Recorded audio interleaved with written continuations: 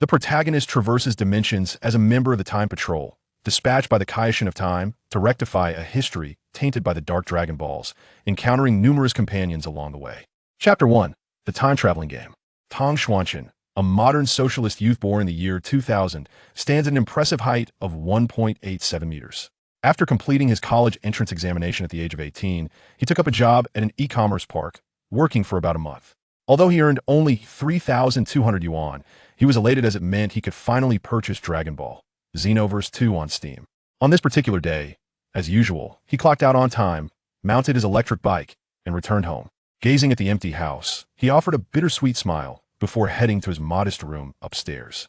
Upon entering, he beheld a simple setup: a bed with a nightstand, a wardrobe, and a bookshelf adorned with Dragon Ball manga and figures, alongside a desk and a chair, upon which rested an Asus Tiantian 3 laptop. Tang Xuanqin slowly approached the desk, pulled out the chair, and after sitting down, opened his laptop. He launched Steam, logged into his account, and searched for Dragon Ball Xenoverse 2, which presented options for both the standard and deluxe editions, each priced differently. One over 200 yuan, the other over 300 yuan. He retrieved his phone from his pocket to compare the differences between the standard and deluxe editions. After reviewing, he opted for the pricier deluxe edition, solely because it contained more content. Subsequently, he clicked on the deluxe edition of Dragon Ball Xenoverse 2, confirmed the purchase, and entered his payment password, 20161028. With 3,200 yuan deducted by over 300, it stung somewhat, yet he felt relieved to have acquired the game he had long desired. As the payment confirmation for download appeared, he clicked to initiate the download without hesitation. Watching the progress bar gradually fill, he seized a moment to search for guides on Bilibili regarding Dragon Ball Xenoverse 2, ensuring a smoother gameplay experience since the game might involve some perplexing mechanics. After approximately 1 or 2 hours, the deluxe edition of Dragon Ball Xenoverse 2 successfully downloaded. Tang Xuanqin eagerly launched the game, observing the standard storyline unfold. He saw Trunks Zeno reaching out towards him from the screen, a scene from the normal plot. However, to his astonishment, a hand truly emerged from the computer, seizing Tang Xuanqin by his collar, leaving him bewildered as he was abruptly pulled into the computer. The laptop then shut down automatically, as if it had never been turned on, leaving the room eerily silent. In the following days, news reports surfaced about numerous children who had played Dragon Ball Xenoverse 2 mysteriously disappearing, leaving everyone baffled. Tang Xuanqin felt a wave of dizziness wash over him as options for selecting a race suddenly materialized before him. Before he could examine them closely, an error message appeared, causing the race selection to vanish instantly, taking the options for character appearance with it as well.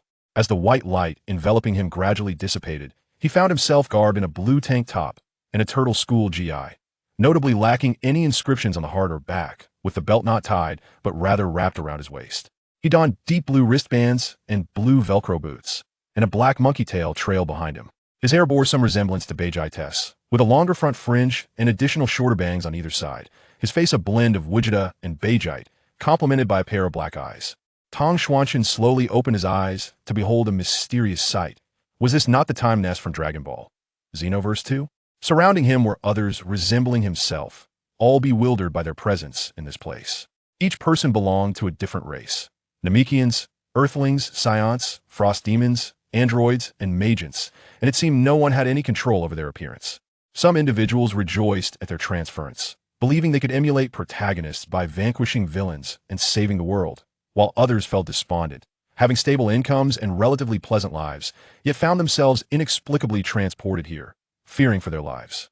Suddenly, a pink-haired girl appeared in midair, clad in peculiar attire with ears resembling those of an elf, adorned with 2 earrings. Those familiar with Dragon Ball would recognize her as the Kaishin of Time. The Kaishin of Time spoke with genuine remorse.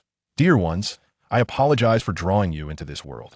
The existence of the Dark Dragon Balls and Dark Forces has tainted various parallel universes.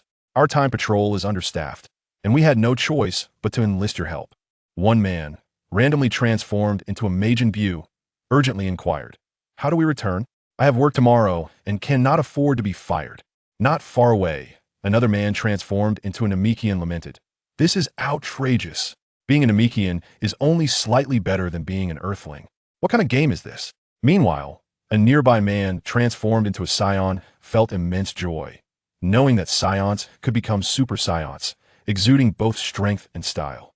Thus, some complained while others reveled, creating a striking contrast among them. The Kaioshin of Time stated, "I respect your choices, whether to stay or leave. Now, I shall open a portal to return you to your own worlds." As she finished speaking, she extended her hand to open a colorful portal. Many approached the shimmering doorway, primarily those with stable incomes and families. A significant portion of teenagers and adults swiftly departed, leaving only a fraction behind. Tang Xuanqin hesitated before the portal, but soon regained his composure. What purpose would returning serve? Life would continue as usual, and with no family ties, he had little to anchor him. Thus, he resolved to stay and embrace this thrilling adventure. Observing that about half of the individuals had departed, the Kaioshin of Time felt a sense of satisfaction, grateful that at least half chose to remain and assist. The Kaioshin of Time then began her self-introduction, saying, "To all who have chosen to stay, I am Kaloya. In the time to come, I shall accompany you in the fight against the dark forces. Together, we are the Time Patrol, dedicated to maintaining peace in the universe." Instantly, a wave of cheers erupted among the crowd. Were they finally about to embark on their own adventures like the protagonists? At that moment, a man clad in a long black trench coat, beneath which he wore a black vest, emerged, wielding a one-handed sword on his back. His light purple hair was styled in a center parting, with a braid trailing behind him. Many remembered him. He was the one who had drawn them into the game. Trunks Zeno proclaimed, "Ladies and gentlemen, we still require training to harness your inner strength and learn how to wield it. I shall guide you in swiftly mastering the art of energy manipulation." Before long, the teams were formed. One for the Saiyans, one for the Earthlings, one for the Namekians, one for the Frost Demons, one for the Androids, and one for the Magians, with each team comprising 1,000 individuals from a total of 6,000. One might mistakenly assume they were preparing for battle. Chapter 2. The Utilization and Contest of Chi. Trunks Zeno remarked, "Chi refers to energy, derived from life itself. It is the spiritual energy produced by living beings during respiration and movement. Chi is the fundamental energy within all organisms, and through cultivation or training, one can learn to manipulate this energy freely." As Trunks Zeno gradually gathered this energy, a luminous white aura manifested in his right hand. He then unleashed a white energy sphere towards the distance, which struck a pillar, producing a cloud of dust. Once the dust settled, it left no trace, a testament to the pillar's remarkable durability. The assembled travelers were left in awe. Trunks Zeno continued, "You too can achieve this. Give it a try." Following his encouragement, each individual attempted to channel their own chi into their right hands. Before long, every hand gleamed with white energy, and they hurled their energy spheres at the pillar. The resulting explosions dissipated into dust, yet the pillar remained unscathed. Tang Xuanqing, observing the energy in his hand, intensified his focus. The energy gradually expanded until it formed a large energy sphere, which began to take on an irregular, electric form with 3 swirling patterns at its core. At this moment, Trunks Zeno noticed the anomaly and exclaimed, "What is this?" Tang Xuanqing felt a surge of power that threatened to spiral out of control. He aimed at the adjacent pillar and unleashed his energy. Unlike the others, his attack resembled a powerful energy wave, crashing into the pillar with a resounding explosion, causing visible cracks to appear on its surface. The onlookers turned their gazes towards him, intrigued by his feat. Tang Xuanqing realized he couldn't simply claim that he had unknowingly gathered energy in his hand. Who would believe such an explanation? However, he acknowledged that the attack had consumed a significant amount of his chi. It seemed that using it as an energy wave drained more than merely launching an energy sphere, indicating that he had yet to refine this skill. At that moment, Trunks Zeno, filled with excitement, asked, "Young man, that energy wave you just unleashed was quite impressive." Flattered by the compliment, Tang Xuanqing scratched the back of his head and chuckled. "It was merely luck, I suppose. However, this energy wave does consume a great deal of chi. It was likely an unintentional result and not fully developed." Trunks Zeno nodded in agreement, recognizing the validity of his statement. Indeed, had they executed their energy waves with greater experience, their power would have been considerably enhanced. Yet, these individuals were novices, lacking profound understanding of chi, unable to wield it with precision. In contrast, this young man, through sheer happenstance, had managed to produce an energy wave. While its nature remained uncertain, its method of attack suggested it belonged to the realm of energy waves. Subsequently, Trunks Zeno commenced imparting further knowledge and combat techniques to everyone. A brief explanation was provided, allowing each individual to gain a rudimentary understanding. However, to better acclimate themselves, Trunks Zeno arranged for one-on-one sparring sessions. enabling them to enhance their grasp of energy manipulation and expedite their familiarity with combat, as they were soon to be dispatched to various timelines to rectify errors. Before that, it was imperative that they acquire a certain level of self-defense skills. Chapter 3. The Ancient Saiyan, Tang Xuanqing versus the legendary Super Saiyan, Wang Chanyu. Under the arrangement of Trunks Zeno, Tang Xuanqing faced off against Wang Chanyu, a fellow time-traveling Saiyan. The two slowly approached a small dual space, created by the Supreme Kai of Time. As they stood before each other, a noticeable height difference became apparent. Wang Chanyu towered at approximately 2.3 meters, while Tang Xuanqing stood at a modest 1.87 meters. One donned the Saiyan battle uniform, with a brown tail secured at his waist, while the other wore a turtle hermit martial arts outfit, his black tail swaying freely. Tang Xuanqing extended his hand and said, "Comrade, please be gentle. I am Tang Xuanqing, and I look forward to your guidance." Wang Chanyu grasped his hand and replied, "Very well, Tang Xuanqing. I shall indeed be gentle. I am Wang Chanyu, and I also look forward to your guidance." After their handshake and a brief exchange of pleasantries, the two retreated to assume their combat stances. Neither exhibited any fluctuation in their energy. They stood in silence for a quarter of an hour, while onlookers outside pondered why the fight had yet to commence. Suddenly, Wang Chanyu unleashed a burst of energy, launching himself forward with a swift step, delivering a powerful right punch. Tang Xuanqing hastily raised his left hand to block, and in that instant, a jolt of pain surged through him. Was this the might of Saiyan? Gathering energy in his right hand, Tang Xuanqing retaliated fiercely. Wang Chanyu met his blow with his left hand, and the two fists collided, yielding no advantage to either party. With energy shielding his hand, Tang Xuanqing felt less pain this time, yet both combatants found their hands locked in a stalemate. As Tang Xuanqing contemplated his next move, Wang Chanyu delivered a sudden headbutt, leaving him momentarily dazed. His hands dropped, and he staggered back, a sensation of dizziness overwhelming his senses. Shaking his head vigorously, Tang Xuanqing pressed one hand against his forehead and clenched the other into a fist, mildly irritated as he exclaimed, "Brother Chanyu, isn't that a bit excessive? I hardly sense your restraint. Why must you take this so seriously?" Wang Chanyu laughed heartily and replied, "Brother Xuanqing, you must understand that this is merely a sparring match. When faced with real combat outside, our enemies will show no mercy, and I assure you, I have indeed held back. I have not displayed my full strength." Tang Xuanqing was left bewildered, his mind racing with confusion. "Was it not your full strength? Are you jesting with me? After those 3 strikes, I was nearly overwhelmed. If this isn't your full power, what will happen when you unleash it?" Tang Xuanqing nodded, acknowledging the validity of his words. If they did not strive now, they would face merciless adversaries later. Thus, it was time to take things seriously. Reinvigorated, Tang Xuanqing declared, "Brother Chanyu, your words have enlightened me. Thank you. I shall engage in this battle with utmost seriousness. Be cautious." Wang Chanyu smiled and replied, "In that case, I shall no longer restrain my strength. Brother Xuanqing, prepare for my full-scale assault." Tang Xuanqing assessed his own energy levels, ranging from 0 to 100, recognizing that he had yet to enhance his energy. An increase in energy would amplify the damage of his attacks. He then assumed a stable stance, akin to the energy gathering scene in Dragon Ball.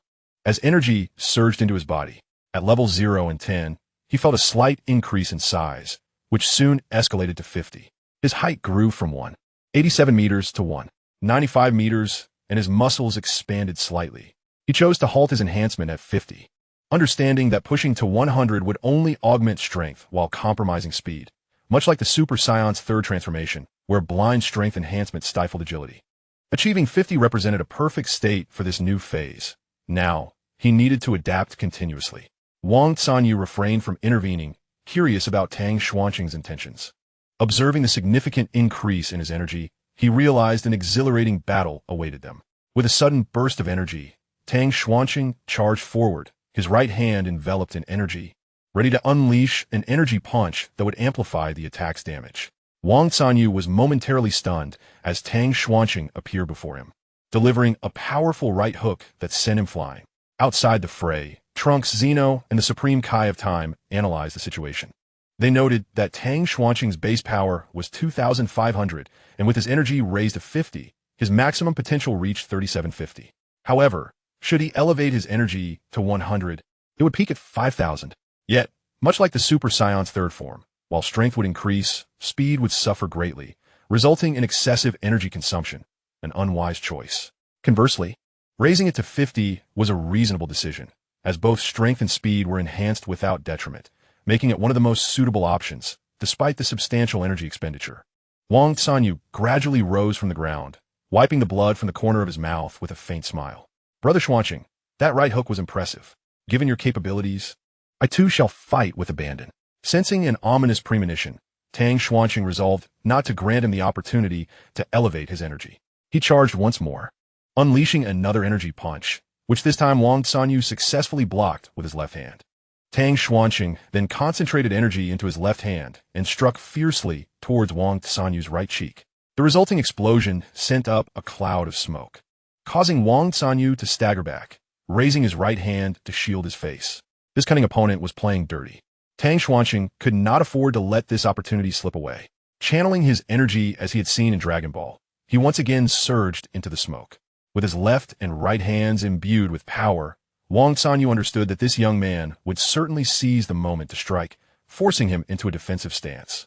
Suddenly, amidst the haze, Tang Xuanqing delivered a powerful right hook to Wang Sanyu's left cheek, followed by a blow to his abdomen. He then executed an uppercut that landed squarely on Wang Sanyu's chin, finishing with a swift kick that sent him sprawling out of the smoke. This series of attacks thoroughly enraged Wang Sanyu. He began to unleash his energy, dispersing the smoke around him. His physique expanded, muscles bulging as veins popped out across his body. His aura intensified, reaching a staggering level of 100, while his hair stood upright, still black, yet imbued with a greenish hue. His eyes transformed into a vacant white, indicative of a berserk state. In that moment, Tang Xuanqing grasped the gravity of the situation. This young man was a legendary Super Saiyan, possessing an inherent battle power of 10,000 from birth. As recounted in the original tales, his previous attacks had barely tickled him, only serving to fuel his rage further. The spectators were left in shock, with some exclaiming, "Incredible! A regular Saiyan against a legendary Super Saiyan. Who stand a chance?" Many debated the futility of the fight. The disparity in power was insurmountable. Without transformation, the legendary Super Saiyan already boasted 10,000 in battle power, while a regular Saiyan would require immense effort just to reach that threshold. Moreover, it appeared Wang Sanyu had entered a berserk state, likely amplifying his strength even further. Some onlookers voiced concerns, wondering if the young man would be killed if help did not arrive soon. Trunks Zeno turned to the Supreme Kai of Time and asked, "Should we intervene? It seems like someone could get hurt." The Supreme Kai of Time intently observed the screen and replied, "Let's watch a while longer. This young man has shown remarkable potential. Let us see how he navigates this perilous situation. If necessary, we shall intervene, for he is indeed an ancient Saiyan." Despite his trepidation, Tang Xuanqing maintained his combat stance, his mind sharp and ready for both offense and defense. His attacks felt like mere tickles to this formidable opponent. And now he had incited his transformation. This could be the power of rage, akin to the great ape strength, though it might not match the Super Saiyan's increase. It was second only to the great ape form. Moreover, he was facing a legendary Super Saiyan. Suddenly, Wang Sanyu charged at him with ferocity. Tang Xuanqing was startled and attempted to evade, but he had underestimated Wang Sanyu's prowess in this state. With his energy elevated to 100, both his strength and speed were not suppressed. Rather, they had been significantly enhanced, akin to a perfected third stage of Super Saiyan. Wang Sanyu seized Tang Xuanqing's head with his right hand, forcefully pressing it to the ground, dragging him across the surface. To an outside observer, it appeared as though he was being mercilessly beaten, a brutal scene that sent shivers down the spines of many onlookers. Without hesitation, Wang Sanyu hurled him into the air. Still disoriented, Tang Xuanqing barely regained his senses before Wang Sanyu conjured a massive green energy sphere with his left hand and hurled it at him. Just as Tang Xuanqing became aware, it was too late to evade. He was struck by the colossal energy orb and plummeted to the ground, crashing heavily. As Tang Xuanqing clumsily rose to his feet, his Turtle Sage martial arts uniform lay in tatters, the upper half virtually obliterated, exposing his muscular physique. Marred with traces of blood, his trousers were merely torn in a few places, yet his entire body bore the marks of battle. He bore an uncanny resemblance to the climactic showdown between the strongest Son Goku and Cooler from the theatrical version. Feeling as if his body might shatter, rage filled his eyes. He disregarded his physical limits. With a sudden surge of energy, his pupils turned crimson, His hair spiked up in a manner reminiscent of a Super Saiyan, and an aura of golden flames enveloped him, casting a shadow of a colossal ape behind him. In a reckless display, he elevated his energy to 100. In this extreme fury, a power that would ordinarily be 5,000 reached a state akin to a partial Super Saiyan transformation. However, this was not merely that. It was an ancient Saiyan phase known as Rage. The pupils turn red, hair spikes like a Super Saiyan, the aura turns golden, and a giant ape's silhouette appears behind him. At this moment, Tang Xuanqing's combat power soared to 10,000, nearly doubling his original base strength. His veins bulged with intensity. Although he was aware that his power still paled in comparison to the rampaging Wang Sanyu, the deep-seated pride of a Saiyan would never allow him to concede defeat. Even if he were to perish in training before exploring various parallel worlds, it would be a testament to his inadequacy. Before Tang Xuanqing could make a move, Wang Sanyu charged at him in a frenzy, arms outstretched as if to grasp and tear him apart. Tang Xuanqing slowly drew back his right hand, assuming a pushing stance, energy gathering within it as his aura surged and exploded. The energy sphere in his hand grew larger, taking on an irregular, fluctuating form reminiscent of lightning, with 3 Tomo shapes swirling at its center, as if preparing to unleash its power. As Wang Sanyu closed in, Tang Xuanqing swiftly evaded to his rear, unleashing the energy blast from his hand with force. A large yellow shockwave erupted forth, engulfing Wang Sanyu entirely, while the surrounding terrain was obliterated, a testament to the tremendous force of the strike. With a roar, Tang Xuanqing declared, "Raging Gatling." The onlookers were wide-eyed, bewildered by the astonishing twist of fate. A mere Saiyan had triumphed over a Super Saiyan, a notion that defied all logic given the vast disparity in their combat prowess. Some speculated, what is this fellow's current state? Is he exhibiting a new form of Super Saiyan, or perhaps some other enigmatic transformation? It appears he possesses an amplification of sorts, quite impressive indeed. Others expressed their astonishment. Incredible. Does this young man really harbor such immense energy? To unleash such a formidable energy blast, and judging by his stance, it seems to be a full-force strike. The surrounding terrain is utterly devastated. One can only imagine the sheer power of this attack.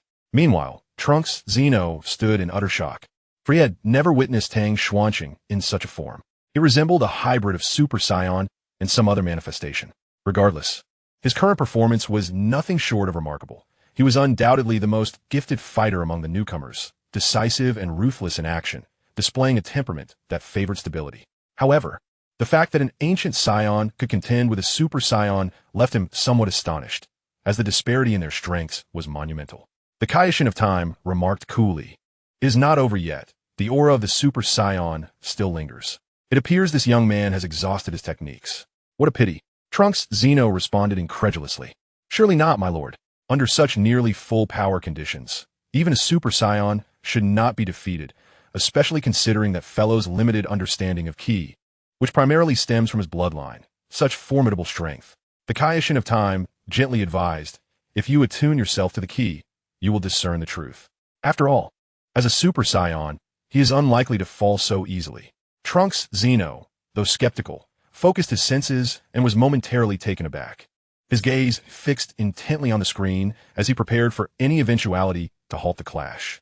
As the remnants of the furious Gatling attack dissipated, Wang Sanyu, in a state of berserk fury, bore grave injuries. His Saiyan armor lay in tatters, his body marred with wounds, leaving him clad only in shorts. The wild rage in his eyes gradually subsided as he coughed up blood, collapsing to one knee, gasping for breath, utterly bewildered by the recent events. His body felt as though it had been crushed by a vehicle, every part aflame with pain. Raising his head, he locked eyes with Tang Xuanqing, who glared back, emanating an unmistakable intent to kill. Tang Xuanqing, his energy nearly depleted, breathed heavily and remarked, "Truly, you are the legendary Super Saiyan." Yet alas, even a full-force strike could not bring you down. Wang Sanyu, momentarily dazed, struggled to comprehend. "What do you mean by the legendary Super Saiyan?" Summoning the last vestiges of his power, Tang Xuanqing surged forward, determined to deliver a final blow, refusing to grant any opportunity for reprieve, for hesitation breeds defeat. Wang Sanyu, now even more bewildered, realized that this young man was indeed serious. Given his current state, he doubted his ability to withstand the onslaught. Had he remained in his previous berserker state, he might have fared better. But in this battered condition, he found no room for resistance. Wang Sanyu, with a wry smile, raised his hands and exclaimed, "I surrender.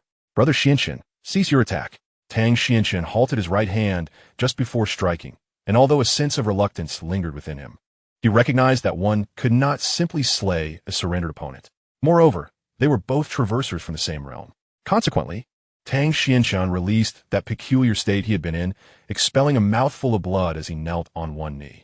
Engaging in such reckless combat, which forced his body beyond its limits, was ill-advised unless faced with formidable foes. Otherwise, his physique could easily falter. Dragging his injured form before Tang Xianxian, Wang Sanyu reached out, and with a bittersweet smile, Tang Xianxian extended his hand in return. They assisted each other, leaning on one another for support. As their duel came to a close, the King of Time opened this dimension, allowing them to gradually step out together, only to be met with the curious stares of many, reminiscent of laboratory mice under observation. Trunks Zeno approached and patted both of their shoulders, stating, "Gentlemen, your training has been exemplary. Your progress is commendable. Now, take some time to rest." Through this battle, Tang Xianxian and Wang Sanyu gained a deeper understanding of one another, forging a bond of friendship. With the assistance of the King of Time, they swiftly returned to their former states. The near-death experience of the Saiyans triggered a unique enhancement. Tang Xuanqian's base combat power soared to 3125, while Wang Sanyu reached 12500, a testament to the legendary Super Saiyans' greater augmentations compared to the ancient Saiyan. Finding a suitable spot to sit, they prepared to observe the next training match, eager to discuss their insights. Chapter 4. The Android, Gray Ash vs. The Ice Demon, Saiyan. At this moment, on the next battlefield, a creature entirely covered in gray, resembling an insect, stood approximately 233 meters tall. Its head was shaped like an inverted triangle, with black eyes and numerous dark spots adorning its body. It had 5 fingers akin to a human's, while its feet bore only 3 toes. A pair of large gray insect wings extended from its back, and a robust tail ended with a black straw-like spike. Its opponent, a member of the Ice Demon race, stood at 14 meters tall, clad in battle attire. 2 black horns protruded from its head, and its black eyes complemented its blue-black lips. Beneath its eyes were 2 streaks resembling tear stains. The demon's glossy blue shell, with human-like hands featuring 5 fingers and feet with 3 toes, was accentuated by a tail resembling that of a serpent, which was entirely white with a blue spike at its tip. As they slowly approached the platform, the height difference was apparent. After a brief introduction, the towering android declared, "Greetings, I am Gray Ash, your opponent for this round. I look forward to your guidance." The shorter Ice Demon replied, "Indeed, I appreciate your mentorship. My name is Saiyan." They then retreated to their respective sides, adopting their stances while awaiting the first move. At this moment, the onlookers could not help but reminisce about the previous battle, where Tang Xuanqing and Wang Sanyu had engaged in a similar manner. Was this a habitual practice? Why did they all seem to favor such an approach? After a brief introduction, they would push aside and assume their battle stances, awaiting the first move. The curious being from the artificial race remarked, "Why does this creature resemble Cell? Apart from the differences in color and certain features, it feels quite similar. Can this entity truly be classified as an artificial being?" The proud being from the Ice Demon race retorted, "We Ice Demons are born with a battle power exceeding 500,000, endowed with 4 transformation stages, each offering a significant leap in combat prowess. With diligent training, we can ascend to golden and black gold forms. That creature resembling Cell is hardly a challenge." As the 2 races continued their discussion, they unexpectedly fell into an argument. Meanwhile, other onlookers from various races attentively observed the match, intrigued to discern which faction was superior, the artificial beings or the Ice Demons, given the undeniable strength of both. Saiyan, having witnessed the previous contest and gained a modicum of understanding regarding the application of his newfound body and energy, suddenly surged with power. He charged towards Gui Chui, his left hand coalescing a sphere of energy, prepared for a direct confrontation. Leveraging the advantage of the Ice Demon's diminutive stature, he launched the first attack, catching Gui Chui off guard, as his height made him difficult to perceive and strike. Gui Chui's right cheek was met with Xinyang's energy sphere, resulting in a small explosion of smoke and debris. Seizing the opportunity, Xinyang delivered 2 swift punches to Gui Chui's abdomen before retreating from the cloud of mist. Yet Gui Chui appeared unfazed, as if the trio of strikes had inflicted no tangible harm. He erupted with energy, flapping his wings to disperse the surrounding smoke instantaneously. Saiyan found himself questioning his existence. Despite possessing a battle power of 500,000, he had been unable to inflict any damage on his opponent. Gui, perceiving Xin Yang's bewilderment, slowly elucidated. While a battle power of 500,000 is indeed formidable, my own is 25 million. Now, do you comprehend the disparity in our strengths? Xin Yang. At that moment, the spectators, including humans, Namekians, and Saiyans, were filled with incredulity, internally expressing their frustrations. There seemed to be no semblance of balance in battle power. It was evident that the rules adhered to those of Dragon Ball, rather than the equitable starting point everyone had anticipated. With mere figures of 1, 0, 0, 0 to 2, 0, 0, 0 being the norm, it was disheartening to realize that different races possessed additional enhancements, leaving them feeling powerless, unable to restart new. At this juncture, Wang Canyu and Tang Xuanqing felt utterly dispirited, having believed themselves to be among the elite among these fighters. Yet, they now found themselves akin to frogs at the bottom of a well, realizing that there would always be greater heights to aspire to. Trunks Zeno gazed at the android on the platform, his expression a tapestry of complexity, for the resemblance to Cell was strikingly uncanny. It stirred memories of the Cell games. A grim reminder that had it not been for Gohan's awakening as a Super Saiyan 2, the Earth might have met its doom. Following that event, he constructed a time capsule to return to his own future, but inadvertently found himself in the time nest, becoming an aid to the Supreme Kai of Time. At that moment, the figure on the platform, Xin Yang, acknowledged the truth in Trunks' words. Yet, he was acutely aware that the Frozen Demon Clan possessed 4 transformation states, each granting a qualitative leap in combat prowess with every transformation. Suddenly, he began to unleash his energy, his muscles swelled, and his aura surged, his stature seemingly elevating as he transformed into a towering giant of 24 meters. The horns atop his head elongated and sharpened menacingly. Xin Yang's combat power surged to 1 million, but it appeared he had not yet reached his limit. He elevated his energy to 50, his muscles further expanding, his form growing even larger, as if he were now comparable in height to the gray figure before him, his power escalating to 1.5 million. After which his aura stabilized. Gray, with a hint of amusement, remarked, "It seems I underestimated you. Do you truly believe that a combat power of 1.5 million can vanquish me? You remain woefully ignorant of your opponent, Xin Yang." With his words hanging in the air, he charged forward, channeling his energy into his right hand, delivering a fierce blow. Xin Yang hastily raised both hands to block. It was forced back several steps before finally halting the attack. In a cold tone, Xin Yang replied, "I am merely acclimating to this new transformation stage. Soon I will advance to the next. I hope you remain as composed then." Gray retreated slightly, gesturing with his hand. "Go ahead and transform. I grant you the opportunity to showcase your ultimate power. Do not accuse me of bullying you or denying you this chance." Outside the arena, spectators from a Frozen Demon Clan remarked, "This guy's peak is at most 2,500 or 3,000. Achieving the 3rd transformation stage should suffice. Reaching the 4th stage would annihilate him instantly. Who gives him the audacity?" Meanwhile, the android spectators observed, "Incredible. Just wait until he gets drained. It will be hilarious." This android, resembling Cell, likely possesses the absorption ability as well, showing no sign of panic. Xin Yang, undeterred, promptly initiated his 3rd transformation. His blue aura swelled dramatically, muscles further expanding grotesquely. His once humanoid visage contorted as his face protruded, his nose vanished, and the back of his head elongated into an animalistic shape. While the black horns had disappeared, numerous white tendrils sprouted forth, and his back was adorned with bone-like spikes, all while his energy soared to 2 million. However, the onslaught did not cease. The energy continued to surge, and the state of his body underwent relentless transformation. With a resounding roar, the surrounding platform was shattered, creating a vast depression that billowed with thick smoke. As the haze dissipated, his form had become remarkably streamlined, resembling a humanoid structure yet devoid of any intricate textures or appendages. His gaze had turned icily cold, his entire being cloaked in white, with blue crystals adorning his head, abdomen, shoulders, and limbs. He stood at a height of 15 meters, a mere increment of 1 meter above his initial first phase. At this moment, Xin Yang, having attained the 4th stage transformation of the Ice Demon, possessed a combat power of 10 million in his ordinary state.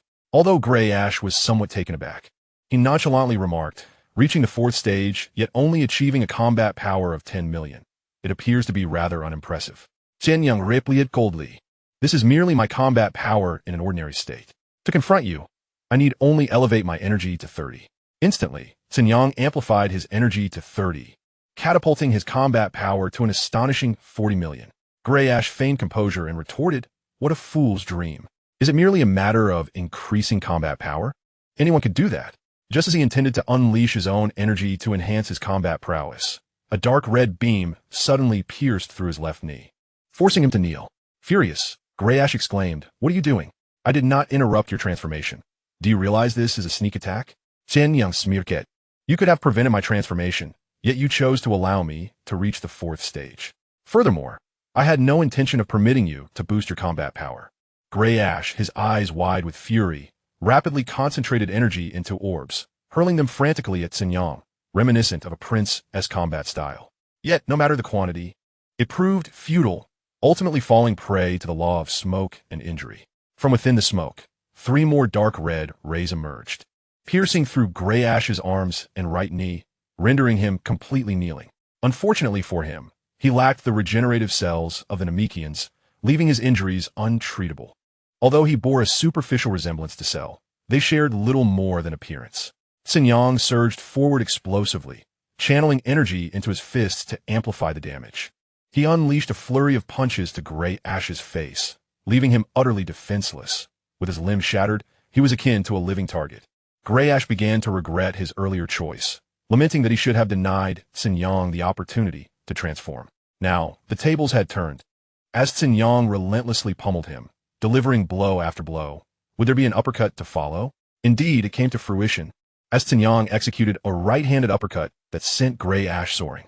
Saiyan then raised his hands above his head, gathering energy into his palms. As he crossed his hands, the energy morphed into an irregular form reminiscent of lightning. He unleashed an energy blast resembling a thunderstorm, striking Grey Ash's entire body with a tremendous explosion, sending forth a cloud of dust and debris. Outside, Trunks Zeno appeared somewhat astonished. Was that not the technique known as instant transmission? It seemed that someone had inadvertently managed to execute it. Soon after, a battered and scorched gray dust plummeted from the sky, his aura exceedingly faint, nearly on the brink of death. Saiyan slowly approached him, constraining his throat with his tail and lifting him up, calmly stating, "This is the consequence of underestimating your opponent. I hope you learn and grow from this experience." In a barely audible voice, Gray Dust retorted, "This sentiment applies to you as well.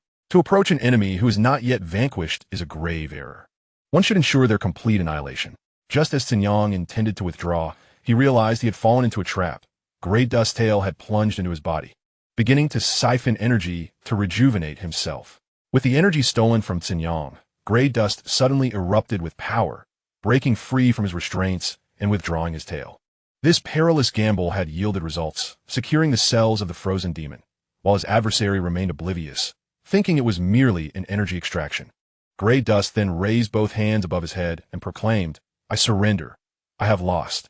Although Saiyan sensed something amiss, he chose not to voice his concerns, feeling that this individual posed no real threat to him. Shortly thereafter, the door to the mysterious space opened, and the two emerged. Trunks Zeno first analyzed their encounter, followed by a brief discussion, after which the Supreme Kai of Time assisted them in healing their wounds. In the subsequent 2 to 3 months, these time travelers underwent extensive training, enhancing both their skills and combat abilities, while acquiring numerous techniques. Their next objective was to traverse various parallel universes to amend the distorted histories wrought by the Dark Dragon clan. Chapter 5. Traversing the Dragon Ball History, an unexpected event. After several months of training, the numerous time travelers became adept at harnessing their ki and strength. Among them, certain unique races exhibited naturally high combat prowess, effortlessly mastering the use of their powers, with some even acquiring innate abilities. At this moment, Tang Xuanqing's normal combat power reached 3906, placing him among the stronger pure-blooded Saiyans. Meanwhile, Wang Sanyu, the legendary Super Saiyan, boasted a combat power of 15,625, ranking him among the elite Saiyans. However, in comparison to the frozen demons, androids, and Majin, he may not seem as formidable. Although Saiyan, of the frozen demon lineage, did not see a significant increase in combat power, His control over Qi and his own strength improved considerably, as the frozen demon race inherently possessed high strength, making further enhancements challenging. As for the artificial being known as Grey Ash, those of his kind enhanced themselves by devouring others. However, after previously stealing the cells of the frozen demon during a competition, he developed an alternative path, enabling him to absorb natural energy from the environment to elevate his own power, significantly enhancing the efficacy of this energy absorption, allowing for gradual accumulation to transcend to the next stage. The other traversers also experienced considerable enhancements, making substantial progress in their abilities, with a deep understanding of Qi and various techniques already ingrained in their minds. Soon, everyone was prepared and poised for action, awaiting the Time Realm King's opening of the portal. Prior to this, Trunks Zeno distributed Dragon Ball radar wristbands to each individual, akin to protective armlets that could be worn on the wrist, crafted from extraordinary materials. He also provided a quick teleportation scroll for returning to the Time Nest, along with 2 Patera earrings, explaining that these could fuse 2 individuals into a formidable being for a duration of 30 minutes, after which they would separate.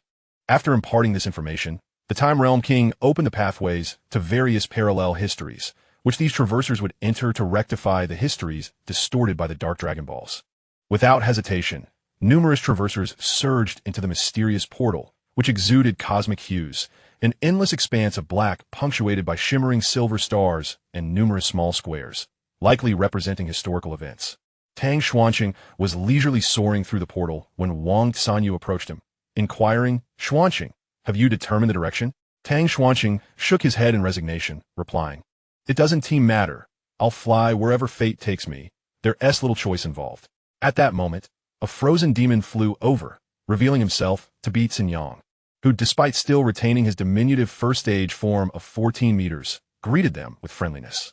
"Gentlemen, I have long admired you.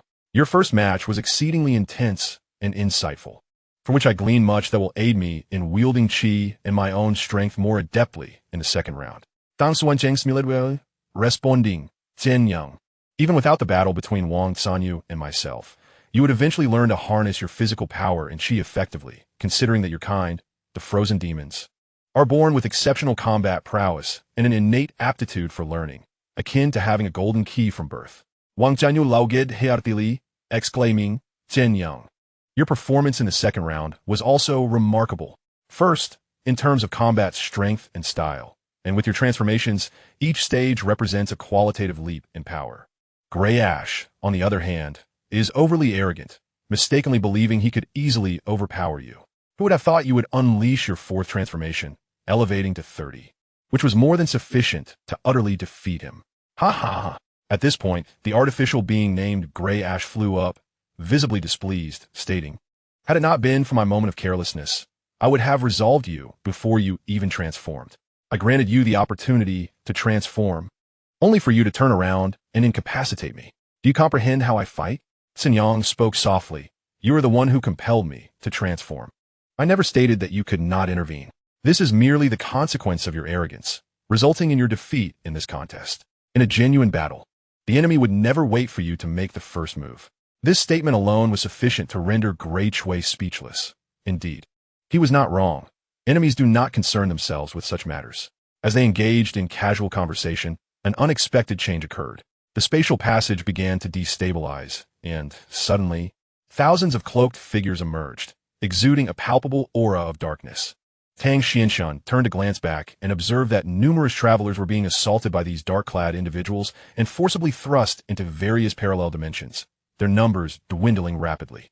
Wang Sanyu cursed, "Damn it, this is a disastrous ambush. What on earth is happening?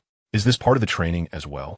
Zhenyang replied calmly, "It seems there is an issue with the Nest of Time. Perhaps those from the Dark Demon Realm are taking advantage of this to invade. Before long, whether due to the overwhelming numbers or some other reason, the entire spatial passage began to exhibit extreme instability.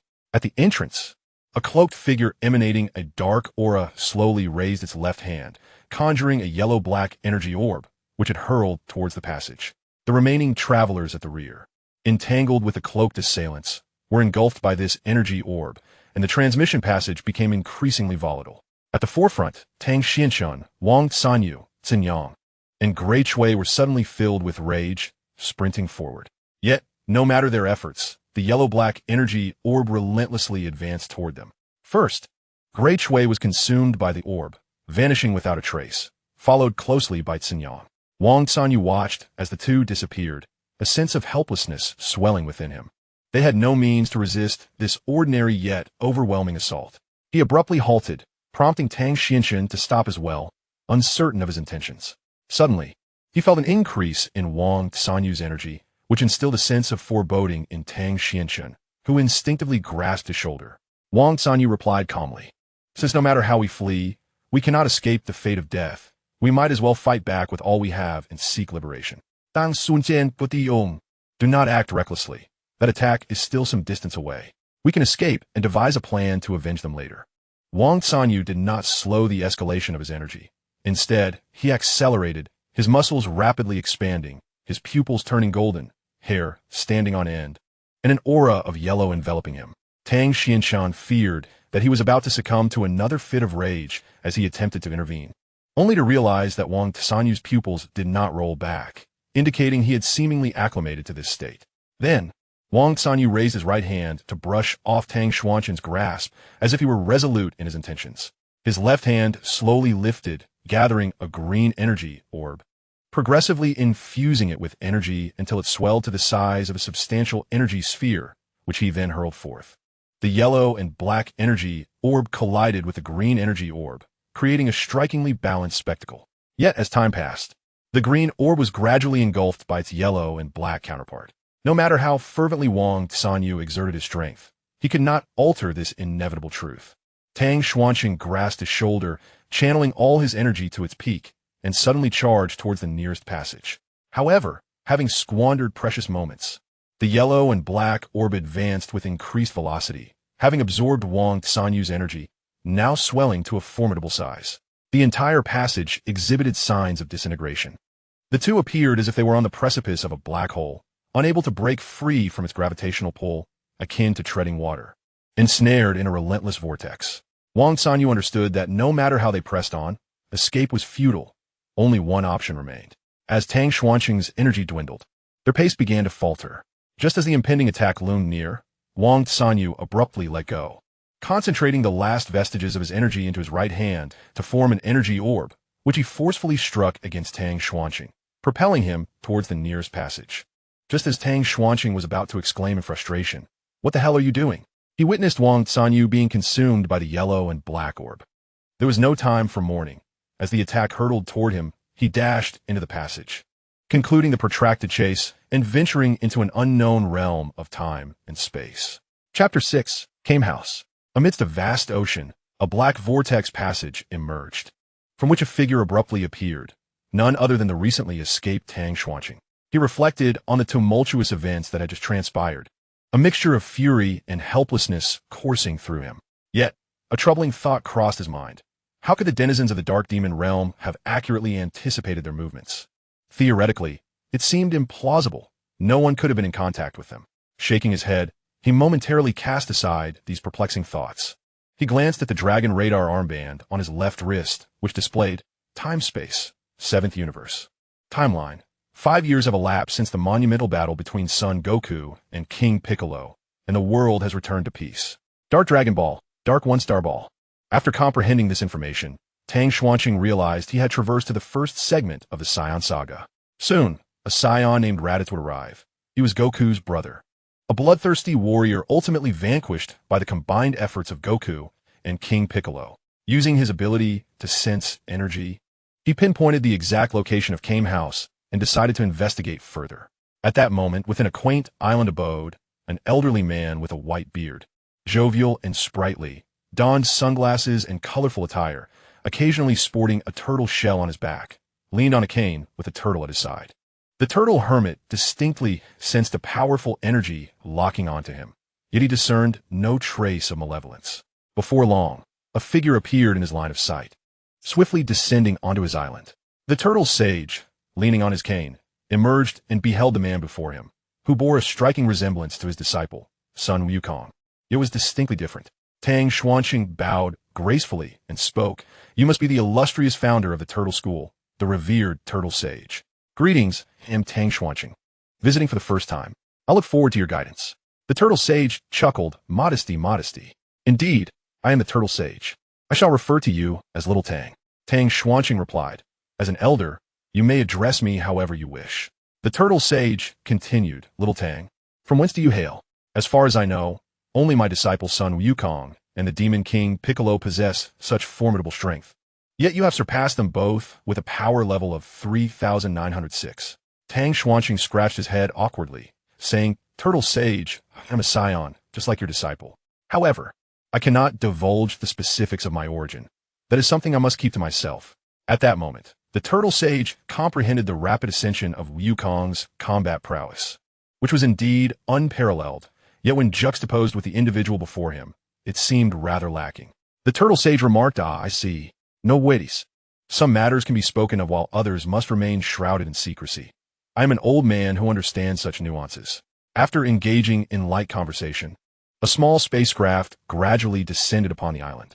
As the cabin opened, a young woman with short green hair and striking blue-violet eyes, clad in fashionable attire, emerged. The Turtle Sage, unable to restrain his mischievous nature, stealthily approached her, his eyes gleaming with mischief.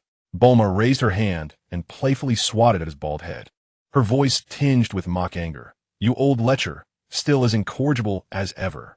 The Turtle Sage, feeling wronged, retorted, and you remain as violent as ever. It's no wonder you remain unattached.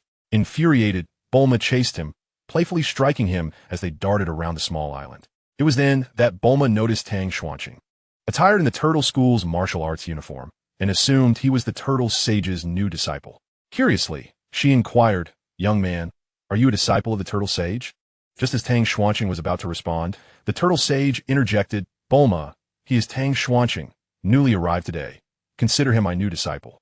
Tang Xuanqing thought to himself, initially believing the Turtle Sage to be merely playful, yet realizing he also had a penchant for exaggeration. Since when had he become a disciple? Was it merely due to the martial arts attire he donned? At that moment, a bald young man dressed in the Turtle School uniform flew in from a distance. Landing gracefully, it was Krillin, one of the Turtle Sage's disciples. Krillin first greeted the Turtle Sage and Bulma courteously, then turned his attention to the unfamiliar face of Tang Xuanqing. Tang Xuanqing smiled and said, Hello, it is a pleasure to meet you. I am a newly accepted disciple of the Turtle Sage, Tang Xuanqing. I look forward to your guidance. Krillin responded, So you're my junior brother. I am Krillin, your second senior brother. Your elder brother will arrive shortly. He is likely on his way now. Indeed, as the saying goes, when Chow Chow is mentioned, he arrives.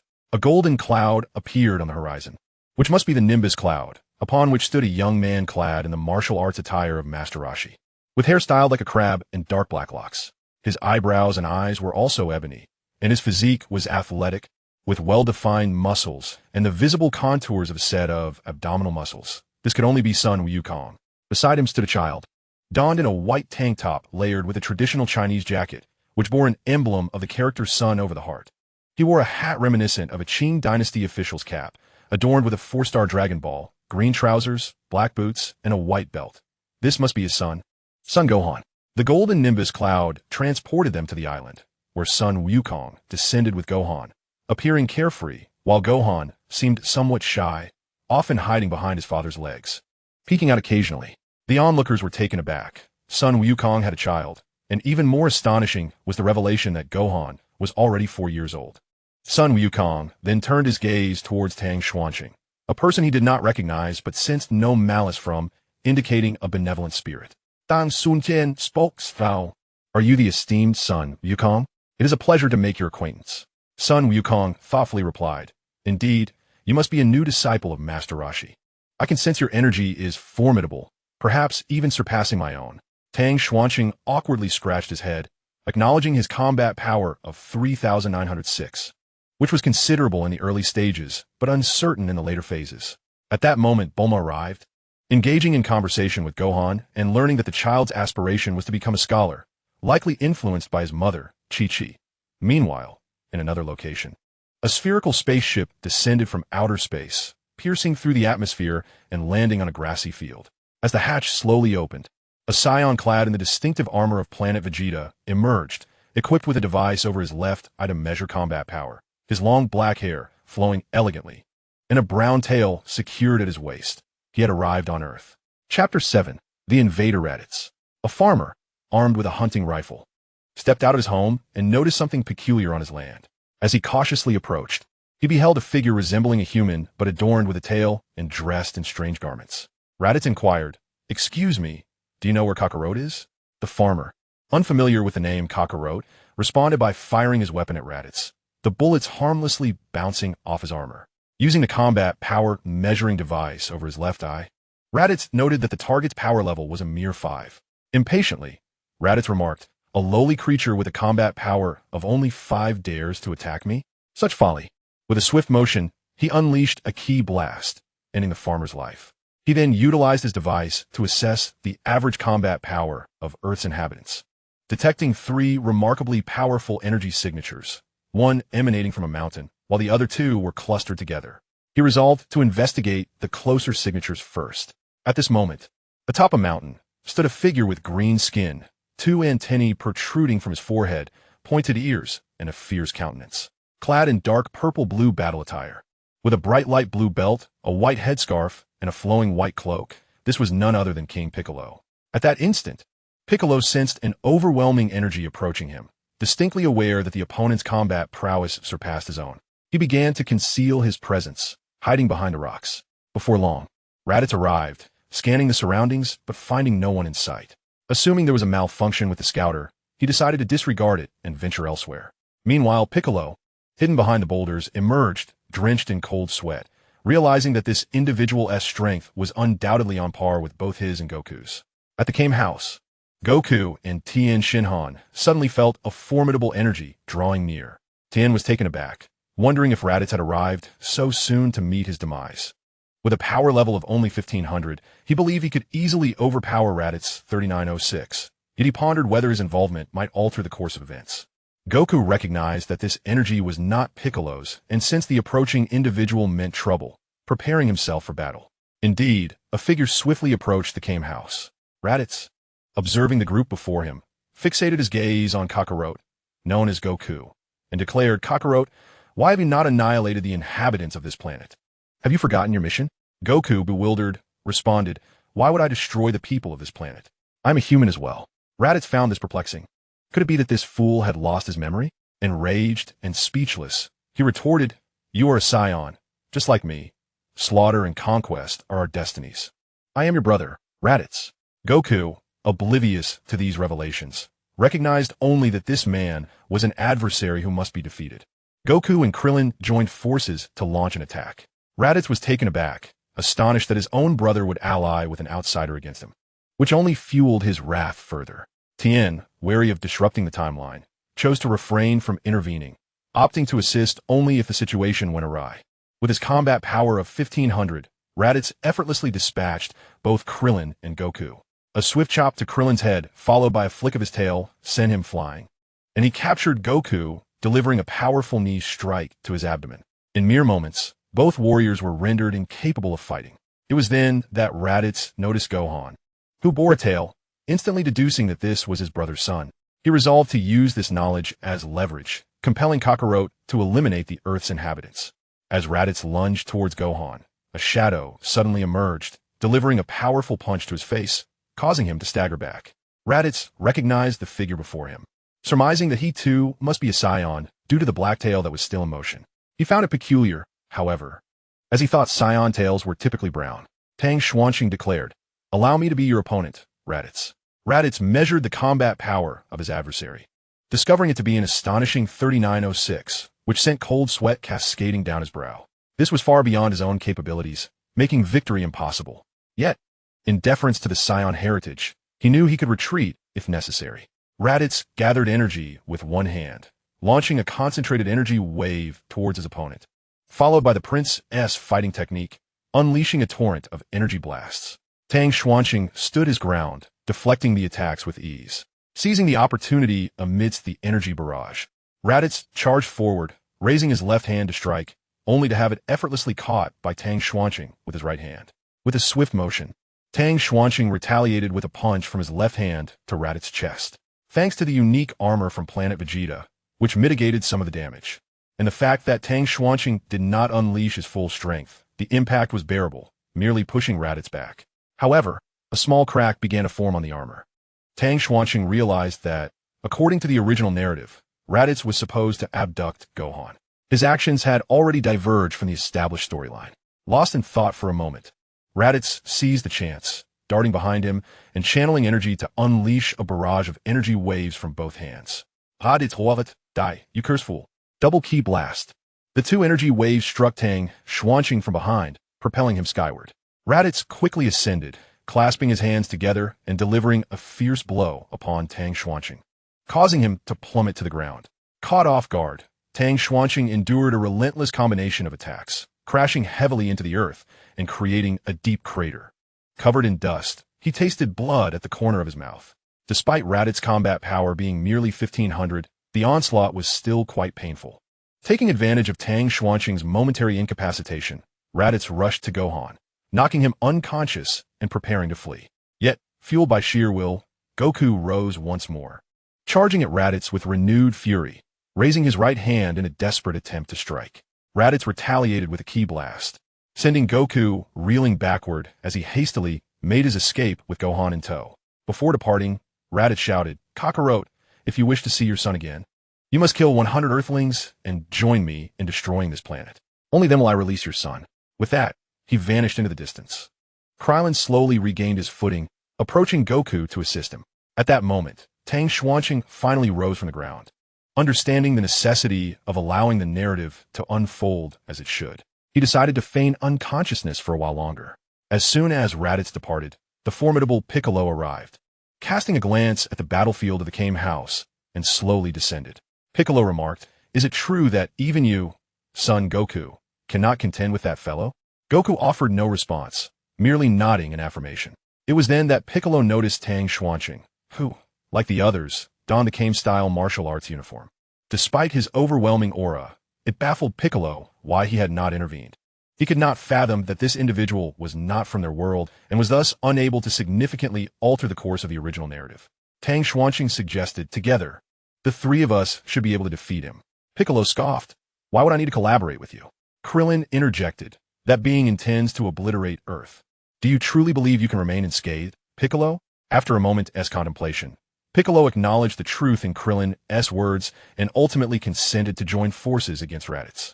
Chapter 8. Tang Xuanqing, Son Goku, and Piccolo vs. Raditz. The trio swiftly located Raditz on a vast plain, guided by their sensing abilities. Raditz, incensed that Goku had not complied with his demands and was conspiring with outsiders against him, resolved to enact familial retribution, intending to send his foolish brother to the depths of hell. Goku gradually removed his blue weighted vest, blue wristbands, and blue boots, which struck the ground with such force that they created deep craters. In that moment, Raditz realized that Goku had been training under heavy burdens all along. He had worn these very items during their previous encounter. With all constraints released, Goku's fighting power surged from 334 to 416, an increase of over 100, even without fully unleashing his energy. Following suit, Piccolo shed his weighted gear, including his white headband and cape, leaving behind similarly deep impressions in the earth. After shedding his restraints, Piccolo's power escalated from 322 to 408, again without maximizing his energy. Tang Xuanqing, however, deliberately suppressed his aura, allowing his power level to register around 425, thereby creating an illusion for Raditz that his previously displayed high power was a mere malfunction of the combat device. Before their arrival, Tang Xuanqing had carefully shared his origins with Piccolo and Goku, informing them that he was not of this realm, and that his involvement could alter the established timeline. He sought their discretion regarding this secret. Combined, their fighting power totaled merely 1249, inferior to Raditz's own, instilling in him an overwhelming sense of assured victory. Goku demanded, "Where have you hidden Gohan?" Raditz, recognizing the cue, pointed to his spherical spaceship nearby, within which lay the unconscious Gohan. In unison, the three surged with energy, charging toward Raditz, and a fierce battle ensued.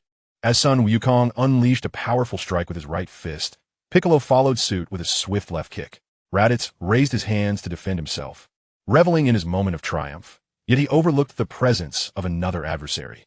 Tang Xuanqing executed a swift chop aimed directly at his head, inflicting pain and causing him to release his grip. Subsequently, both Piccolo and Sun Wukong delivered simultaneous punches, forcing him backward. In the face of this 3-on-1 tactic, The protracted battle became exceedingly arduous. With no other option, Raditz resorted to the Prince's strategy, launching a barrage of energy blasts from both hands, creating a cloud of smoke to obscure their vision. The trio tirelessly countered his attacks, but the sheer volume of projectiles was overwhelming, leaving them fatigued. Suddenly, a realization struck Tang Xuanqing. Wasn't this the very technique used against him moments ago? By employing the Prince's strategy to confuse their opponents, followed by a close-range dual-energy wave barrage, Raditz could have sent them soaring into the sky, only to be brought down by a powerful blow. However, with three adversaries present, it was uncertain from which angle Raditz would strike. Out of the haze, two energy blasts emerged, directly hitting Sun Wukong and Piccolo. Piccolo suffered a severed right arm, while Wukong was pierced through the shoulder. Tang Xuanqing's fury ignited, dispersing the surrounding smoke to reveal Raditz gathering energy in his right hand, seemingly preparing for a formidable attack. Raditz raised his hand, channeling an immense amount of energy, and unleashed a full-force energy wave.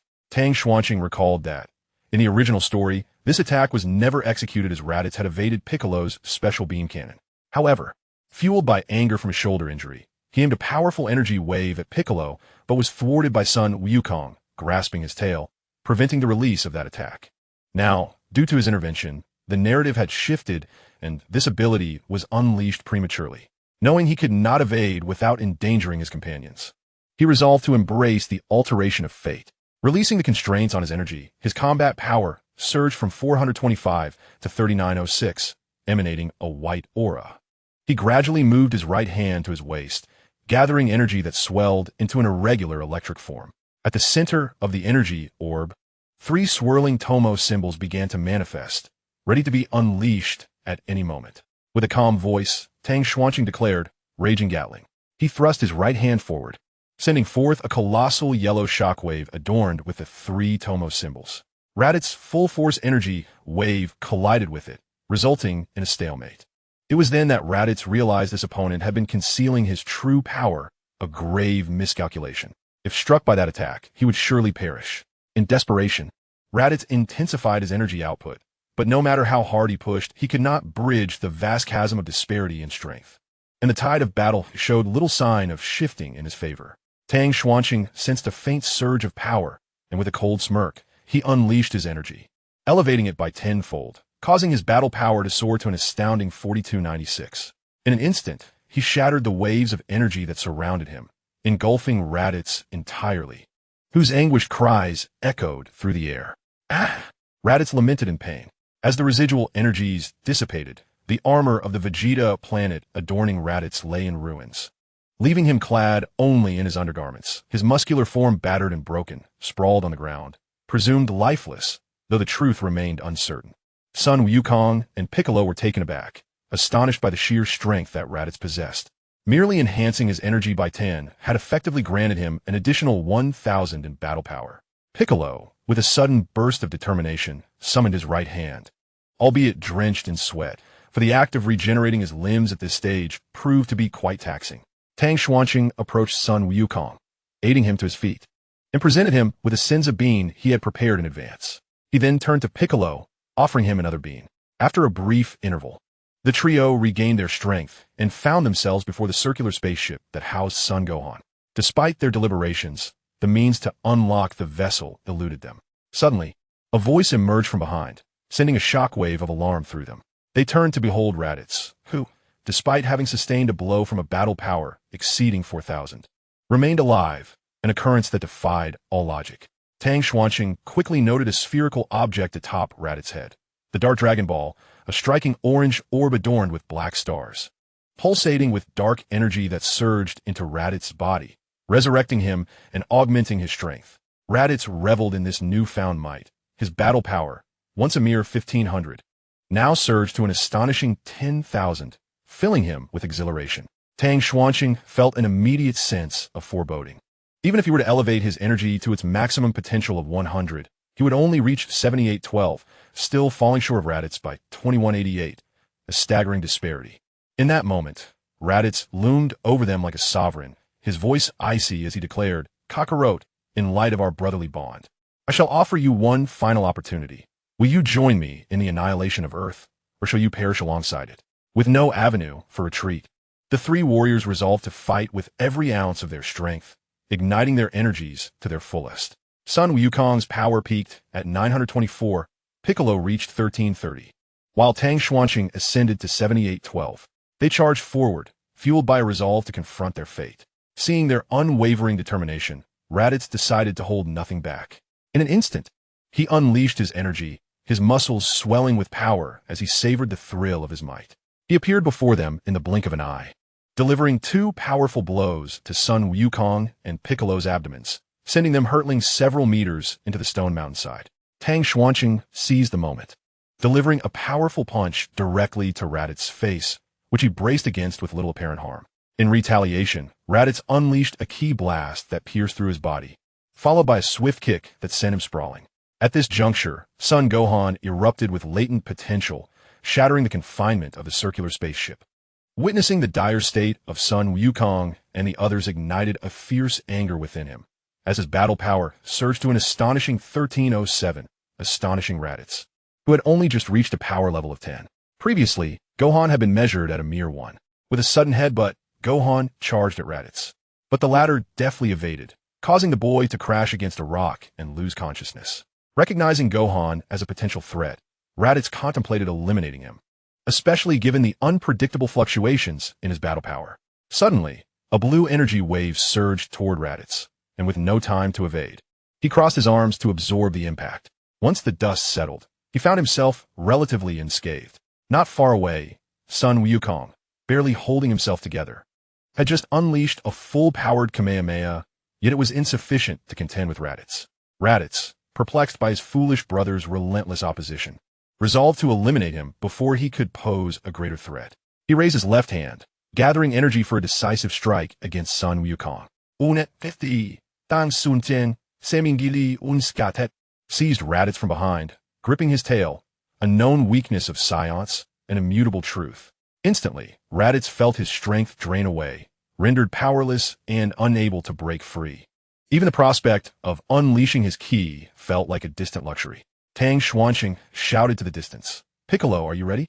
I'm unsure how much longer I can hold him." On a nearby hill, a green figure emerged, Piccolo, the Demon King. At that moment, he positioned his two fingers against his forehead, channeling energy as irregular. Yellow lightning flickered around him, indicating he had fully charged. With a powerful thrust of his right hand, he released a spiraling energy beam enveloped in a vortex of potent energy. Piccolo roared, "Special beam cannon." Raditz, witnessing the spiraling energy beam approaching him, felt an unsettling fear despite his own power level of 10,000. The threat of death loomed large, yet with his tail ensnared and his body paralyzed, escape was impossible. Chapter 9. The Power of the Great Ape. Tang Xuanqing versus the evil Great Ape Raditz. The spiraling energy beam collided with Raditz, propelled by inertia, sending him and Tang Xuanqing hurtling backward. The attack proved effective, piercing through Raditz's body, causing his energy to plummet rapidly. As he soared through the air, his eyes filled with disbelief, blood poured from his mouth.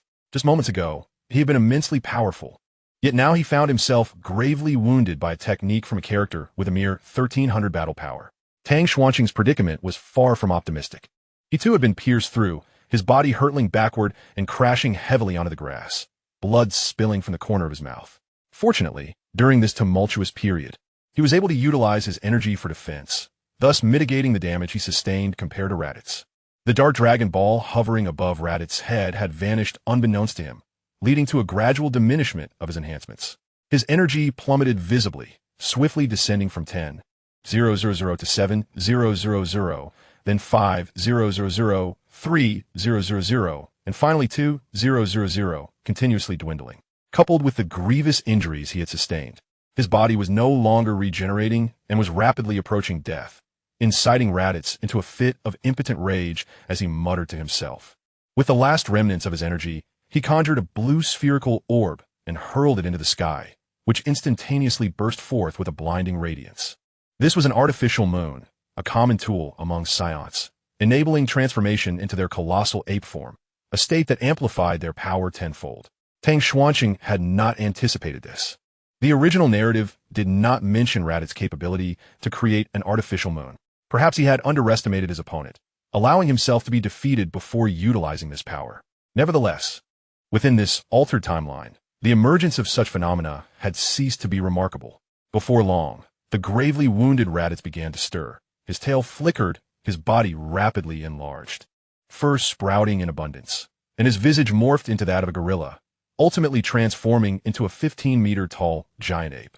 In this form, his injuries were suppressed, and Raditz retained his self-awareness, a privilege reserved for royalty and elite warriors. Raditz bellowed in fury, declaring his intent to obliterate the entire Earth and its inhabitants. The wretched vermin. He then opened his massive maw, condensing energy and unleashing a devastating energy wave that ravaged the surrounding terrain. Meanwhile, Son Goku, situated not far away, attempted to counter with the Kamehameha, but his efforts proved futile against Raditz's formidable power, which now stood at 15,000, a testament to the terror of the great ape transformation. Amplifying his combat prowess tenfold, Raditz seized Goku, pulling him close, fingers poised to crush him. Since this disobedient brother refused to heed reason, death seemed the only recourse. Goku's bones shattered under the immense pressure, cries of agony echoing continuously. "Aya!" he screamed in torment.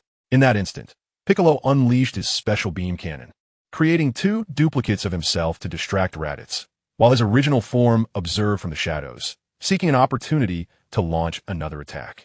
The two Piccolo clones surged forward, bombarding the giant ape with energy blasts.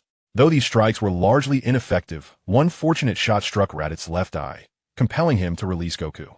The other clone swiftly caught Goku, transporting him to safety and administering aid, while the remaining clone continued to engage Raditz, striving to maintain the distraction. Tang Xuanqing struggled to rise from the ground, suddenly catching sight of the artificial moon in the sky.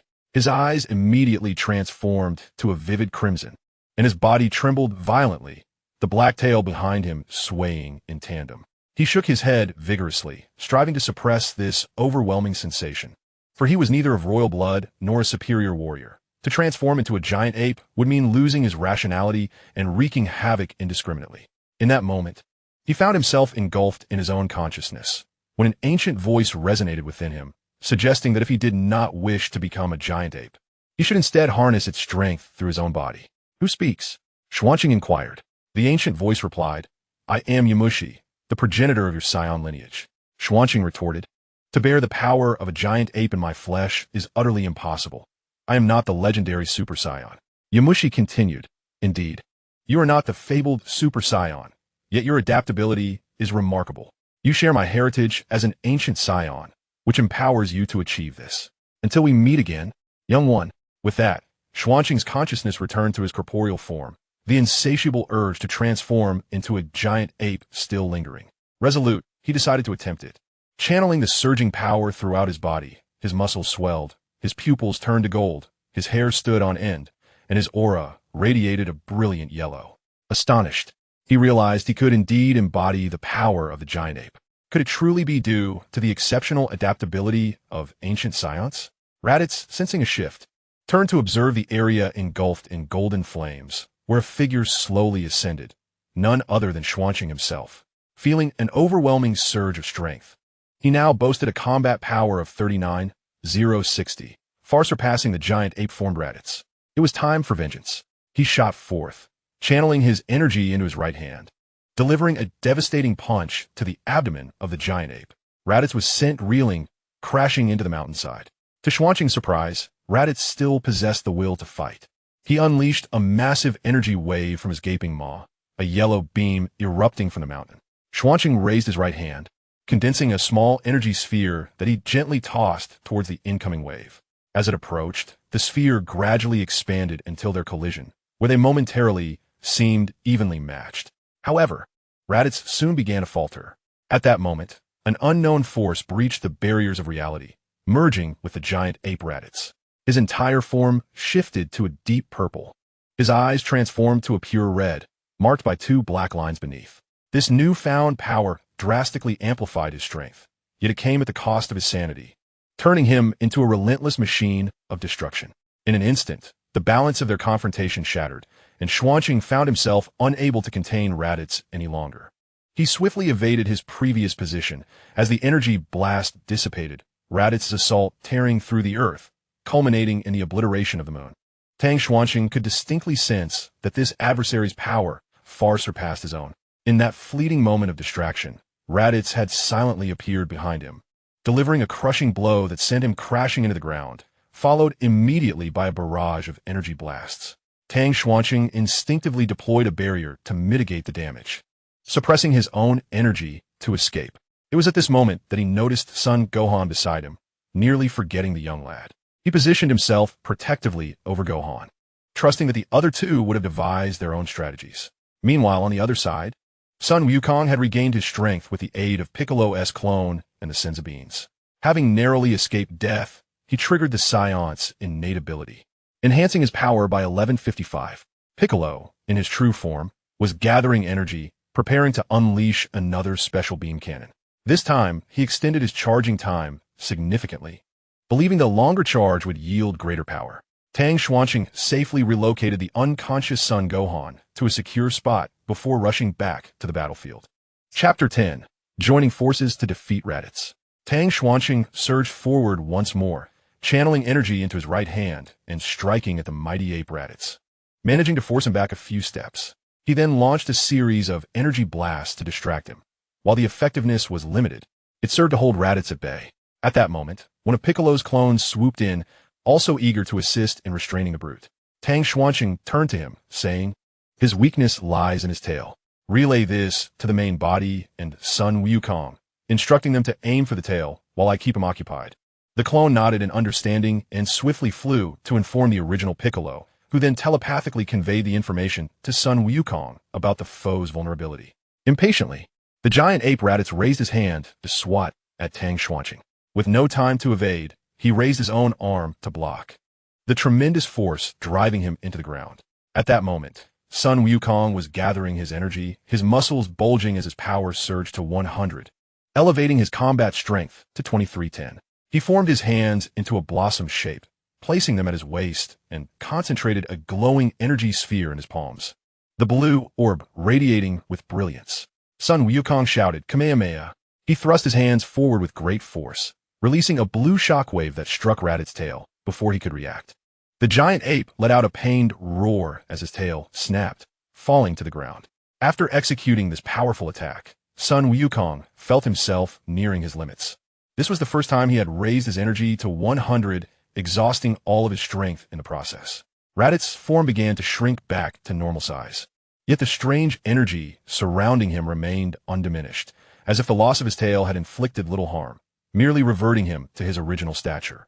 In an instant, he charged at Sun Wukong, remembering that it was this very warrior who had severed his tail, enveloped in a dark purple aura. In a critical moment, Tang Xuanqing surged forth, unleashing a sudden assault, channeling all his energy into his right leg. With a powerful kick, he struck fiercely at the abdomen of the malevolent Raditz.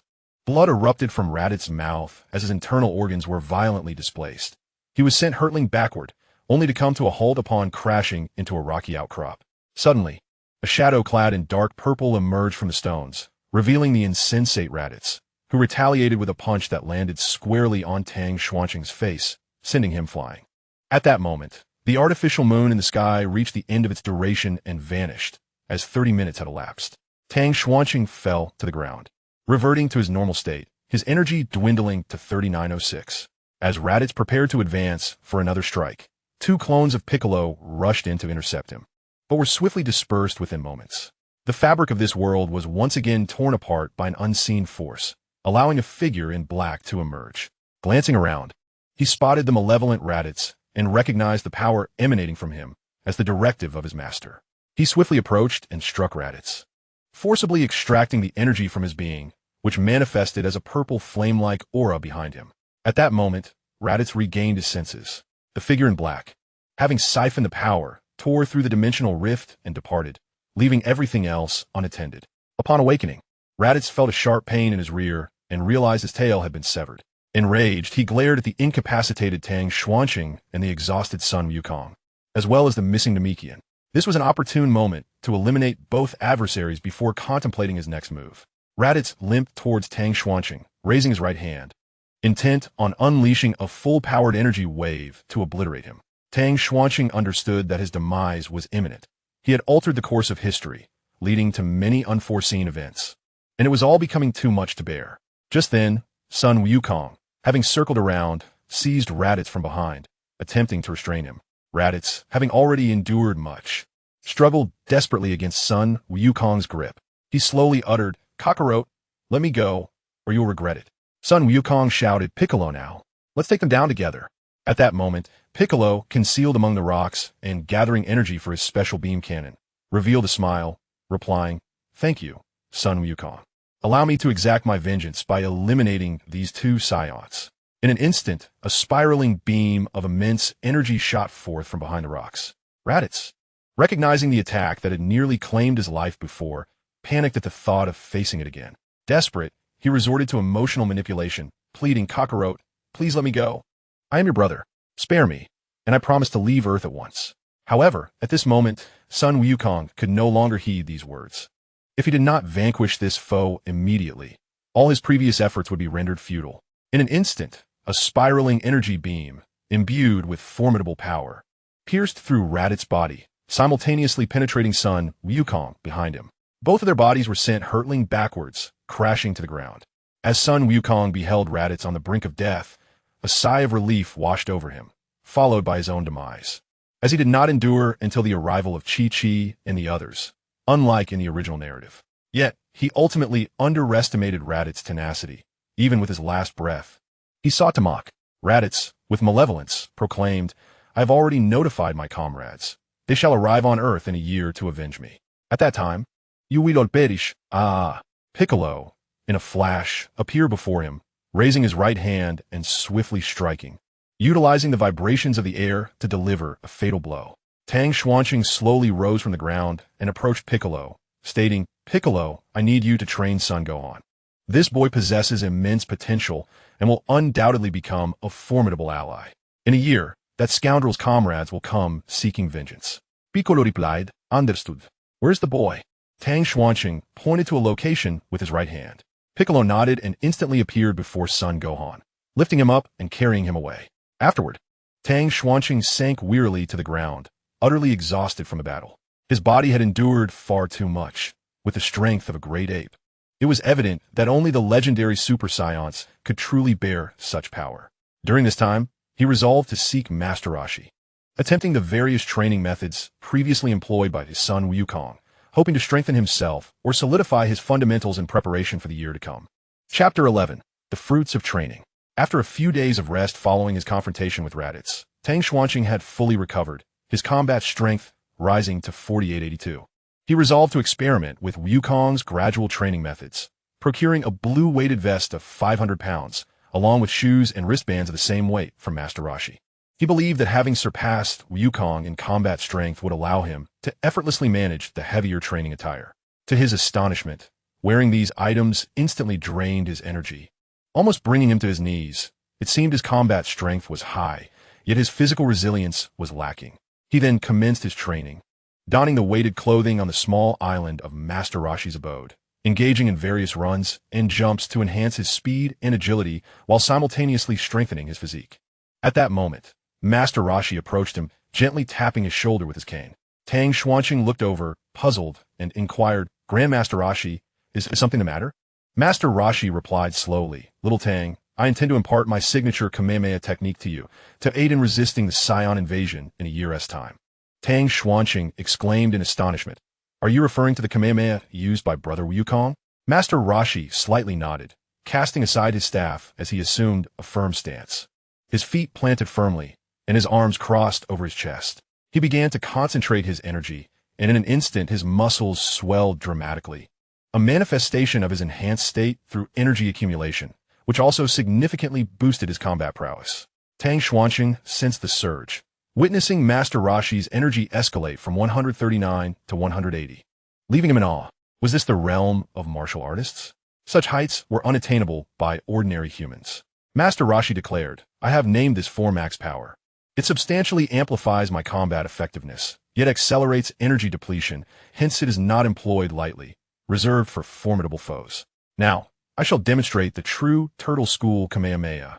He then positioned his hands in a flower bud shape at his waist, gathering energy into a luminous sphere that expanded significantly.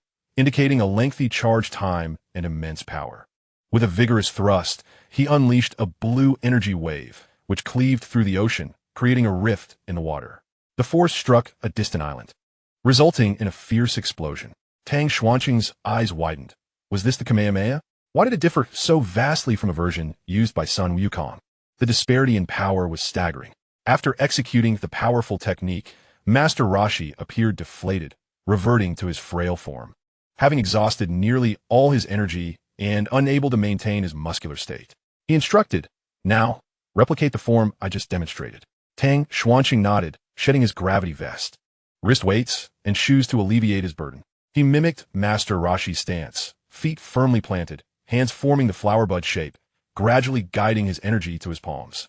Slowly, a blue energy sphere emerged, growing larger until it reached the size of a basketball. Master Rashi nodded in approval, pleased with the boy's aptitude. He had only needed to observe once to grasp the technique, a feat that had taken considerable time to teach Krillin and Sun Wukong. With a sudden thrust, Tang Xuanqing propelled the blue energy wave forward. Though it stirred waves upon the sea, it lacked the magnitude of Master Rashi's. Yet it still caused damage as it struck the nearby mountainside, resulting in a minor explosion of rock. Tang Xuanqing could scarcely believe his success. He had indeed learned it instantly, and its power was not inferior to Sun Wukong's Kamehameha. Master Rashi spoke slowly. "Let me teach you another technique, the afterimage fist. While its offensive capability is modest, it is exceptionally practical for confusing opponents." After allowing Master Rashi a moment to recover his energy, the two embarked on a new round of training. Master Rashi utilized the rapid movement to create afterimages, akin to a technique of duplication, to bewilder adversaries, making it difficult for them to discern reality from illusion. This was the essence of the afterimage fist. Tang Xuanqing gazed at the unexpected appearance of an additional turtle sage. Initially, he presumed it to be some form of duplication and launched a punch, only to find himself striking at empty air. The turtle sage retaliated with a swift kick from behind, sending him crashing into the sandy ground, catching him entirely off guard. Slowly, Tang Xuanqing rose to his feet, still bewildered, but through that brief encounter, he began to comprehend that it was not a mere clone. His punch had completely missed its intended target. The only plausible explanation was that it was an afterimage, a trick of speed designed to confuse the opponent's perception.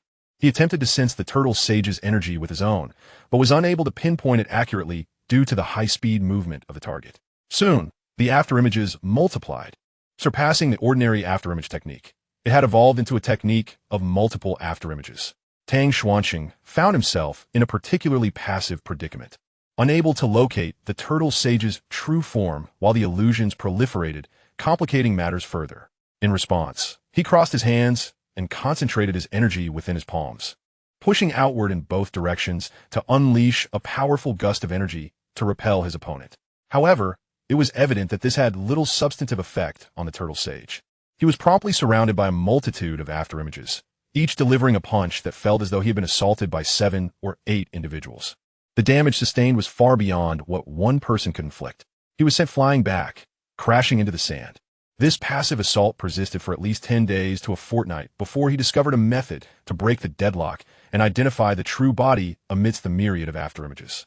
Although his combat prowess did not see a significant increase during this time, his foundational skills and physical capabilities experienced considerable enhancement, and he even learned several new techniques. Meanwhile, on another front, Piccolo had been training with Son Gohan for a significant period. Gohan gradually became braver, no longer just hiding behind adults. His combat power stabilized at 981. Piccolo, on the other hand, engaged in constant sparring with his own clones to refine his strategies and meditate, achieving a baseline combat power of 1220. Krillin dedicated himself to training as well, breaking through to a combat power of 1083, while Yamcha reached 1480 and Tien Shinhan attained 1830, with Kairatsu reaching 610. Essentially, everyone had reached the peak attainable at that time. As the year drew near, Tang Xuanqing's combat power stood at 4882, with no discernible progress. In the afterlife, Son Goku had traversed the Snake Way and arrived at King Kai's planet, where he entertained King Kai and learned the Kaioken and Spirit Bomb techniques. He trained extensively under King Kai's guidance, boosting his combat power from 1155 to 5000, as the gravity on King Kai's planet was 10 times that of Earth, making even movement a strenuous endeavor. However, Goku quickly adapted to the environment, and with King Kai's mentorship, his power surged rapidly. Chapter 12. The Arrival of Two Saiyans. At this moment, two circular spaceships raced through the cosmos towards Earth, belonging to Raditz companions, Nappa and Vegeta. Tang Xuanqing had already sensed two formidable forces approaching Earth at an astonishing speed. Nappa possessed a battle power of 4,000, while he himself was only marginally stronger, with a difference of around 800. In contrast, Vegeta boasted a staggering battle power of 18,000. The chasm in strength was daunting, leaving only the hope that the Earth's defenders would swiftly summon the Eternal Dragon to bring Goku back. It seemed that Goku had likely mastered the Kaioken and Spirit Bomb by now. All that was needed was to buy some time until his return. Soon after, two circular spacecraft pierced through the Earth's atmosphere, landing in a bustling city. The sight of such peculiar vessels piqued the curiosity of many onlookers. As the hatch slowly opened, a bald man and a tall, flame-haired warrior emerged, instantly attracting the attention of the crowd, who began snapping photos with their phones. The bald man donned armor unique to planet Vegeta, with a scouter over his left eye. This individual was Nappa, one of the Saiyans invading Earth. The tall, flame-haired warrior wore a white combat suit with blue sleeves, complemented by white gloves and boots. The emblem of planet Vegeta was etched into the armor over his heart, and he wore a red-tinted scouter. This was Vegeta, the prince of planet Vegeta, and also one of the invaders. Irritated by the crowd, Nappa raised his right hand, aligning his index and middle fingers while clenching the other three into a fist. He concentrated his power and unleashed a devastating blast that obliterated everything within a vast radius, reducing a city to mere rubble. In an instant, the urban landscape was transformed into a desolate wasteland. Tang Xuanqing and the Earth's defenders soon arrived at the battlefield. Nappa glanced through his scouter, noting the lowest power level was 0 and the highest was 1840. He couldn't help but laugh. With such meager battle power, he couldn't fathom how Raditz had met his demise. Having concealed his own energy, Tang Xuanqing was the one with the lowest reading. He planned to catch Nappa off guard, aiming to eliminate him before addressing Vegeta. Nappa then produced 4 beans, scattering them on the ground. Moments later, 4 combatants emerged, each with a battle power of 1,200, ready to engage Krillin, Yamcha, Kaiatsu, and Tien Shinhan, while he advanced toward the remaining 3. As Nappa swung his massive hand toward Gohan, Tang Xuanqing swiftly intervened, positioning himself in front of Gohan and blocking the blow, causing the ground to tremble with cracks. Both Vegeta and Nappa were taken aback. How could this individual, who registered as having 0 battle power, react so quickly and withstand his attack? Tang Xuanqing spoke calmly. Piccolo, Gohan, go assist Krillin and the others. This one is mine. Piccolo and Gohan nodded and rushed to their respective battles, while Nappa fumed with rage, incensed that someone dared to disregard him so brazenly. In a swift and sudden motion, Tang Xuanqing delivered a powerful right punch that struck his opponent's abdomen, causing the formidable Nappa to stagger backward, clutching his stomach in pain. Although the armor he wore did not show any visible cracks, it felt as though the blow had penetrated directly, impacting his flesh. Enraged by the injury, Nappa erupted with fury, charging at Tang Xuanqing with his colossal right fist raised, ready to strike. The force of his blow landed squarely on Tang Xuanqing's chest, creating fissures in the ground beneath him, and a gust of wind surged from behind, seemingly siphoning away his strength. Tang Xuanqing calmly remarked, "Are you finished? Now it is my turn." Nappa, momentarily taken aback and unable to comprehend the situation, was quickly grasped by Vegeta, who realized that this young man had been concealing his true battle power all along, though its magnitude remained undetermined. Tang Xuanqing placed his left hand upon Nappa's right fist and gradually exerted pressure, pushing it aside before delivering a devastating uppercut to his chin. Nappa's mind momentarily blanked out, and Tang Xuanqing followed up with a fierce side kick that sent him crashing several meters into the rocky terrain. Meanwhile, on another part of the battlefield, Krillin was engaged in combat with a formidable fighter who boasted a battle power exceeding Krillin's by 200 points.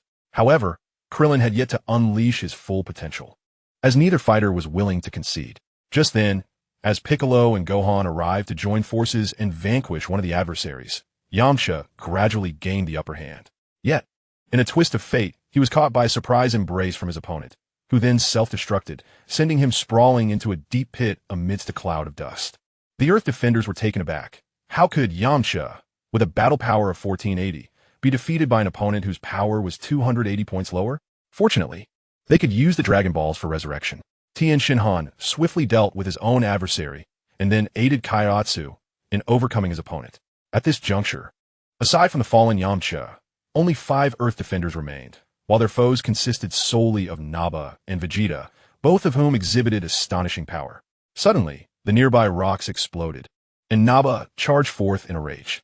Just like in the original tale, he lost his composure when struck by a stronger attack. Vegeta, impatient, remarked, "Nappa, when did you become so weak that you cannot even dispose of these mere insects?" Startled, Nappa dared not provoke Vegeta further. He responded with utmost respect. "Give me a moment longer. I will eliminate them." Tang Xuanqing sensed that time was of the essence, and, in an instant, unleashed his power. The surrounding sand was whipped into a frenzy by the shockwave, and cracks began to form in the ground. His muscles swelled slightly, and his height increased from 187 meters to 195 meters, his energy surging to a level of 50 before stabilizing. Vegeta's red scouter emitted a constant beeping, alerting him that the target was none other than Tang Xuanqing. On the battlefield, the formidable Nappa stood, his power fluctuating at an astounding 7,323, surpassing his previous strength by over 3,000. The realization sent a cold sweat down his spine. Retreat was not an option, as it would surely lead to his demise at the hands of Vegeta.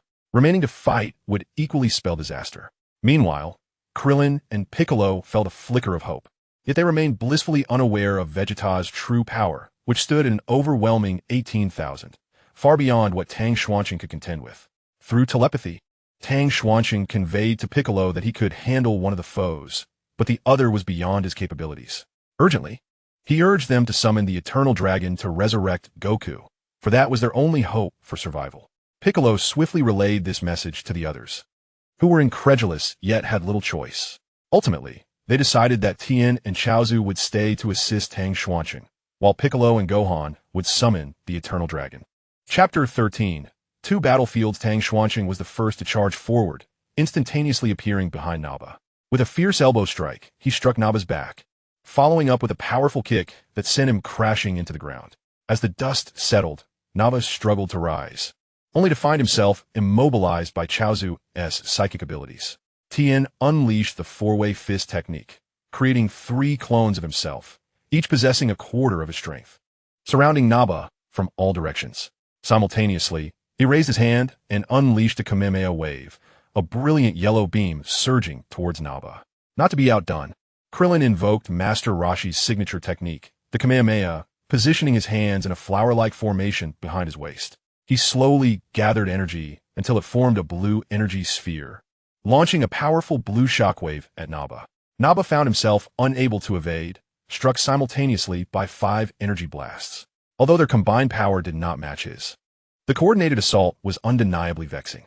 As the smoke cleared, he emerged unscathed. Meanwhile, Gohan and Piccolo had successfully summoned the Eternal Dragon, causing the very heavens to shift.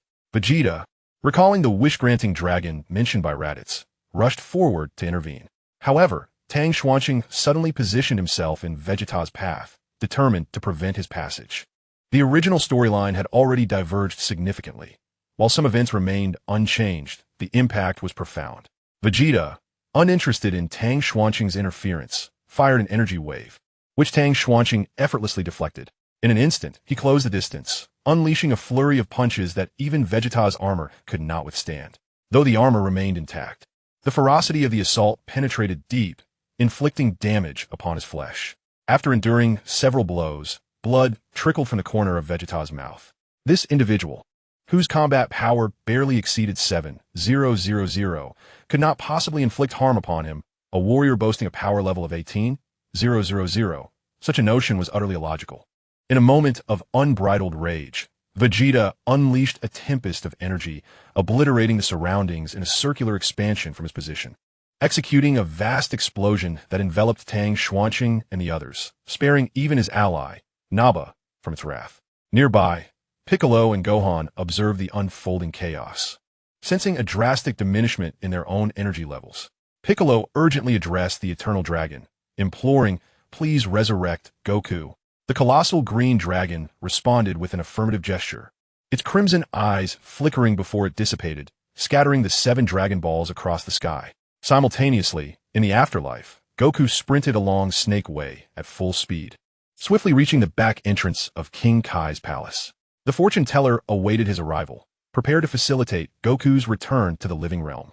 Back on the battlefield, everyone had succumbed to Vegeta's explosive wave, gravely injured and unable to rise. Only Tang Xuanqing remained, feeling a sense of helplessness. This technique had previously been employed when Vegeta was severely wounded after losing his tail, yet it had been unleashed prematurely, reminiscent of the previous encounter with Raditz, where similar moves had been activated ahead of time. Nappa, too, had been injured. His Vegeta planet armor lay in tatters, its protective capabilities significantly diminished. However, he dared not voice his grievances, fully aware that if Vegeta wished to end his life, it would be a trivial endeavor. Tang Xuanqing's martial arts attire. The Turtle School GI was nearly shredded, his body marred by wounds and blood. His energy had dwindled to a mere 4,882, yet he managed to remain upright. As the clouds above parted, revealing the realization of the dragon's wish, Vegeta's fury intensified. He resolved to torment those before him, seeking to render their existence a living hell. At that moment, Piccolo and Gohan returned to the fray. Piccolo utilized his split forms to begin healing his comrades, conserving the limited supply of Senzu beans for critical moments. Before long, everyone gradually regained their footing, albeit not in peak condition, their vitality reduced to a precarious state. Tang Xuanqing inquired, "Piccolo, how long until Goku arrives?" Piccolo, unable to ascertain the exact timing, could only affirm it should be soon. Tang Xuanqing then declared, "Before he arrives, I will do my utmost to hold off Vegeta. Nappa has also been injured by his assault. I can only gamble that the 5 of you can secure a victory. We must at least delay until Goku arrives."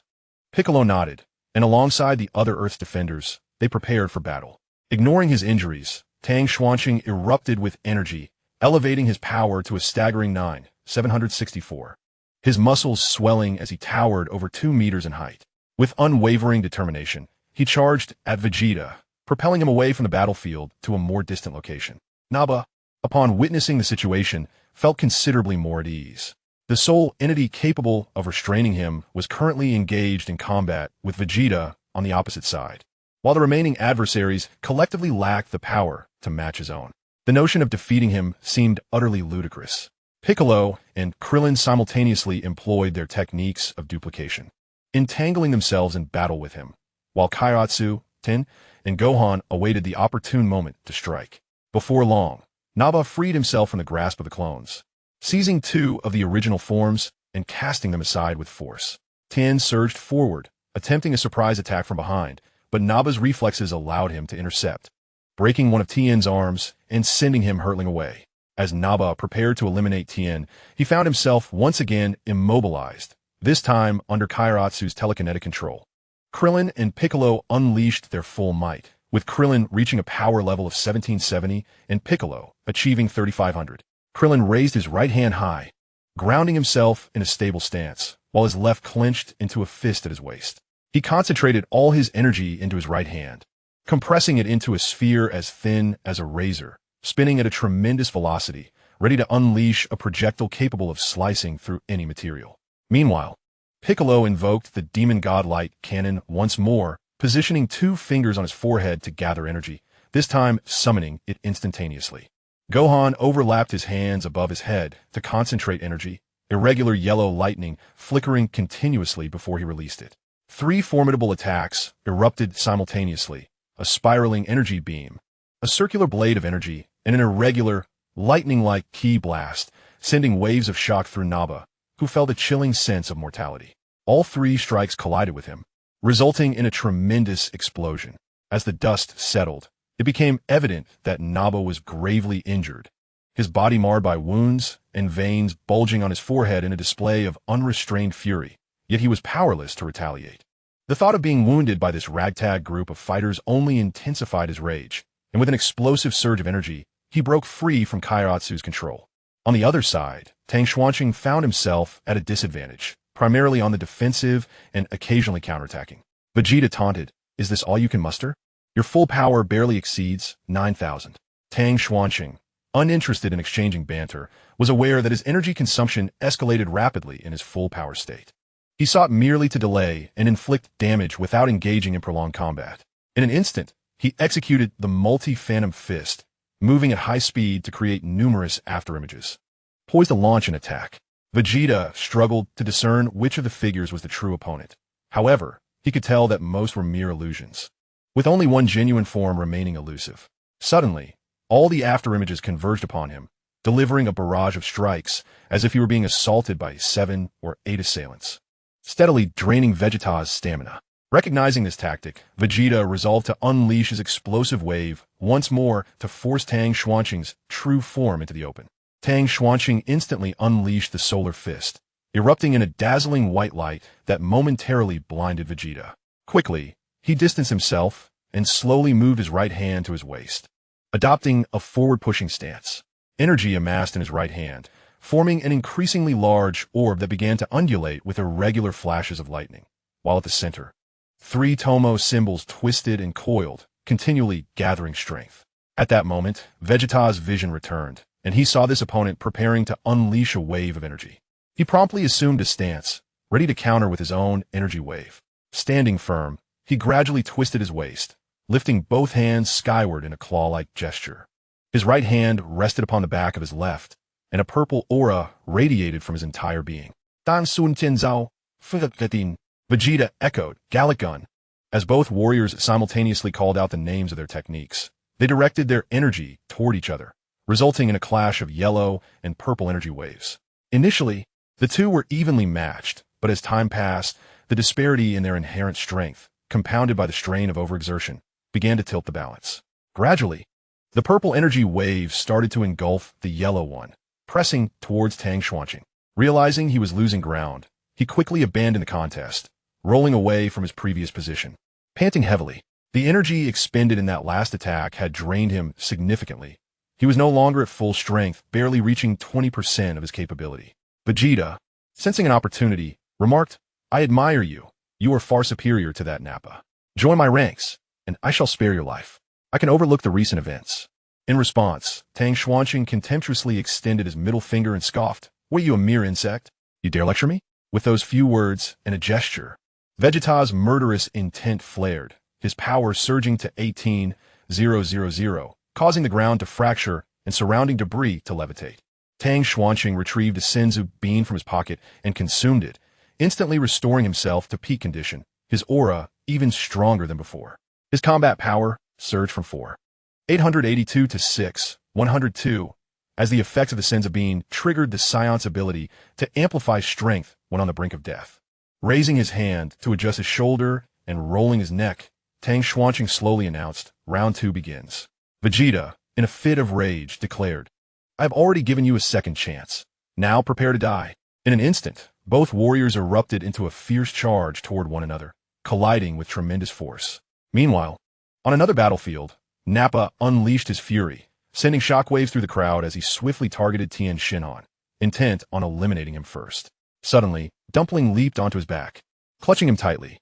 Casting a glance at Nappa, he transformed his life energy into a potent aura that enveloped his entire being, preparing to self-destruct in a bid to take Nappa down with him. Nappa, upon witnessing this, exclaimed in alarm, Wait, Dumpling, there are alternatives, cease this madness. Yet, Dumpling, undeterred, initiated his self-destruction, aiming to perish alongside Nappa. The area erupted in a tremendous explosion, engulfed in thick black smoke. As the dust settled, Nappa stood resolutely in place, left with but a single garment, his body marred with wounds and blood. It was astonishing that this warrior, with a meager power level of 610, had inflicted such harm upon himself through self-detonation. Tien Shinhan, barely managing to rise, utilized the flying technique to ascend into the sky, determined to unleash his ultimate move in revenge for Dumpling. With a single hand, he formed a gesture that resembled a virtual grip, through which he could pinpoint Nappa's location. Exhausting all his energy, he unleashed a powerful Kamehameha wave, striking Nappa squarely and sending him crashing to the ground, unable to rise. Shortly thereafter, Tien Shinhan plummeted from the sky. Having lost an arm and depleted his energy, he succumbed to the consequences of his final attack. Now, only Krillin, Piccolo, and Gohan remained. Krillin, witnessing his former friends fall one by one, was consumed by rage, vowing to personally eliminate the Saiyan. After struggling momentarily, Nappa stood up, his sanity unraveling. It was infuriating that these mere earthlings had inflicted such damage upon him. With a fierce charge, he appeared before Krillin, who was caught off guard. Remembering the disc-like weapon Nappa had used against him, Krillin was struck with a powerful punch to his abdomen, sending him soaring into the air. Nappa followed swiftly, clasping his hands together, fists clenched, and brought them crashing down. Krillin, already in a weakened state, collided with the ground, creating a deep crater. Nappa began to raise his right hand, preparing to unleash a key blast, when Piccolo intervened, disrupting his attack and saving Krillin's life. However, the disparity in power was still vast. Though Piccolo now possessed a power level of 3,500, he was still 500 points short of matching Nappa, barely able to hold his ground. Meanwhile, the fortune teller had brought Goku back to Earth. Goku sensed two malicious auras approaching rapidly, along with the faint energies of several companions. Only one felt relatively normal. After expressing his gratitude to the fortune teller, he burst forth with energy, racing towards the source at incredible speed, surrounded by a white aura indicative of his rapid flight. At that moment, Nappa felt a formidable energy approaching at breakneck speed. It could be their reinforcements, and he needed to eliminate these three as swiftly as possible. Suddenly, with a powerful strike, Piccolo was sent flying, his entire being igniting with a fierce energy.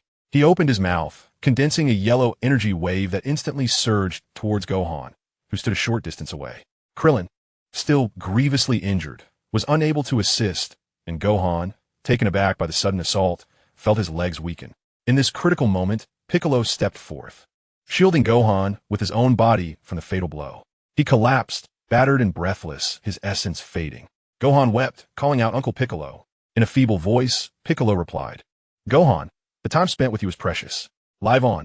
With that, he breathed his last. Far away in the temple, the Supreme Kai began to vanish.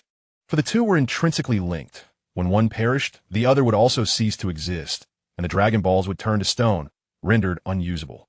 Gohan erupted with fury, propelled by Uncle Piccolo's demise, his battle power soaring to 2,800. He charged forward, unleashing a flurry of punches and kicks that left Nappa momentarily dazed. Gohan's power fluctuated erratically, sometimes surging, sometimes waning. With a powerful kick, Gohan sent Nappa sprawling, then raised both hands above his head, overlapping them to gather energy. Irregular bolts of lightning-like energy materialized once more, and he unleashed a devastating strike, its potency far exceeding the previous one. Nappa could not evade in time and was struck directly. Though the damage was not excruciating, it was exceedingly vexatious, sapping his energy and stamina. After delivering that blow, Gohan's battle power inexplicably plummeted back to 981.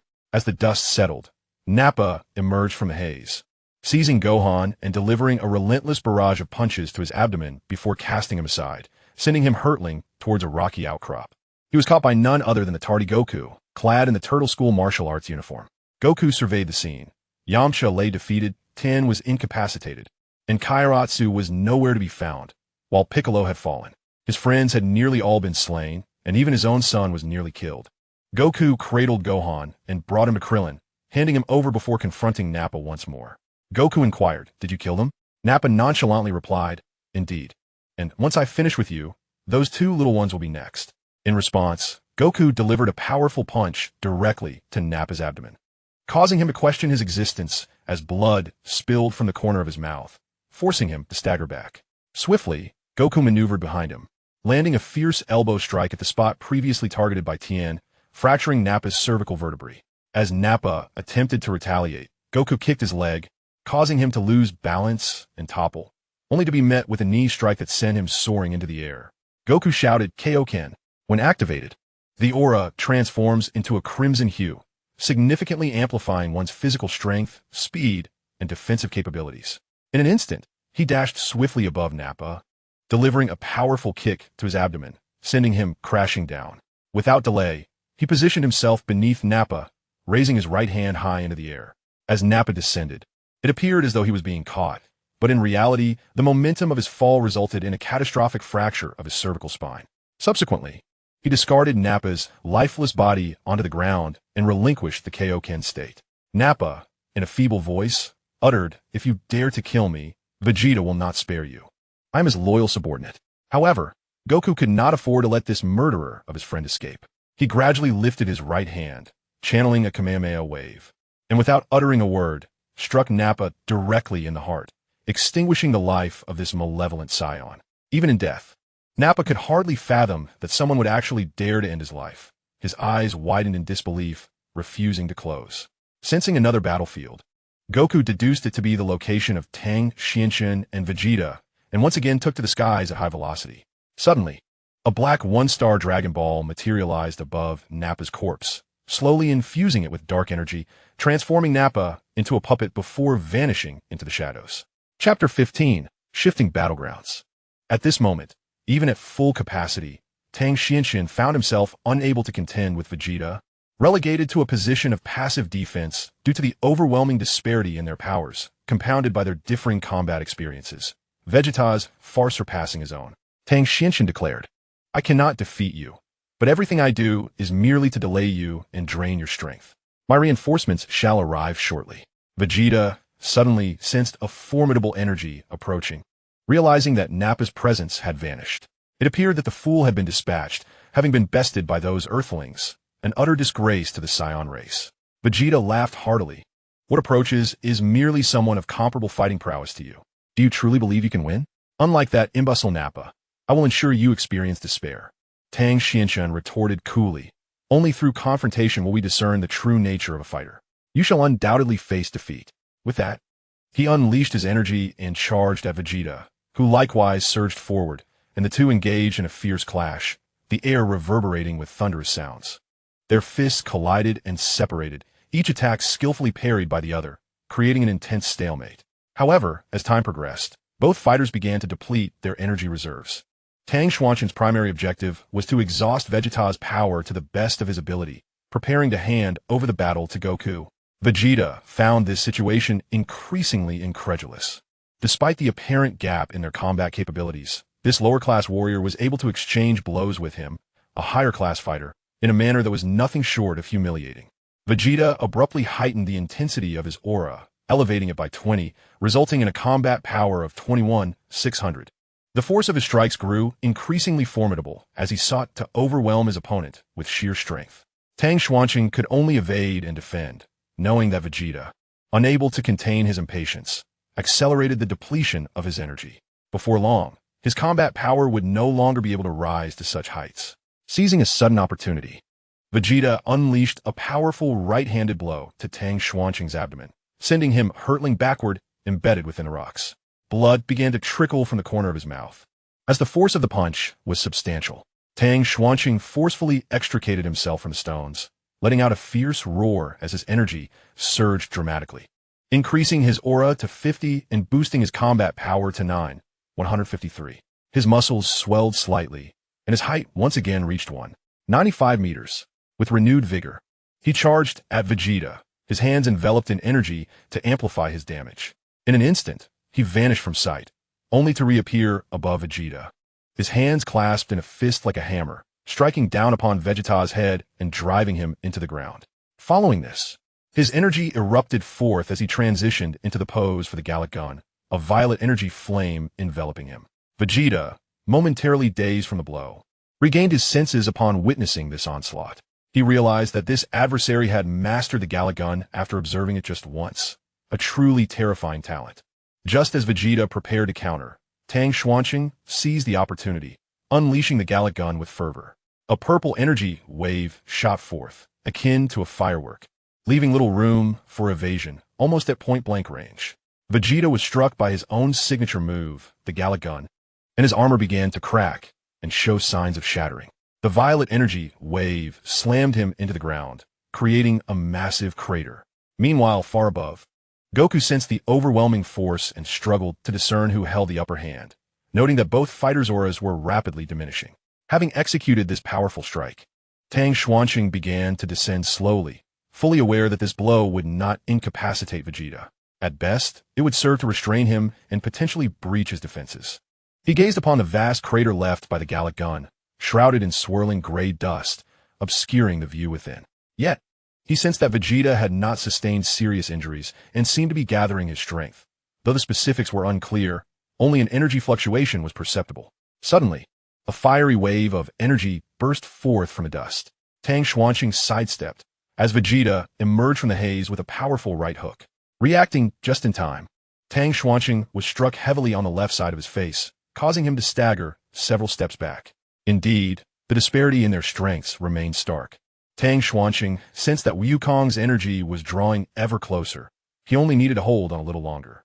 Seizing the moment while Tang was momentarily distracted, Vegeta extended his right hand, unleashing an invisible beam that struck Tang.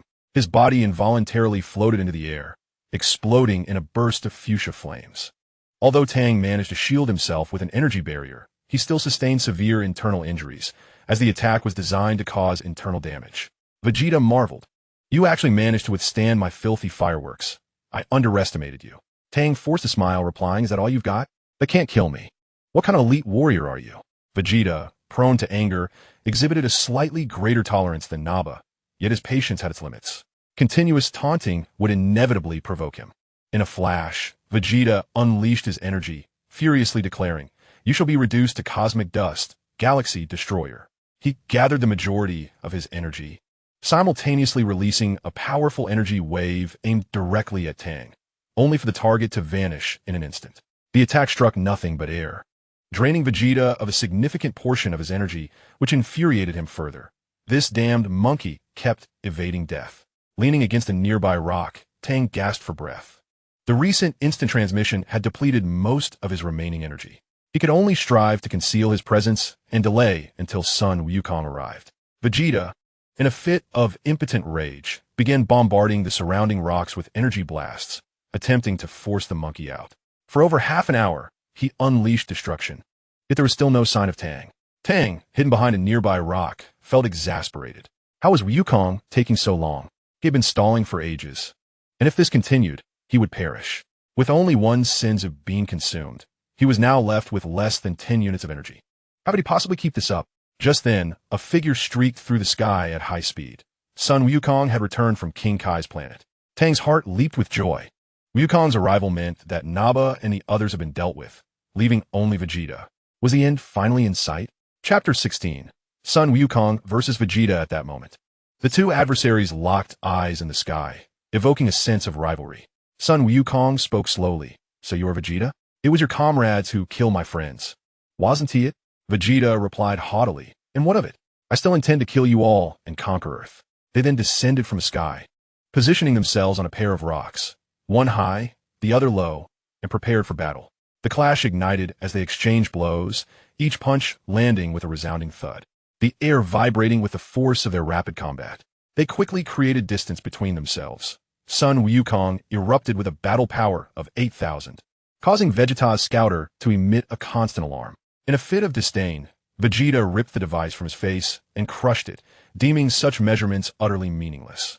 Vegeta has expended a considerable amount of energy, leaving him capable of only 18,000 in his normal state. Yet this remains impressive, thanks to a certain individual who silently endures wounds and exhausts energy.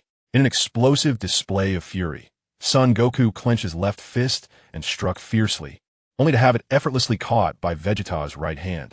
With a sudden headbutt, he forced Vegeta back several paces. Reacting swiftly, Vegeta unleashed fiery energy wave from both hands, hurling them towards Goku in a fierce assault. Goku nimbly dodged, but to his surprise, Vegeta appeared behind him, executing a chokehold and relentlessly striking his waist with his knee. Goku retaliated with an elbow strike, and in that moment of stalemate, he bellowed, "Kaioken!" Instantly, a crimson aura enveloped him, amplifying his strength, speed, and defense manifold. He broke free from Vegeta's grip and soared into the sky, only to dive back down with incredible speed, delivering a powerful kick that sent Vegeta crashing into the ground. Goku then released the Kaioken technique, aware of the immense strain it placed on his body, necessitating brief intervals of rest. Caught off guard by this sudden surge of power, Vegeta was astonished as Goku's aura flared crimson, significantly enhancing his combat prowess. The sheer force of that kick had dealt substantial damage. Goku charged again, activating the Kaioken once more. His right fist struck Vegeta's face with a force that seemed capable of shattering bone, sending him hurtling backwards into the rocks. The nearby boulders erupted upon impact as Vegeta, furious, emerged from the debris. Having been toyed with and injured by this group of monkeys since arriving on Earth, he now yearned to obliterate the planet. Vegeta surged forward in a furious assault, and Goku met him with equal fervor. However, this time, Vegeta's fist landed first. knocking Goku out of the Kaioken state and sending him flying. It dawned on Goku that, while the Kaioken was indeed a formidable enhancement, it seemed to falter against a sufficiently strong opponent who seized the initiative. After employing the Kaioken 3 times, Goku began to feel fatigued, recognizing the significant toll it took on his body. The drawbacks of the technique became increasingly apparent. When facing someone stronger, its effectiveness diminished, reliant on who struck first. Vegeta, having discerned the weaknesses of Goku's technique, charged forward, determined to seize the initiative and render Goku's skill meaningless. Goku also rushed ahead, but this time did not activate the Kaioken. Their fists collided, but Goku found himself at a disadvantage. The disparity in combat power and the strain of the Kaioken taking its toll. Vegeta, seizing the moment, unleashed a barrage of powerful punches, each strike landing forcefully upon Goku, relentlessly overwhelming him. With one final blow, he sent Goku hurtling through the air, crashing into a rocky outcrop and raising a cloud of dust. With an air of arrogance, Vegeta proclaimed, "A lowly warrior is merely a lowly warrior. The flaws of your Kaioken technique are glaringly apparent. It burdens your body and requires you to seize the initiative. Against someone of my superior strength, it proves to be of little consequence. Ha ha ha, Kakarot, if you were wise. You would serve under me, and I would spare your life." Tang Xuanqing, observing from the shadows, felt a surge of anxiety. Were it not for his current physical condition, he would have rushed to assist. Utilizing the Kaioken would only exacerbate his situation. While the damage would be sufficient, he needed to catch them off guard. Indeed, after witnessing Goku employ the Kaioken, he swiftly grasped its principles and methodology, realizing he could replicate it. However, given his present state, he had but one opportunity to strike. Failure would be catastrophic. At that moment, Goku ignited the Kaioken once more, bursting forth from the rubble. With great effort, he shouted, "Kaioken times 2. In a blur of speed that even Vegeta could scarcely perceive, he appeared before him and delivered a devastating knee strike, causing Vegeta to grimace in pain, blood spilling from his lips and his chest armor shattering. Goku then clasped his hands together, channeling immense energy into a hammering blow that struck Vegeta's back, sending him plummeting downward at an alarming velocity. Goku surged beneath him, his hands forming a blossom shape at his waist, gathering an energy sphere within his palms. Vegeta, having sustained significant damage, sensed the peril and quickly assumed the pose for his Gallic Gun, his hands rising to form claw-like shapes. With his right hand resting upon his left, a purple energy began to emanate from him. Goku shouted, "Kaioken times 2, Kamehameha." Vegeta echoed, "Gallic Gun." As they both propelled their respective energies toward one another, a blue energy wave surged upward from the ground while a purple wave descended from the sky, colliding with tremendous force, creating a stalemate of equal might. Gritting his teeth, Goku cried, "Kaioken times 3. Instantly, the output of the Kamehameha intensified, threatening to surpass the Gallic Gun. Observing this shift, Vegeta immediately increased his power, managing to restore the balance. Vegeta roared, "I will not be defeated by a mere lowly warrior. D. Kakarot." Ignoring the toll on his own body, Goku summoned his last reserves of strength, shouting, "Kaioken times 4. 4 times the Kamehameha." In that instant, Goku's martial arts GI was torn apart by his bulging muscles, revealing his crimson flesh. The blue energy wave swelled to an enormous size, engulfing the purple wave and consuming Vegeta within it, faint cries of agony echoing in the tumult. Vegeta's anguished cries resounded. Ah, ah, ah. The entire individual was propelled into the heavens by a wave of azure energy, vanishing without a trace. After delivering this strike, Sun Wukong also experienced the immense backlash of the Kaioken at 4 times its standard intensity. His muscles ached and his bones felt as though they had been shattered. He collapsed onto the ground, gasping for breath. In the shadows, Tang Xuanqing watched with fervent excitement. Was it truly this exhilarating? Witnessing the initial clash between the two combatants up close was a thrill beyond compare. Yet, was it truly over? Suddenly, a figure descended slowly from the sky. It was the battered Vegeta, his armor from planet Vegeta shattered, shoulder plates broken, and his body covered in wounds. His energy had diminished significantly. Chapter 17, The Evil Great Ape Vegeta and the Evil Great Ape Nappa. At that moment, Tang Xuanqing erupted with energy, shouting, "Embrace your demise." Vegeta! Kaioken! Vegeta was taken aback, unable to comprehend that this young man could wield such a technique. Before he could react, a figure enveloped in crimson energy lunged forward, delivering a powerful fist directly to his abdomen. The forceful gust of energy pierced through his back, sending him hurtling away. Blood spilling from his mouth. This was the most humiliating moment of his life. After unleashing that blow, Tang Xuanqing also released the Kaioken state, taking a moment to rest. It was indeed too taxing on his body. Vegeta lay on the ground nearby, having lost all strength to resist. Suddenly, a figure appeared before him, and as he slowly lifted his gaze, astonishment washed over him. In a weakened voice, Vegeta exclaimed, "Nappa, you're still alive? Excellent. Together, we can eliminate these bothersome insects." The malevolent Nappa remained silent, a black star orb above his head exuding sinister energy that swiftly engulfed the fallen Vegeta, eliciting a cry of agony from him. Vegeta screamed, "Oh, Nappa, what is this thing? Make it stop." The wails eventually ceased, signifying that Vegeta had succumbed to the power of the Dark Dragon Ball. He rose slowly from the ground, both he and Nappa momentarily adorned with a purple hue and glowing red eyes. Tang Xuanqing was taken aback. This was reminiscent of what had happened with Raditz. What on earth could this mean?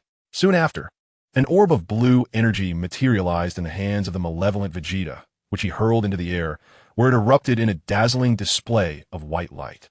Bathed in this radiance, both Vegeta and Nappa underwent a transformation, their bodies rapidly enlarging for sprouting forth, and their faces morphing into that of gorillas, turning into two colossal great apes. Without uttering a word, Tang Xuanqing turned and swiftly approached Sun Wukong, hoisting him onto his shoulder and making a hasty retreat. The combat prowess of these two had surged tenfold in their current forms, augmented further by an enigmatic dark energy. In his present state, teetering on the brink of life and death, fleeing was the only option to avoid demise. Sun Wukong, in a weakened state, inquired, "But isn't Ba dead? How can he be alive again? Moreover, it appears they are under some sinister control, potent and malevolent." Tang Xuanqing offered a wry smile. "This may be a consequence of my actions. They were never meant to become like this. I cannot fully articulate their condition, but it seems they are ensnared by a malevolent force that has amplified their powers, far beyond what we can contend with at present. We must escape." Thus, Wukong fell silent. Indeed, in their current condition, they were no match for the two colossal apes and faced the grave risk of being slain. The malevolent giants relentlessly unleashed energy beams, wreaking havoc on the terrain, behaving like mindless beasts solely driven by the urge to kill. Suddenly, their path was obstructed by fallen rocks, evidently the result of the apes' destructive beams. As the looming threat of the giants drew closer, Tang Xuanqing set Wukong aside, preparing for a final stand. "What are you planning to do, Xuanqing?" Wukong weakly questioned. Turning his head, Tang Xuanqing replied, "Wukong, you must rest and recover your strength. I shall engage them momentarily. If the opportunity arises, I will attempt to sever their tails." With that, he surged forward, emitting a powerful aura that drew the attention of the two giants, who quickly locked onto his position. They unleashed energy waves towards him, but Tang Xuanqing narrowly evaded their onslaught. At that moment, three figures suddenly appeared beside Wukong: Son Gohan, Krillin, and Yajirobe. Wukong was astonished. How had they arrived here? Yajirobe hastily produced a Senzu bean and fed it to him, instantly restoring Wukong's injuries and reviving him to full strength, his combat power now soaring to 11,250, triggering the Saiyans' near-death revival ability once more. Wukong briefly recounted the events to them. Krillin remarked, "We must go to Xuanqing's aid. He is not at full capacity, and even then, he would not stand a chance against them." Gohan nodded in agreement, while Yajirobe expressed that he had fulfilled his role and intended to make his escape, offering another Senzu bean to Wukong before departing. Wukong declared, "The giants' weakness lies in their tails. If possible, Krillin, can you sever them with a spirit slash? I will gather energy blasts from the rear and strike decisively." Krillin nodded in acknowledgement, preparing to set off when Son Wukong tossed him a magical bean, instructing him to present it to Tang Xuanqing upon their encounter. The lad was already nearing his limit, barely clinging to consciousness. Son Wukong ascended slowly into the air, raising his hands above his head to draw energy from all living beings on Earth and in the cosmos, gradually coalescing a small orb of azure energy. Yet, this was evidently insufficient. He required more time. Meanwhile, on the other side, Tang Xuanqing had been blasted into the rocky terrain by a devastating magical cannon, sustaining grave injuries. Had it not been for a protective energy barrier momentarily shielding him, he would have perished. He gazed ahead, where two colossal apes were advancing towards him. At that moment, his body was racked with excruciating pain, rendering him immobile. Suddenly, he spotted an artificial moon, triggering an intense reaction within him. Primal ferocity and rage flooded his mind once more. In his current state, transforming into a state of fury, embodying the strength of the great ape, would be utterly uncontrollable, potentially leading to his own destruction. Yet, he could not suppress this overwhelming sensation. His muscles began to swell, tearing through his turtle school martial arts GI, revealing a mass of bulging sinew. His eyes flickered between black and gold, his hair bristling with newfound vigor as the aura surrounding him shifted from white to gold. With a thunderous roar, the rocky ground erupted and a figure surged forth. Tang Xuanqing could no longer contain himself, although he still retained some awareness. He could not control the burgeoning power within. He charged at the two colossal apes before him with sheer, unadulterated force, colliding with the one transformed by Nappa. To everyone's astonishment, he managed to push it back several meters, before turning his attention to the ape transformed by Vegeta. He raised his right hand and struck fiercely. However, unlike with Nappa, he was met with a retaliatory blow from Vegeta that sent him hurtling away, spinning through the air before finally halting. Tang Xuanqing struggled to rein in this overwhelming power. In his unconscious state, he was no different from the beast before him when Krillin and the others arrived just in time. Krillin, astonished by Tang Xuanqing's transformation, had no inkling that he possessed such an ability. He could sense the immense, yet volatile energy emanating from him and promptly tossed the magical bean. Tang Xuanqing's left hand, now under his control, caught the bean, which he swiftly consumed. Instantly, his injuries healed, and his stamina surged to its zenith, providing him with ample strength to master his current state. Though his aura remained fierce, it was now stable. He turned to Krillin and expressed his gratitude. "Thank you, Krillin." Krillin replied calmly, "Let us deal with the two in front of us first." In an instant, Tang Xuanqing's energy exploded forth, unleashing a fearsome battle power of 61,020. With great difficulty, he proclaimed, "Kaioken."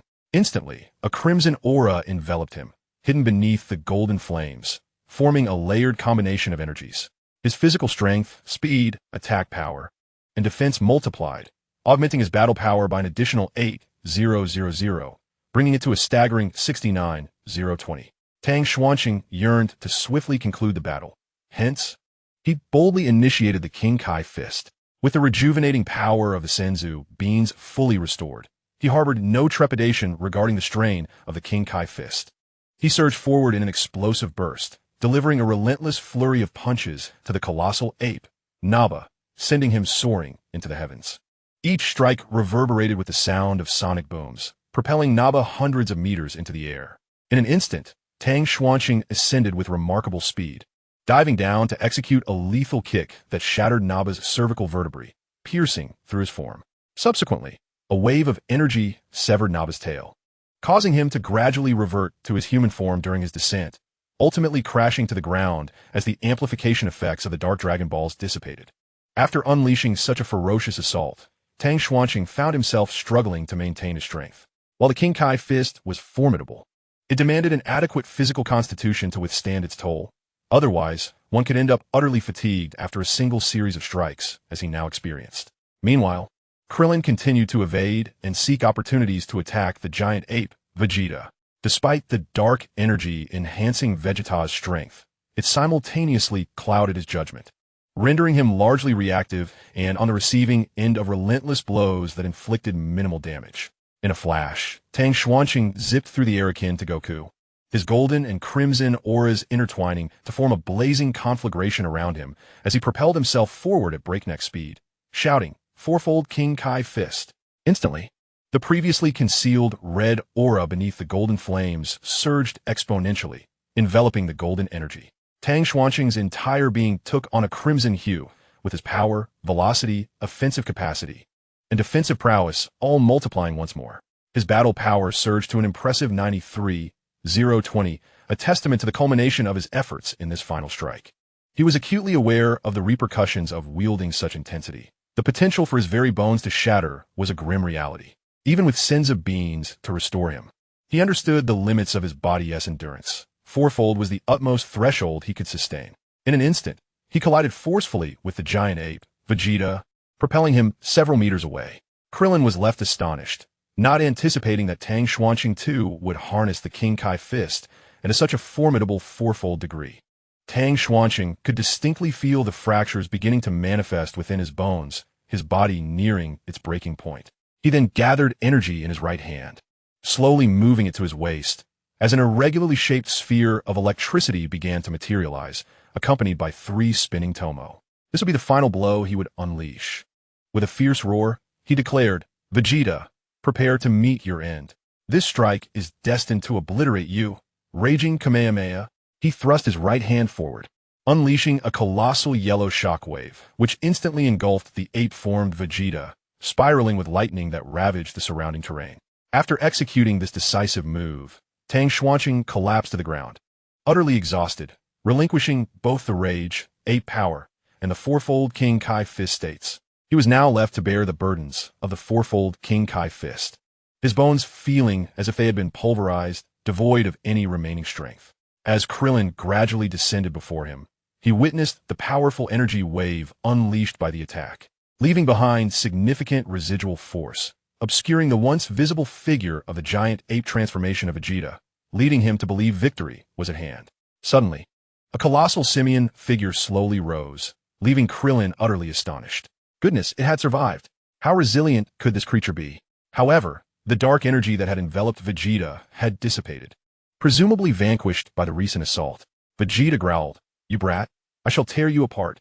At that moment, Vegeta was not as formidable as before, even in his ape form.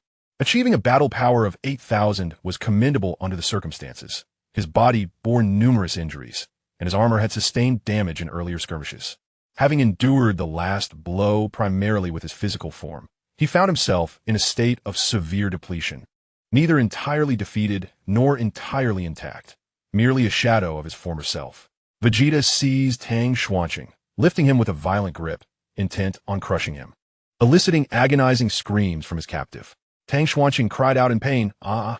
In a desperate bid, he thrust out a hand, unleashing one final energy wave that struck Vegeta in the eye, inciting further fury in the Saiyan prince, who tightened his grip even more, attempting to snuff out Tang Xuanqing's life.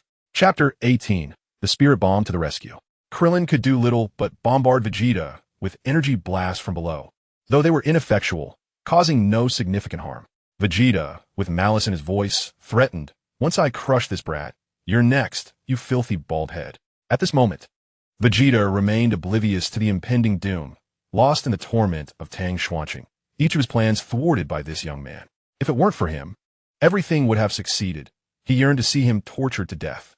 Meanwhile, Goku had prepared the Spirit Bomb, which had grown significantly in size, likely sufficient to obliterate Vegeta. He hurled it forth without hesitation. As Vegeta glanced down and noticed a shadow approaching, he turned to find a massive blue energy sphere barreling toward him. With no time to evade, he hurled Tang Xuanqing away, determined that if death was to come, it would claim the boy first. In that instant, Goku realized Tang Xuanqing had been thrown, too late to halt the impending collision, as the Spirit Bomb, once launched, could not be stopped. However, he recalled that as long as Tang Xuanqing possessed righteous energy, he would be unharmed, and indeed, the outcome proved him correct. Tang Xuanqing sailed through the Spirit Bomb, crashing to the ground, unconscious. Vegeta, in a frenzy, proclaimed, "I am the strongest, the Prince of Science, Vegeta." Gallic Gun. Vegeta continued his final struggle, erupting with a fierce energy, assuming the stance of the Gallic Gun. He raised his hands above his head, forming claws, with his right hand resting upon the back of his left. His body slowly twisted as a surge of purple energy erupted from him, forcefully thrusting forward to unleash a colossal wave of purple energy that collided with the Spirit Bomb. Yet, the attack proved futile as it was gradually consumed, leaving Vegeta's Gallic Gun unable to withstand the onslaught.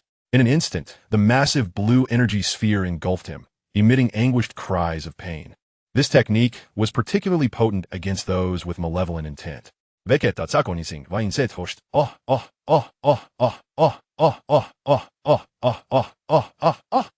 The torment of this strike rendered him nearly lifeless, propelling him into the sky, his great ape visage contorting into unimaginable shapes.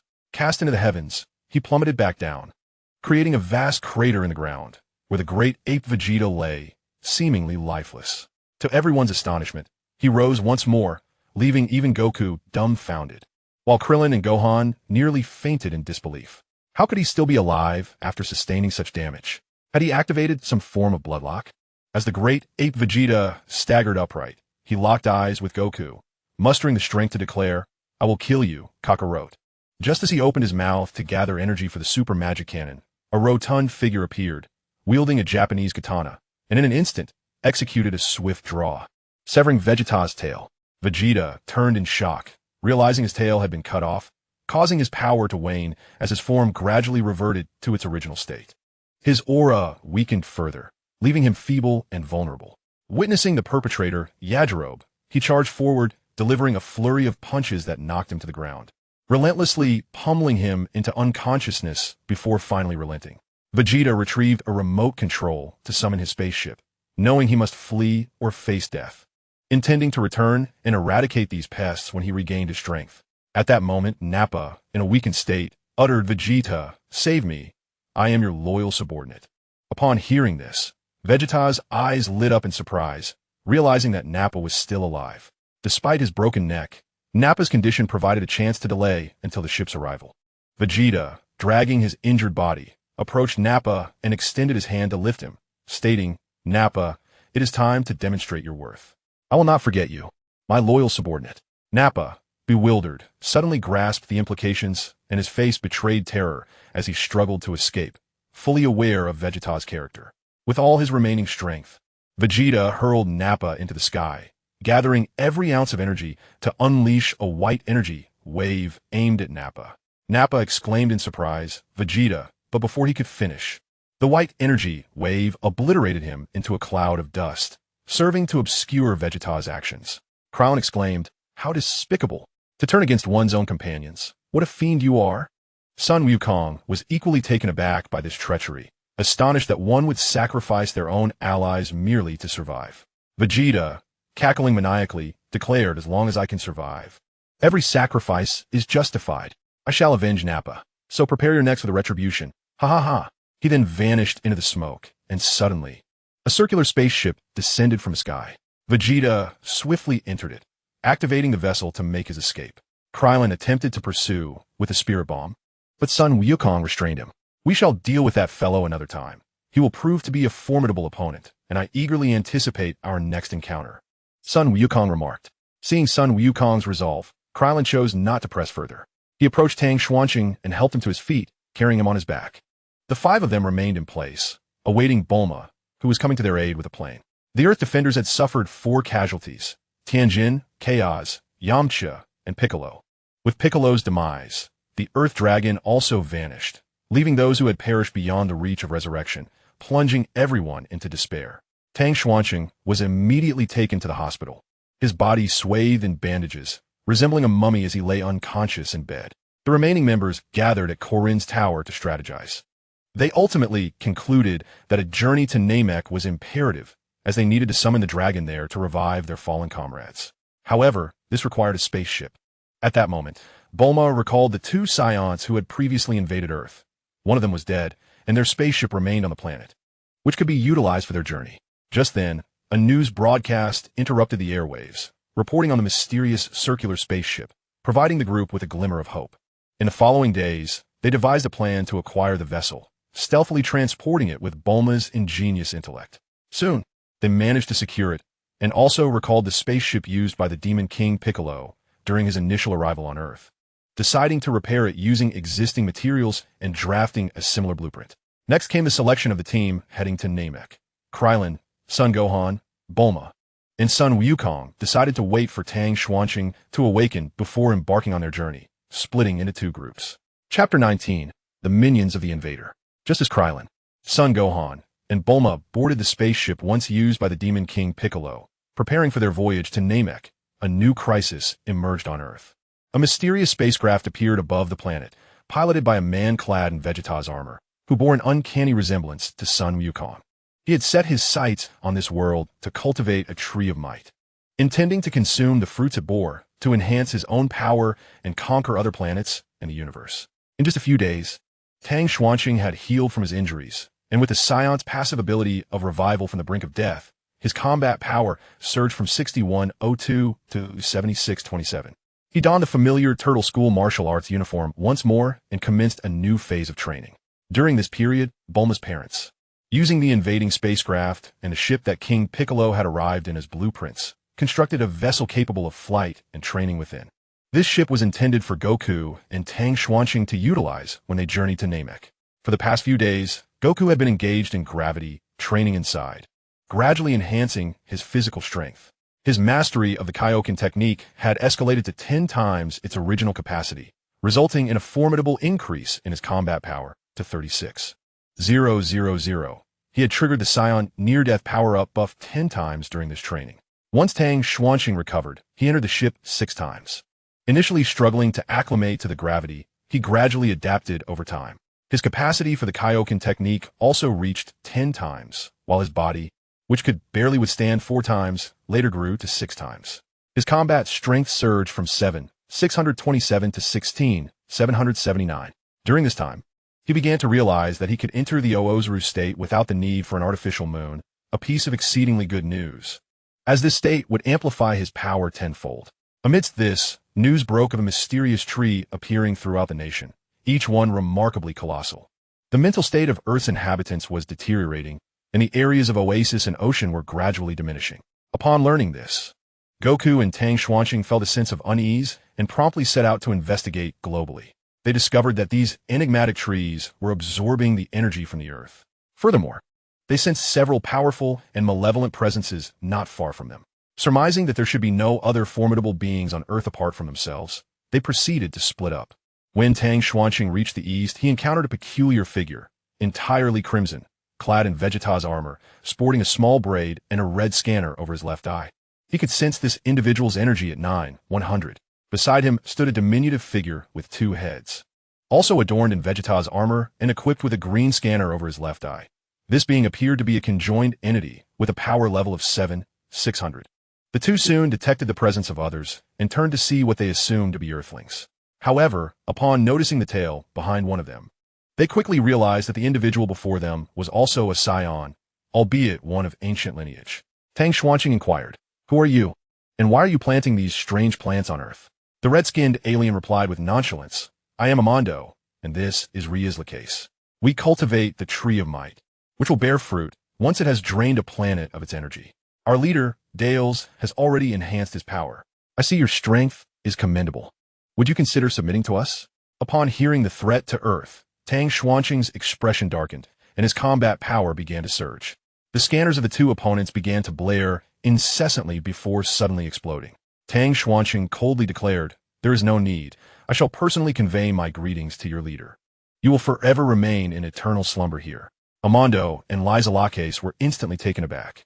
The destruction of their detector indicated that this individual's combat power exceeded 10,000. And given his menacing tone, they resolved to flee and relay this information to their leader, Dales. In a fit of rage, Tang Xuanqing charged forward, delivering a powerful right punch that shattered Amando's face, sending him staggering backward. With a swift motion, he then kicked Liza Laques away. Realizing escape was futile, Amando and Liza Laques prepared for a desperate struggle, hoping to create enough commotion to attract Dale's attention for rescue. Amando was the first to launch an assault, unleashing a flurry of wild blows, all of which Tang Xuanqing deftly evaded before retaliating with a devastating strike to Amando's abdomen, sending him hurtling away. Tang Xuanqing turned his gaze toward the diminutive Liza Laques, only to be surprised as the latter suddenly split into 2, although their combined strength was diminished. Each possessed a combat power of 3,800, rendering their strategy largely ineffective and making them easier to defeat. The twins, Luais and Laques, rapidly conjured energy orbs. Zelentens bombarding tang sunchen. The orbs struck him, enveloping him in a thick cloud of smoke. But as the adage goes, where there is smoke, there is no harm. Just as the brothers believed they had vanquished their foe, a figure swiftly appeared behind them, delivering a punch and a kick that sent them flying. In an instant, he dashed toward Amando, landing a fierce blow to his jaw, leaving him and his companions dazed. Luais and Laques quickly regained their balance midair and, observing Tang Xuanqing at Amando's position, contemplated their escape. However, Tang Xuanqing was not one to indulge in mere play. He was now intent on the hunt. It was imperative to eliminate the adversaries before they acquired complete intelligence on him. In a flash, he positioned himself behind the twins, seizing their necks with both hands, gradually tightening his grip until their breathing became labored and their eyes bulged. He then cast them aside. Dan Sun Tian Fuklim Gamehem. His hands formed a blossom-like shape at his waist, gathering a luminous energy sphere within his palms. With a sudden burst, he unleashed a blue energy wave that engulfed the brothers, reducing them to ashes. Witnessing the obliteration of Luais and Laques instilled a profound fear in Amando, who promptly turned and fled with all his might. Yet, Tang Xuanqing would not permit his escape. With a mocking laugh, he instantaneously appeared in front of him, delivering a powerful punch to Amando's chest that sent him flying several meters. As Amando struggled, Tang Xuanqing emitted an invisible beam that compressed him, culminating in an explosive release from within, transforming him into a fleeting wisp of smoke, dissipating into the ether. Dang Sun Tian Lamente. It is indeed ironic that I have adopted Vegeta's technique. The last time, it was I who fell victim to it. With a swift motion, he unleashed a beam of light from his right hand, obliterating the spiritual trees they had cultivated, leaving only a fragment to take away, perhaps to study its secrets. At that moment, in the west, Sun Wukong encountered two extraterrestrial beings. One bore a striking resemblance to a human, clad in the battle attire of Planet Vegeta, with a purple detector affixed to his left eye. This individual was Days, possessing a combat power of 8,400. Beside him stood a being with a crimson physique, half-machine and resembling a cyborg, also garbed in the battle suit of Planet Vegeta, equipped with a similar purple detector. This was Kakao, whose combat power was 13,000, merely 5,000 less than Vegeta upon his arrival on Earth. However, times had changed. Sun Wukong's combat prowess had surpassed that of Vegeta, reaching an impressive 36,000. The two extraterrestrials were immediately intrigued by Sun Wukong, unaware of the hidden depths of his strength. The detector indicated a mere 2,500, leading them to believe they could easily overpower him, and they launched an unhesitating assault. Days darted forward, throwing a punch at Sun Wukong, who effortlessly dodged it, leaving Days astonished. How could someone with a combat power of 2,500 evade my attack? That reaction time is simply impossible. In response, Sun Wukong delivered a powerful blow to Days' abdomen, nearly forcing the very essence from him. This moment caused Days to question his own reality. Is this truly someone with a combat power of 2,500? He gasped, looking up at Sun Wukong in disbelief. You are concealing your true strength. You are far beyond 2,500. Sun Wukong himself was bemused. This individual charged at him without a word, only to claim he was hiding his power after being struck. While there was some truth to that, it was Days who initiated the conflict. Days hastily retreated to Kakao's side, warning, be cautious. This one is not merely 2,500 in strength.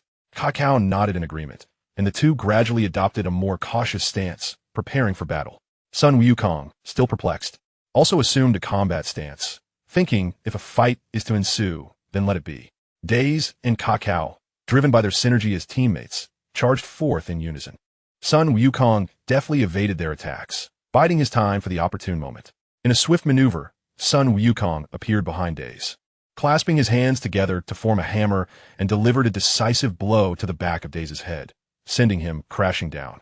He then turned his attention to Kakao, launching a series of relentless strikes.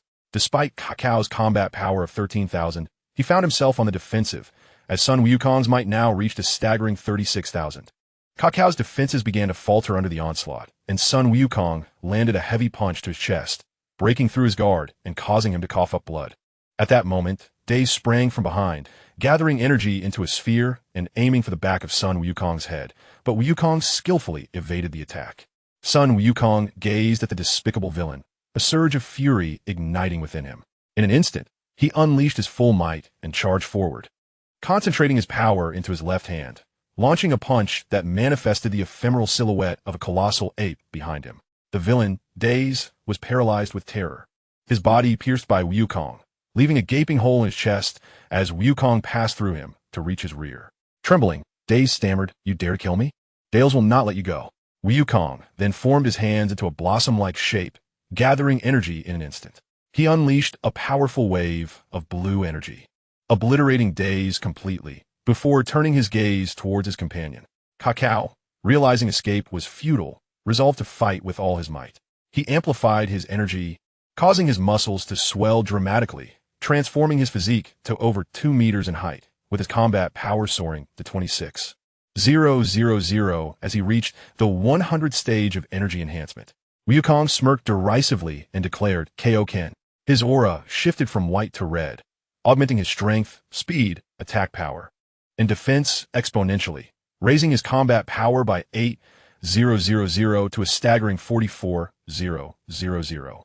Kakao charged forward, launching a powerful right punch, only to strike nothing but air. For Wukong had already evaded his original position. In a blink, Wukong appeared behind him, grasping his shoulder and hurling him skyward. The crimson figure then danced around Kakao, delivering a relentless barrage of blows, leaving Kakao in a state of utter humiliation. The disparity in their combat prowess was insurmountable. Otherwise, Kakao might have stood a chance. Kakao attempted to break free from this relentless assault, but each effort was met with further punishment. Ultimately, he found himself devoid of strength, poised to activate the signal on his detector when Wukong reappeared, seizing his left hand and swiftly fracturing it. A powerful kick followed, sending Kakao sprawling.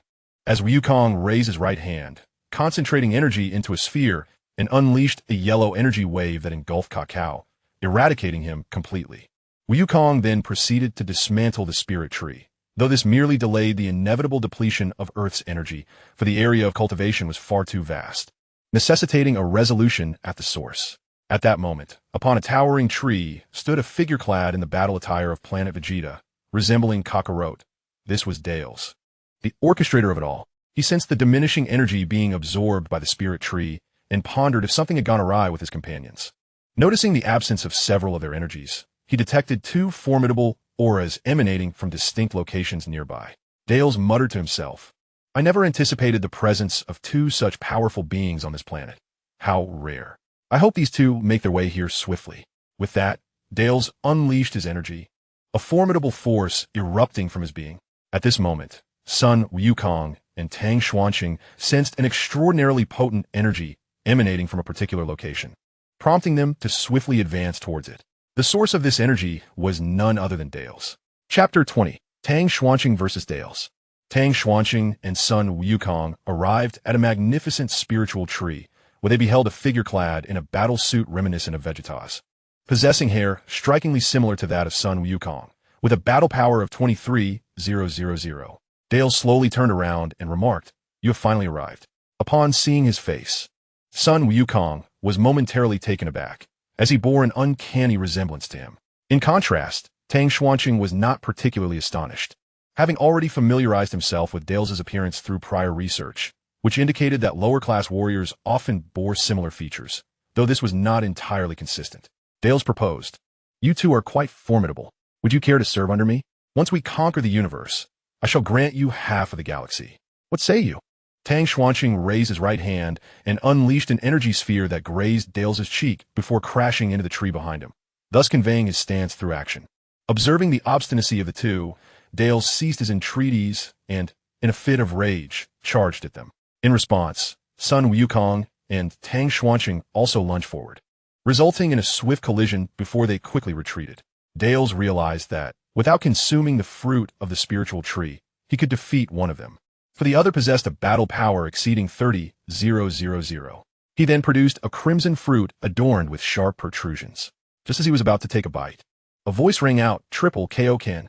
A figure radiating red energy surged forward, delivering a powerful punch to Dales' abdomen, sending him hurtling back into the tree. While the fruit slipped from his grasp, the assailant, who had dispelled the Kaioken state, was none other than Tang Xuanqing, whose battle power of 16 for 149 soared to 40,779 when utilizing the triple Kaioken, far surpassing Dales' 23,000. This single strike was sufficient to repel him. However, it was only effective as a surprise attack, for the drawbacks of the Kaioken were all too easily perceived. Tang Xuanqing could not possibly allow Dales to consume the fruit that would amplify his power. It would be sheer folly to stand idly by. He was determined to resolve the conflict quickly, denying Dales the opportunity to enhance his strength. With a base power of 23,000, even a full force burst would only yield 46,000. Yet, such an exertion would rapidly deplete his energy reserves, making it impossible for him to eliminate them swiftly. Dales emerged from the tree, his gaze fierce as he glared at Tang Xuanqing. This impudent fellow had dared to launch a surprise attack and seize his spiritual fruit. Although he did not particularly need that fruit, such an affront incited his ire. Tang Xuanqing disdainfully retorted, "Not satisfied? Then by all means, consume another one, fool." In a moment of audacity, Tang Xuanqing devoured the entire spirit tree fruit before Darius. An overwhelming surge of power instantaneously coursing through his body. His muscles swelled dramatically, and his aura intensified beyond previous limits, elevating his combat strength to a staggering 3,016. 449. However, this enhancement was fleeting, a transient boon that would eventually diminish, albeit leaving behind a slight residual increase. Observing this scene, Darius was consumed by rage. Losing his composure as he realized the audacity of this young man who had dared to challenge him by consuming his spirit fruit.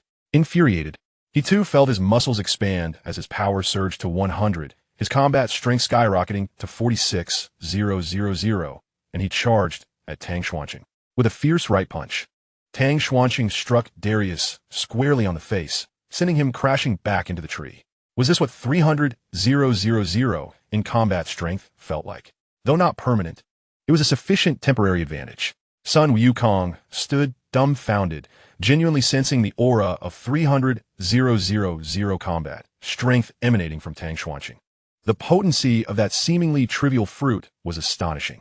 Tang Xuanqing, fueled by a surge of energy, pursued Darius relentlessly, refusing to grant him even the slightest reprieve. A knee strike landed forcefully against Darius's abdomen, followed by a barrage of punches, as if he were the villain in this confrontation. Darius, seething with fury, declared, "You're finished, boy. Once I consume the spirit fruit, your demise will be imminent." Before he could finish his threat, another punch landed, followed by yet another, leaving no opportunity for Darius to respond. Though Tang Xuanqing did not consider himself a paragon of virtue, he merely sought to keep the situation within his control and end the battle swiftly. Suddenly, one of Tang Xuanqing's punches was caught, revealing that Darius had indeed consumed the fruit. Otherwise, he would not have been able to intercept the blow. Darius grinned, proclaiming, "You are done for, boy. I have consumed the fruit, and now your end is nigh." In a sudden burst, Tang Xuanqing shouted, "Fivefold, Kaioken." Instantly, a crimson aura enveloped him, amplifying his strength, speed, attack power, and defense. He launched a powerful punch, striking Darius once more. Darius was bewildered, despite having consumed the fruit and experiencing a surge of 300,000 in combat strength. He found himself overwhelmed, unable to fathom why he was being suppressed. Tang Xuanqing then grasped Darius's left leg, hurling him aside. In an explosive display of energy, he elevated his aura to 100, resembling a Super Saiyan in its third transformation. His muscles bulging impressively as he towered over 2 meters tall. His combat strength soared to 6,032, 898, and with the added effects of the fivefold Kaioken, it surged to an astonishing 6,072, 898, as the potency of Kaioken diminished at higher levels of combat strength. Suddenly, his right hand slowly moved to his waist, adopting a forward thrusting posture. Energy coalesced in his right hand, and as the energy orb grew larger, it gradually took on the irregular undulations of lightning, with 3 hook-shaped patterns emerging at its center. Dang Sun Tianzao, Zading Galing. He thrust his right hand forward with great force, unleashing a colossal yellow shockwave, surrounded by spiraling lightning, directed towards Darius. At that moment, Darius, still reeling from the impact, was engulfed by the attack, and even the spiritual tree behind him was instantly obliterated. After executing the strike, Tang Xuanqing collapsed to his knees, the energy around him rapidly dissipating, his muscles reverting to their original state, and his height diminishing as well. His combat power plummeted from 600,000 to 20,000, having initially been only 16,779, indicating a significant boost of 3,221 from the spiritual tree-s fruit, which evidently held some efficacy. Sun Wukong inquired, "Xuanqing, are you all right?" Tang Xuanqing managed a bitter smile and shook his head. Raising his arms was now a strenuous task, and though his blow had struck Darius, it had not annihilated him. The fiend had consumed a spiritual tree fruit upon impact. Suddenly, Darius appeared in midair. Although his Vegeta planet battle attire was now in tatters, his aura had not diminished. Rather, it had intensified, and he gazed down upon them with disdain. Darius lunged forward, delivering a brutal kick that sent Sun Wukong staggering back. He then gathered a formidable energy sphere in his right hand and launched it directly at Tang Xuanqing. The pale purple energy wave engulfing him instantly, hurling him away and leaving him unconscious on the ground. Chapter 21. Tenfold King's Fist, Sun Wukong versus Darius. After being kicked back, Sun Wukong quickly regained his footing. Darius questioned, "What is your choice?" Sun Wukong replied calmly, "I will never aid you in your tyranny. Prepare to meet your end, Darius." In an instant, he erupted with fury, charging at Darius and launching a fierce right punch, which Darius easily caught. Now, having consumed the spiritual tree fruit, Darius boasted a combat power of 300,000, while Wukong stood at merely 36,000, a vast disparity. Darius ominously remarked, "What a pity it is to have to slay one of my own kind." He then yanked Wukong towards him, delivering a vicious knee strike to Wukong's abdomen, followed by a ki blast that sent him flying. Sun Wukong shouted, "Fivefold King's Fist." Instantly, his entire body was enveloped in a crimson aura, his skin gradually taking on a red hue. His strength, speed, attack power, and defense surged, elevating his combat power to 76,000. He then charged at Darius with ferocity, executing a surprise attack that landed a punch squarely in Darius's abdomen, launching him into the sky. Sun Wukong quickly followed, his energy surging as he ascended above him. Hands clasped together like a hammer, he struck down upon Darius's back, accelerating his descent toward the ground. The effect of Dales momentarily dissipated, leaving him momentarily stunned as he was abruptly struck. He hurriedly consumed another spirit tree fruit. Sun Wukong swiftly dove down, delivering punch after punch within the confines of his most vulnerable state, each blow inflicting greater damage than the last. Ultimately, he landed with remarkable speed, his hands forming a flower bud shape at his waist, gathering an energy sphere in his palms and forcefully thrusting it toward the plummeting Dales. Sun Wukong shouted, "Kamehameha!" A blue energy wave surged toward Dales, engulfing him entirely, accompanied by chilling cries of agony. Dales screamed in torment, "Ah!" Sun Wukong gritted his teeth and declared, 10 times Kaioken. His crimson aura intensified, his blood boiling instantaneously, his power surging from 46,000 to an astounding 126,000. This immense strength came at a significant cost to his body. With a fierce burst of energy, Sun Wukong charged toward Dales without granting him a moment's respite. The adversary, battered and bewildered, could not react or consume the fruit in time. Sun Wukong landed a powerful punch to Dale's chest, causing fractures to ripple through his torso. Blood sprayed from Dale's mouth as his Vegeta planet armor shattered, leaving him clad only in tattered pants. He was launched several meters away, his head sliding against the ground for a considerable distance. Dale slowly rose, his body wobbling unsteadily. A sense of dread washed over him as he felt the threat of death loom, yet he was determined to usurp Frisia and refuse to succumb to fear.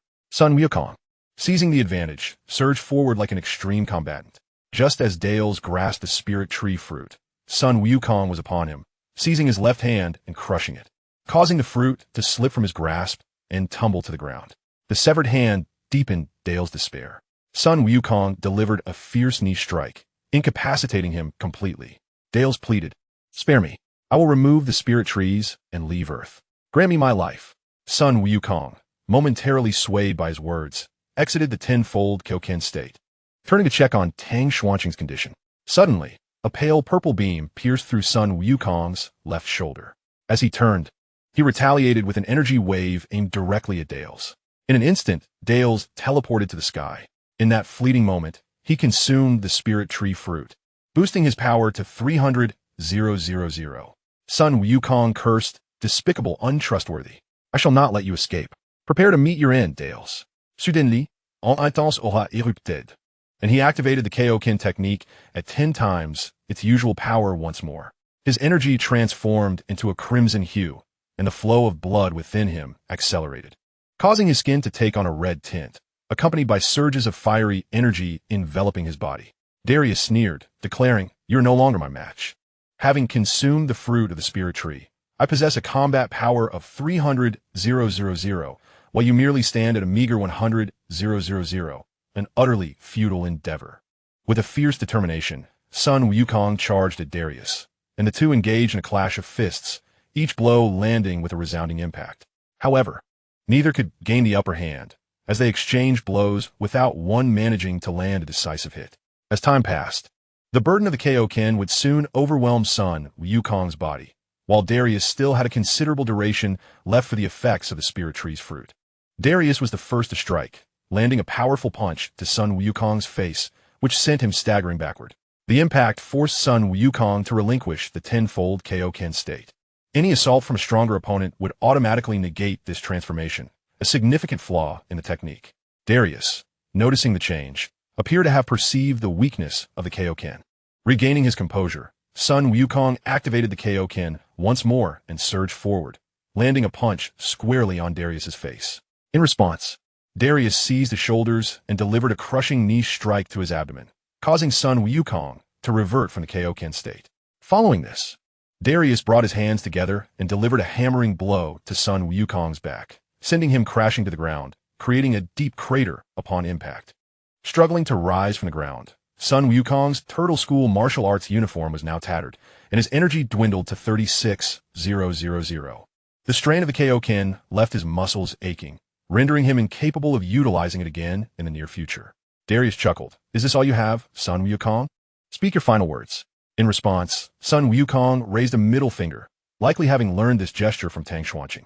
Darius, consumed by rage at the perceived disrespect, charged at him with explosive fury.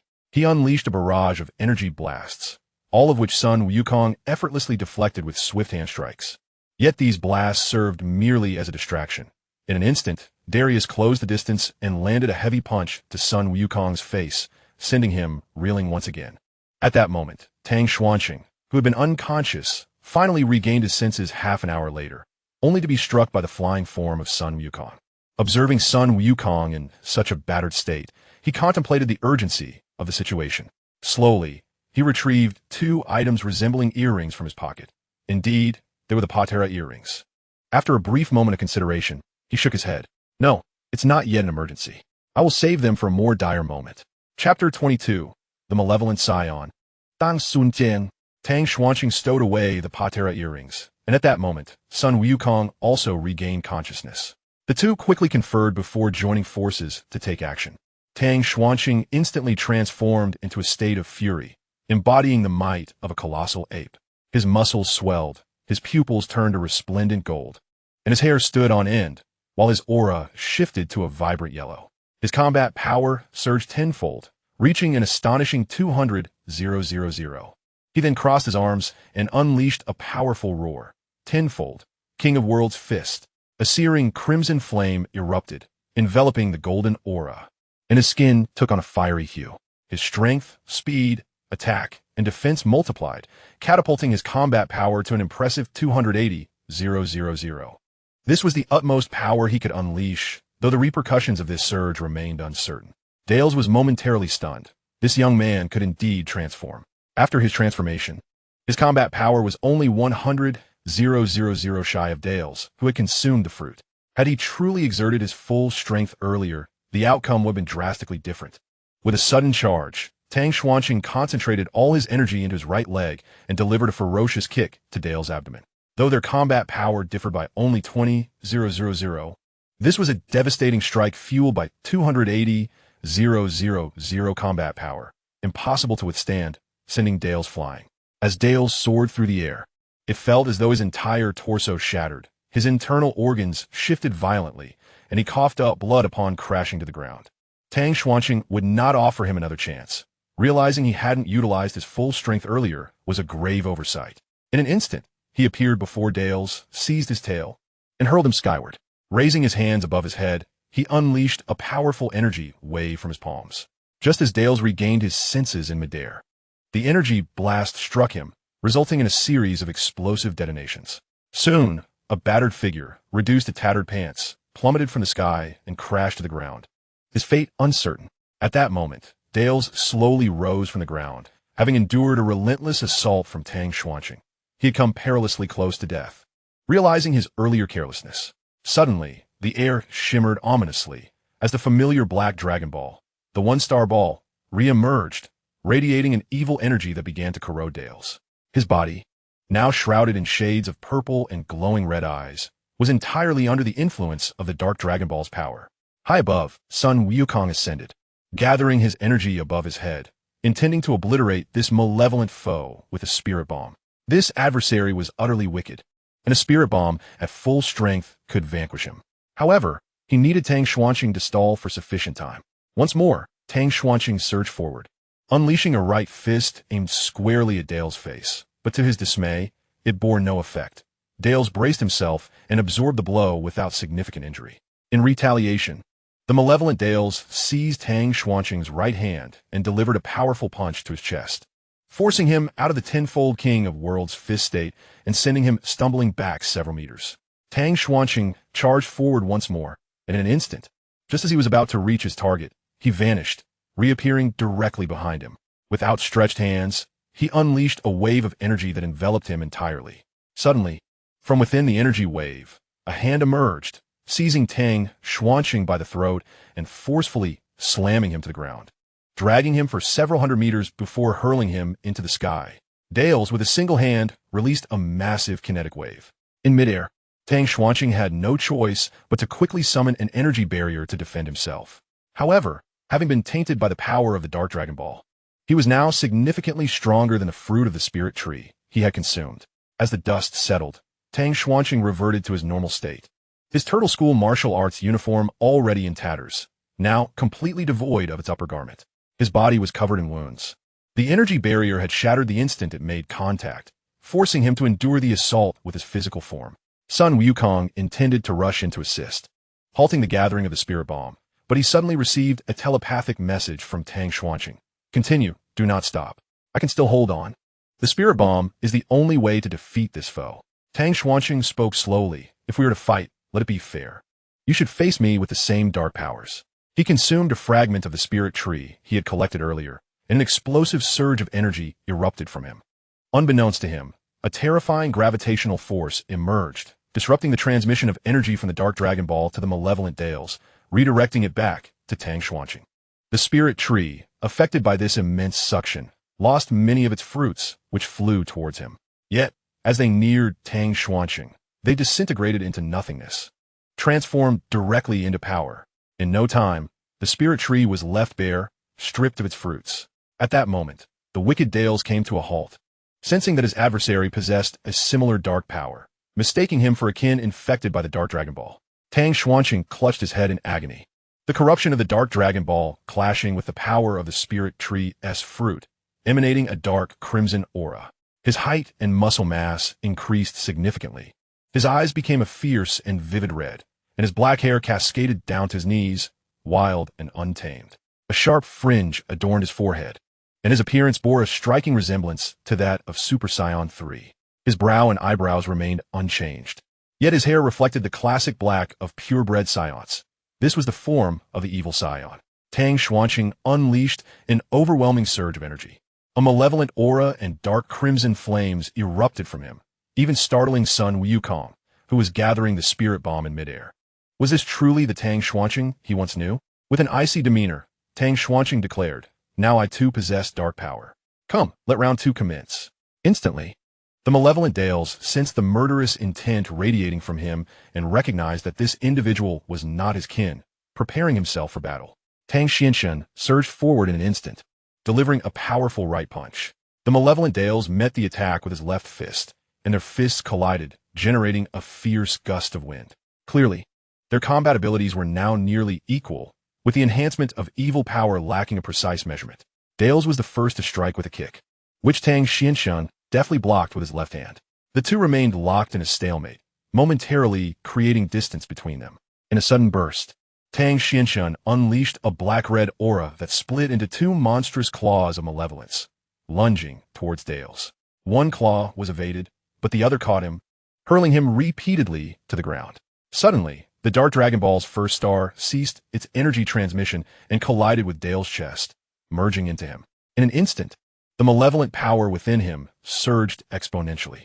Tang Xuanqing couldn't help but break into a cold sweat. This unforeseen fusion made it impossible to gauge the strength of his opponent, which undoubtedly now surpassed his own. His only hope lay in the spirit bomb. He wondered if Sun Wukong had prepared it in time. Glancing aside, Tang Xuanqing noted that the spirit energy was alarmingly scant, barely the size of a baseball.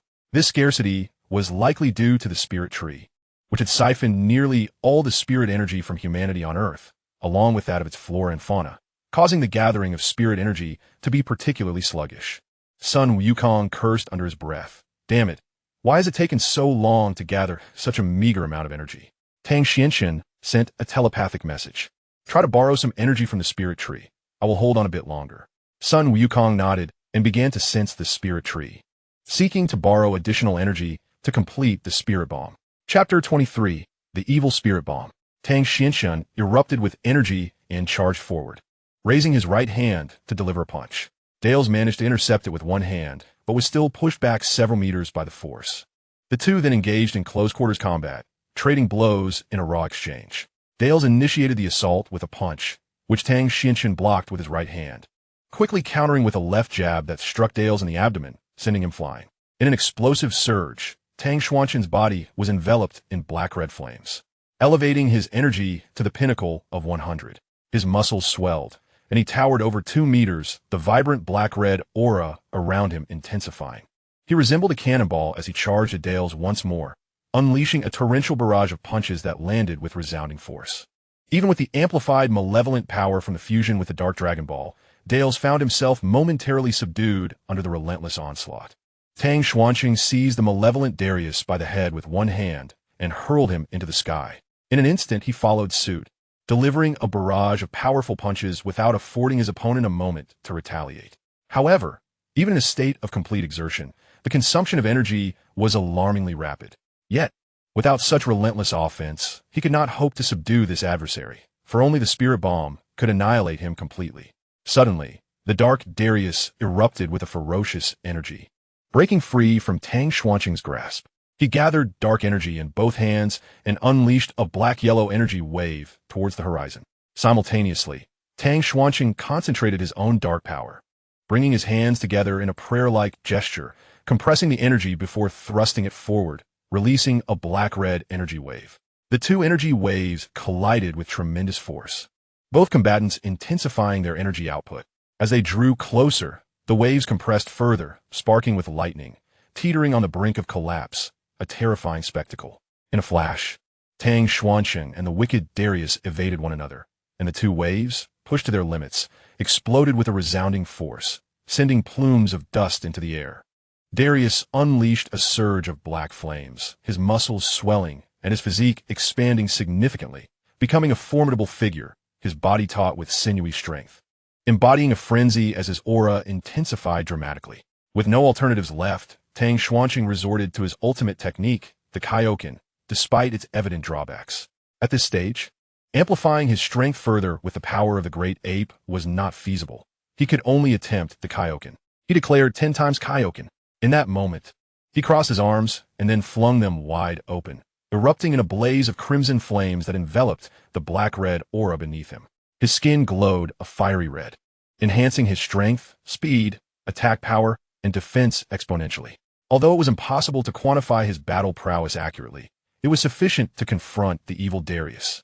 The two rushed toward each other at an astonishing speed, colliding with a force that caused fissures to form in the ground, gradually widening until the earth began to crumble beneath them. With a surge of power, Tang Xianxian thrust Darius upward into the sky, his own energy flaring explosively. A combination of fiery red and black-red flames surging around him. He ascended to Darius's zenith, bringing his hands together to form a hammer and struck down with tremendous force, driving Darius deep into the ground. He then released the Kaioken, conserving his energy for the next engagement. Darius slowly rose from the earth, gathering a glimmer of white light in his hands, which he hurled into the sky, radiating a blinding brilliance upon himself. Tang Xianxian recognized the artificial moon and understood the dire necessity of preventing Darius from transforming into a great ape. He teleported behind him, unleashing a surge of black-red flames from his left hand, solidifying into a blade of energy, and with a swift motion, severed Darius's tail. The malevolent Darius felt a sharp pain from behind, and, upon turning to look, discovered that his tail had been severed. The light from the artificial moon no longer held any sway over him. Tang Xianxian wielded the blade of energy in his left hand, carving numerous wounds upon Darius's body, culminating in a powerful thrust that struck true to his abdomen, forcing him back. reeling several meters before regaining his footing. Darius was inexplicably fueled by a potent mix of hatred and fury, enabling him to transcend into the form of an evil Saiyan. The malevolent aura emanating from him became denser than that of Tang Xuanqing. Miraculously, a sinister tail began to reform at the sight of his severed appendage, allowing him to achieve his giant ape transformation. Tang Xuanqing could only pray for Sun Wukong to recover quickly. If this continued, he would surely be exhausted.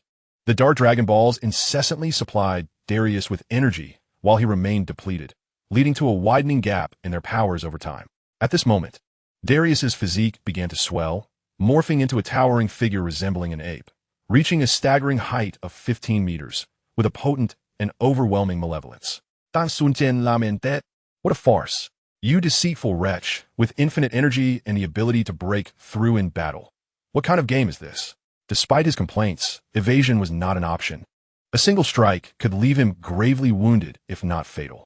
However, due to the giant ape's immense size, it was not so easy for him to be captured in his human form. Tang Xuanqing plunged the blade of energy in his left hand sharply into his right palm, producing a piercing sound. The pain was evident on his face, yet he resolved to emulate what Black Wukong had accomplished, producing a scythe of his own.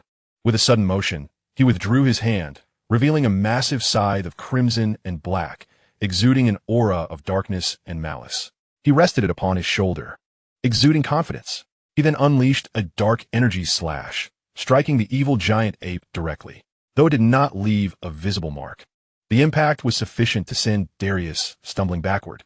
The transformed Darius opened his enormous mouth, concentrating dark energy before unleashing a tremendous energy blast aimed directly at Tang Xuanqing. In response, Tang Xuanqing concentrated all his energy into the black-red scythe, causing it to swell to an immense size. He swung it down with ferocity, colliding with the energy blast and raising a cloud of dust. As the dust settled, the scene revealed the giant ape gripping the blade of the scythe with both hands, straining every muscle to hold it in place. While Tang Xuanqing was equally strained, his energy nearly depleted. This strike represented his utmost effort. Yet this relentless beast managed to withstand it.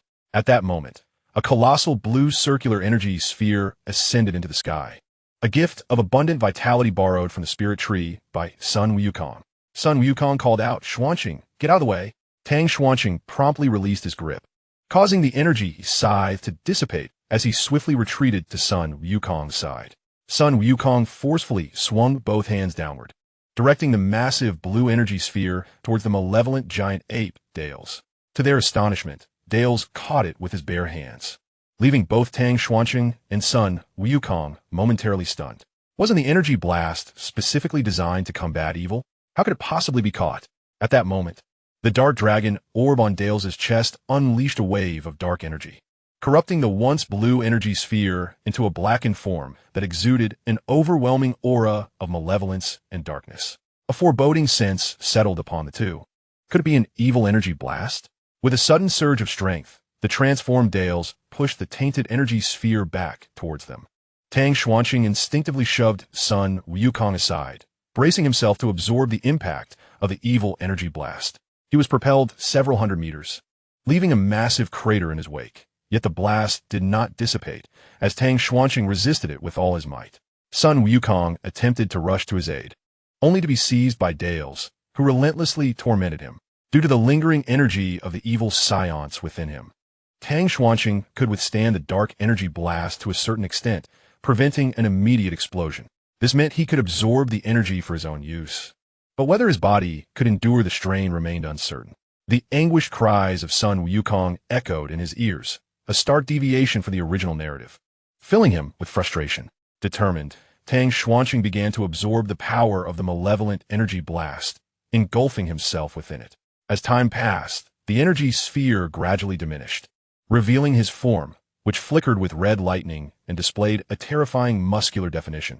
He had attained the evil Saiyan energy blast form, akin to that of the Super Saiyan energy blast. At that moment, Tang Xuanqing felt as if he might explode from the overwhelming surge of power. The excruciating sensation of power reaching its zenith was something only he could comprehend. He shot forth like a bullet, delivering a devastating right punch that pierced through Dales' body. The giant ape released Sun Wukong, clutching his pierced abdomen and howling in agony. a manifestation of his dissatisfaction and pain.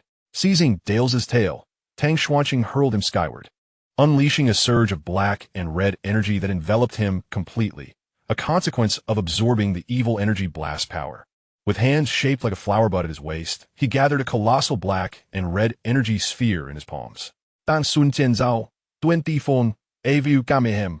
He thrust his hands forward, unleashing a massive wave of black and red energy that engulfed the malevolent giant ape Dales, reducing him to nothingness. After delivering that powerful strike, Tang Xuanqing collapsed to his knees, returning to his usual state. The immense force he had unleashed nearly caused his body to explode under the strain of the malevolent energy blast. Fortunately, in that critical moment, he managed to expel all the energy. Had he not, he would have perished. Sun Wukong remarked, "You truly dare to absorb the evil energy blast. Dang Sun Tian Zito. Had you attempted to absorb it, you would have been obliterated before you even began. Only those with equal power can withstand such forces. Had I not pushed you away, you have faced death once more."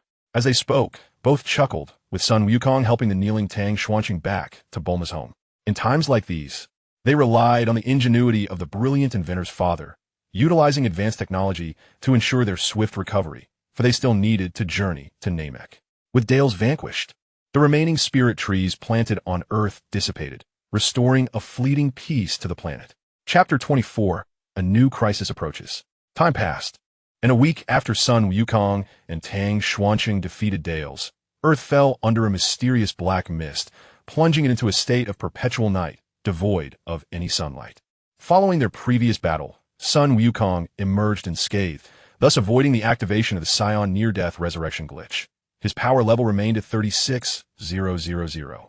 Tang Xuanqing, however, had become the FMVP of the battle, excelling in damage absorption, damage output, and control, ultimately seeing his power level soar from 20,000 to 25,000, triggering the Saiyan resurrection glitch and further enhancing his strength. As they exited the training room, they were bewildered to find the sky still shrouded in darkness. Checking the time confirmed it was indeed morning, which was utterly absurd. An elderly figure approached. It was Dr. Brief, Bulma's father and the founder of Capsule Corporation. "Doctor," Brief stated, "Gentlemen, my machines have detected a force that defies scientific explanation. It seems we may have unwelcome visitors on Earth once more." Tang Xuanqing reassured him, "Rest assured, Doctor, we shall resolve this crisis." Sun Wukong nodded in agreement, endorsing his companion's words.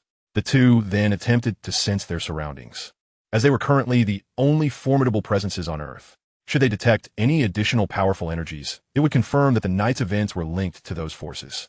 As anticipated, they sensed several auras in a desolate city, some weak, but one distinctly stronger. Having gauged the general direction, they instantly unleashed their energy and soared towards the source. Meanwhile, in another location, an elderly alien with green skin, an elongated forehead, and two antennae sat in a chair. Upon closer inspection, he was indeed an Namekian, yet he emanated a profoundly sinister aura. Surrounding him were 5 bizarre-looking subordinates and several demon soldiers. Schlag sensed the approach of 2 formidable energies, emanating a sense of righteous indignation that filled him with aversion, one of which was tinged with a hint of malevolence. Albeit incomplete, the scene shifted, and at their current velocity, the two soon arrived at a desolate city, exuding an aura of decay and desolation, shrouded in an oppressive gloom.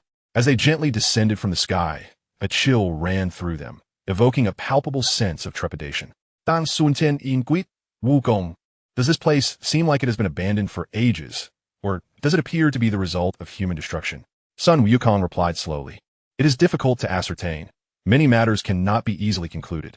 As they walked, a horde of demon soldiers suddenly emerged from the shadows, encircling them with high-tech weaponry resembling handguns, the potency of which far surpassed that of ordinary firearms, all clad in the battle attire of their kind. "Dan Suntian Demandet, who are you? What brings you to Earth? You are the ones responsible for the recent darkness, aren't you?" A squad leader among the demon soldiers sneered, "Foolish Earthlings. Your planet has been claimed by our Lord Schlag to be transformed into a realm suitable for demon habitation.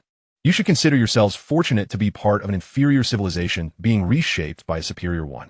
Sun Wukong, bewildered by the revelation, recognized that this being, Schlag, was indeed an invader of Earth. Without further ado, Tang Xuanqing raised his right hand and unleashed a yellow energy sphere, which struck the speaking demon soldier, sending him flying several meters before exploding upon impact. In an instant, he plunged into the fray, delivering powerful punches that sent the remaining demon soldiers sprawling. Witnessing Tang's resolve, Sun Wukong joined the battle, easily dispatching the demon warriors with minimal effort, each foe falling with just a few strikes. They forged a path through the chaos, with Tang Xuanqing sparing one soldier to serve as a guide, intent on confronting the schlag. The demon soldier, witnessing the grim fate of his comrades, succumbed to the overwhelming force and obediently led them onward. Sun Wukong queried, "What manner of being is your Lord Schlag?" The trembling soldier replied, "He is a demon born of malevolence, rumored to be a legendary super Namekian, a rarity from Namek that appears once in a century, possessing extraordinary combat prowess and an extreme evil heart." He paused, prompting Sun Wukong to urge continue. The demon soldier, visibly anxious, stammered, "You must ensure my safety if I am to divulge more. I do not wish to meet my demise." Tang Xuanqing felt incredulous, bewildered by the audacity of this creature to negotiate for his life while at their mercy. Sun Wukong reassured him, "Do not worry. As long as you guide us to his lair and recount the full tale, we shall guarantee your survival." Upon hearing this, the demon soldier dared to continue. "It is rumored that Namek is on the brink of extinction. To preserve the hope of their planet, newborns were sent to various universes, and he happened to be dispatched to Slag Star. Lacking a name, he simply identified himself as Slag. During his youth on Slag Star, he exhibited remarkable combat prowess, conquering the planet and declaring himself king, amassing numerous followers. His nature was exceedingly cruel, demonstrating brutality even towards his subordinates. Those who displeased him would meet with swift execution. He and his minions roamed the universe, committing unspeakable atrocities, and both his strength and malevolent heart grew with age. His innate wickedness rendered Slag increasingly nefarious, as he fancied himself the emperor of the cosmos, relentlessly invading other planets. Tang Xuanqing, upon hearing this, was left in shock. To declare oneself the emperor of the universe was a blatant affront to my Lord Frisia. If that wretch were to encounter Frisia, he would have been obliterated long ago. The demon soldier continued. Time passed, and Slag aged, yet he did not abandon his desires for destruction. He set his sights on Earth, intent on invasion. Upon arriving with his subordinates, Slag aimed to transform Earth into a suitable habitat for his kind. Additionally, he had heard of the Dragon Balls on Earth, which could grant any wish, and he sought to use them to restore his youth and attain immortality. At this moment, both Sun Wukong and Tang Xuanqing felt their heads nearly explode. How did the existence of the Dragon Balls become common knowledge so swiftly? However, with Piccolo's demise, the Dragon Balls had lost their efficacy, rendering his journey futile. It seemed he had not gathered all the necessary information. Since he was here, he might as well stay and serve as a source of experience. Tang Xuanqing inquired, "Is that all, or is there more to be said?" The demon soldier hastily replied, "Furthermore, Slag commands 5 prominent generals, Doladebo, Mitamega, Ankara, Jin, and Kaguga, each possessing extraordinary combat abilities, having fought alongside him across numerous planets." As the three conversed, they approached the heart of the city, where they beheld a spaceship standing majestically in an abandoned square, presumably Slag's stronghold. Tang Xuanqing jested, "Well, thank you for your guidance. Let us make haste while their forces remain unaware. We must not allow them to discover your treachery and the vital intelligence you have imparted to us, lest you be dragged back for execution." Upon hearing this, the demon soldier was instantly overcome with goosebumps and quickly exclaimed, "I am grateful for your mercy, my lords. I shall depart from Earth at once." He then turned to flee, but suddenly, a red beam shot forth from the ship, aimed directly at him.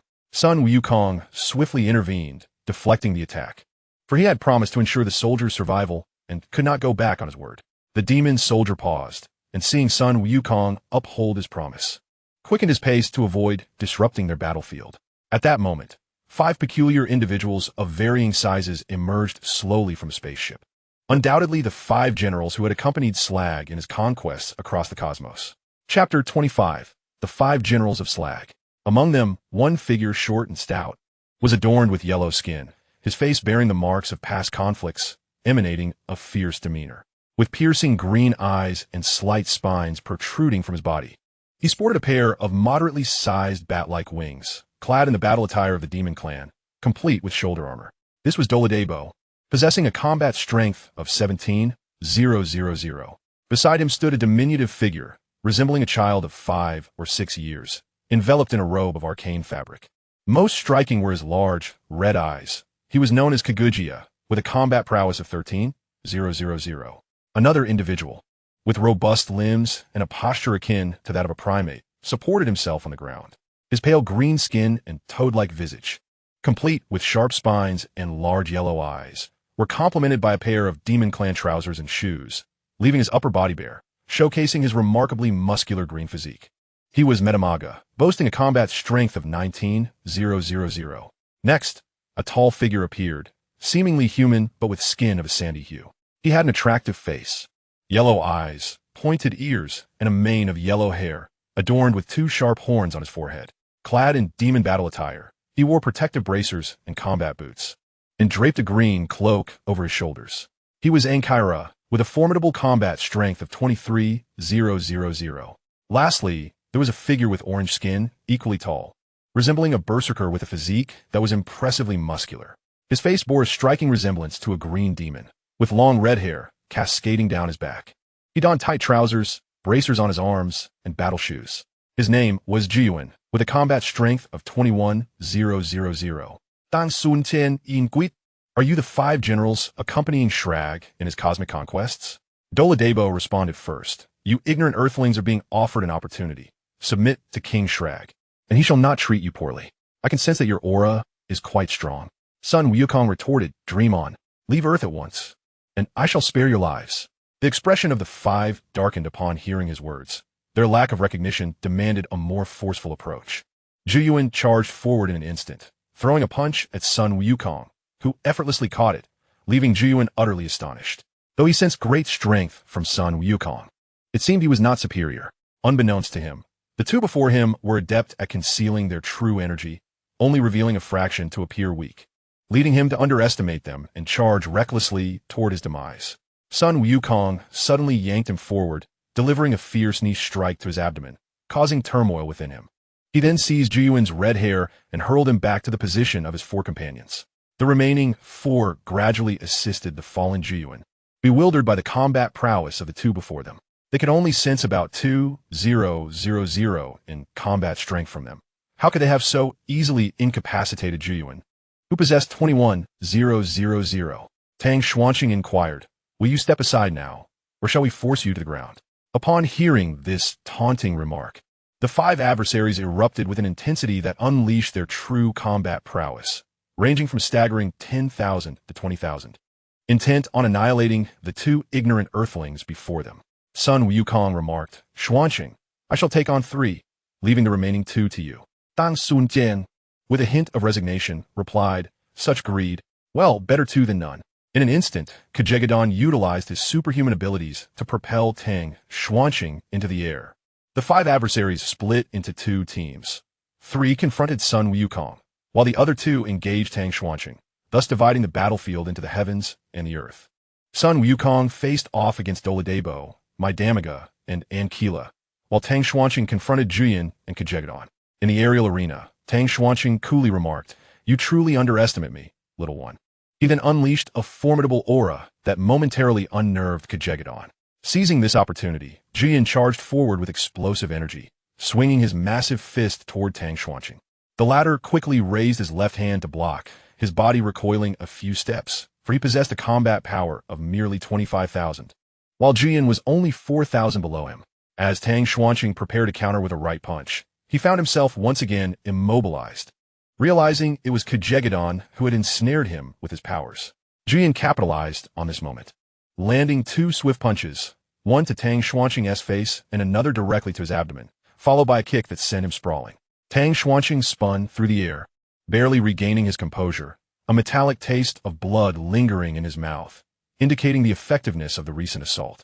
He then raised his left hand, conjuring a white energy scythe, a skill he could utilize even in his normal state without transformation, shaping the energy into a defined form.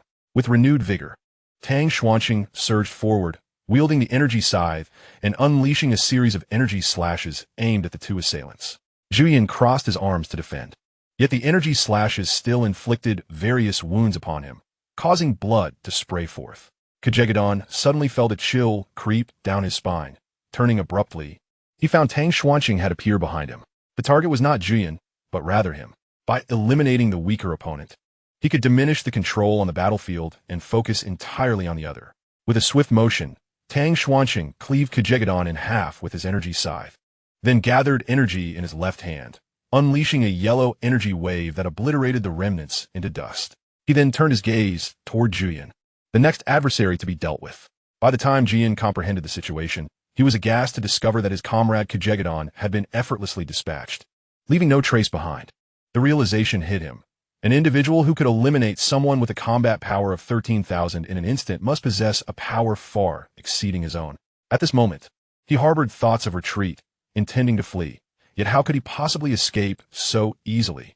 With a sudden flourish, Tang Xuanqing thrust the energy scythe into his body, piercing through his entire abdomen. Jiao Yin pleaded, "Spare me, my lord. I am willing to join you in battling the formidable Shurlag, that great demon. Dan Sun Tian Ziplit Guli. We have no need for traitors, especially one like you." With a swift exertion of strength, he hurled the traitor skyward using the energy scythe, instantly unleashing a multitude of energy slashes that reduced him to countless pieces, followed by a powerful energy wave that obliterated him into mere fragments. As the battle in the sky reached a temporary halt, on the ground, Sun Wukong faced 3 adversaries without the slightest hint of trepidation, deftly countering their every attack with ease. Despite their combined might, the trio could not land a single blow.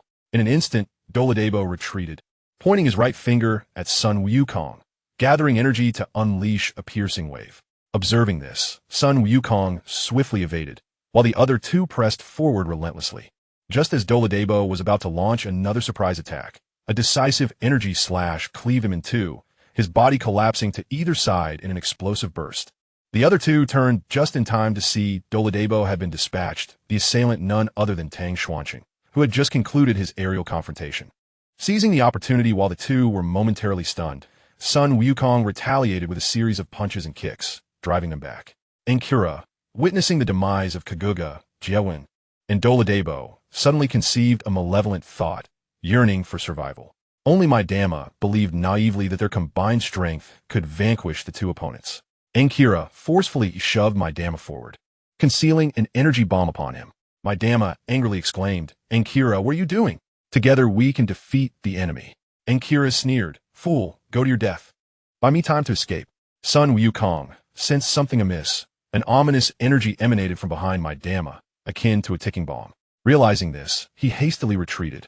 At that moment, my Dama fell to the ground ahead, yet still some distance from Sun Wukong.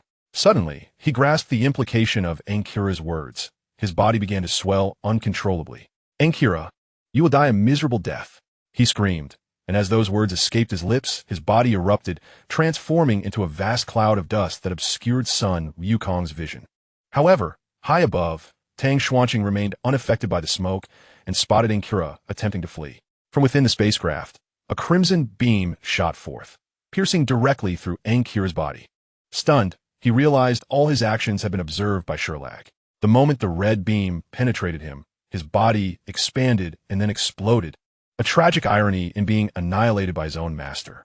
What awaited the 2 now was the true invader, Shurlag. Chapter 26, United Against the Aged Shurlag. At this moment, the 2 individuals slowly entered the spacecraft, where they beheld a Namekian seated upon a golden throne. This figure, somewhat skeletal and predominantly green, bore a haggard countenance.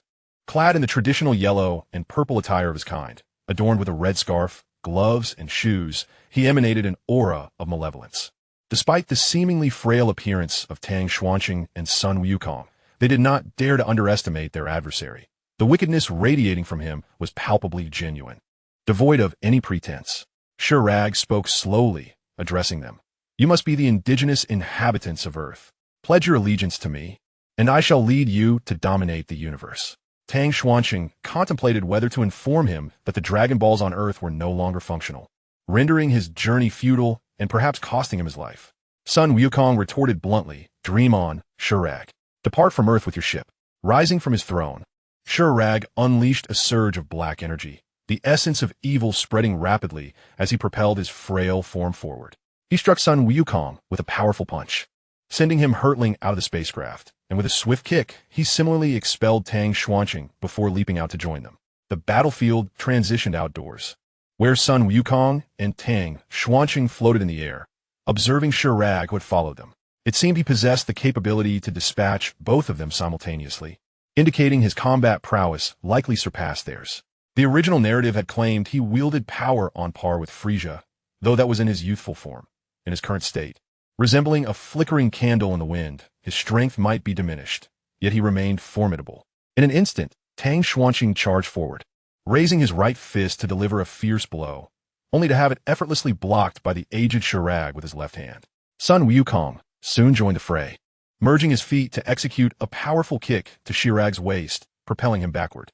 The elderly Shirag cursed, "Damn you, you despicable wretch." Tang Xuanqing replied with a smirk, "A villain, dare to call others despicable? You showed no mercy when you slaughtered your own subordinates." He had long discerned that Ankira had fallen victim to Shirag's treachery. Sun Wukong declared, "Tenfold Kaioken." Instantly, a crimson aura enveloped him, transforming his body to a scarlet hue, augmenting his strength, speed, attack power, and defense. With his combat prowess soaring from 36,000 to 116,000, Tang Xuanqing followed suit, exclaiming, "Tenfold Kaioken." His aura, too, turned red, his body mirroring the transformation, receiving a series of amplifying buffs, elevating his combat strength from 25,000 to an impressive 105,000. The aged Shrag, upon witnessing the sudden surge of combat prowess from the two individuals, felt a jolt of alarm within. How could both of them possess battle strengths exceeding 100,000? Infuriatingly, he had only heard whispers of the wish-granting Dragon Balls on Earth. Yet he was unaware that two beings had surpassed the threshold of 100,000 in combat power. Moreover, he was now in his twilight years. His strength diminished to a mere fraction of its former glory, only 10. Was he destined to meet his demise today? The two assailants showed no mercy, charging at him with fervor. Fiery red auras enveloped their forms as they closed in with alarming speed. Their fists descended upon him like a tempest, leaving him no choice but to adopt a defensive stance, gradually succumbing to their relentless onslaught. Their blows rained down upon him, each strike eliciting cries of pain, rendering him powerless to retaliate. Much like a punching bag, without any means of resistance, he could only endure the beating. In a fit of rage, Shrag shouted, "Had I been in my prime, you two would stand no chance against me. How dare you take advantage of my age, you dishonorable brutes?" The two, indifferent to his grievances, coordinated their efforts, launching him into the air with a combined strike that sent him crashing to the ground. Tang Xuanqing and Sun Wukong, with their hands forming a blossom-like shape at their waists, gathered energy into luminous spheres within their palms. Sun Wukong proclaimed, "Kaioken Kamehameha," to which Tang Xuanqing echoed the same. In an instant, they thrust their hands forward, releasing two colossal waves of blue energy that merged into an even larger force, aimed directly at Shrag. As he staggered to his feet, the enormous blue energy wave drew ever closer, instilling a sense of dread and impending doom within him. This was no jest. He aspired to be the emperor of the universe. In desperation, he gathered his own energy and unleashed a yellow energy wave toward the colossal blue force. However, the disparity in size and density was insurmountable, akin to a mere trickster confronting a titan. His attack was swiftly consumed, the blue energy wave advancing relentlessly toward him. In a fit of fury, Shrag cried out, "If only I were younger, you would be no match for me, wretched earthlings." Yet, before he could utter another word, he was engulfed by the massive blue energy wave, silencing him before a single scream could escape. The two adversaries then descended slowly from the sky, dispelling their Kaioken tenfold state, and approached the site of their combined Kamehameha attack, which had created an immense crater. To their astonishment, a charred corpse lay within, revealing that this foe had proven surprisingly resilient. How could this be? This was the Kaioken Kamehameha, multiplied tenfold. Surely, he should have been reduced to ash. Suddenly, the sky was rent asunder once more, and an orange spherical object reemerged. Sun Wukong and Tang Xuanqing instantly sensed impending doom. It was the Dark Dragon Ball, an artifact capable of bestowing its host with formidable dark energy, enabling them to transcend their current limitations, as well as possessing remarkable regenerative abilities, making it truly monstrous. Tang Xuanqing recognized it. Was that not the one-star ball? He recalled having annihilated it alongside the malevolent giant ape, Dale's Yet here it was again. Suddenly, a thought struck him, and he glanced sharply at the corpse of Sherlag. Quickly, destroy his body, he urged. Without hesitation, he and Sun Wukong raised their left hands toward Sherlag's remains and unleashed 2 waves of ki blasts, determined to obliterate the corpse before the Dark Dragon Ball could merge with it. The 1-star Dark Dragon Ball surged forward, colliding directly with Sherlag's body just before their attacks could land, erupting with immense dark energy that scattered the surrounding debris. Tang Xuanqing cursed under his breath. Damn it. Another fierce battle. Why is this dark 1-star ball such a nuisance? Amidst the swirling dust, a figure slowly emerged. The aged Sherlag's form reverted to that of his youth, an unparalleled dark aura bursting forth. However, he had become a mere puppet of the Dark Dragon Ball, devoid of any semblance of self. Chapter 27. The Imitative Super Saiyan Sun Wukong versus Evil Sherlag. In an instant, Tang Xuanqing transformed into the form of Rage Great Ape Power, his muscles swelling, his eyes turning golden, hair standing on end, and his aura shifting to a golden hue. His combat prowess surged tenfold, reaching 250,000. And with the addition of the tenfold Kaioken, it escalated to 330,000 as a crimson blaze enveloped the golden flames. His strength, speed, attack, and defense all multiplied tenfold. It was not that he wished to employ the evil Saiyan form. The conditions were far too stringent, as the dark energy was insufficient for its use. Had he been able, he would have utilized it long ago, for its amplification was significantly greater than that of Rage Great Ape Power. Sun Wukong similarly activated the tenfold Kaioken, his power once again rising to 110,000, his entire being shrouded in red flames. In truth, both warriors were beginning to feel the strain.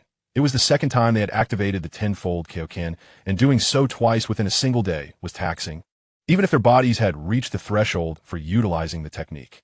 Nevertheless, the frequent use imposed a substantial burden.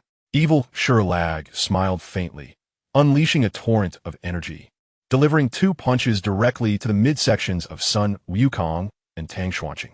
The duo was instantaneously expelled from their tenfold Kaioken state, hurtling backward and demolishing several dilapidated structures in their wake. Tang Xuanqing slowly rose from the ruins, unable to suppress a wave of nausea as his abdomen churned violently.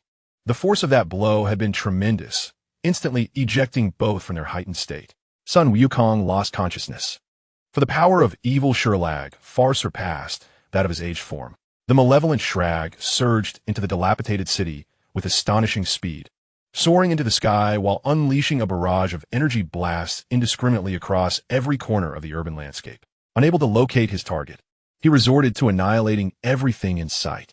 Tang Xuanqing, fueled by a sudden surge of energy, propelled himself forward, condensing his strength into a powerful strike with his right fist that connected with Shrag's face.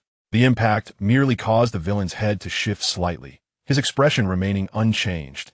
Yet an ominous premonition enveloped Tang's mind, urging him to retreat swiftly. Shrag, with his left hand, seized Tang's right hand and gradually pushed it aside before delivering a crushing blow to Tang's chest. The force of the strike shattered his ribs, and without hesitation, Shrag grasped Tang's right leg, spinning him violently and flinging him away. Tang attempted to stabilize himself mid-air, but to no avail. The sheer force of Shrag's throw rendered him incapable of countering. Shrag erupted with energy, racing towards Tang Xuanqing, and with his hands clasped together, he transformed them into a hammer that descended upon Tang's head, driving him into the ground and creating a deep crater upon impact. Despite his injuries, Tang managed to rise, returning to his usual state, though his martial arts attire was now tattered and battle-worn. Shrag reappeared before him, launching a concentrated energy blast that struck Tang, sending him hurtling hundreds of meters away, culminating in a massive explosion. At that moment, Sun Wukong began to stir, having been rendered unconscious by the overwhelming force of the earlier confrontation. He witnessed the large explosion in the distance, sensing Tang Xuanqing's energy flickering faintly, dangerously weak. Without immediate intervention, Tang would surely meet his demise. Detecting another presence, Shrag surged towards Sun Wukong, their clash in midair revealing a significant disparity in strength. While Sun Wukong possessed a combat power of 36,000, Shrag, now possessed by the Dark Dragon Balls, had likely surpassed his previous peak, reaching even greater heights. Sun Wukong was soon knocked to the ground, with Shrag following closely behind, unleashing a yellow energy wave that Wukong narrowly evaded. In a swift motion, Shrag elongated his right arm, grasping Sun Wukong by the throat and drawing him close, utilizing the unique ability of the Namekians to extend their bodies. He then unleashed a relentless barrage of punches with his left fist, followed by another energy wave that sent Wukong sprawling several meters away, gradually rising from the ground. Sun Wukong prepared for another onslaught as Shrag charged at him, delivering a powerful punch that Wukong countered with his left hand. At that moment, golden flames of energy enveloped him, and his pupils vanished, momentarily losing consciousness. His hair stood on end, transforming into a striking shade of deep purple-black, as he tapped into his latent potential in this dire situation, achieving an unstable form akin to a Super Saiyan. With a fierce strike, Sun Wukong pierced through Shrag's body, harnessing his strength to hurl him away with explosive force. In that instant, Wukong succumbed to a battle frenzy, losing his self-awareness and transforming into an unrelenting fighting machine. Despite the overwhelming power of the malevolent Shrag, he found himself in a compromised state, gradually succumbing to a defensive position. Sun Wukong swiftly closed the distance, seizing Shrag's right hand and forcefully tearing it apart, eliciting a piercing scream of agony from the fiend, who stumbled back several paces. In an impressive display, Shrag showcased the Namekian regeneration ability, exerting his strength to regenerate his severed hand. Once more, Sun Wukong charged forward, engaging in a fierce struggle, exchanging blows with remarkable parity. As the confrontation intensified, Shrag began to falter, creating some distance between them. In a fit of rage, Shrag unleashed a surge of dark energy from the sinister Dragon Ball embedded in his chest, causing black flames to erupt skyward as his physique began to swell, transforming him into a colossal form. This technique, one of the Namekian-esque signature moves, had been employed by Piccolo during the early World Martial Arts Tournament against Sun Wukong. Gazing up at the now towering Shrag, Sun Wukong ascended into the sky using the flying technique, launching relentless attacks from all directions. However, the adversary had fully transitioned into his enlarged Super Namekian form, rendering ordinary attacks ineffective. Shrag retaliated with a powerful palm strike, sending Wukong hurtling away. But he quickly closed the gap, landing a blow that, while not severely damaging, forced Wukong back a few steps. Suddenly, Wukong materialized behind Shrag, his hands forming a blossom-like shape at his waist, concentrating an energy sphere within his palms. He propelled this blue energy wave forward, striking Shrag's back. Though it resulted in an explosion, the damage was minimal. Wukong continued to shift positions, unleashing the Kamehameha, which inflicted some harm but proved insufficient to be lethal. As Shrag's regenerative capabilities in his Super Namekian form had reached a terrifying level, in a moment of concentration, Shrag gathered energy in his hands and unleashed a dark yellow energy wave toward Wukong's position. In response, Wukong retaliated with his own Kamehameha, sending forth a blue energy wave. The two attacks collided, resulting in a stalemate as neither side could gain the upper hand. With a fierce roar, Shrag's Dark Dragon Ball erupted once more, amplifying his assault and gradually overpowering Wukong's Kamehameha. As anticipated, the dark yellow energy wave swiftly engulfed the blue one, consuming Wukong's form and leaving a trail of destruction across the ground. The impact hurled him into the ruins of a building, reverting him to his normal state. Though the blow awakened him, he found himself significantly drained of energy. At that moment, he slowly observed the malevolent Shrag advancing toward him. Chapter 28. The Hundredfold King Fist and Spirit Bomb. The monstrous evil Shrag was advancing towards the location of Sun Wukong when suddenly a formidable wave of malevolence erupted from behind him. Turning to behold the source, he saw a severely injured figure, his upper body nearly exposed, slowly rising from the rubble. This individual was Tang Xuanqing, who had been gravely wounded by the malevolent Shrag. In an instant, Tang Xuanqing erupted with fury, transforming his overwhelming rage into a dark, sinister energy. To his own surprise, he discovered he could harness this anger as a form of evil energy, fulfilling the criteria to assume the form of an evil Saiyan. A black and red aura surged from him, his stature and muscularity visibly amplifying. His black eyes morphed into a piercing red, and his hair cascaded down to his knees, becoming wilder, accented by a sharp fringe on his forehead. The transformation into the evil Saiyan was complete, fueled entirely by his wrath, channeling it into malevolent energy. With a chilling tone, Tang Xuanqing declared, "You enjoyed that, didn't you? Now it's my turn. Do you have any objections?" In an instant, he propelled himself forward, creating a deep crater in the debris as he launched himself with tremendous force. Before the enormous evil Shrag could react, he delivered a powerful kick to its abdomen, sending it staggering back several meters and crashing into a few dilapidated towers. Both combatants wielded dark energy and malevolent aura, yet it was evident that Tang Xuanqing held the upper hand. Sun Wukong gazed in astonishment, witnessing Tang Xuanqing's transformation. He had believed that state to be temporary, never anticipating that he could evolve into such a form again. At that moment, Tang Xuanqing's voice resonated in his mind. Use the spirit bomb. This foe is undeniably wicked. I will find a way to dislodge the Dark Dragon Ball from him. You focus on gathering energy while I buy time. Let the operation commence. With that, Tang Xuanqing retrieved his black and red energy scythe, resting it casually on his shoulder as he regarded the colossal evil Shrag with an air of ease. As long as his anger remained potent, he could sustain this state. Although he was uncertain of the extent of the evil Scion's enhancement, he could sense that it far surpassed the power of the great ape form. Sun Wukong ascended to the highest altitude, raising his arms above his head to begin gathering the spirit bomb, drawing energy from across the world and the cosmos. Witnessing this, the enormous evil Shrag opened its massive jaws to unleash a powerful attack. In response, Tang Xuanqing surged forward, wielding his black and red scythe, and successfully thwarted the assault. The most pressing matter now was how to extract the Dark Dragon Ball from this fiend. Previously, he had mentioned a plan, and now he was deep in thought, pondering how to execute it.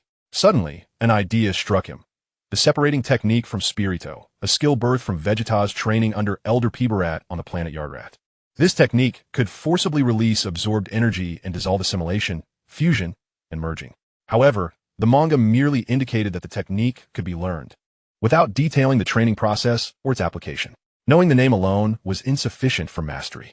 Tang Xuanqing could only attempt a desperate measure, shouting Spirito's force separation technique.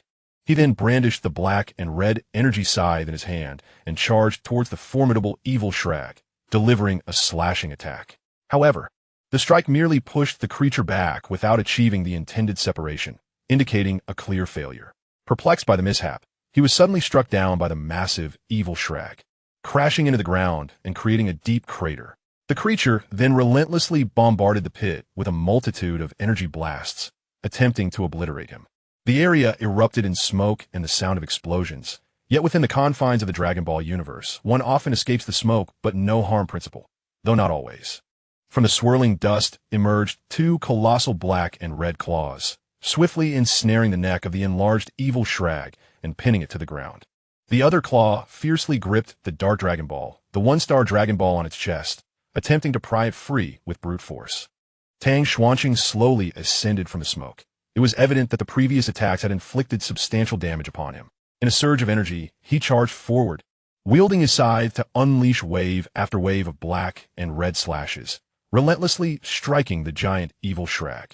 Purple blood gushed forth as multiple wounds opened on its body, leaving no time for regeneration. The enlarged evil Shrag erupted with malevolent energy, its body glowing with purple light as it unleashed a barrage of purple beams in a merciless assault. Meanwhile, Son Goku, in midair preparing a spirit bomb, gradually noticed the multitude of purple points of light. Upon closer inspection, he realized they were the enemy's attacks. However, dodging them would disrupt the spirit bomb he had been charging. Just as he contemplated enduring the onslaught with his body, Tang Xuanqing dashed forward, brandishing his scythe to deflect the incoming beams as best as he could. The enlarged evil Shrag suddenly broke free from the grasp of the two claws, glancing towards them and opening its mouth to gather energy, preparing to unleash a powerful beam at their position. Son Goku, perplexed, incroyable. Did you not say you had a way to eliminate the Dark Dragon Ball? Why is it still here? Tang Xuanqing sheepishly replied, I am currently contemplating that. I know there exists a technique for separation, but I do not know how to execute it. This left Son Goku incredulous, realizing that Tang Xuanqing had been completely clueless all along, which explained their prolonged struggle. Just as the two exchanged banter, the purple beam had already been launched. Tang Xuanqing infused some of the malevolent energy into his scythe, causing the blade to emanate an eerie black and red glow. With a fierce downward swing, he unleashed a massive crescent-shaped slash, followed by a horizontal sweep that merged into a cross-shaped crescent slash. The violet energy cannon instantly clashed with the crescent moon slash. Yet appeared to be somewhat inadequate, gradually being pushed back. Tang Xuanqing dispersed the energy sickle in his hand, his right hand slowly moving backward before adopting a forward thrusting posture. Energy coalesced in his right hand, the aura around him continuously escalating and surging. As the energy sphere in his hand grew larger, it began to exhibit an irregular undulation of lightning, with 3 swirling tomo shapes emerging at its center, twisting as if gathering power for release. However, this time the hue differed from before, morphing into a dark crimson shade. Tang Xuanqing calmly declared, "Evil Fury Gatling." He then thrust his hand forward with great force, unleashing a wave of dark red energy, enveloped in spiraling crimson lightning, imbued with an overwhelmingly potent malevolent force, which collided directly with the crescent moon slash. The 2 attacks fused seamlessly, momentarily overpowering the colossal evil Shrag's energy cannon. The impact struck him squarely in the face, generating a massive cloud of dust. In an instant, Tang Xuanqing erupted with energy, elevating his aura to its maximum potential, muscles swelling to their fullest extent. Resembling a Super Saiyan in its 3rd form, his stature surpassing 2 meters. A dark crimson flame engulfed him as he charged toward the gigantic evil Shrag, his speed reaching its zenith. He swung his right fist with ferocity. Just as he was about to strike the dark Dragon Ball on Shrag's chest, he shouted, 100 times Kaioken. His entire being was instantly suffused with a blood-red hue, a crimson flame emerging to envelop the dark crimson flames, amplifying his strength, speed, attack power, and defense exponentially. In a brief moment, the blood-red aura transformed into a colossal phantom of Tang Xuanqing, which delivered a devastating punch to the dark Dragon Ball, forcibly extracting it from its host, creating a gaping hole in Shrag's chest as the dark Dragon Ball was removed and hurled into the distance. Having accomplished this, Tang Xuanqing immediately relinquished all states, descending to the ground, yet he was a second too late. Blood began to surge from his body as if his bones had been shattered, and he collapsed on the ground. The 100 times Kaioken could only be sustained for mere seconds due to its excessive side effects. Even if cancelled within that brief span, it would still incur significant backlash. Shrag, having been deprived of the Dark Dragon Ball, slowly regained consciousness, his body still retaining its youthful appearance. Spotting the figure beneath him, he lifted his foot, preparing to stomp down. Shrag chuckled darkly, "Die, little brat. To perish at the hands of me, King Shrag, is your greatest honor." Tang Xuanqing could only widen his eyes in despair, regretting not having acted more swiftly to obliterate his head earlier. Just then, a massive blue energy sphere hurtled toward him. It was Son Goku, having gathered a spirit bomb, launching it just in time. Before Shrag could react, he was struck. His inherent malevolence and wicked heart amplified the damage. Along with his anguished cries, the energy blast sent him crashing into his spaceship, resulting in a cataclysmic explosion that obliterated him beyond any hope of resurrection, marking the end of a once mighty cosmic tyrant. At that moment, Tang Xuanqing couldn't resist a jest, proclaiming that the universe's foremost Sun Wukong had once again saved Earth, bringing joy to all. With a single energy blast, he had vanquished the cosmic overlord and thwarted Shrag's ambitions of universal domination, a cause for celebration indeed. Sun Wukong rolled his eyes, having consumed a magical beam that had enhanced his battle prowess from 36,000 to 45,000. He tossed another beam to Tang Xuanqing, reviving him to full strength, allowing him to rise once more, triggering the Science near-death revival glitch, elevating his power from 25,000 to 31,250. Curiously, Sun Wukong inquired, "How did you transform into that form that defeated Dale's last time?" Tang Xuanqing replied thoughtfully, "Initially, I found it impossible due to my insufficient malevolent energy. That transformation requires a specific threshold of wickedness. An old man in my mind advised me to reconsider my perspective, suggesting I convert my anger into malevolent energy. I was initially skeptical, thinking it utterly implausible. However, after a brief attempt, I discovered the method was indeed viable, though I remained baffled by how he knew this." Sun Wukong asked, "The old man in your mind, who is he?" Tang Xuanqing sighed. "For what I understand, his name is Yamoshi, the progenitor of the Saiyans. Beyond that, I know little else. His words are often bizarre and nonsensical." After pondering for some time, without arriving at any conclusions, the sky returned to its usual hues, the sun shining brightly, indicating it was around 10 a.m. They had once again resolved Earth's crisis and were now poised to journey to Namek, where the first team, Bulma, Krillin, and Gohan, had likely already arrived. Chapter 29, Arrival at Namek and an Ominous Premonition. A ship resembling a chrysalis approached a verdant planet. Inside the vessel, the trio, Bulma, Krillin, and Gohan, immediately rushed to the windows to gaze outside. After a lengthy journey through the cosmos, they had finally reached Namek, the homeland of Piccolo. Here, they could summon the dragon to resurrect their fallen comrades on Earth. The three pilots gradually descended through the planet's atmosphere, revealing a world composed of innumerable islands, isolated hills, and continents adorned with peculiar, mushroom-like trees. Soon, they safely landed on an island, and as the hatch opened, Bulma emerged, clad in a heavy protective suit. Krillin donned the Turtle School martial arts attire, topped with a travel hat, while Gohan wore a similar outfit to Piccolo's. As they marveled at the beauty of Namek's environment, a spherical spaceship suddenly streaked across the sky, causing Krillin and Gohan to feel an eerily familiar energy that filled them with dread. Suppressing his fear, Krillin uttered, "It's Vegeta." Gohan, concerned, inquired, "What should we do?" "Uncle Krillin?" Bulma, clearly unaware of Vegeta's identity, could discern from their expressions that he was a formidable adversary. In a state of urgency, Krillin exclaimed, "This is bad. He must be here for the Dragon Balls." Gohan was astonished. Has the Saiyan recovered so quickly? Recalling the earlier confrontation, Vegeta had transformed into a great ape and battled against Tang Xuanqing and Goku for an indeterminate duration, enduring numerous powerful attacks before barely reaching the brink of death. The rapidity of his recovery was astonishing. Bulma, unable to interject, sensed their fear of this Saiyan's strength. Realizing it must be significant if Goku and Tang Xuanqing had only managed to defeat him together, Krillin turned to Bulma and said, "If he obtains the Dragon Balls, it will spell disaster. Bulma, quickly inform Earth about this and return. Gohan and I will stay behind to search for the Dragon Balls. We have a radar, so worry not." Bulma, making her way to the spaceship, replied, "All right, I'll inform Master Roshi. Once I return to Earth, I'll bring Goku and Xuanqing over. It will take about 2 months. You two must hold on." Krillin anxiously glanced at Gohan and asked, "Can you manage, Gohan?" Gohan resolutely answered, "No problem." Krillin then reassured Bulma, "All right, 2 months it is." Subsequently, Bulma retrieved her communication device and began sending a signal to Earth. Meanwhile, on the other side, the hatch of the spherical spaceship slowly opened, revealing Vegeta, clad in a deep blue, almost black, form-fitting long-sleeve suit and a gray-white battle outfit that lacked shoulder pads but remained unchanged, still adorned with white gloves and boots.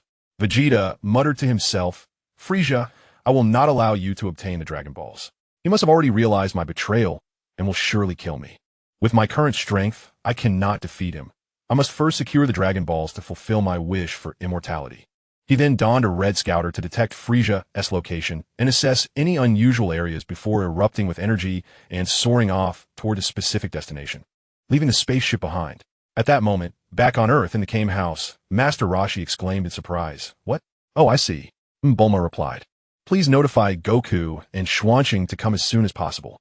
That is all for now, goodbye." The scene shifted back to Namek, where another spherical spaceship flew overhead, precisely in the same vicinity as Vegeta's craft. Krillin, astonished, remarked, "How can there be another one?" Sun Wukong's son, Gohan, expressed his astonishment, exclaiming, "What? Another one?" Bulma, intrigued, turned her gaze and was met with the sight of yet another spherical spaceship streaking across the sky, instantly leaving her in a state of shock. "Brunma Gasped, how is it that another has arrived?" Krillin, at a loss for words, remarked, "I was just about to ask you the same." At that moment, an invasion unfolded in a village inhabited by Namekians, where several elderly and infirm residents tragically lost their lives. The younger inhabitants fought valiantly against their formidable foes, yet they were utterly powerless against the overwhelming strength of the enemy. A group of soldiers emerged from the Namekian dwellings after a thorough search, one of whom, resembling a cobra with its head, triumphantly cradled a Dragon Ball that was twice the size of those found on Earth. "Another one found, Lord Frieza," exclaimed Soldier A with delight. Before them sat a robust figure, somewhat diminutive in stature, with a characteristic pose of hands on hips or crossed over his chest. His blood-red eyes and dark purple lips complemented the 2 streaks resembling blood tears beneath his eyes. His glossy purple armor clung to a form with 3 toes on 1 foot and a tail trailing behind, seated upon a hovering craft. This was Frieza in his first form.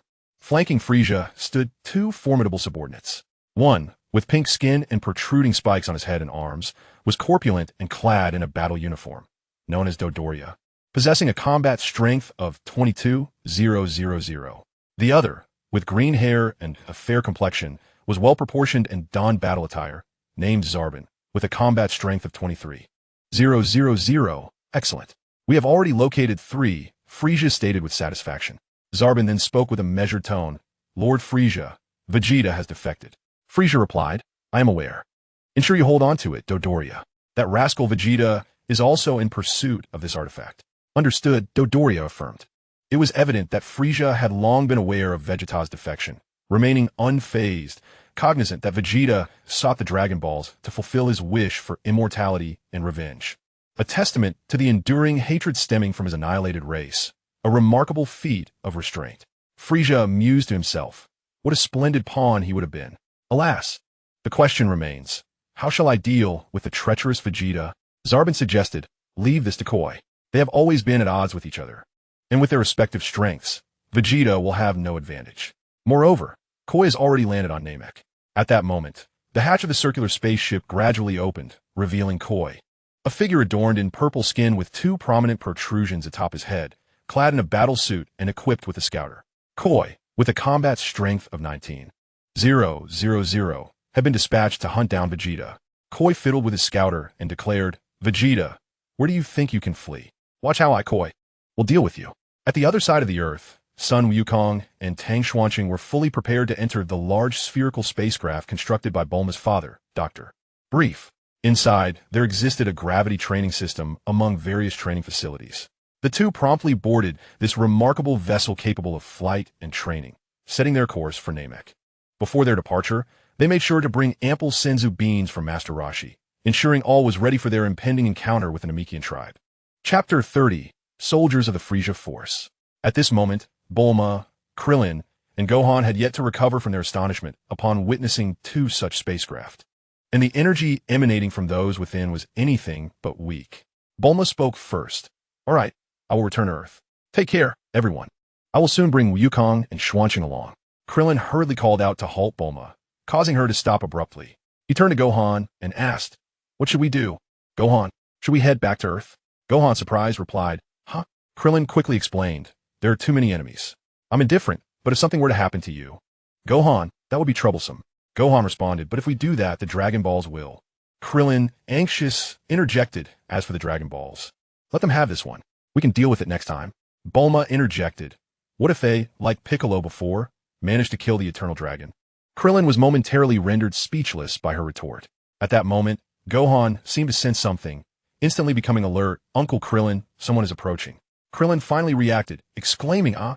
Bulma, startled, quickly hid at the back, anxiously inquiring, is it that Vegeta you mentioned?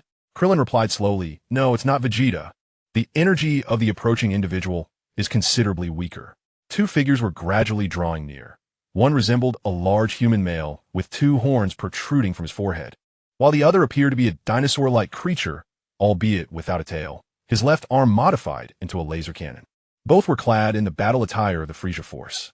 Frisia Soldier X remarked, these 2 energies must belong to those who lost signal in this area. Frisia Soldier Y speculated, could they be Namekians? The scene shifted back to Bulma, Krillin, and Gohan. Krillin confidently stated, they must be Namekians. Gohan concurred, yes. Frisia Soldier X emerged from behind a rock, spotting a bald man, a person with a bull haircut, and a woman, and exclaimed, what is that? They don't look like Namekians. Frisia Soldier Y asked, what are they? As the 5 individuals finally saw each other clearly, they were all momentarily stunned, their minds racing with questions about the nature of what stood before them. Bulma declared, they are not Namekians. Krillin awkwardly remarked, Frisia Soldier y questioned. If they're not Namekians, then what are they? Frisia Soldier X remarked, enough of this. We just received orders from Captain Sabo to investigate the vicinity of this energy signature. If we detect any signs of life, we shall eliminate them immediately. Otherwise, by the time Captain Sabo arrives, we might find ourselves as mere trophies. Gohan, a touch timid, responded, their attire resembles that of the Saiyans. Calmly, Krillin interjected, look at them. They're definitely not Saiyans. They seem more like some sort of minions, yet they exude an air of utter disdain.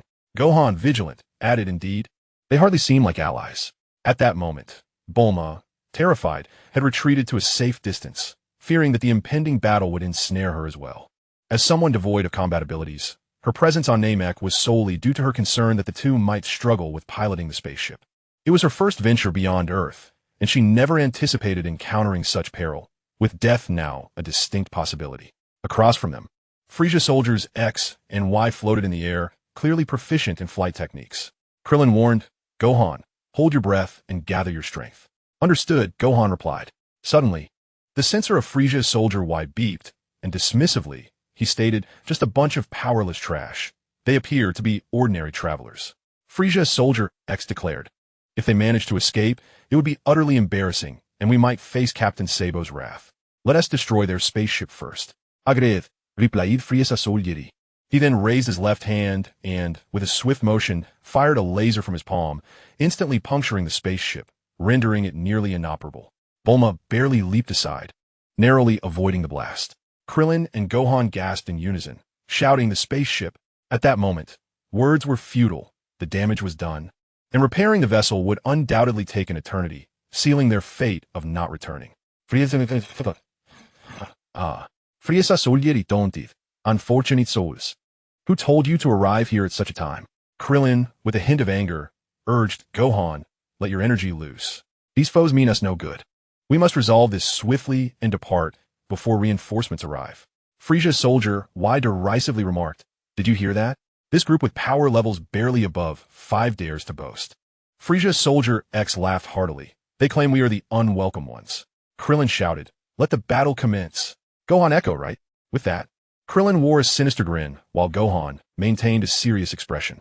Both released their suppressed energy, gradually elevating their power levels to 1500. Meanwhile, the sensor of Frisia's soldier Y continued to beep incessantly, exclaiming in astonishment, "Aren't they supposed to be weaklings?" Beside them, the detector of Frisia's soldier X incessantly beeped, prompting astonishment. "What? Impossible. These two weaklings with a power level of merely 5 have somehow increased their strength."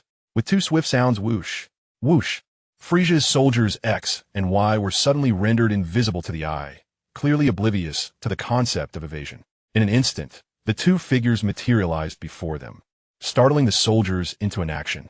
Gohan seized the moment, delivering a powerful punch to Frisia's soldier Y's face, nearly dislodging his eye.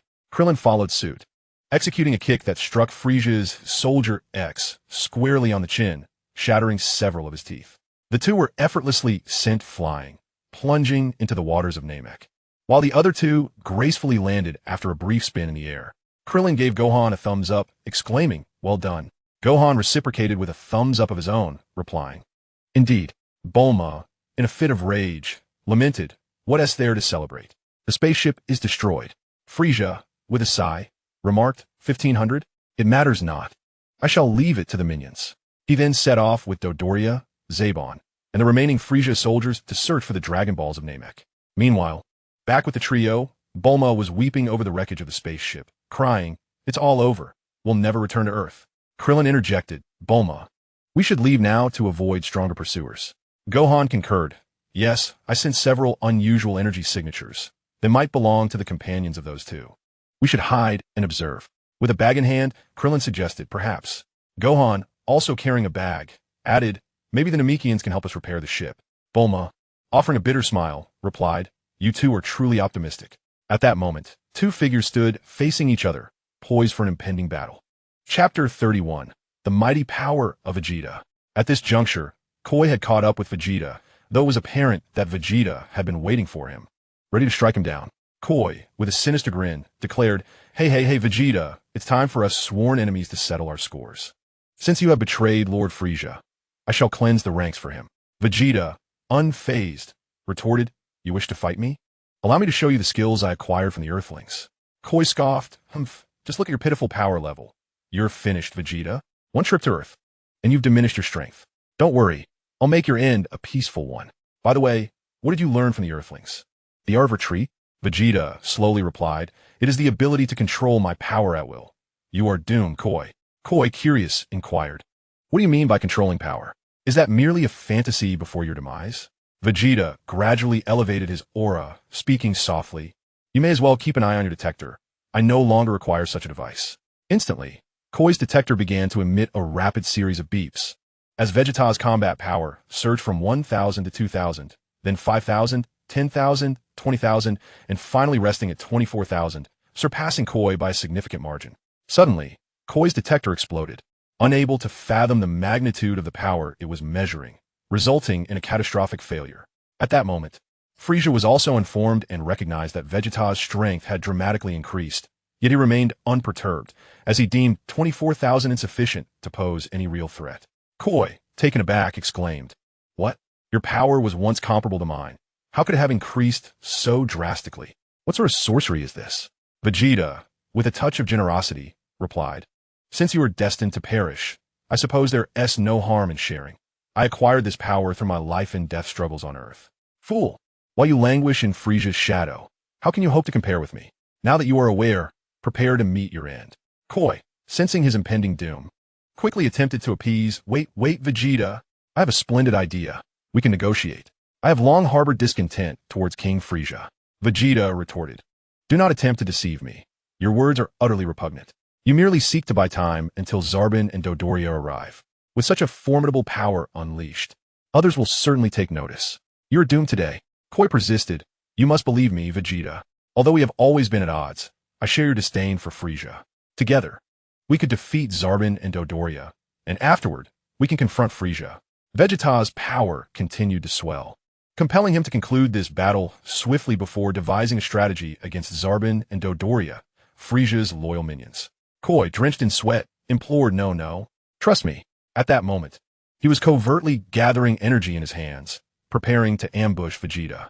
Suddenly, Koi shouted, "Ah, King Frisia!" Vegeta, momentarily startled by the ruse, turned to investigate, inadvertently granting Koi the opportunity to launch his surprise attack. Koi unleashed a barrage of energy blasts towards Vegeta's position, cursing, "You truly are a fool, Vegeta. Only someone as dim-witted as you could be tricked into such a fatal situation." After a prolonged assault, when the smoke cleared and no trace of Vegeta was visible, Koi, believing he had triumphed, began to revel in his perceived victory. With a triumphant laugh, he declared, Your combat power is futile. This time, you are finished." Yet, unbeknownst to him, Vegeta had already teleported behind him. Vegeta spoke slowly, You truly underestimate me. Such despicable tricks can only be employed by a fool like you." Upon hearing his voice, Koi abruptly turned his head, his face instantly betraying a look of terror. That had been his full power strike, yet it had been effortlessly evaded. Vegeta continued, "My combat prowess has increased, and with it, my speed. But after hearing your words, I am thoroughly enraged now. You shall meet your demise, Koi." Koi, in disbelief, stammered, How could you?" Realizing he was outmatched, he erupted with a surge of energy and attempted to flee. However, Vegeta would not allow him to escape and swiftly pursued him. As he soared through the air, Vegeta declared, "Where do you think you are running? This place shall be your grave." With the enhancement of his strength, Vegeta's speed had surpassed his previous capabilities. In an instant, he maneuvered around a bend and blocked Koi's path, gripping his neck and restraining him. Gathering energy in his left hand, Vegeta unleashed a powerful punch to Koi's chest, sending him soaring into the sky. The force of the blow nearly caused Koi's eyes to pop from their sockets. Vegeta chuckled darkly as he emitted an invisible beam from his fingertip, striking Koi's body and causing it to compress before exploding from within. In an instant, Koi suffered an agonizing demise. Vegeta remarked, "What a truly filthy display of fireworks." Upon landing, Vegeta considered that his whereabouts were likely exposed to both Zarbin and Dodoria. Although he could handle these two, the arrival of Frisia would complicate matters. Speaking to himself, Vegeta mused, "It is said that without collecting all 7 Dragon Balls, one cannot achieve their effects. Therefore, I need only find one. Once they gather the other 6, I shall seize the opportunity to claim it and fulfill my wish for immortality. With that, I could potentially defeat Frisia. As long as he is eliminated, I shall be the strongest, and the entire universe will belong to me, Vegeta." Meanwhile, Dodoria, still with Frisia, had already ascertained Vegeta's current battle power and the fact that Koi had been slain on the spot, realizing that even teaming up with Zarbin might not suffice. Frisia, unfazed, remarked, "It's nothing to worry about. Let us continue searching for the 5th Dragon Ball." A soldier with a frog-like head reported, "There is a response over there. 10 Namekian energies detected. It should be another village, likely holding the 5th Dragon Ball." Frisia replied slowly, "Very well. I hope they possess the 5th Dragon Ball." He then took to the skies with Dodoria, Zarbin, and the rest of his soldiers, swiftly heading towards the village. Chapter 32. The three-man team splits up. At this moment, the scene shifts back to the trio. Krillin urged, Bulma, we must hurry, otherwise we'll be discovered. Bulma complained, aren't you all capable of flying? Why not take me along? Thus, they could only proceed with utmost caution, step by step. Son Gohan explained, we must tread carefully and hold our breaths. Flying would consume too much energy and reveal our presence to the enemy. Krillin pointed toward the nearby cave and suggested, Bulma, there's a suitable cave over there. Let's take refuge inside. Bulma, appearing somewhat resigned, replied, a cave? How long must we hide? The three of them cautiously approached the cave. Son Gohan then remarked, Uncle Krillin, do you feel that? It seems several formidable presences are approaching us. Just as Krillin was about to argue, he too sensed the powerful auras and muttered in astonishment, yes. Son Gohan continued, these auras feel different from those we encountered earlier. It's unclear. Krillin speculated it might be more Namekians, but wasn't he entirely certain. Suddenly, a sense of foreboding washed over Krillin. These auras were exceedingly potent and radiated a palpable malice. He urgently instructed the two companions, quick hide. Monsters are coming. Bulma darted her gaze around, searching for any signs of life, only to find nothing, prompting her to exclaim in confusion. Krillin, anxious, urged Bulma, hurry and conceal yourself. It will be troublesome if the enemy arrives. The trio swiftly ducked into the cave, hiding behind some rocks. Krillin cautiously peeked outside to observe the situation. Bulma, puzzled, asked, I don't quite understand how you know all this. Krillin, with a sense of urgency, whispered, Shh, don't speak. They're here. Gradually, several figures materialized in the sky. One seated upon a flying vessel, while the other soared through the air with incredible speed, zipping past in an instant. It was Frieza, along with Dodoria, Zarbin, and his minions, heading towards the nearest Namekian village to seize the fifth Dragon Ball. When Bulma appeared out, the figures had already vanished, leaving no trace behind, as she could not sense their energy and thus remained oblivious. Confounded, Bulma questioned, but who were they? I couldn't see them. They were too fast. Son Gohan simply stated they're gone. Both he and Krillin remained tense, acutely aware of the overwhelming power emanating from those individuals, especially the diminutive figure aboard the craft. Krillin nervously remarked, fortunately, they haven't discovered us. It seems they have already obtained 4 Dragon Balls. Bulma, check the Dragon Radar. Bulma, not fully grasping their fears, struggled to comprehend their conversation. What are we looking for? What is happening? She asked. Bulma then produced the Dragon Radar, which emitted a series of beeping sounds, indicating the proximity of the Dragon Balls. 4 Dragon Balls were rapidly approaching the location of the 5th, clearly revealing that the group had already found 4. Bulma finally grasped the situation and exclaimed, yes, that's right. There are indeed 4 Dragon Balls. Krillin, filled with anxiety, said it's true. Gohan, did you see the second one? Son Wukong replied nervously, I've seen it. His power appears to be overwhelmingly formidable. Krillin chimed in, that kid is even stronger than Vegeta. It seems that once he sets his gaze upon you, you can never escape his grasp. Others are indeed quite powerful, but he stands apart. The boy he referred to as Frieza. At this stage, he is in his first form, notably diminutive in stature, yet one must not underestimate him, for he possesses a battle power of 300,000. Moreover, he has 4 transformation stages, each doubling his strength.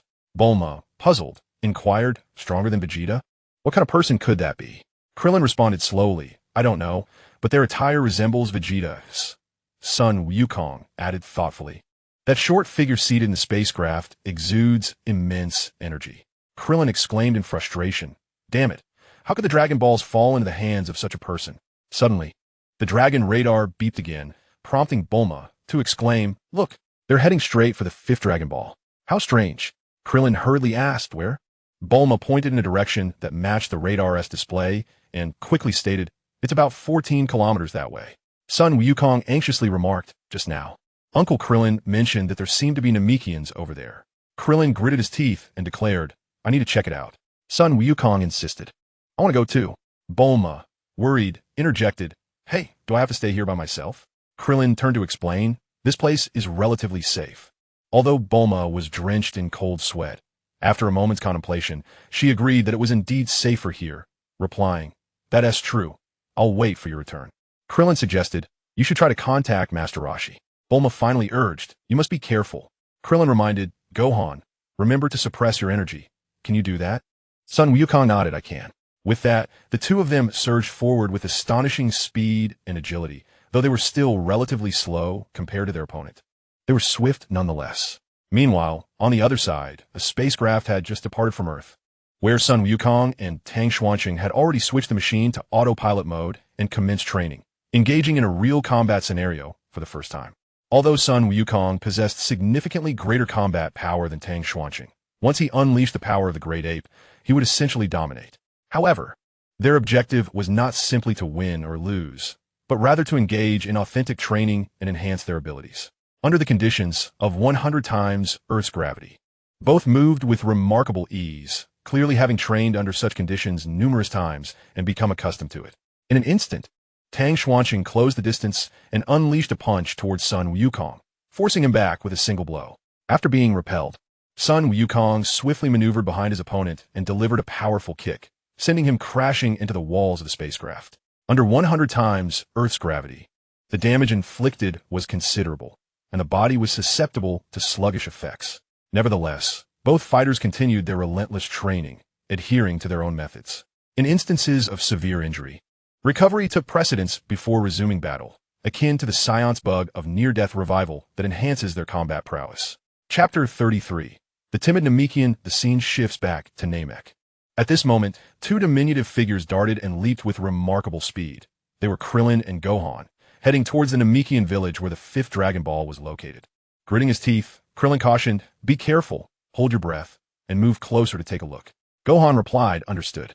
Unbeknownst to them, they sprinted and leaped for an indeterminate duration before finally reaching the edge of cliff. Krillin sensed a multitude of energies below and announced, "It's beneath that cliff." The two crouched low and crept forward cautiously. "Such formidable energy," Krillin remarked, his voice tinged with anxiety. Gohan nodded in agreement, affirming, "Indeed." As they lay at the cliff's edge, they beheld a scene below, various houses resembling their own spacecraft, presumably the homes of the Namekians. Numerous soldiers were seen capturing Namekians. Gohan lamented, "Look at all those spacecraft, they're just like ours." Krillin, his unease growing, pointed out those three strange beings, especially the one seated on the circular object. His energy is truly terrifying.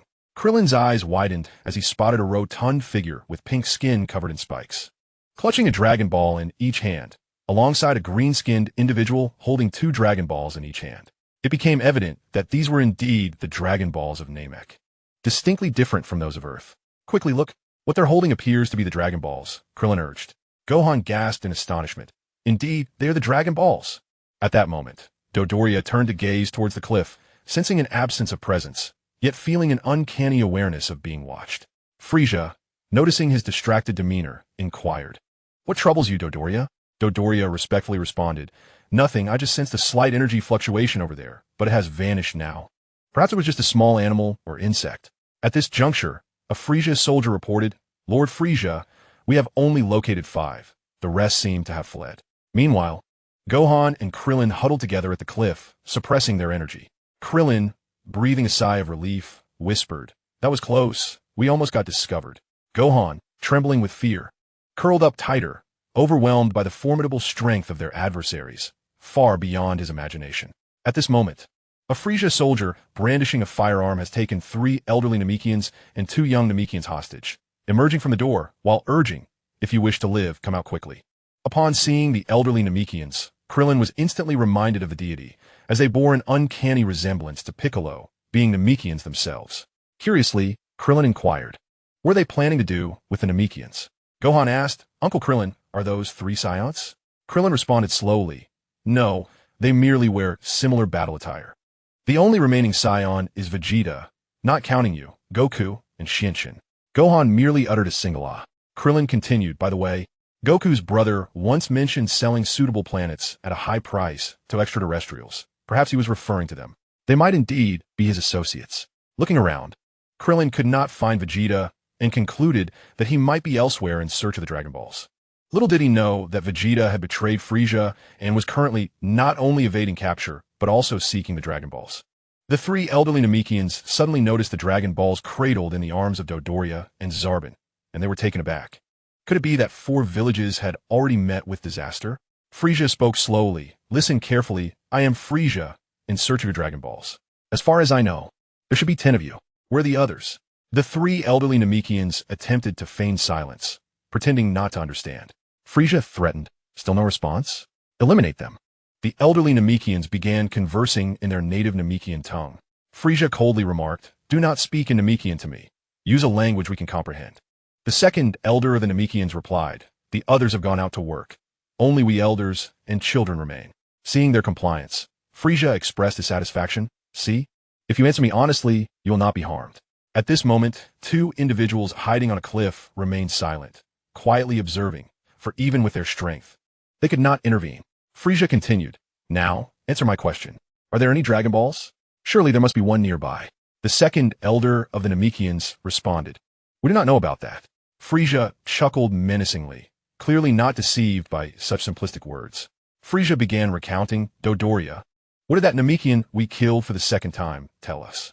Dodoria immediately recalled, "Oh, he said only those recognized as warriors are worthy of obtaining the Dragon Balls." Frisia then remarked, He was quite stubborn, refusing to assist us. To compel his cooperation, we had to eliminate someone." The three elderly Namekians were taken aback, and even Krillin and Gohan, who were hiding on the cliff, widened their eyes in shock. Krillin stammered, what? Frisia continued, stating he obediently divulged the information. He informed us that there are 7 Dragon Balls, crafted by the esteemed Grand Elder of this planet. Currently, they are entrusted to 7 elders. And anyone who wishes to obtain the Dragon Balls must compete in wisdom and strength against these elders before they can articulate their desires. The 3 elderly Namekians seemed to grasp the fate that awaited their comrade. Once these secrets were lost, it would equate to a life devoid of purpose, and he was likely already deceased. Frisia then spoke slowly. "Only those warriors acknowledged by the elders are worthy of acquiring the Dragon Balls. A person like me will never attain them in a lifetime. I had quite the struggle to secure the first Dragon Ball." The second elder of the Namekians trembled as he uttered, "Why you cannot?" Meanwhile, not far away, Vegeta was utilizing a combat scanner to eavesdrop on their conversation. As this device was interconnected, it allowed him to betray them while still gathering intelligence. Frisia's voice emanated from the scanner. "As for the next 3, they will be quite compliant." Vegeta darkly remarked, "Is that so?" The scene shifted back to Frisia. At this moment, the second elder of the Namekians, suppressing his rage, "Declare compliant? Stop your nonsensical chatter." Another elder beside him interjected, "Indeed, the other elders would not so easily relinquish the Dragon Balls to him. He must have murdered the other elders to seize them." Frisia sinisterly replied, "I have my ways of ensuring their compliance. Zabon, show them." Zabon respectfully responded, "Yes, sir." In an instant, Zabon appeared above the 2 Namekians and delivered a swift kick to the neck of one elder, sending him crashing several meters away, lifeless upon impact. The elder to the left of the second elder erupted in fury, exclaiming, "You scoundrel!" Gathering energy in his hands, he launched an attack towards Zabon. The second elder reached out to intervene, shouting, "Stop!" Zabon hurled a Dragon Ball into the air, swiftly leaping aside. The attack struck a nearby, Frisia's soldier, killing him instantly. The elder Namekian looked up just in time to see Zabon unleash a ki blast from his freed hand, obliterating the elder and sending him to meet his end. The elder fell to the ground, charred and lifeless. Zabon gently descended, catching the Dragon Ball that had fallen from the sky, concealed on a cliff. Krillin and Gohan watched in horror. Krillin whispered, "This is too cruel. These wretched beasts are even willing to harm the elderly." Gohan, filled with indignation, could only mutter, "Despicable." Frisia darkly remarked, "So, are you all inclined to behave now?" The elder Namekian, cradling his 2 newborn children protectively, inquired, "Why do you seek the Dragon Balls?" Frisia replied with feigned sincerity, "It's merely a modest wish. I desire eternal life to reign over the entire universe, truly becoming the emperor of all creation." At that moment, both individuals perched on the cliff were taken aback, realizing the striking similarity of their ambitions, which seemed akin to Vegeta's. Krillin, perplexed, exclaimed, "What? Does Vegeta also seek immortality? Isn't that the same as Frisia's desire?" Gohan, in confusion, asked, "Aren't they Vegeta's allies?" Krillin, with a sigh, admitted, "I'm not sure." Upon hearing Frisia's malevolent wish, the elder Namekian felt a shiver of dread. How could such an evil being be worthy of such a desire? The elder Namekian resolutely declared, "Even if it costs me my life, I will never grant you the Dragon Balls." Frisia chuckled, "Haha, you'd rather die than relinquish the Dragon Balls? How fascinating. The people of this planet are truly stubborn. So tell me, if I were to slay these children, Would you still be so obstinate? The elder Namekian retorted angrily. You beast! You would even harm children. At that moment, the two on the cliff clenched their fists, ready to charge in, despite knowing they were outmatched, eager to assist. Suddenly, Dodoria's scouter beeped, prompting him to look back. What immense power! He exclaimed. Dodoria quickly stated, Lord Frisia, look, their reinforcements have arrived. At that moment, 3 robust, young, Namekian warriors were flying at full speed towards them. The elder Namekian laughed heartily. Our reinforcements have come. The two on the cliff instinctively looked up, exclaiming in unison, they arrived so swiftly. Chapter 34. The Defense of the Village. The elder Namekian sighed. Well, they have indeed come. Krillin and Gohan gazed upwards in astonishment, exclaiming, it's the Namekians. They've come to rescue their own. With a swift motion, the 3 young Namekian warriors landed on the ground. They bore little difference in appearance, save for the varied garments they wore, henceforth referred to as number 1, number 2, and number 3. Upon seeing his fellow Namekians slain, number 1 seethed with rage, gritting his teeth, you bastards, how could you? Frisia maliciously laughed, such a nuisance. Just as I was about to seize the Dragon Balls, you come running here, abandoning your duties to seek death. Number 2, suppressing his fury, declared, you shall not go unpunished. How can the peace of Namek be shattered? The Namekian number 3 remarked, so, it is you. I heard that someone is attacking the village and seizing the Dragon Balls.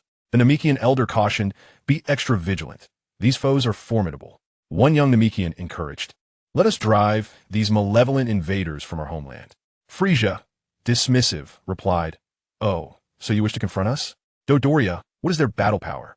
Dodoria promptly activated the power scanner on his left eye, emitting a series of beeping sounds as he assessed the battle powers of the 3 young Namekians. He chuckled. Do not be disheartened. Each of them possesses only around 1,000 in battle power. We need not intervene. The Namekian elder quickly perceived this peculiarity. Their left eyes bore a unique device capable of detecting battle strength. Internally, he mused, now I understand how they can accurately locate dispersed villages across the vast Namek. That device near their ears can detect life forms on this planet, allowing them to swiftly locate the Dragon Balls. A group of Frisia's soldiers laughed. What a joke. Those with a mere 1,000 battle power dare to challenge us? Meanwhile, the 2 individuals atop the cliff began to analyze the situation. Krillin slowly stated, the Namekians are simply suppressing their energy, which is why it appears so low. Those villains are unaware of this. Gohan chimed in, indeed, it will surely astonish those extraterrestrials. The battle below was on the verge of commencing. Frisia's soldiers charged forward, shouting, let us take them down. In an instant, Namekian number 3 bellowed, and executed a flying kick, striking a Frisia soldier squarely in the body.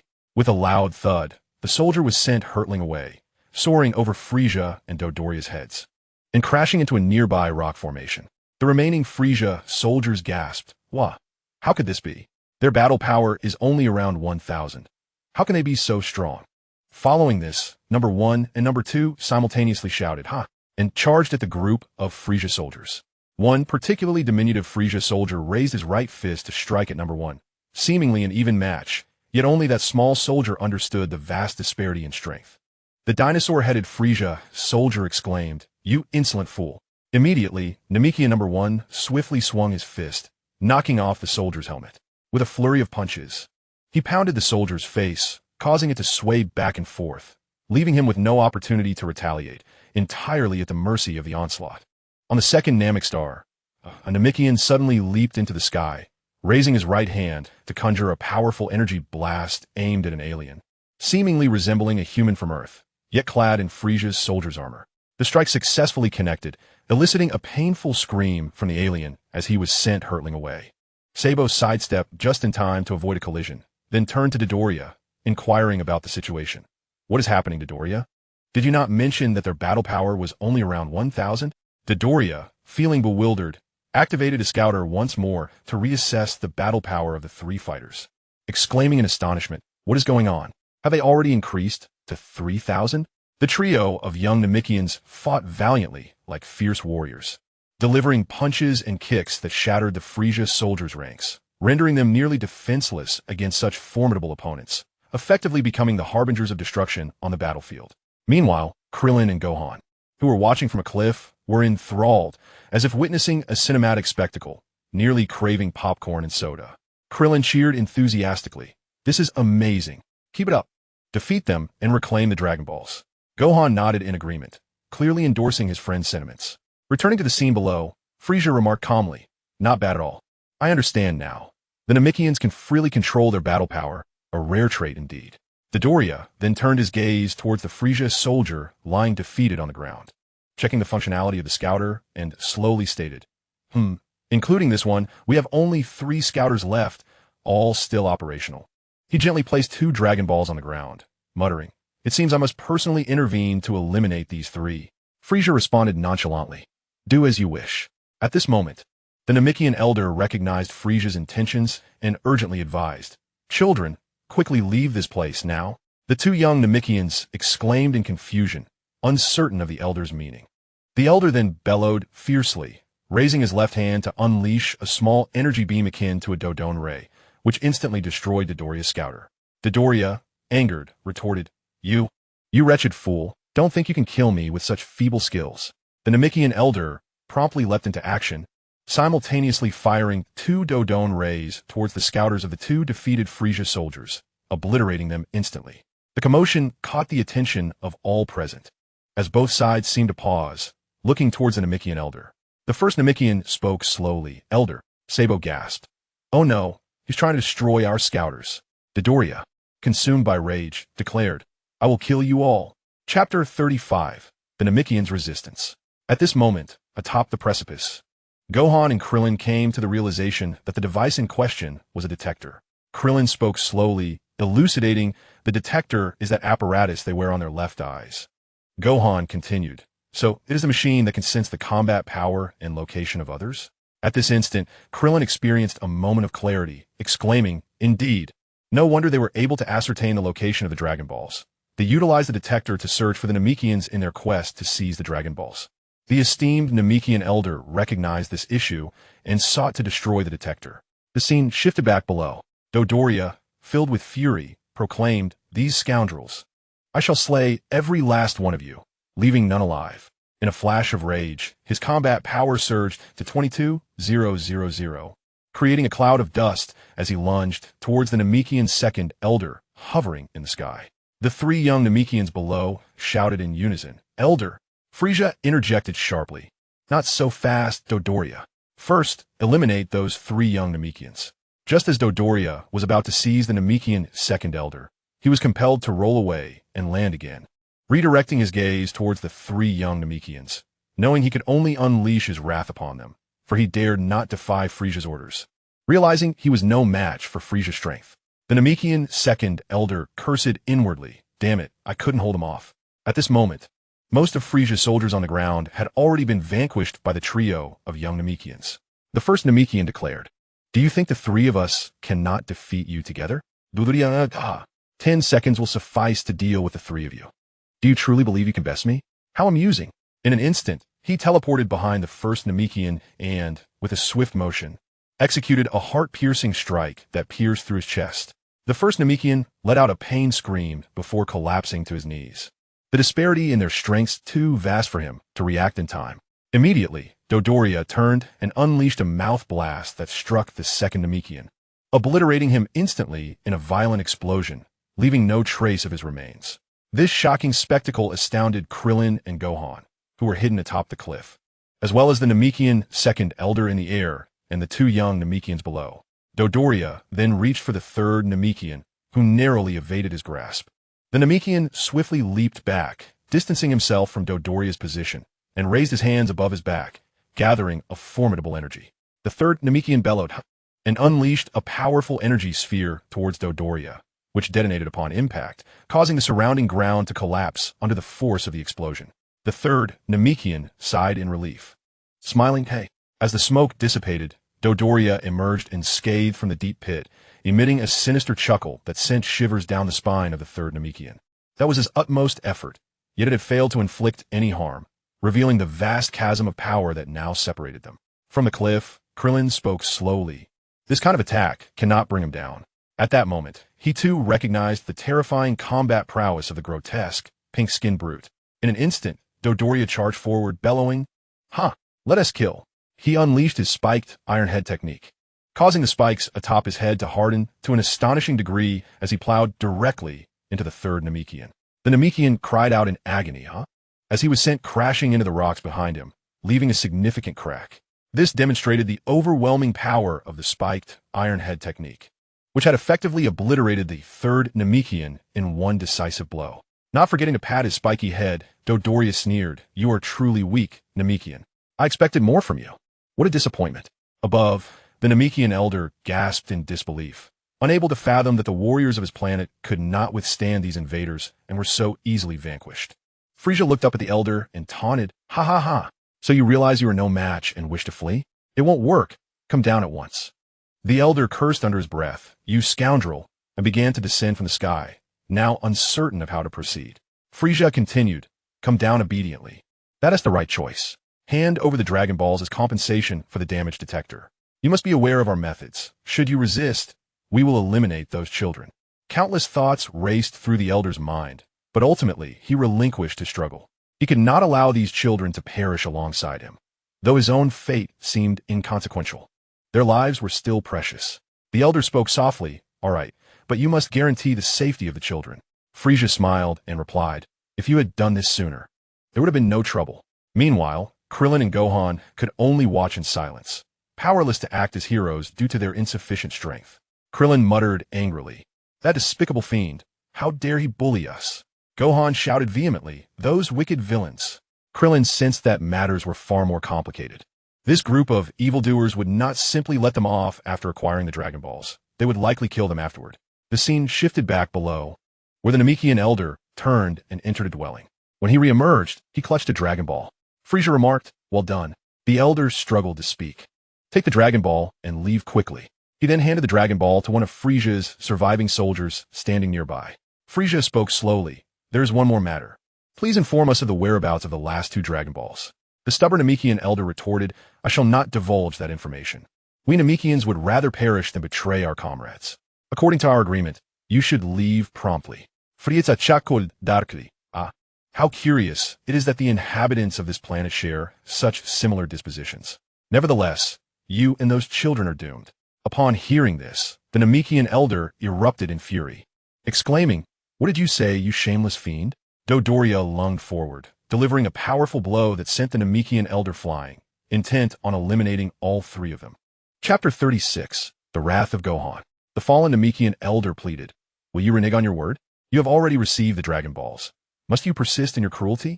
Frisia replied slowly, "Without at least 7 Dragon Balls, they hold no value. You destroyed our locator. Thus, you must account for the whereabouts of the remaining 2 Dragon Balls." At that moment, Krillin's suspicions were confirmed. Even if they acquired the Dragon Balls, they would not easily spare these Namekians.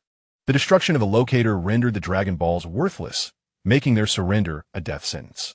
The Namekian elder defiantly declared, "I shall never reveal it. You despicable, duplicitous scoundrels will never summon the eternal dragon." Frisia responded languidly, "Very well, I shall grant your wish. Perish, all 3 of you." Zarbon inquired, "But my lord, how shall we locate the Dragon Balls without the locator?" Frisia replied dismissively, "There are merely 2 left. We can search a few more villages." Dodoria chimed in, astute. "As expected of you, Lord Frisia." At that moment, on the cliff, the 2 observers seethed with anger. Krillin muttered under his breath, "How utterly despicable." Gohan said, "Uncle Krillin, I want to go down and help them." Krillin cautioned, "Gohan, don't act rashly. We cannot match those aliens." Gohan wished to speak further, but held his tongue. The scene shifted back below. The Namekian elder urged, "Children, flee. Quickly. I will hold them off." The 2 small Namekian children trembled, responding, "Yes."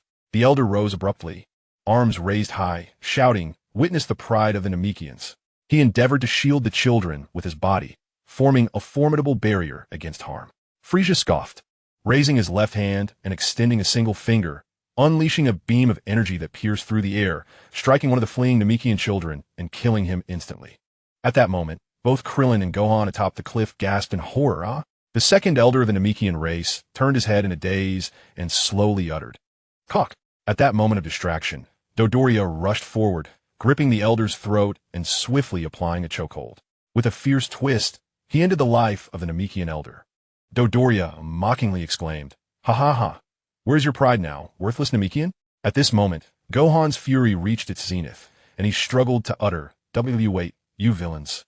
I will never forgive you. Krillin hurriedly restrained Gohan, urging, calm down, Gohan, you must endure, we are powerless in this situation. Meanwhile, the surviving young Namekian was paralyzed by fear, trembling uncontrollably. Dodoria then turned his gaze upon him, extending his hand to seize him. The young Namekian quickly turned to flee, emitting cries of terror, unable to comprehend anything beyond sheer fright. Behind him, Dodoria pursued like a hawk stalking its prey, relishing the hunt. In a sudden leap, Dodoria intercepted him, cruelly stating, dealing with this little creature is easier than squashing a bug. I'll show some mercy and grant you a swift death. Just as he raised his hand to strike, a thunderous shout echoed from afar. Gohan cried out, stop. Frieza and Zarband turned their attention to the cliff, astonished to discover an unseen figure who had remained silent until now. Dodoria turned to look, slowly asking, who is it? An accomplice? In a flash, Gohan leaped into action, delivering a powerful kick that struck Dodoria squarely in the face, sending him crashing into the Namekian dwelling, his head embedded within while his body remained outside. Krillin rushed down, anxiously exclaiming, you fool, Gohan. At that moment, Dodoria slowly pulled his head out, demanding, who are you to ambush me? Do you wish to die? Gohan shouted defiantly, you villain, I am here to defeat you. Dodoria rose, disdain evident in his voice, such bravado. You only succeeded with a sneak attack now. I shall ensure that you and that Namekian suffer a painful demise. Suddenly, Krillin executed a flying kick, striking Dodoria's face once more, sending him crashing back into the dwelling. His head again lodged inside while his body remained outside. Gohan exclaimed, Uncle Krillin, why did you come down? Krillin swiftly embraced the young Namekian, urging Gohan, fool, hurry and run. In that moment of confusion, Gohan was at a loss for words, stammering, but he did not forget the urgency of escape. In an instant, the three ascended into the sky, preparing to flee. Frieza shook his head and remarked, that does not appear to be a Namekian. Wait, how did they end up here? Dodoria, having risen again, placed a hand on his head, still visibly dazed, and cursed, those two little brats. I will surely kill them. Frieza seemed to grasp something, and immediately shouted, quick, pursue them. We must capture them. Dodoria erupted with fury, soaring into the air in pursuit, accompanied by several other Frieza soldiers. Krillin turned to Gohan and urged, fly with all your might. If we are caught, it will mean our demise. Gohan replied, understood, Uncle Krillin.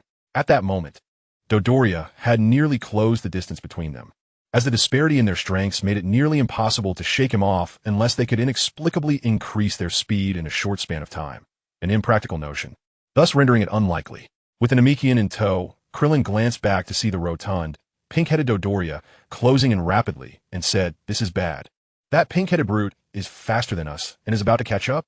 Meanwhile, Frieza, still at the original location, felt dazed and muttered to himself, where did these two little rascals come from? Chapter 37. The Pursuer of Death approaches. At this moment, Dodoria was in full pursuit of Krillin, the Namekian, and Gohan. Gohan was the first to speak. We are about to be caught. We might as well fight him. Krillin replied, we are no match for him. We should flee. Behind them, Dodoria let out a maniacal laugh, reveling in what felt like a thrilling hunt. Krillin thought to himself that he must first hand over the child to Gohan and hold off Dodoria as long as possible, allowing Gohan and the small Namekian to escape. Krillin then shouted, I have a plan. Gohan, you protect this child. Gohan responded, all right. Krillin then dashed to the position alongside Gohan, tossing the small Namekian towards him. He then flipped around to face Dodoria, forming his hands as if to target the temples. Krillin shouted, Gohan, close your eyes and do not open them. Gohan replied, okay. At that moment, Dodoria sensed something amiss, but perceived it as no threat to himself. However, he noticed the bald figure redirecting towards him. Krillin then shouted, behold my solar flare. Instantly, a blinding light erupted from him, akin to a burning sun, making it impossible to see. Dodoria, positioned closest to him, was temporarily blinded by the attack. In agony, Dodoria covered his eyes and exclaimed, ah, my eyes! My eyes! Krillin, seizing the opportunity, declared, excellent. It worked. Gohan, quickly hide. Gohan responded, all right, Uncle Krillin. Swiftly, they soared towards the front of Son Gohan, and the three soon concealed themselves within a rocky cavern, holding their breaths in silence.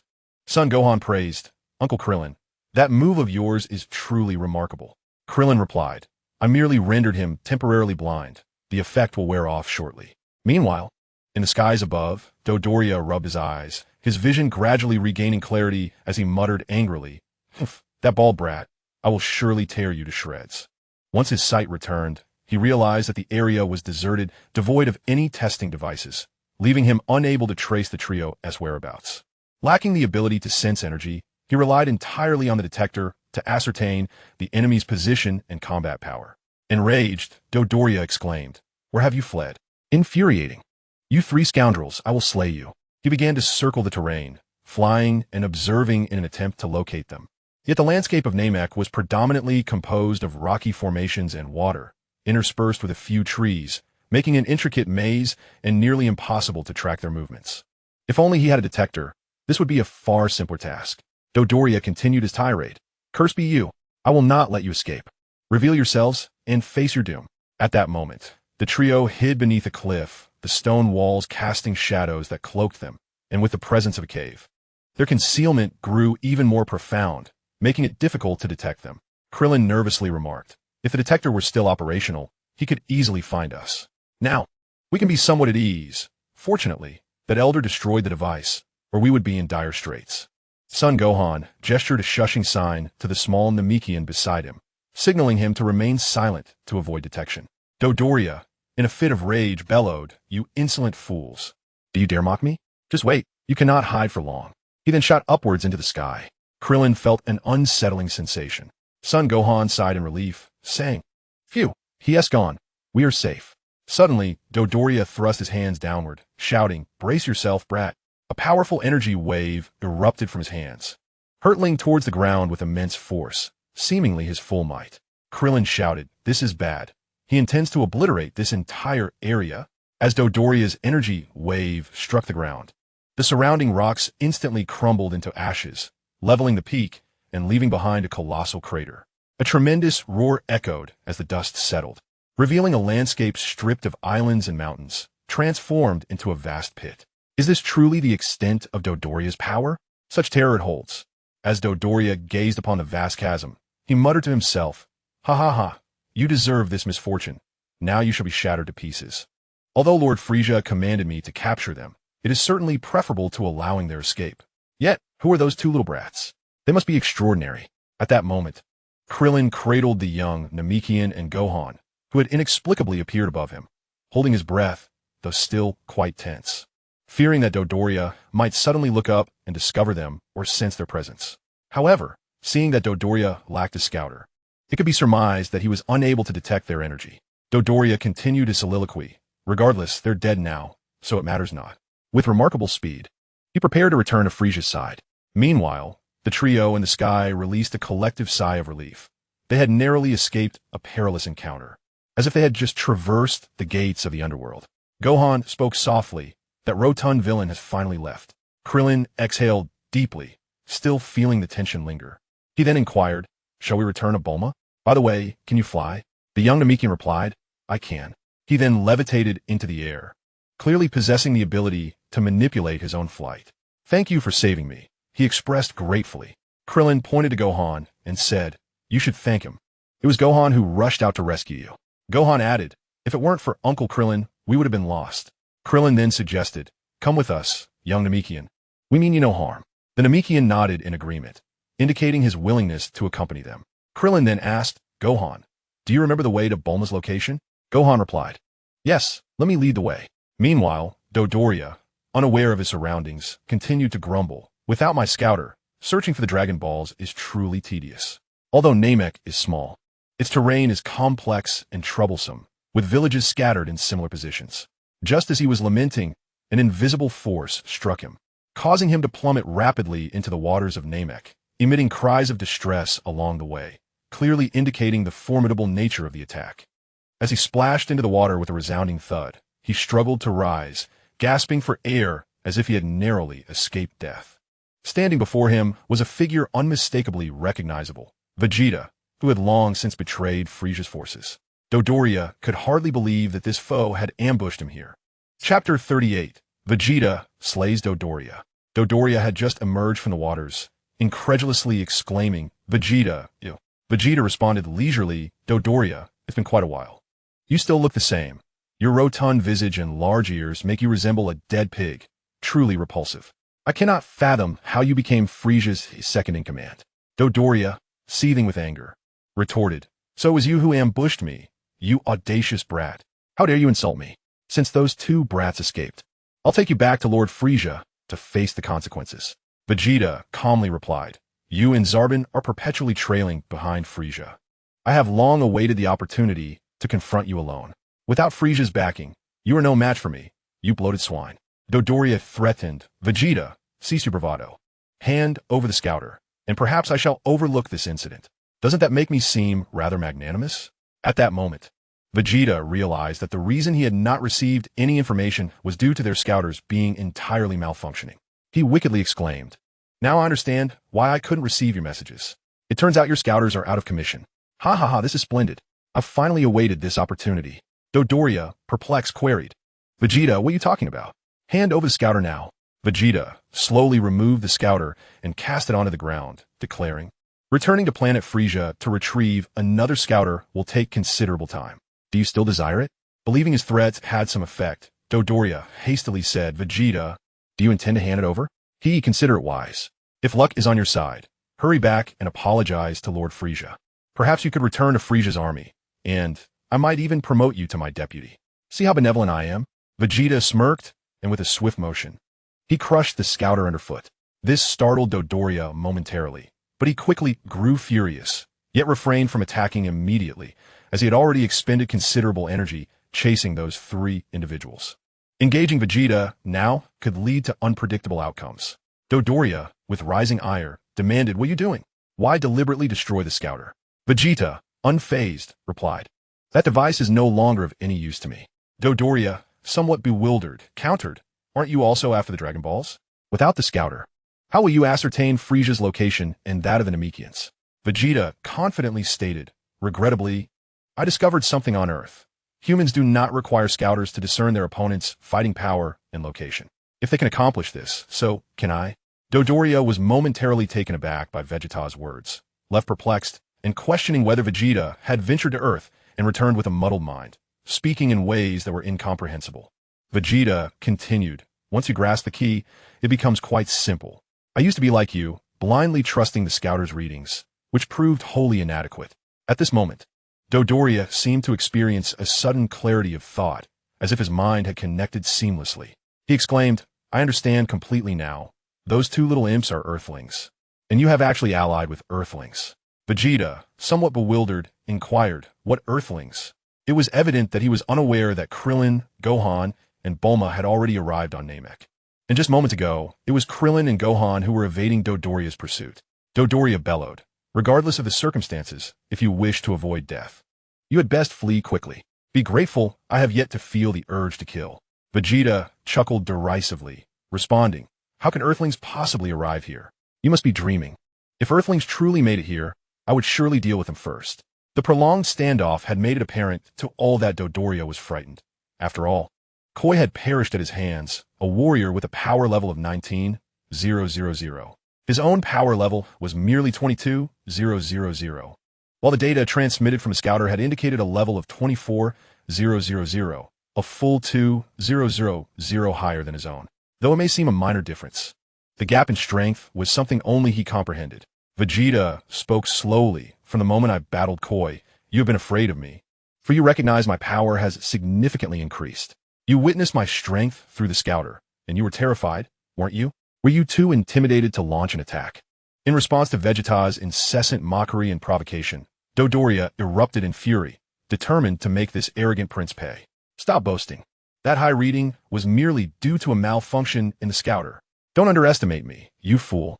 With a fierce roar, he unleashed his power of 22,000, thrusting his hands forward to unleash a colossal energy wave toward Vegeta's position, resulting in a tremendous explosion, followed by a relentless barrage of energy blasts. However, he was no longer a match for Vegeta, who had already positioned himself behind him. Vegeta taunted, Is that all you have? Who are you trying to scare? You pathetic weakling? Without Frisia, you are nothing. This time next year will mark your demise, you bloated pig. In a fit of rage, Dodoria spun around and swung his right fist, which was effortlessly blocked by Vegeta's left hand. Refusing to relent, he attempted a kick. But Vegeta used the momentum to leap into the air, landing behind him once more, seizing his right arm and forcefully pulling it back. The intense pain made Dodoria scream in agony. Ah, ah, ah. Vegeta's forehead throbbed with anger, his hands gradually tightening with increasing strength as he spoke slowly. Ah, ha ha. Our Saiyan combat prowess amplifies through real battle. The more formidable our adversaries, the greater our enhancement. On Earth, I once faced death, but upon recovery, I emerged even stronger. This is the essence of Saiyans, a true warrior race. Has your laziness rendered you so feeble? Perhaps it would be best for you to perish sooner rather than later. Dodoria. Feeling the looming threat of death, Dodoria was left with no choice but to hastily reply. Wait. Do you not wish to uncover a secret? It pertains to the planet of the Saiyans, planet Vegeta. Upon hearing this, Vegeta released his grip, intrigued, and asked, What did you say? A secret? What is the secret of planet Vegeta? Dodoria rubbed his hands nervously and continued, Huff, huff, once I divulge this, you will surely kill me. Vegeta menaced, If you do not speak, I shall end your life right now. Speak. With no alternatives left, Dodoria reluctantly confessed. Your planet was not destroyed by a colossal meteorite, as King Frieza claimed. A single Saiyan could never stand against Frieza. However, if multiple Saiyans unite, it becomes quite troublesome. As he spoke, he stealthily ascended into the air, unnoticed by Vegeta, who seemed lost in contemplation. Dodoria continued to stall, saying moreover, The number of talented warriors among your kind is increasing. If you unite and cease to obey King Frieza, it will be difficult to manage. Thus, Frieza preemptively annihilated planet Vegeta and all its Saiyans. You should be grateful to the king. He cherished your talent, opting to strike when you were absent. Isn't that moving? Haha, this revelation must be quite a blow. I shall seize this opportunity to return to King Frieza. Vegeta, dismissive yet infuriated, retorted, Dodoria, do not be foolish. The planet and comrades mean little to me. What angers me is that I have been used by you all. I have decided to make you pay. Prepare to meet your end, you gluttonous pig. Dodoria gasped, What? Vegeta, you deceiver. He then erupted in fury, attempting to flee, though uncertain of where to escape. As the terrain of Namek was largely uniform, Vegeta planted himself firmly, slowly twisting his waist, lifting his hands to the air in a claw-like pose. With his right hand resting upon his left, a purple aura of energy exploded from his body. Dodoria, while fleeing, shouted, No. Vegeta, you cannot kill me. King Frieza will not spare you. Frieza, Vegeta bellowed in response. What Frieza fears is our Saiyan's unfathomable battle potential. Die now, you corpulent pig. Gallic gun. With a sudden thrust of his hands, a colossal wave of violet energy surged forth, relentlessly advancing towards Dodoria and ultimately engulfing him. The faint echoes of Dodoria's anguished cries could still be discerned amidst the chaos, as a single strike obliterated this formidable subordinate of Frieza, who possessed a battle power of 22,000. Meanwhile, the two individuals en route to Namek continued their training aboard the spaceship, engaging in a rigorous exchange of energy blasts. However, they refrained from unleashing the full force of their attacks, knowing that such recklessness would surely damage the vessel. Instead, they would launch a single energy attack and then brace themselves to endure the ensuing impact, a method that could be deemed a form of resistance training, ultimately enhancing their combat prowess more effectively. Chapter 39. A perilous situation. Vegeta soared into the sky, elated, exclaiming, I have triumphed. I have vanquished that insufferably arrogant fat fool. Dodoria, I can hardly believe how much stronger I have become. It seems that my battles on Earth have indeed been beneficial. Suddenly, a thought crossed his mind regarding Dodoria's earlier words about the two Earthlings. How could they possibly have arrived here? Vegeta muttered to himself. However, those two mysterious remarks from Dodoria hinted at two exceptionally powerful forces that are on the move. They cannot possibly be Earthlings. Perhaps they are Namekians. But that leaves me feeling quite uneasy. I must investigate further. If anyone dares to obstruct me, no matter who they are, I shall show them no mercy. With that, he shot off at full speed toward the source of the powerful energy signatures. Meanwhile, back with the trio, Gohan exclaimed excitedly, The cave where Bulma is hiding is just ahead. Krillin, astonished, replied, Wow, you remember that really well, Gohan. Just then, Gohan sensed a powerful energy pursuing them and turned to look back. Krillin followed suit, feeling an overwhelming aura rapidly approaching them, and shouted, What? Something is speeding toward us. It's so fast. Could it be that pudgy pink creature? The three of them immediately dove down behind a rock for cover. Krillin urged, "Hide quickly." Gohan responded, "Okay, okay." They landed quietly and swiftly concealed themselves behind the boulder. Krillin, anxious, said, "Could it be those guys? But didn't they lose their scouters? How could they possibly find us here?" Gohan, feeling a surge of fear, replied, "They might discover us here." Krillin quickly reassured him, "Don't panic. Hold your breath. We can only rely on luck now." Just then, Vegeta flew in, but sensing no energy signatures, he came to a halt, perplexed. "What's going on? I suddenly can't feel those two energies anymore. They were right around here and then vanished." Unwilling to accept this anomaly, he began to scour the area, searching for the source of those energy signatures. As Son Gohan lifted his gaze, he was initially taken aback, and then trembled as he spoke. Krillin, look, it's one of the Saiyans who invaded Earth back then." Confused, Krillin inquired, "What is wrong?" Upon closer inspection, he realized that the individual they feared was none other than Vegeta. How could he be on Namek as well? Was he also in pursuit of the Dragon Balls? A sense of dread enveloped Krillin as he thought to himself, "This is disastrous. Our luck has run out." Suddenly, with a swift motion, Vegeta veered off in another direction, surveying the area. Krillin, paralyzed with fear, dared not breathe. Unable to contain himself, Gohan remarked, "Why is he still searching?" Krillin quickly responded, "But he doesn't even have a scouter. How can he possibly know our location?" In the air, Vegeta seethed with rage, exclaiming, "Damn it, is my instinct faulty? Have I not perfected my skills in locating enemies?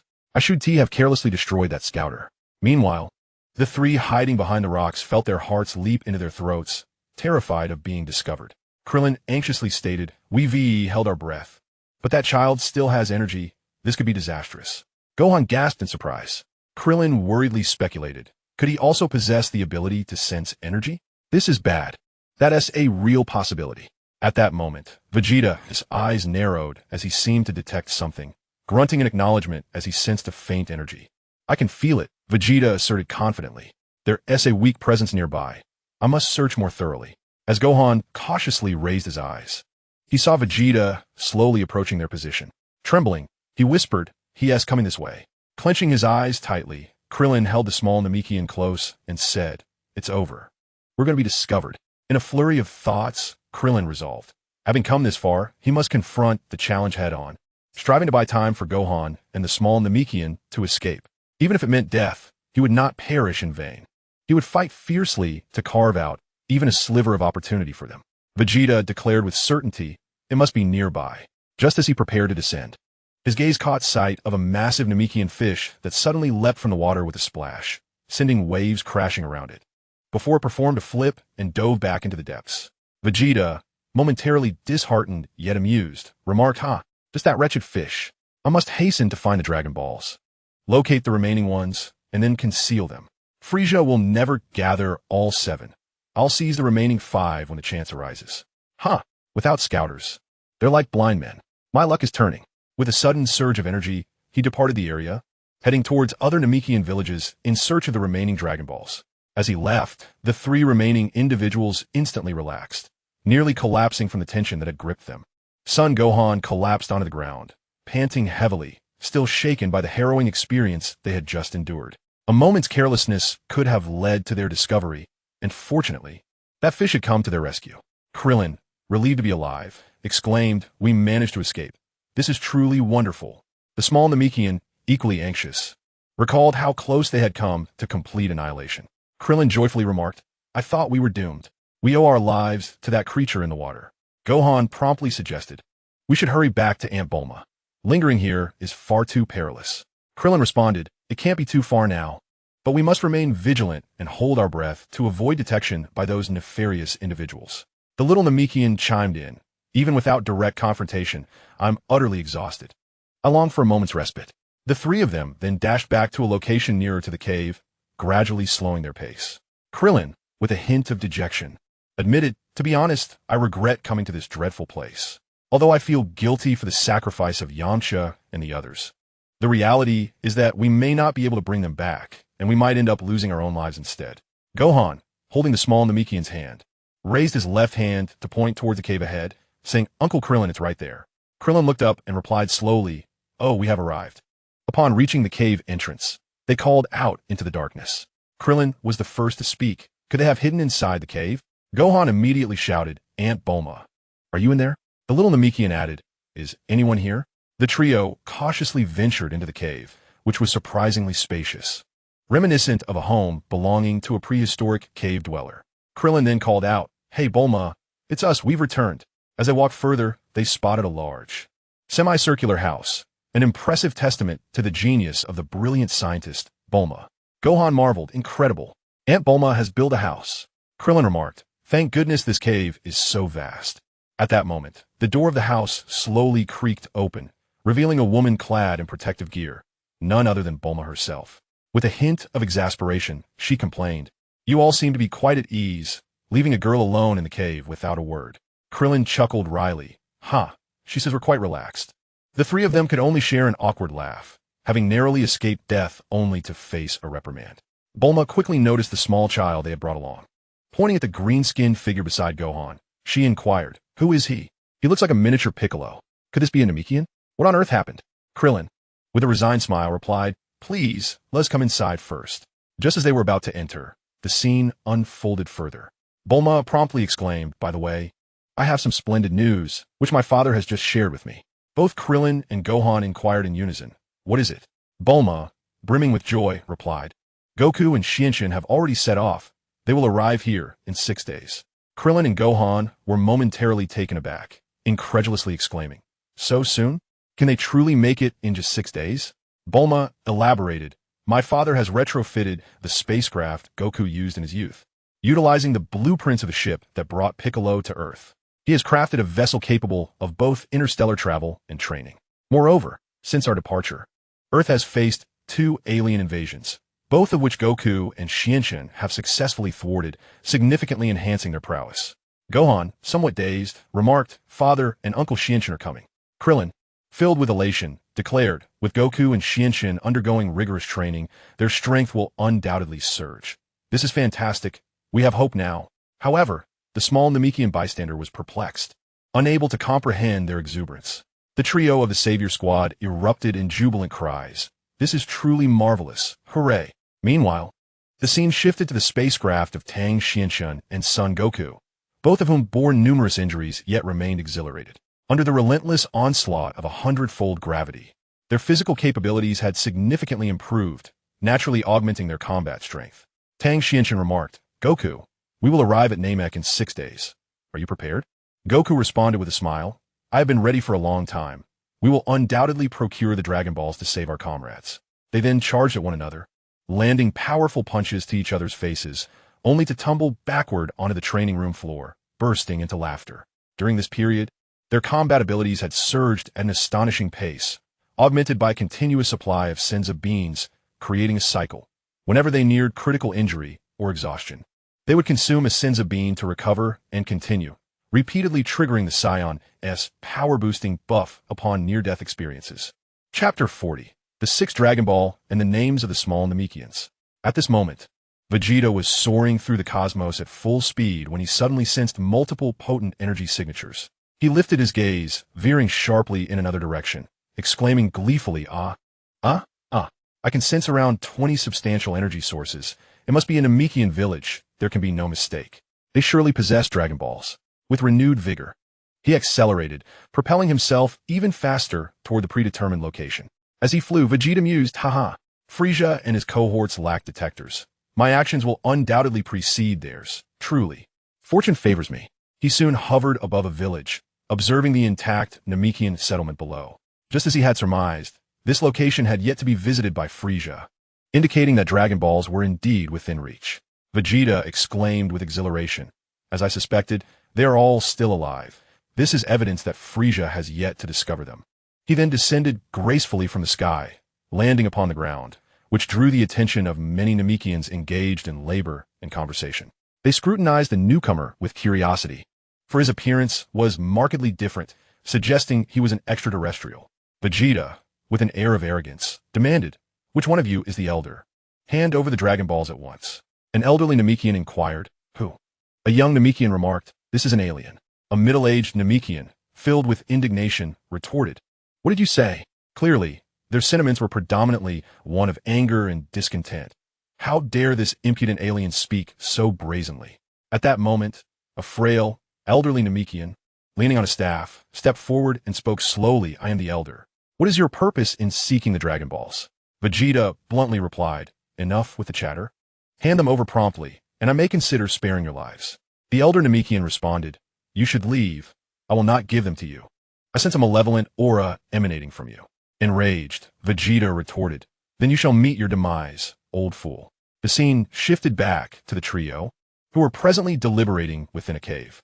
Bulma sighed, oh dear, is it truly so perilous? Krillin, while munching on his box meal, remarked, I thought we were done for. Gohan, in a frantic hurry to eat, was the only one who noticed that the small Namekian had yet to touch his food, leaving the reason for his silence a mystery. Krillin glanced at him and encouraged, please eat something, do not hesitate. The taste may be mediocre, but it will fill you up. Yet the little Namekian remained mute, sitting there in a daze. Bulma then observed, with the villagers being slaughtered before his very eyes. It's no wonder he can't eat. Krillin agreed, indeed. Finally, the small Namekian spoke softly, we do not consume such food. Water is sufficient for us. Krillin countered, that is nonsense. Your village has fields, and you grow vegetables. The small Namekian responded, those are saplings of the Aki tree. Before the climate underwent drastic changes, our planet was abundant with Aki trees. We have labored to cultivate them in hopes of restoring our planet to its former glory. Yet now, both the Namekians and the Aki trees are nearing extinction. Gohan, still eating, inquired, by the way, what is your name? I've forgotten to ask you since we met. The small Namekian replied, my name is Dandy. Who are you? Before they could respond, Krillin, who was drinking water, suddenly felt an unusual sensation, which Gohan also sensed immediately. Gohan exclaimed, Krillin, Uncle, what is this feeling? The two promptly dashed out of the secret base, followed closely by Bulma, who, upon witnessing their urgency, exited as well. Bulma inquired first, what are you doing, and who has arrived? Krillin, with a hint of anxiety, replied, no, it's just that the energy is gradually dissipating. Gohan then remarked, it's those Namekians, someone has been killed again. At this moment, Bulma could not comprehend their conversation, feeling utterly lost in their words, and could only let out a helpless ah, appearing rather foolish. Clenching his teeth, Krillin stated, the one responsible for the murder is someone we know well, Vegeta. If we hadn't let him escape back then, none of this would have happened. He is the one attacking the village. Bulma sighed, he truly is a heartless individual. Krillin, with tension mounting, continued, it seems that Vegeta has indeed mastered the ability to sense energy. This is dire. Before Goku and Saiyan arrive, we must not act recklessly. Are Vegeta and Frieza in cahoots? They both seek immortality, and regardless of who possesses the Dragon Balls, this world will be doomed. Suddenly, the atmosphere in the room plummeted to an icy chill. Vegeta had learned to use energy sensing to make judgments. Any rash movement could be detected by him. What were they to do? The only two who could suppress him would not arrive for another 6 days. Could they simply remain idle until then? Would the enemy grant them such time? Bulma, equally anxious, suggested, if we can find a Dragon Ball to conceal, their ambitions will be thwarted. Gohan cautioned, we cannot do that. They would kill all the Namekians for that single Dragon Ball. At that moment, Dandy stood frozen in fear. He then asked, who are you? Where do you come from? And how do you know about the Dragon Balls? Gohan responded nervously, there couldn't be a worse situation than this. Bulma added, even if Goku and Saiyan arrive, victory is not guaranteed. Krillin remarked, if only we could eliminate Vegeta then.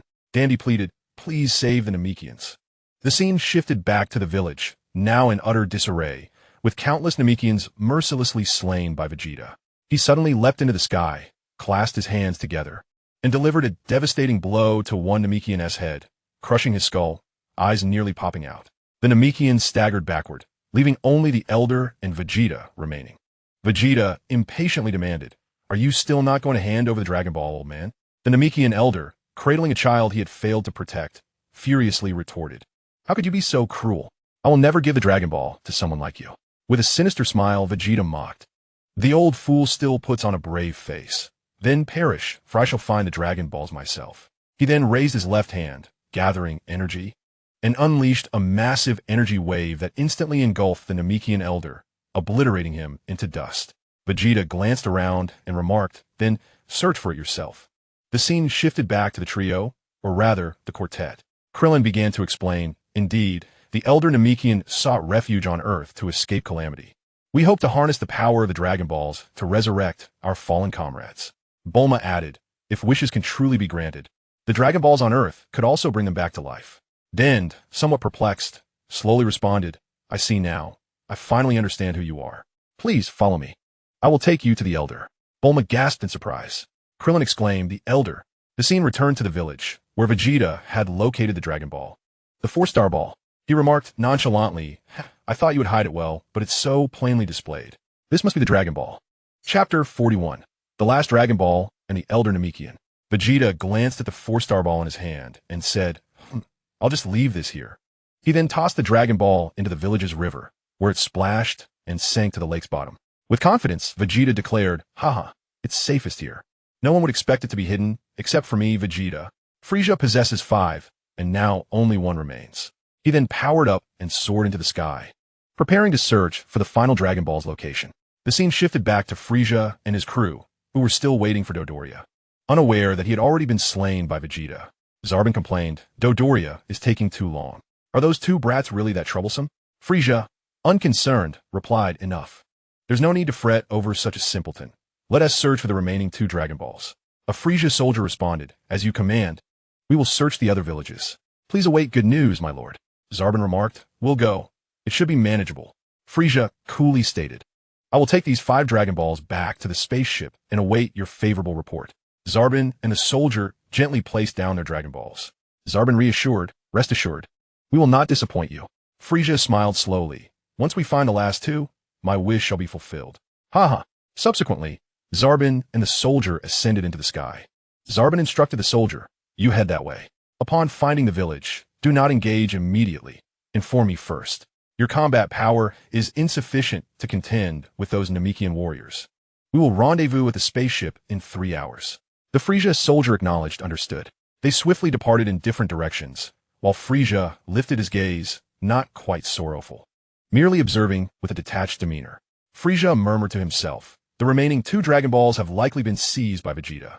That brat will undoubtedly come looking for me to snatch these 5 Dragon Balls. This simplifies matters, as I won't have to search for them myself. Vegeta seeks to take my Dragon Balls, huh? He could never fathom that my true objective lies in the 2 he already possesses. Eternal life shall soon be mine. With that, Frieza summoned his extraordinary powers, commanding the 5 Dragon Balls to float before him. He grinned wickedly and declared, Vegeta, I await you aboard my spaceship, ready to present you with those 2 Dragon Balls. In an instant, he vanished, the 5 Dragon Balls returning to their spacecraft. Meanwhile, the 4-member team had exited the cave and was preparing to follow Dandy to the location of the so-called Grand Elder. Bulma inquired with curiosity, what is the Grand Elder? Dandy patiently explained, currently, all Namekians are born from the Grand Elder. During a time of climatic turmoil, he was the sole survivor, ensuring the continuation of our race. I am the 108th child of the Grand Elder.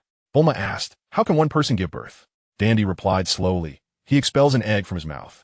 Suddenly, Bulma had a revelation and exclaimed, I understand. Your Grand Elder is a woman, right? Dandy, bewildered, responded, woman? What is a woman? This left Bulma in shock. Could it be that Namekians had no females? Her mind was racing. Were they self-replicating? What sort of species was this? How peculiar. She hurriedly explained, aren't Namekians divided into 2 genders, male and female, like your father and mother? Dandy stared blankly and replied, 2 kinds? No, that's not. Bulma turned to Krillin to vent her frustrations. Did you hear that? There are no distinctions between genders. How dull is this planet? Krillin looked at her as if she were foolish. He then turned to Dandy and asked, so why are we seeking the Grand Elder? Bulma continued her lament. Thank goodness I'm not a Namekian. Dandy, now anxious, said, that villain who attacked our village has already acquired the 5th Dragon Ball. And you mentioned that another village was also attacked, correct? Krillin cursed, it's all that damn Vegeta's doing. Gohan added, not a single one was spared. The entire village was annihilated. Dandy despondently remarked, this means the Namekians are dwindling in number. Krillin, alarmed, said, if Vegeta has found a Dragon Ball in the village he attacked, that means only 1 Dragon Ball remains. Does the Grand Elder possess the last one? Dandy responded slowly. You're correct. Krillin's face fell in shock as he exclaimed, this is bad. Even though Frieza's crew has lost their scouters, Vegeta possesses the ability to sense energy. If he finds the Grand Elder, the last Dragon Ball will be lost as well. Dandy nervously exclaimed, we must promptly inform the Elder. Krillin turned to Gohan and said, Gohan, I will accompany him. You and Bulma should stay behind. The larger our group, the more conspicuous we become. Gohan nodded in agreement. Understood, Uncle Krillin. Please be cautious. Krillin urged, we must hurry. Let's depart swiftly. Gohan added, neither Frieza nor Vegeta must attain immortality. It would endanger the entire universe. Dandy concurred indeed. Bulma also nodded in affirmation. Krillin remarked thoughtfully, to avoid detection by Vegeta, we must travel on foot, which may take quite some time. Dandy, puzzled by this statement, responded, on foot? That would take at least 30 days. Krillin gasped, 30 days? That's far too long. The Dragon Balls would have already been seized by then. At that moment, Krillin resolved to take the risk, for there was no alternative. He finally said, very well, let us fly. Gohan cautioned, be extra careful, Uncle Krillin. If you spot Vegeta, hide immediately. Krillin then looked up at Dandy. Let us move. We must be quicker than them. In an instant, the two ascended into the sky, with Dandy leading the way and Krillin following closely behind. Krillin glanced back, saying, you all be careful as well. Gohan waved his hand reassuringly, don't worry. Thus, Krillin and Dandy sped towards the Elder's residence at great velocity.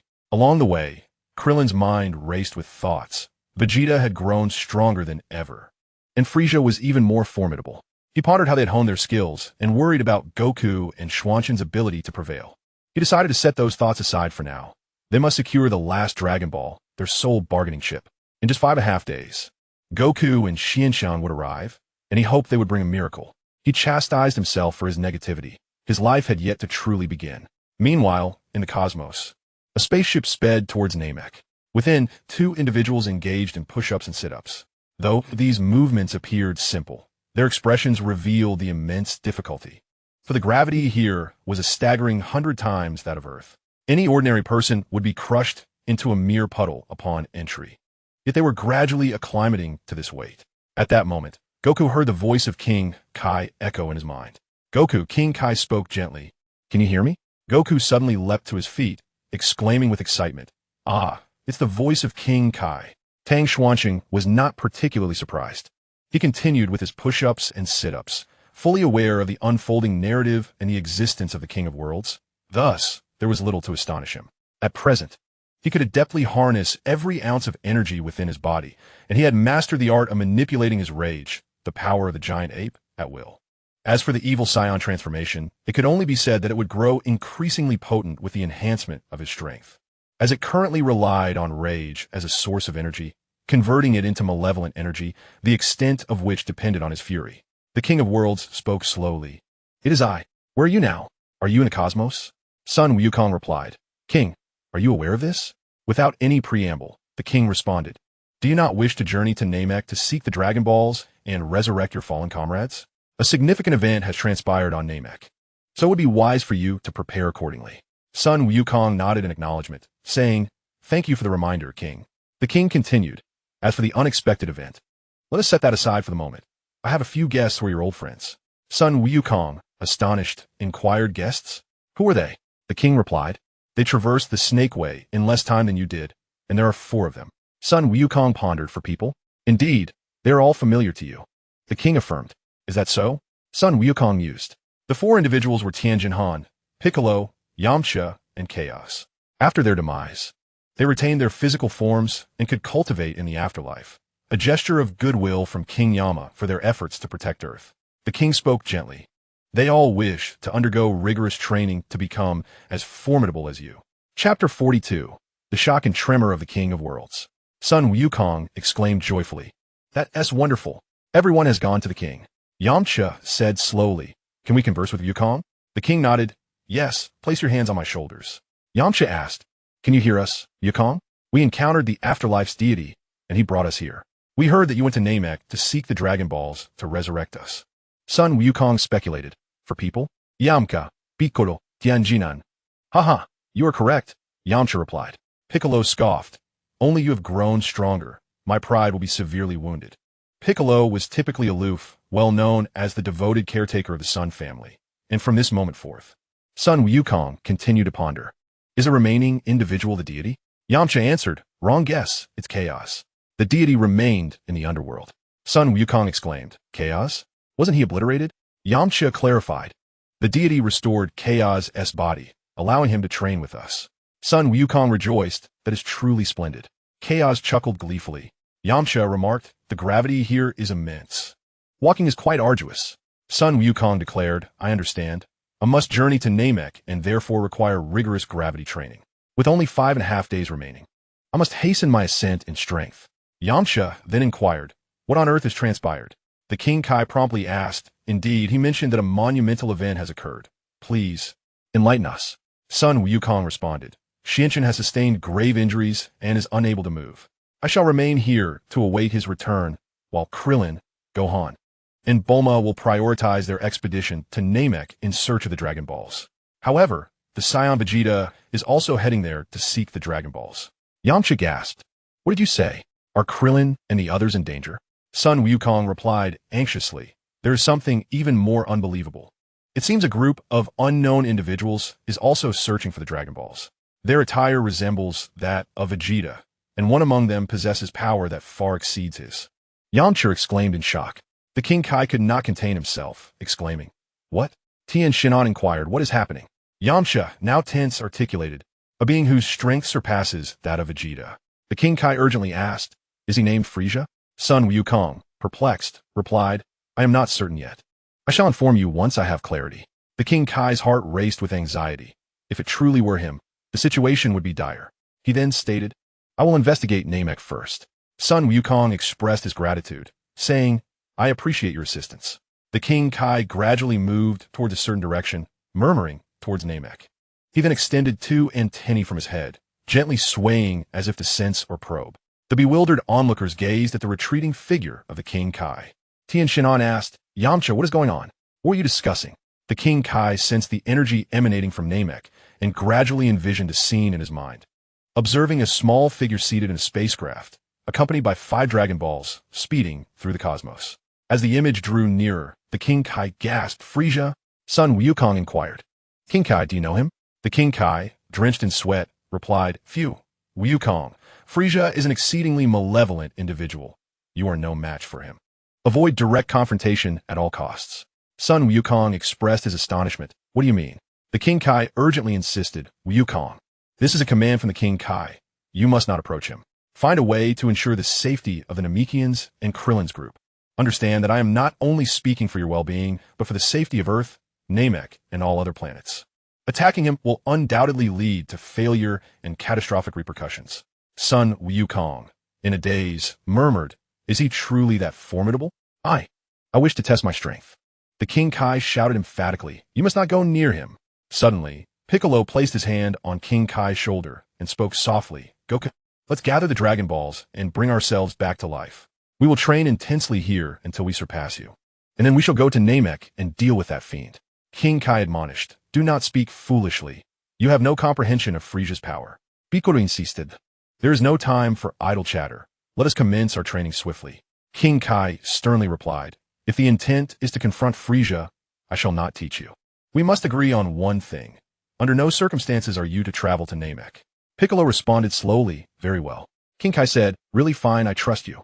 Piccolo, with a hint of exasperation, remarked, who would be foolish enough to quibble with you at this moment? At that moment, Tien Shinhan contemplated that simply undergoing the same training as Goku would not suffice to surpass him. He must discover his own methods and diligently refine his skills. King Kai, with a serious demeanor, declared, all right then, we shall begin the assessment. You must tell jokes to amuse me. Only those who can make me laugh will be taught. Instantly, Piccolo, Yamcha, Tien Shinhan, and Kairatsu were rendered speechless, and as a result, all of them failed the test. Goku turned to Tang Xuanqing and quietly remarked, King Kai, I have a friend who, after merely observing me once, could perform the Kaioken. Is that truly plausible? King Kai was taken aback, exclaiming, what? That is impossible. The Kaioken requires extensive training to master, and it is my original technique. How could anyone learn it just by watching? Goku reiterated earnestly, it is true. If there is time, I can bring him to you. Perhaps he has even learned the Spirit Bomb, as he has seen me use it before. His learning aptitude is quite astonishing. King Kai nodded, intrigued to see this mysterious individual who might possess 2 original techniques of his own. Their conversation was abruptly halted. Tang Xuanqing had already prepared for 500 sets of push-ups and 500 sets of sit-ups. He slowly stood up and inquired, have you finished your conversation? Did you learn anything? Goku replied slowly, on Namek, there is someone even stronger than Vegeta named Frieza. King Kai has advised us to avoid confrontation with him. for his power is truly terrifying. Even together, we would not stand a chance. Tang Xuanqing murmured, I see. Then it is best to avoid drawing his attention. Goku chuckled. Even if we are not to engage him, it would not be amiss to enhance our own strength. Tang Xuanqing nodded in agreement with this sentiment. The scene shifts back to Namek, where Krillin asked, at this rate of flight, when will we reach the Grand Elder? Din responded, it will take about 5 more hours. Krillin thought to himself, 5 hours? If I carry him, perhaps we could arrive sooner, but that would significantly increase energy consumption. At this moment, Vegeta was soaring through the skies, searching for the Namekian village, his lips curling in disdain as he muttered, I sense a lack of energy concentration. Has the village been annihilated? Suddenly, he halted, as if sensing something amiss. Vegeta murmured, there are 2 moving energy signatures. One feels peculiar, not quite like that of a Namekian, yet neither does it belong to Frisia's entourage. How curious. I must investigate. Without hesitation, he pivoted and unleashed his energy, darting towards the location of Krillin and his companions.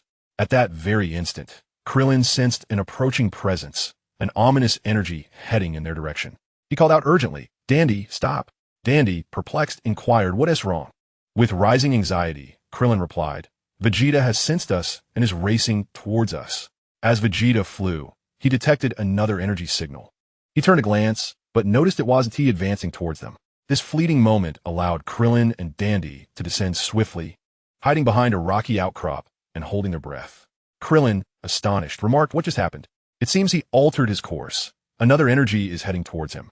Vegeta, filled with excitement, exclaimed, it's Zabo. At last, I've caught him alone. He immediately surged towards Zabo, intent on ambushing him. Zabo sighed in frustration. If only I had a scouter, I could easily locate the village. Just then, he noticed a figure rapidly approaching. Upon closer inspection, it was Vegeta. Vegeta intercepted him, a malevolent grin spreading across his face, ready to strike him down. Zabo, taken aback, exclaimed, you? Vegeta. Vegeta, with a wicked smile, responded, long time no see, Zabo. I've already dealt with Dodoria. Now it's your turn. Zabo, astonished, asked what? Chapter 43, Vegeta versus Zabo 1. Zabo, struggling to believe, questioned, Dodoria has been defeated by you? Vegeta dismissed the notion nonchalantly. It was effortless. Zabo protested, I can't believe it. Dodoria possessed a battle power of 22,000. How could you, with only 18,000, defeat him? Vegeta replied slowly, we shall see.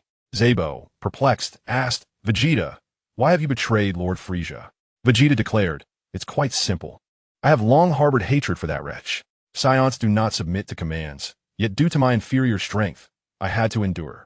But now, I have learned of the potential for eternal life. Zabo, cautiously, inquired, you mean the Dragon Balls?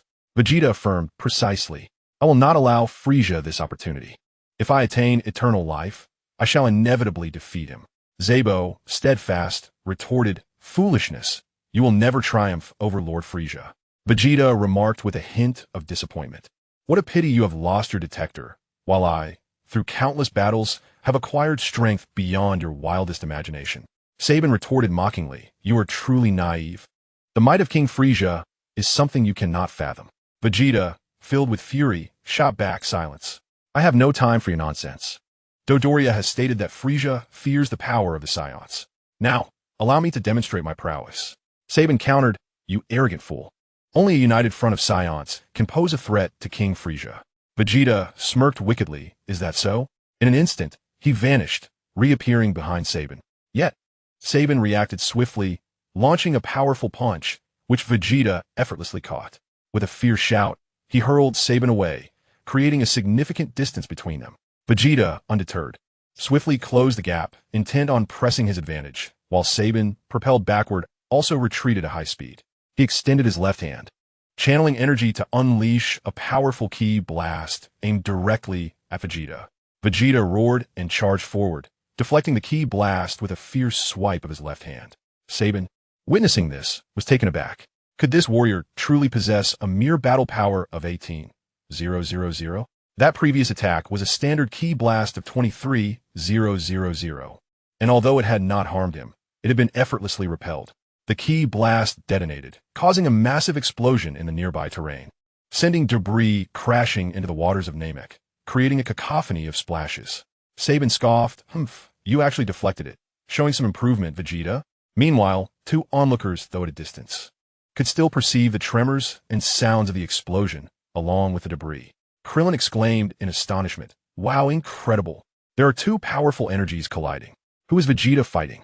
Dandy, rendered speechless by the spectacle, could only emit incoherent sounds of surprise. Krillin, filled with anxiety, remarked, "It's likely one of Frisia's subordinates. Both of them are terrifyingly strong. I am no match for them. I hope they weaken each other."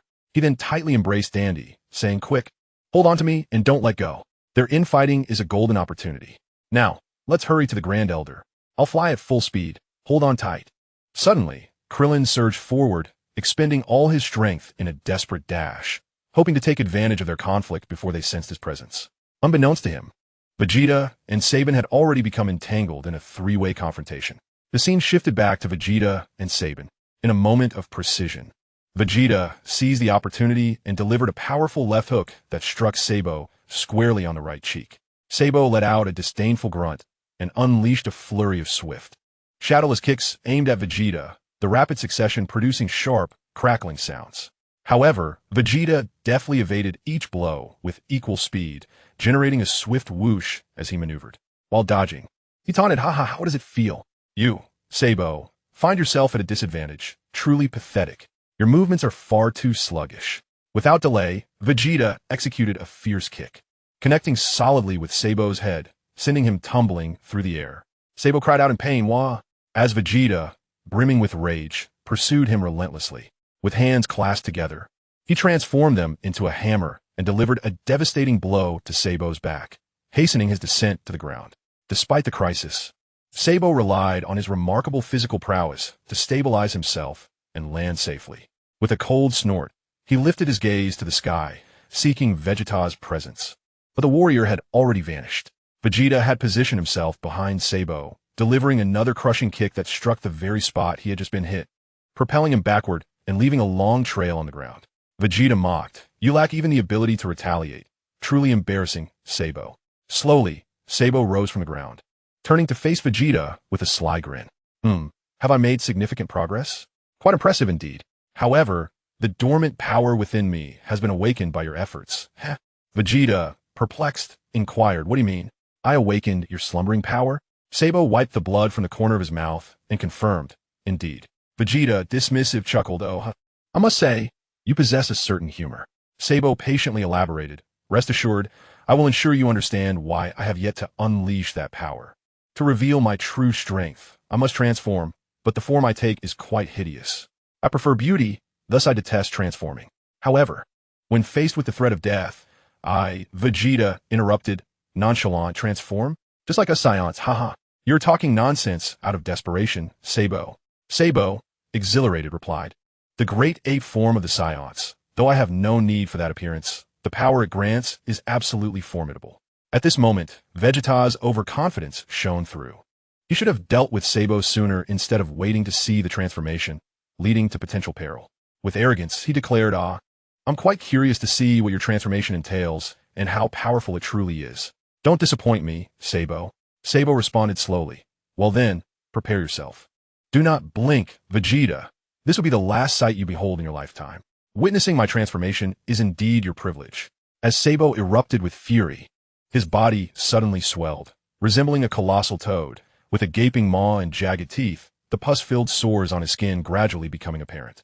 His entire torso expanded significantly, and his limbs grew robust and powerful, dramatically enhancing his combat prowess, albeit at the cost of an exceedingly grotesque appearance. This transformation, which Sabo referred to as the Super Sabo form, was now complete. Without hesitation, Super Sabo charged towards Vegeta, who was momentarily taken aback by the sheer ugliness and formidable strength of his opponent, leaving him momentarily disoriented. Super Sabo seized Vegeta's head with both hands, applying pressure that elicited pained cries from him. Following this, he delivered a crushing headbutt that nearly induced a concussion before forcefully tossing him into the air. Vegeta cried out in agony, Ugh! Super Sabo grinned wickedly and pursued him into the sky. Despite the pain, Vegeta quickly regained his composure and shouted defiantly as he charged at Sabo. The two collided with astonishing speed, each delivering a punch that struck the other's face simultaneously. Vegeta's right fist connected with Super Sabo's left cheek, while Super Sabo's right fist landed on Vegeta's left. The air around them crackled with the intensity of their clash, and they were instantly propelled apart, tumbling in the air for quite some time before coming to a halt. Breathless, Vegeta gasped, huff huff, internally cursing Sabo. He thought, this guy's strength is incredible. Had I known, I wouldn't have waited for his transformation. Damn my curiosity. I've gone too far. Super Sabo slowly remarked, surprised are you? You were naive to think that your newfound strength could rival mine. Before you meet your demise, allow me to impart one last piece of information. Vegeta, puzzled, wondered what else he could possibly be unaware of. With malevolence, Super Sabo declared, Lord Frieza can also transform, and in 4 stages, each one granting a qualitative leap in power. You stand no chance. Vegeta gasped, what? Super Sabo bluntly stated, you are no match for me. How could you hope to contend with Lord Frieza? Prepare to perish, Vegeta. He then raised his left hand and unleashed a wave of energy aimed at Vegeta's position. Sensing the impending danger, Vegeta narrowly evaded, but Super Sabo anticipated this moment, swiftly appearing behind him to ensnare him. With remarkable speed, he propelled them towards the ground. Vegeta screamed, ugh, Just before crashing into the earth, Super Sabo released him, allowing Vegeta to collide with the ground on his own. The immense force of the impact created a massive crater, and Vegeta's presence vanished, leaving his fate uncertain. At that moment, water from Namek surged into the crater, swiftly filling it. Super Sabo murmured to himself, has he vanished? Is he dead? That cunning fellow is hard to pin down. It's difficult to say. There's no sign of him. He must be submerged in the water. Suddenly, as if deflating, he reverted to his usual state, transforming back into the visage of that handsome man. Sabo remarked, even if he isn't dead, he must comprehend the disparity in strength. I doubt he would dare oppose us again. It is imperative that I report to Lord Frieza. With that, he swiftly departed, leaving the scene in a rush. After a considerable duration, the surface of the water finally stirred, revealing a hand emerging from beneath, grasping a stone on the shore. As the battered Vegeta slowly lifted his body, gasping for breath, defiantly, he declared, I am not one to concede so easily. I shall become stronger. Chapter 44. Arrival at the Grand Elder's abode and the retrieval of the near-death Vegeta. At this moment, the separated Frieza soldier arrived at a devastated Namekian village. The soldier murmured, what has happened here? We have yet to strike, yet the entire village lies in ruins. It must be that rascal Vegeta. I must hasten to report to Lord Frieza. With a swift motion, he left the area, returning to the spaceship. The scene shifted to Frieza, who had already returned to the spacecraft, having disembarked from his small vehicle, suspended in midair. 5 Dragon Balls lay nearby as he gazed out the window. A troubled expression etched upon his face. At that moment, a voice resonated from outside the cockpit door. Lord Frieza, Sabo requests an audience, came the voice of Sabo, who entered slowly as the door creaked open. Frieza descended from the air, inquiring, have you located the village? Sabo answered honestly, not yet. But I have defeated that brat Vegeta. For the time being, he is unlikely to pursue the next Dragon Ball. We still have a chance, my lord. Frieza replied languidly. Is that so? You have not transformed in quite some time. Is that boy still alive? I did not confirm, but even if he is alive, he is gravely injured. Sabo responded. Frieza countered. Why did you not verify? Because he fell into the river. Sabo stammered. Frieza sighed. What if he escaped using the water? How could you be so careless? Lord Frieza, please forgive me. I shall rectify this immediately. Sabo pleaded. At that moment, the Frieza soldier returned, shouting, Lord Frieza, I found the village, but it has been utterly destroyed. What? Frieza exclaimed. Sabo, astonished, remarked, could it be Vegeta? At the time, he did not possess a Dragon Ball. Dreadful. Where could it be hidden? Frieza commanded, Sabo, bring Vegeta to me. I still have use for his tongue. Understood, Lord Frieza, Sabo affirmed. Frieza then directed the soldier. Yaplu, contact Frieza Planet immediately. Inform the Ginyu Force to come here, and ensure you bring the scouter. They should arrive in about 5 days. Yes, Lord Frieza, replied Apulu. Zabo expressed his surprise, saying, My lord, is it truly necessary to deploy the special forces against Vegeta? Frieza replied coolly, I have an unsettling premonition. In disbelief, Zabo exclaimed, What could possibly trouble you, my lord? You are the strongest in the universe. Frieza murmured, I have been contemplating that the formidable Saiyans we have trained may soon turn against us. Initially, I suspected Vegeta, but now I sense it is not solely him. Zabo, puzzled, responded, You're overthinking this, Lord Frieza. There are only 2 Saiyans left, Vegeta and that child on Earth, who is far inferior to Vegeta. In truth, Frisia's intuition was not misplaced, for Goku was poised to put an end to his malevolence. However, an unexpected variable had emerged, which would bring Frisia great trouble. Frisia, somewhat displeased, said, "Are you suggesting my premonition is incorrect? Bring me Vegeta at once." "Yes," Zabo affirmed, swiftly departing the spaceship towards the location where he had just battled Vegeta. Meanwhile, Frisia remained alone, lost in thought, contemplating the Saiyans harbor immeasurable combat potential within them. And with each battle, they grow exponentially stronger. While they may not be my equal now, it is prudent to eliminate this threat before they transform into Super Saiyans. At that moment, Vegeta emerged from the lake, struggling to crawl, murmuring, "Damn it, I cannot perish yet." Before he could finish, he lost consciousness. Zabo, en route to the same location, pondered whether it was truly necessary to mobilize the special forces. Was Frisia's premonition valid or misguided? He chanced upon Vegeta, who had managed to rise, at least out of the water, sparing Zabo the trouble of retrieving him. Zabo swiftly seized Vegeta, exclaiming, "This brat is still alive. The resilience of a Saiyan is remarkable. I can report back to Lord Frisia now. Consider yourself fortunate to ascertain the whereabouts of the Dragon Balls. I shall tend to your wounds first. What follows, you will soon learn." He then carried Vegeta back to the spaceship for treatment, intending to extract the information about the Dragon Balls afterward. Meanwhile, aboard a spaceship en route to Namek, two figures were engaged in a relentless battle. Tang Xuanqing charged forward, landing a punch on Goku's abdomen, sending him flying. As he attempted to follow up with a devastating blow, Goku evaded the attack. Goku countered with a kick to Tang's waist, propelling him against the wall. Though he sustained minimal injury, the skirmish was deceptively taxing, and both fighters were nearing exhaustion. Under such intense gravitational pressure, even with the continuous recovery provided by the Senzu beans, their bodies were beginning to falter. Tang Xuanqing executed a sudden strike towards Sun Wukong, but just as he was about to make contact, he vanished in an instant, reappearing behind him. He unleashed a kick with his left leg aimed at Wukong's head. Fortunately, Sun Wukong sensed his presence in advance and raised his left hand to block the blow, managing to deflect it with some effort. He then extended his right hand, seizing Tang Xuanqing's foot and flinging him away. Tang Xuanqing spun gracefully through the air before landing smoothly on the ground. Sun Wukong couldn't help but marvel at the boy's combat prowess. His talent was formidable, from his initial ignorance to his gradual mastery of fighting techniques. Each of his moves was extreme and lethal, reminiscent of a reckless fighting style. Although his combat strength was inferior to Wukong's, he possessed two transformation abilities, which, once activated, would surpass Wukong's own power. The combination of innate talent and diligent effort was indeed formidable. The scene shifted back to the Namekian side, where Krillin and Dandy had unknowingly drifted into slumber. Krillin abruptly exclaimed, "Wake up, Dandy! Without your guidance, how will I find the Grand Elder?" Dandy, still dazed, was at a loss, prompting Krillin to once again carry him as they continued their search. Krillin complained, "We must be getting close. Being carried should be quite easy for you. What are you mumbling about?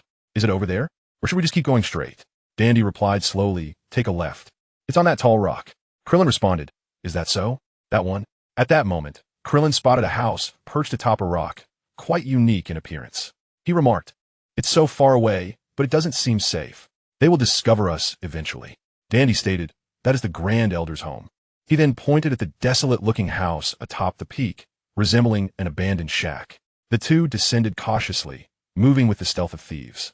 Krillin whispered, "What if we encounter an ambush?" Dandy replied with a sound of assurance, "No, that won't happen." Just then, the door of the house creaked open, revealing a young Namekian.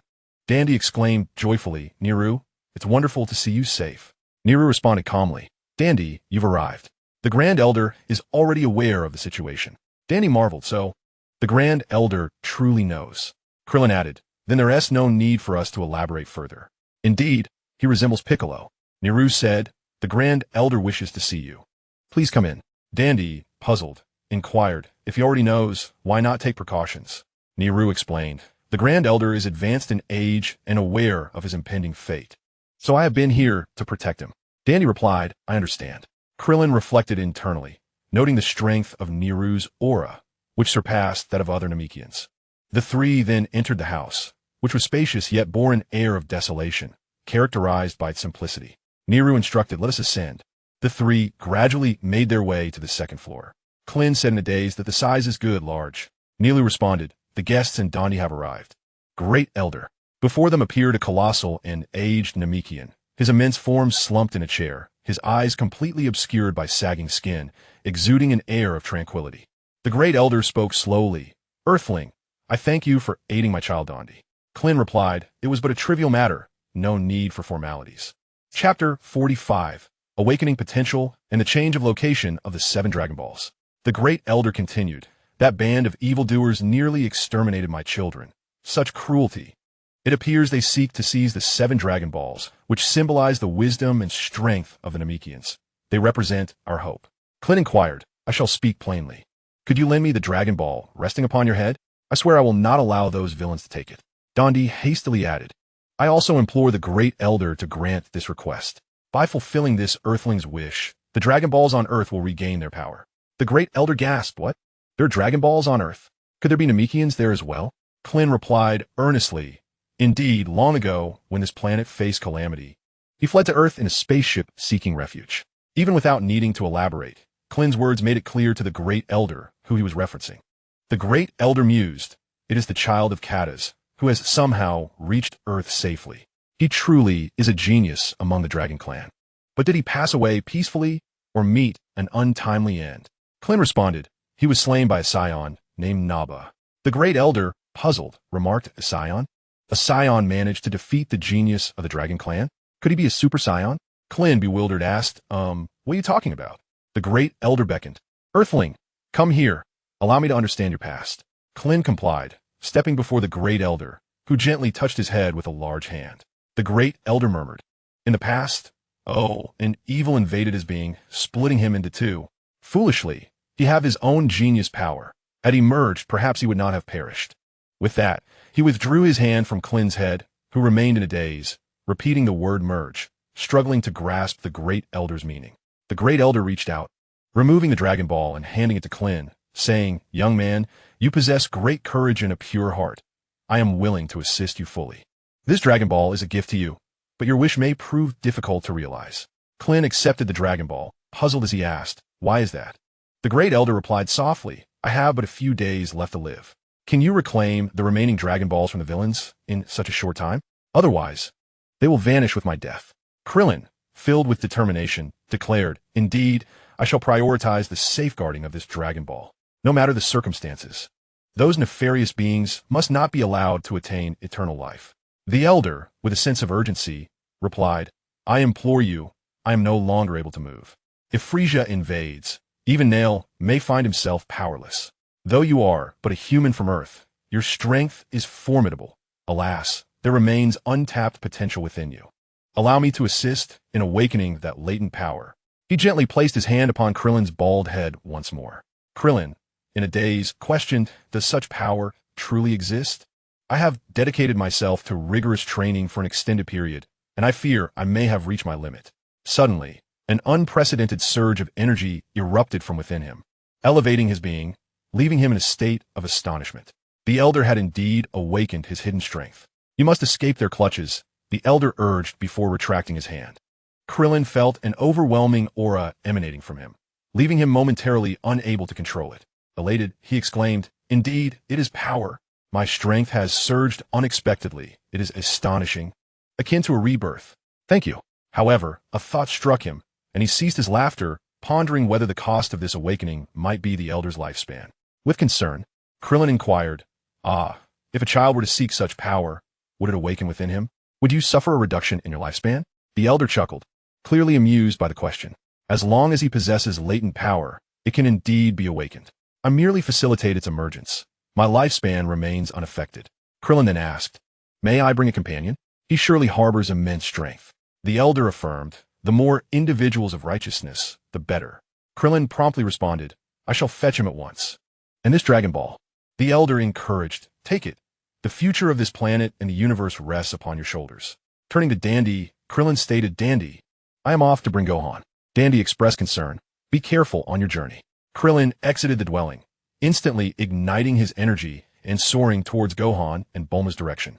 As he flew, he marveled, my strength has increased remarkably. At this rate, I shall reach Gohan in just a few hours. With a swift motion, he doubled his speed, propelling himself even faster. Meanwhile, the scene shifted to Bulma and Gohan, who remained vigilant at the cave.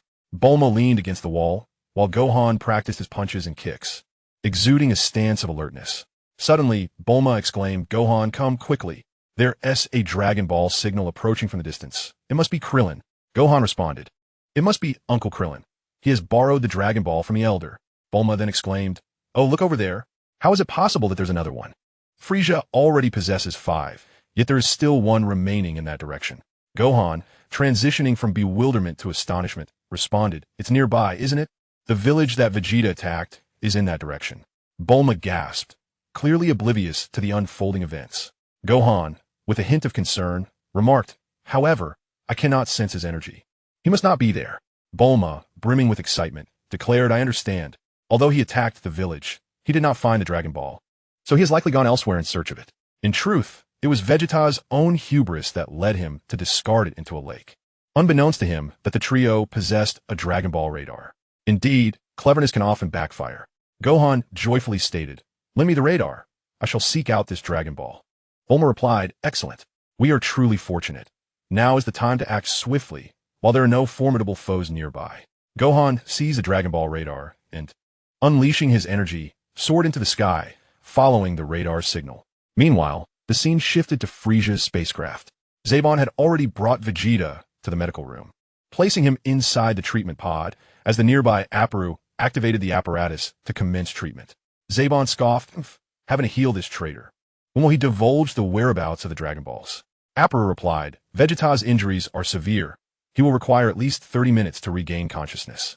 Zebon then said, "I will report to Lord Frieza. The rest is in your hands." He turned and exited the medical chamber, leaving Apparu to guard the incapacitated Vegeta. Apparu glanced at the disheveled Vegeta within the treatment pod and taunted, Such a formidable Vegeta, yet in the presence of Lord Frieza. He must obediently reveal the location of the Dragon Balls." At that moment, Vegeta abruptly opened his eyes, startling Apparu. In a swift motion, Vegeta tore off the breathing apparatus and raised his left hand, unleashing a powerful energy wave that shattered the pod door and obliterated Apparu into mere fragments. The force of the attack created a gaping hole in the medical room. Vegeta proclaimed, "Thank you. You have greatly underestimated my recovery speed." At that instant, Zebon and Frieza were approaching and immediately heard the commotion. Zebon exclaimed, "What was that noise?" Frieza, taken aback, speculated, "Could it be?" Zebon quickly surmised, "Oh no, it's that Vegeta." They both realized the spacecraft had been blasted open. Their first instinct was to flee. Zebon exclaimed, "This is bad. He has escaped." Frieza, in a state of urgency, insisted, "We must pursue him at once." Zebon, gritting his teeth in frustration, remarked that, "Wretched fellow." At this moment, they remained unaware that Vegeta had already stifled his breath, having evidently mastered that particular technique. Concealed in another location, he quietly observed the two fools before him. Vegeta murmured, "Frieza is also here." He then dashed toward the cockpit, contemplating, "I am still aboard the ship. They have fallen into my trap." Upon reaching the cockpit, he opened the hatch and beheld 5 neatly arranged Dragon Balls. At this juncture, he was merely 1 Dragon Ball away from fulfillment, and he mused, "I've found them. All the Dragon Balls are right here. Frieza, I thank you for gathering these 5 Dragon Balls. This was my intent in allowing myself to be captured." Chapter 46. The manic laughter of Vegeta and the fury of Frieza. The scene shifts to Gohan. Gohan, clutching the Dragon Radar, soared through the skies in search of the Dragon Balls. He arrived above the village that Vegeta had ravaged and was instantly taken aback. Gohan muttered, "What on earth is this?" Gradually descending, he witnessed the devastating aftermath of destruction surrounding the village and thought, "That scoundrel Vegeta deserves to be punished for mercilessly attacking the innocent Namekians." With indignation, Gohan exclaimed, "This is outrageous. The villagers have all been slaughtered. It must be Vegeta's doing. I must find the Dragon Balls before he discovers their location." He proceeded to search through houses, behind stones, and finally submerged himself in the water, where he ultimately located a Dragon Ball. After stowing the Dragon Radar in his pocket, he emerged from the water, cradling the Dragon Ball in his hands. Gohan, perplexed, wondered why on earth was in the water. Did the villagers hide it in their panic? In reality, it was the result of someone's misguided cleverness. The scene shifts once more to Frieza's spaceship. Zarbon flew outside, scanning the area in a desperate attempt to locate Vegeta. Gritting his teeth in rage as he said, "Where is he? Where has Vegeta escaped to? He cannot have gone far. He must be hiding nearby." Frieza urged, "Haven't you found him yet, Zarbon?" If he manages to escape from right under our noses, you'll pay dearly. Meanwhile, Vegeta remained in the cockpit, observing Zarbin searching frantically outside, a sinister grin spreading across his face. With a malevolent chuckle, Vegeta said, "Haha, the fool is still searching outside. I've been here in the ship all along. What a pitiful creature, utterly blind without his scanner. How amusing." Yet Vegeta faced a dilemma. Gazing at the 5 Dragon Balls on the floor, realizing he could not carry them all with him, he muttered, 1, 2, 3, 4, 5. 5 Dragon Balls in total. Not only have you healed my wounds, but you have also delivered these Dragon Balls into my hands. Escaping with all 5 will be challenging. But there is no time for further contemplation. Very well, I must take a gamble. Frieza should be on the opposite side of the ship. May fortune favor me. In that moment, he fervently hoped for the blessings of the goddess of luck, from the clash of victors and vanquished. He awaited his moment of glory as the legendary gambler, Vegeta. Vegeta leaned halfway out of the spaceship, shouting, "Hey, I'm still on the ship, you fools." Outside, Sabo gasped in disbelief. What? Frieza turned around, astonished. Vegeta raised his right hand and unleashed a powerful energy wave, creating a gaping hole on the opposite side of the spacecraft. Sabo, furious, flew back into the ship, exclaiming, "That bastard." Elated, Vegeta remarked, "What a perfect opportunity." He then lifted his left hand and fired another energy wave, shattering the cockpit's front window. Seizing a Dragon Ball from the floor, he hurled it forcefully, and with a whoosh, it was successfully launched. At that moment, Sabo and Frieza arrived at the site of the recent explosion, the surrounding smoke and dust obscuring their vision. Sabo inquired, "Where's Vegeta?" Frieza responded, "Where is he?" Meanwhile, Vegeta had already thrown the second Dragon Ball. It suddenly dawned on Frieza that something was amiss.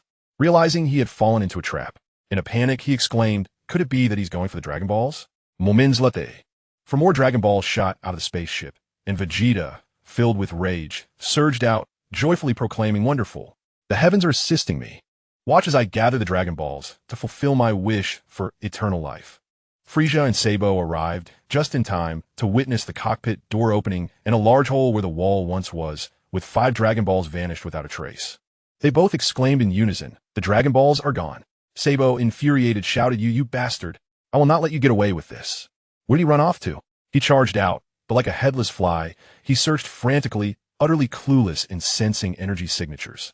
Consequently, he had no way of locating Vegeta unless he foolishly chose to fly up, as his over-reliance on the detector had rendered him blind to the situation, a severe drawback. Frieza anxiously urged from within the ship. He must still be hiding inside the spacecraft. Search quickly. Meanwhile, concealed behind a rock, Vegeta murmured to himself, "If I fly away now, Frieza will surely catch up to me. I have no choice but to take to the water." He slowly stepped into the lake, submerging himself and swimming away like a diver. Frieza see that this is infuriating. Vegeta has escaped again, and with the 5 Dragon Balls, he can't have gone far. Conduct a thorough search of the spaceship. After a considerable amount of time had passed without any progress, Vegeta had successfully fled via the water route. Frieza turned to Sabo, stating, "Listen, if you don't locate Vegeta within the hour, prepare for your demise." Sabo, feeling the pressure, replied, "Understood." Meanwhile, not far away in the lake, a figure emerged, revealing Vegeta, who poked his head above water to take a deep breath of fresh air before slowly crawling ashore. Vegeta remarked with a scoff, "Humph, it should be nearby." As he had cast the object, he had already precisely gauged the force and trajectory, leading him to spot the Dragon Balls all situated in the same location. With exhilaration, Vegeta laughed, "Ha ha ha, here it is. I controlled the force perfectly. How unfortunate for you, Frieza. The Dragon Balls are mine now." He thought to himself. Combined with the Dragon Ball he had previously found in the river of that village, he now only needed one more to summon the Eternal Dragon and fulfill his desire for eternal life. Suddenly, Vegeta sensed something amiss and turned his head. At that moment, his key perception abilities had nearly reached their peak. He murmured, "Such immense power. Is it Zarbin? No, it's stronger than Zarbin." Upon focusing his gaze, he was stunned to see a bald figure. It was none other than that Earthling. At that moment, Krillin was soaring through the sky, clutching the Dragon Ball, joyfully exclaiming, I'm on my way, Gohan. Once I meet the Elder, he will awaken your latent potential, and you will become even stronger, increasing our chances of victory." Krillin, having had his potential unlocked by the Elder, was filled with immense joy, yet he remained oblivious to Vegeta's presence. A most unfortunate encounter indeed. Vegeta, initially astonished, soon erupted with elation, exclaiming, "That kid is that Earthling. How'd he end up on Namek with the last Dragon Ball? This is effortless. Little bald head, thank you for bringing the Dragon Ball. I shall take it." With a sudden surge of energy, he charged towards Krillin, determined to seize the final Dragon Ball. Chapter 47. Vegeta vs. Zarbon 2. At this moment, Krillin was still jubilantly flying, unaware of the impending danger. As Vegeta, too, unleashed his energy and pursued him. Vegeta excitedly declared, "That kid is also after the Dragon Ball. But the one you hold is about to belong to me. Soon, I will have all 7 Dragon Balls." He quickened his pace, chasing after Krillin. Meanwhile, Zarbon was still searching for Vegeta, glancing about in vain. Frustrated, he cursed, "Damn it, I can't find that brat Vegeta. If only I had a scouter. It would make tracking him down so much easier. If I don't find that little rascal soon, I might lose my life." Just then, he suddenly spotted 2 figures racing through the air. Upon closer inspection, he saw that the one in front was bald and clutching a Dragon Ball, while the one behind was the very Vegeta he had been desperately searching for. Zarbon murmured in disbelief before excitement surged through him. "No, it's that guy who rescued the Namekian. He seems to have a Dragon Ball. Vegeta, I've finally found you. U1T escaped this time." With that, he exploded with energy and charged towards Vegeta, forming a line with Krillin in front, followed closely by Vegeta, and then Zarbon behind. Vegeta suddenly sensed something and turned around. Although he had yet to see anyone, he could feel an overwhelming presence. He murmured to himself, "It seems to be Zabo. How infuriating, entangled yet again. However, I can seize this opportunity to eliminate him. He defeated me last time. This time, he will undoubtedly be complacent. This is my chance for retribution." At that moment, Bulma was leaning against a rock, perusing a book to pass the time. Suddenly, Krillin landed nearby with a thud, startling Bulma and causing the book to tumble from her hands. Bulma complained, "Krillin, are you trying to scare me to death?" Krillin replied, "Bulma, this is dangerous. How can you be reading out here? If the enemy finds you, it's over." Bulma pointed at the Dragon Ball, her eyes wide with wonder. "Oh, is this the Dragon Ball from Namek?" Krillin confirmed, "Indeed." Bulma exclaimed, "The Dragon Balls here are so large." Krillin explained, "The Elder is quite reasonable. By the way, Bulma, is Gohan around? I want to take him to meet the Elder and unlock his potential." Bulma clarified, "He went to search for another Dragon Ball, close to the village that Vegeta attacked." Krillin remarked, "Oh, really?" Suddenly, he sensed a powerful energy approaching, and he was taken aback. He slowly said, "There is an energy coming this way." Bulma asked, "Is Gohan coming back so soon?" Krillin shook his head, "No, it's not Gohan." With a whoosh, Vegeta descended from the sky and landed gracefully. Both Bulma and Krillin gasped in unison. Vegeta, clearly, they had not anticipated that the visitor would be him. Krillin had been too brazen. After unlocking his potential, he had forgotten to conceal his energy, which Vegeta had detected and followed like a trail. Krillin thought to himself, "How could this happen? My power has greatly increased, yet I did not sense him. Could he have learned to suppress his energy?" Vegeta spoke, "One unexpected encounter, Earthlings. It is astonishing that you possess the ability to reach this planet. I see you are clutching the Dragon Ball so anxiously. It seems we share a common objective. We're those 2 Saiyans. At present, you stand no chance against me, and even if those 2 arrive, it would be futile." Krillin was now drenched in sweat, for he could perceive that Vegeta was undoubtedly more powerful than he was, but at present, Vegeta was suppressing his energy, rendering it undetectable.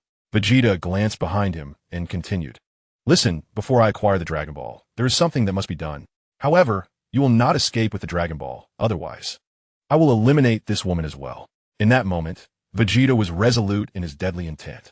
If the future Vegeta were to learn of this, it would surely lead to an awkward situation, as it was unexpected for these 2 to end up together. Thus, the 3 remained in a tense standoff. Vegeta slowly stated, "He is coming." With a resounding thud, Sabo spun briefly in the air before landing gracefully, his arms crossed, exuding an air of self-importance. He glared menacingly at Vegeta, declaring, "How dare you mock me, causing Lord Frieza to doubt my capabilities? You are truly deserving 1,000 deaths, you wretched spawn." Bulma quietly inquired of Krillin, "Who is he? Do you know him? He seems to resemble our valiant allies." Krillin gritted his teeth and replied, "He is a villain from Frieza's army." Sabo, convinced he understood the situation, remarked, "That kid with the Dragon Balls looks familiar. It seems you are his accomplice." Vegeta coldly retorted, "That is not the case." Sabo continued, "I have no interest in your trivial matters. Just tell me where you've hidden the Dragon Balls. If you refuse, I shall have no choice but to beat you into submission, and then you will reveal the truth. Vegeta, unfazed, responded, then let us see you try. Sabo scoffed. You are impatient for death, aren't you? Even if you remain silent, I will retrieve the Dragon Balls myself and regain Lord Frieza's favor. With a fierce roar, Sabo unleashed his energy, transforming before their eyes. His body swelled, resembling a grotesque toad, with a massive mouth and sharp teeth, revealing hideous growths upon his form. He had ascended to his Super Sabo state, much to the astonishment of Bulma and Krillin, who were left speechless at his ability to transform. Krillin, in disbelief, uttered, "He has transformed into a monster, and his power has increased significantly." Bulma, trembling in fear, remarked, "It appears he is indeed a villain." Super Sabo opened his mouth and let out a deafening roar. Vegeta coldly observed, "He is underestimating me, transforming right at the onset." In a flash, Super Sabo appeared above Vegeta, raising his left hand to strike. Vegeta swiftly executed a push-up maneuver to evade the attack. He then scooped up a handful of dirt, throwing it into the air as Super Sabo swung his right fist downward, missing him entirely. In that moment, Vegeta positioned himself above Super Sabo. The latter, looking up and laughing maniacally, proclaimed, "You are finished, you miserable wretch." He charged at Vegeta, who slowly released the dirt from his hand. The debris fell and struck Super Sabo in the eyes, causing him to claw at them in agony while attempting to clear the obstruction. Super Sabo shouted, "What is this? You scoundrel, what have you done to my eyes?" At that moment, Vegeta swiftly darted behind him, concentrating his energy into his left fist. With a fierce shout, he delivered a powerful blow to Super Sabo's waist, causing the latter's eyes to widen in shock as his armor shattered, and he was propelled backward. This scene instilled fear in Krillin and Bulma. It appeared that Vegeta had grown even stronger. Krillin could sense that the grotesque creature before him possessed immense power. The fact that Vegeta could inflict damage upon it served as undeniable proof that his strength far surpassed Krillin's. This realization cast a shadow over their hopes of seizing the Dragon Balls, unless Goku and Tang Xuanqing arrived in time. In an instant, Vegeta erupted with fury, charging forward with his hands clasped together, transforming them into a hammer-like weapon. He struck down fiercely onto the head of Super Bu, causing its already hideous visage to contort further, plunging rapidly into the water with a resounding splash that sent waves crashing around. Vegeta then roared with intensity, his hands continuously gathering energy as he unleashed an unrelenting barrage of energy blasts towards the water surface where Super Bu had descended. This technique bore resemblance to the prince's combat style, yet the explosions that erupted from the water were vast, demonstrating the sheer magnitude of his power. The surface of the water erupted with explosive sounds, leaving Krillin and Bulma paralyzed with fear. Krillin, feeling anxious, urged Bulma, "We must flee," to which Bulma, filled with concern, replied, "But he will kill us." Gripping Bulma tightly, Krillin insisted, "If we don't run, we will meet the same fate." Vegeta, noticing their movement, redirected his firepower to suppress them, launching energy blasts relentlessly in their direction. "You shall not escape, Earthlings," he bellowed. The ground before Krillin and Bulma was immediately bombarded, halting their advance. Krillin, astonished, exclaimed, "Incredible. He still has a hand to spare." As Vegeta continued his assault into the water, the injured and battered Super Bu surged upward, seemingly on the verge of catching up. Vegeta once again created distance between them, and they both crashed back to the ground. Fuming with rage, Super Bu spat, "Vegeta, you scoundrel, I will make you regret ever coming into this world." Vegeta, with a mocking tone, retorted, You must have exhausted quite a bit of energy, Bu. Your demise is imminent. I shall deliver you to your good friend, Dodoria." Super Bu laughed heartily, proclaiming, "You talk big, but you should know that my battle power far exceeds yours, fool. Ha ha, it is you who is facing your end." Vegeta grinned wickedly. "Bu, are you not aware of the Saiyan trait? You should not have healed me while I hovered near death. Each time a Saiyan evades death, their battle power surges dramatically." Super Bu, taken aback, gasped, "What?" Meanwhile, Krillin and Bulma, observing from the sidelines, began to grasp the situation. Bulma murmured, "Is that true? Could Goku also?" Krillin confidently asserted, "Indeed. No wonder Goku grows stronger with every battle. It all makes sense now."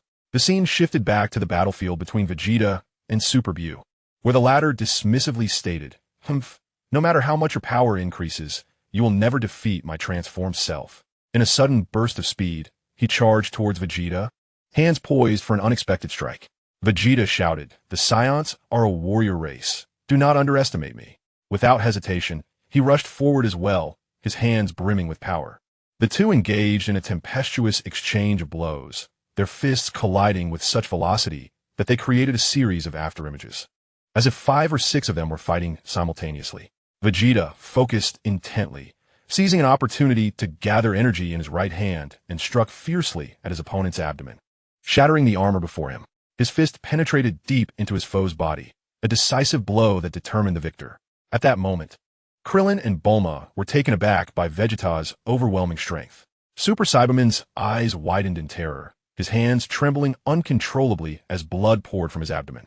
He felt the chilling embrace of death approach, emitting cries of agony. Super Saiyaman pleaded, "Vegeta, I am sent by Lord Frieza to kill you. Please spare me." Vegeta scoffed. "Enough, you wretched frog. At this juncture, your pleas are futile."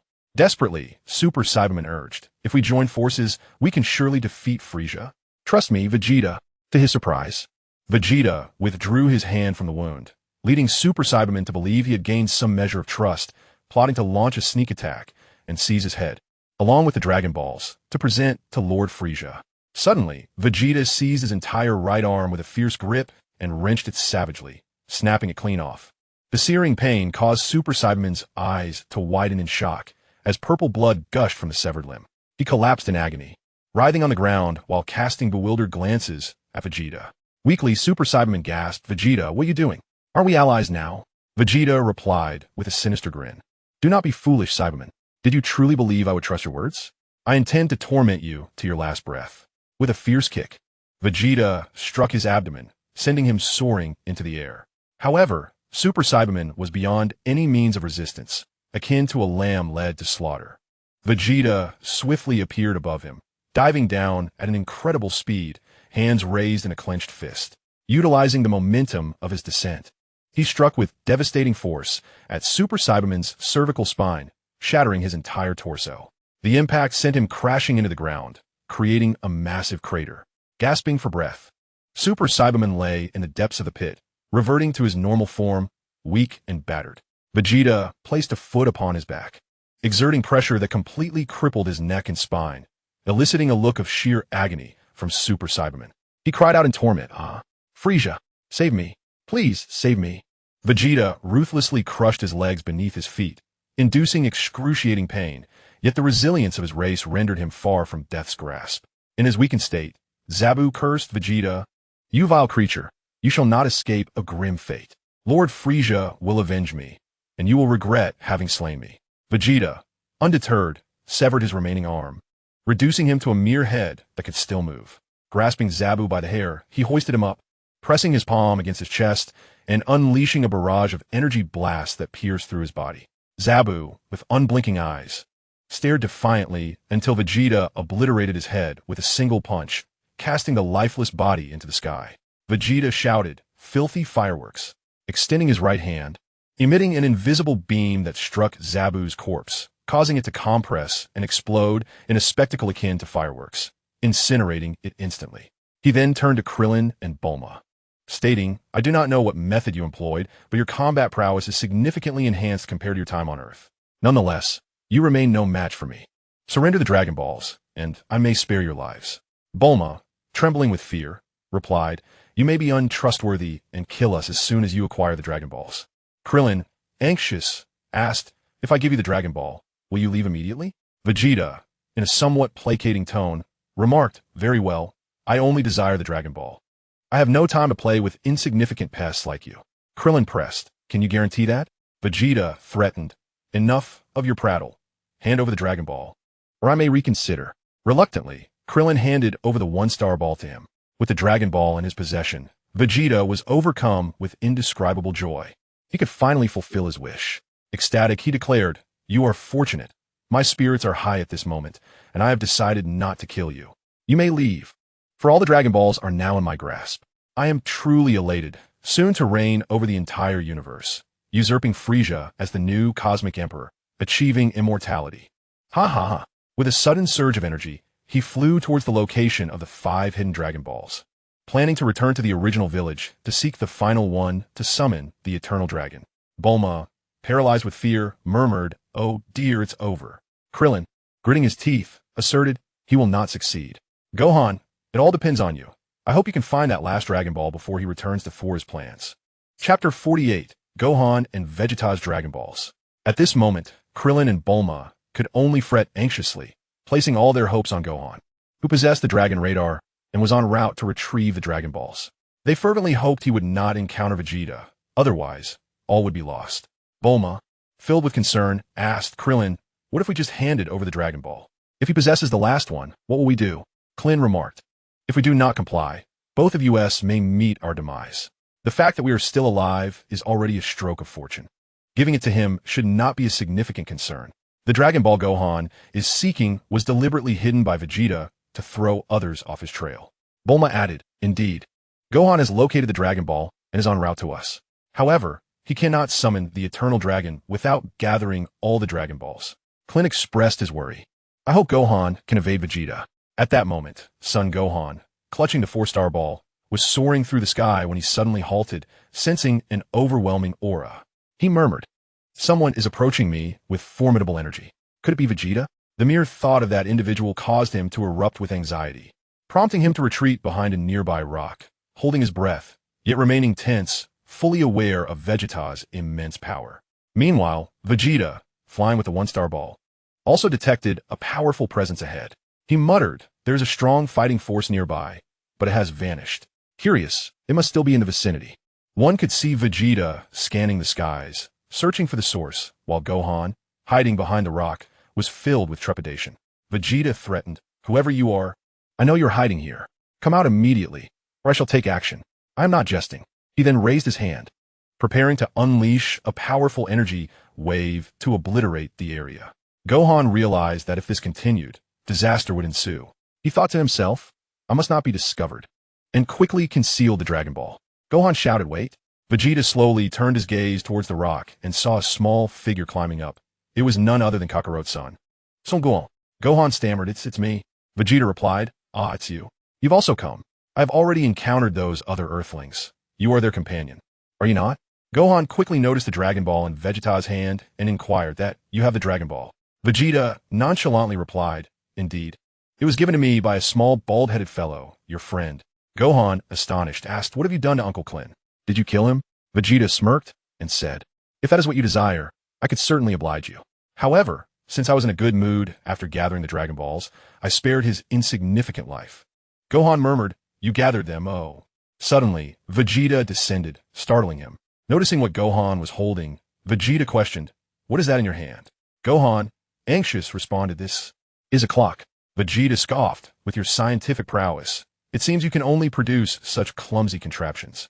Have your father Kakarot and that nameless Saiyan arrived?" Gohan, dazed, replied, "No, they're unaware of the villainy here, so they did not come." Vegeta feigned sorrow as he spoke. "Is that so? Such misfortune. Upon returning to Earth, I shall inform Kakarot that only 4 of us Saiyans remain." He reached out and gently caressed Gohan's face before delivering a swift knee strike, knocking Gohan to the ground. Though he could not overpower the strong, he could certainly dominate the weaker. He then placed his foot on Gohan's head, mercilessly tormenting him. Gohan clutched his abdomen, kneeling in agony as he cried out, "Ah." Vegeta declared, "One day, I shall return to Earth and obliterate it. Ha ha ha." With that, he erupted with fury, soaring into the sky, preparing to return to his temporary camp and summon the Eternal Dragon. Gohan, with a pained smile, remarked, "Ah, it hurts so much, but thankfully I've secured the Dragon Balls. This suffering was not in vain." At this moment, the scene shifted back to the cave, where Krillin and Bulma were in a state of distress, anxiously awaiting Gohan's return.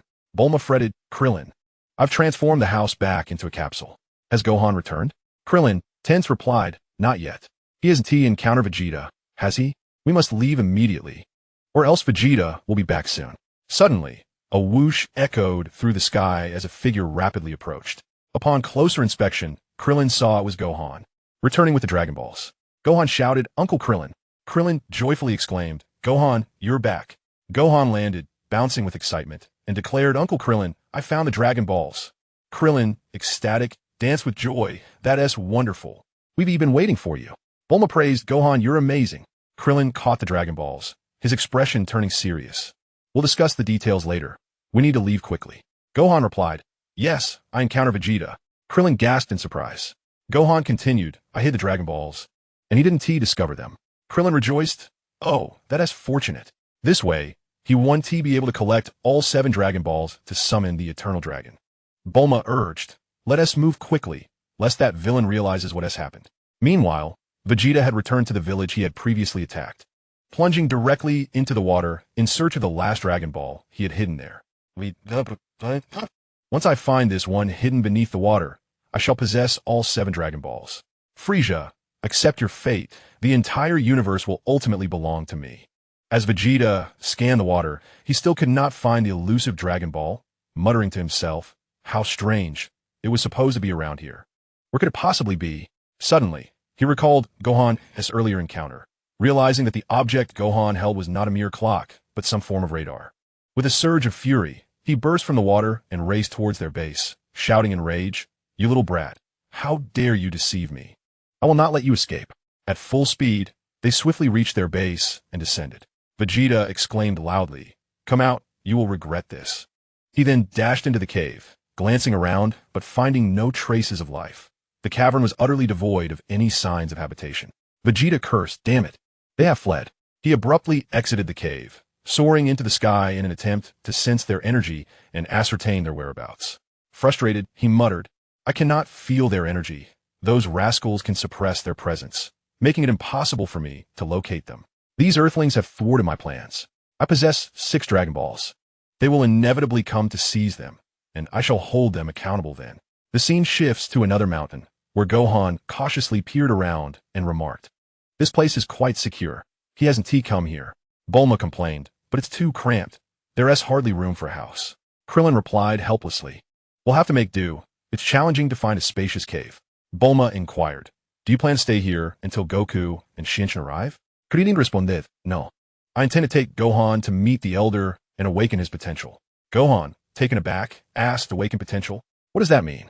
Bulma, feeling disgruntled, retorted, "Why am I left here all alone again?" Krillin urged, "Be patient. The Elder can significantly enhance Gohan's combat power, and perhaps then we can withstand Vegeta." Chapter 49, The Foreboding of Great Battle. The narrative continues from the previous chapter, where Vegeta seized the Dragon Balls that Krillin had obtained from the Elder, believing he could gather all 7. Unbeknownst to him, Gohan discovered the one he had concealed in the water, shattering his dreams. Enraged, Vegeta pursued them, prompting Krillin and the others to seek refuge elsewhere to escape certain doom. However, only Bulma remained. Sitting on a small chair, she sulkily consumed her boxed meal, lamenting, "Damn it, once again I'm left here alone." In an effort to awaken Gohan's dormant powers, Krillin planned to take him to the Elder, exercising extreme caution to avoid detection by Vegeta, thus flying at a deliberately slow pace. Krillin sighed, "At this sluggish speed, when will we arrive?" Gohan replied, "But if we increase our speed, we risk being exposed, and Vegeta might follow us." Krillin remarked, "Vegeta is growing increasingly formidable. Even together, we are no match for him." Gohan, in a daze, asked, "But is my latent power truly that strong, capable of confronting Vegeta?" Krillin confidently asserted, "Even my potential is formidable when unleashed. With your Saiyan lineage, you will undoubtedly be stronger." Gohan mused, "Perhaps." At that moment, Vegeta was nestled on the edge of a cliff, meticulously arranging the 6 Dragon Balls, then seated himself upon one, deep in contemplation. Vegeta murmured to himself, "Damn it, if that brat's device can indeed locate the Dragon Balls, then my hiding is futile. I cannot leave this place easily. They must be after these 6 Dragon Balls. I must act first." However, I pondered that the propulsion system of my spaceship has been destroyed, and Frieza cannot find me. Even if he has sent someone with a detector, it will take at least 3 or 4 days. I must take the initiative to prevent further calamity. If I gather the Dragon Balls and attain eternal life, I will be able to defeat Frieza. This is a once-in-a-lifetime opportunity. While resting, Vegeta searched for the energy signatures of Krillin and Gohan. 3 days later, aboard a swiftly moving spaceship, Goku and Tang Xuanqing continued their sparring, now able to move freely under 100-fold gravity.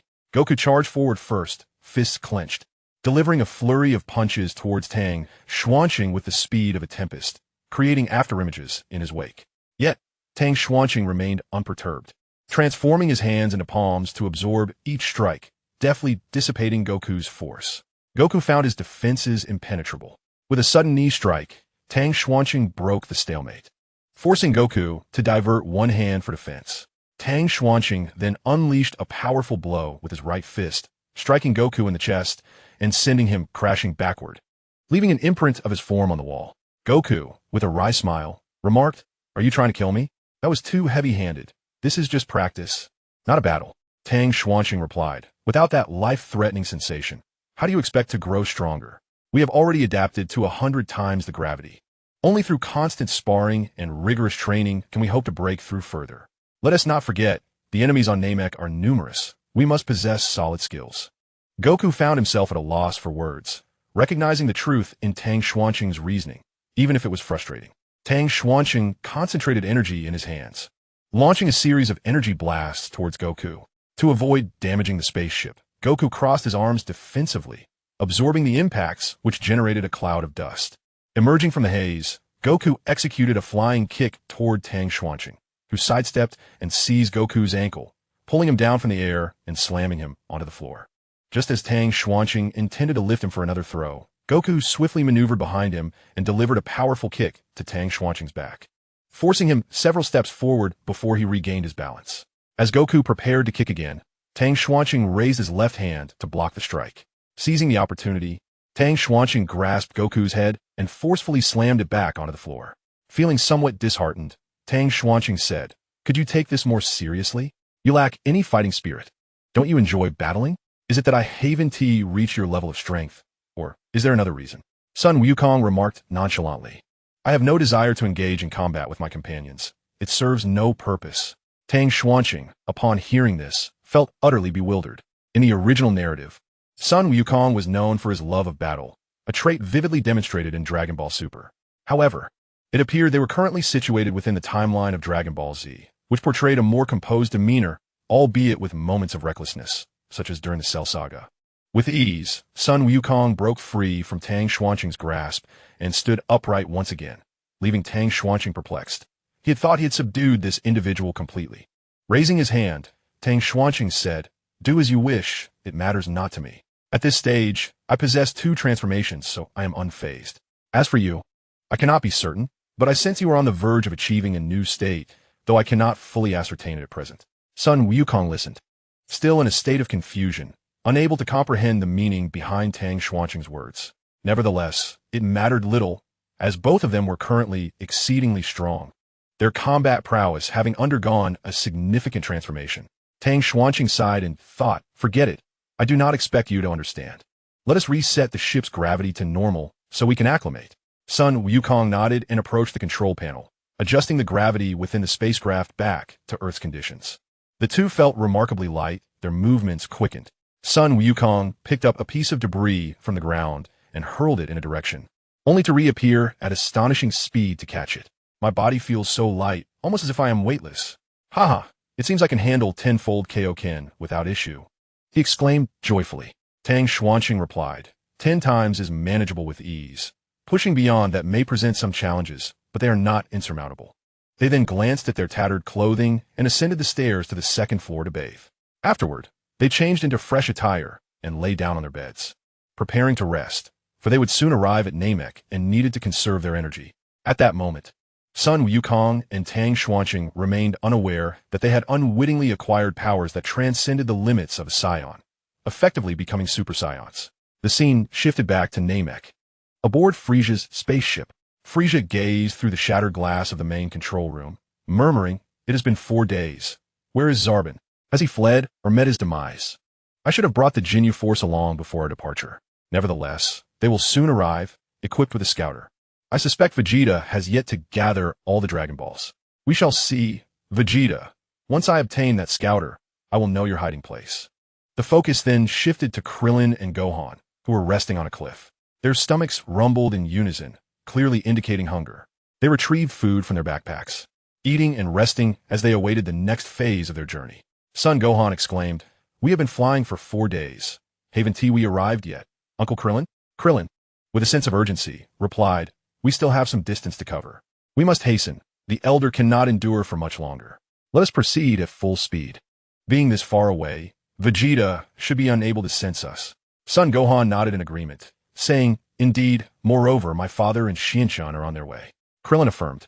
"Then it is settled. Prepare to depart." The two swiftly finished their meal before unleashing their energy and soaring towards the elder's residence.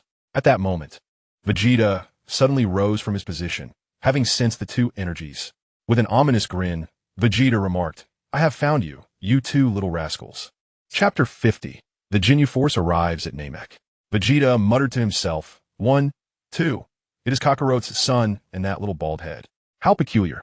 They are not here to seize the Dragon Balls. So what brings them to such a distant place? No matter. My priority is to reclaim that Dragon Ball." He contemplated hiding the Dragon Ball before setting off, but then realized that if he pursued the two, there would be another attempting to steal the Dragon Ball.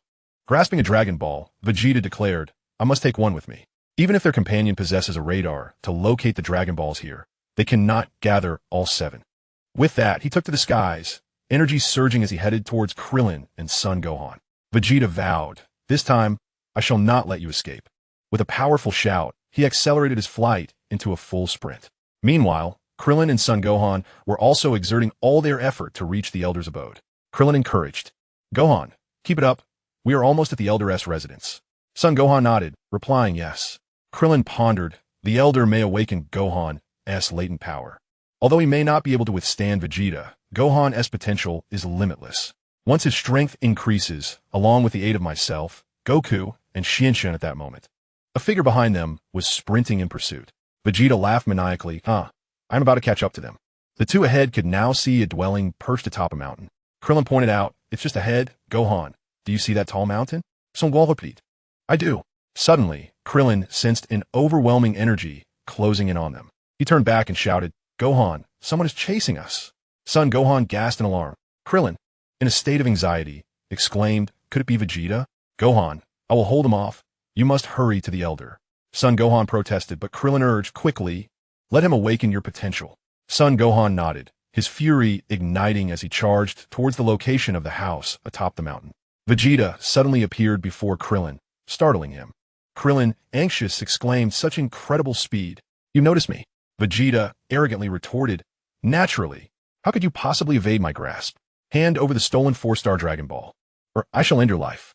Krillin stammered, What are you talking about?" Vegeta continued, "Stop feigning ignorance and surrender at once, or you shall regret it."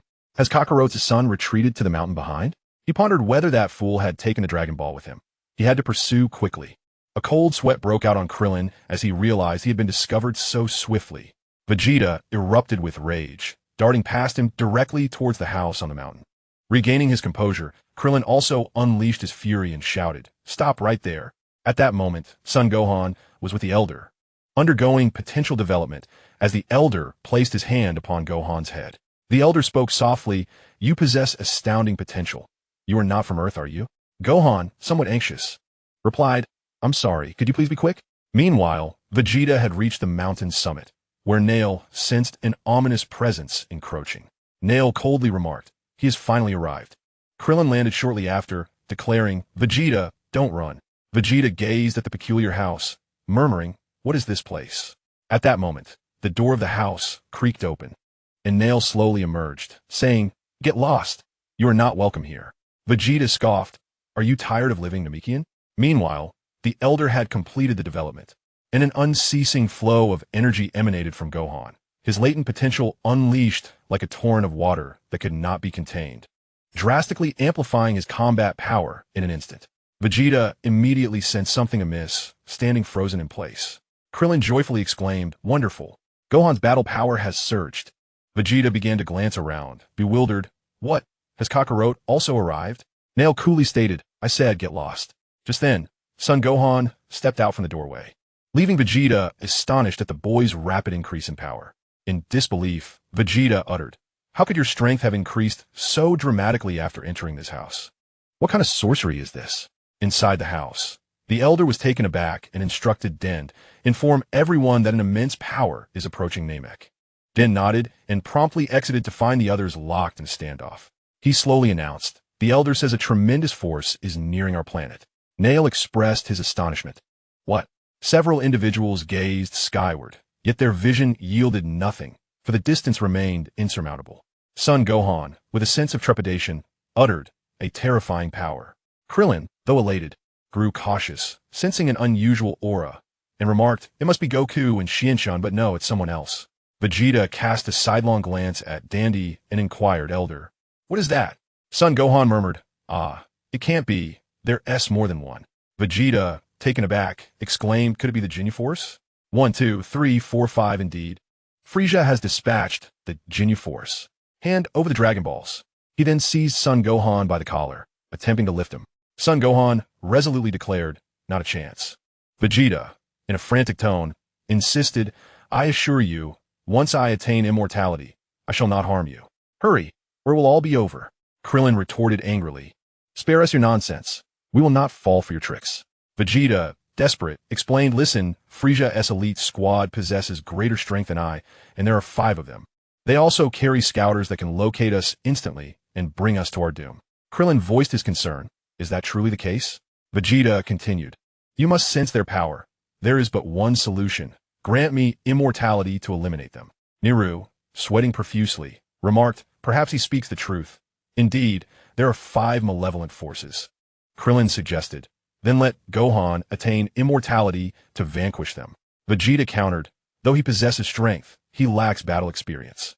Krillin gritted his teeth, "But our wish." Niru interjected, "The Dragon Balls can grant 3 wishes. You still have chance." Son Gohan, astonished, questioned, 3? Not just 1. Vegeta urged, "Hurry, or it will all be over." Krillin, cornered, conceded, "Fine, follow me, but you must keep your word." The 3 then unleashed their energy and soared towards the base.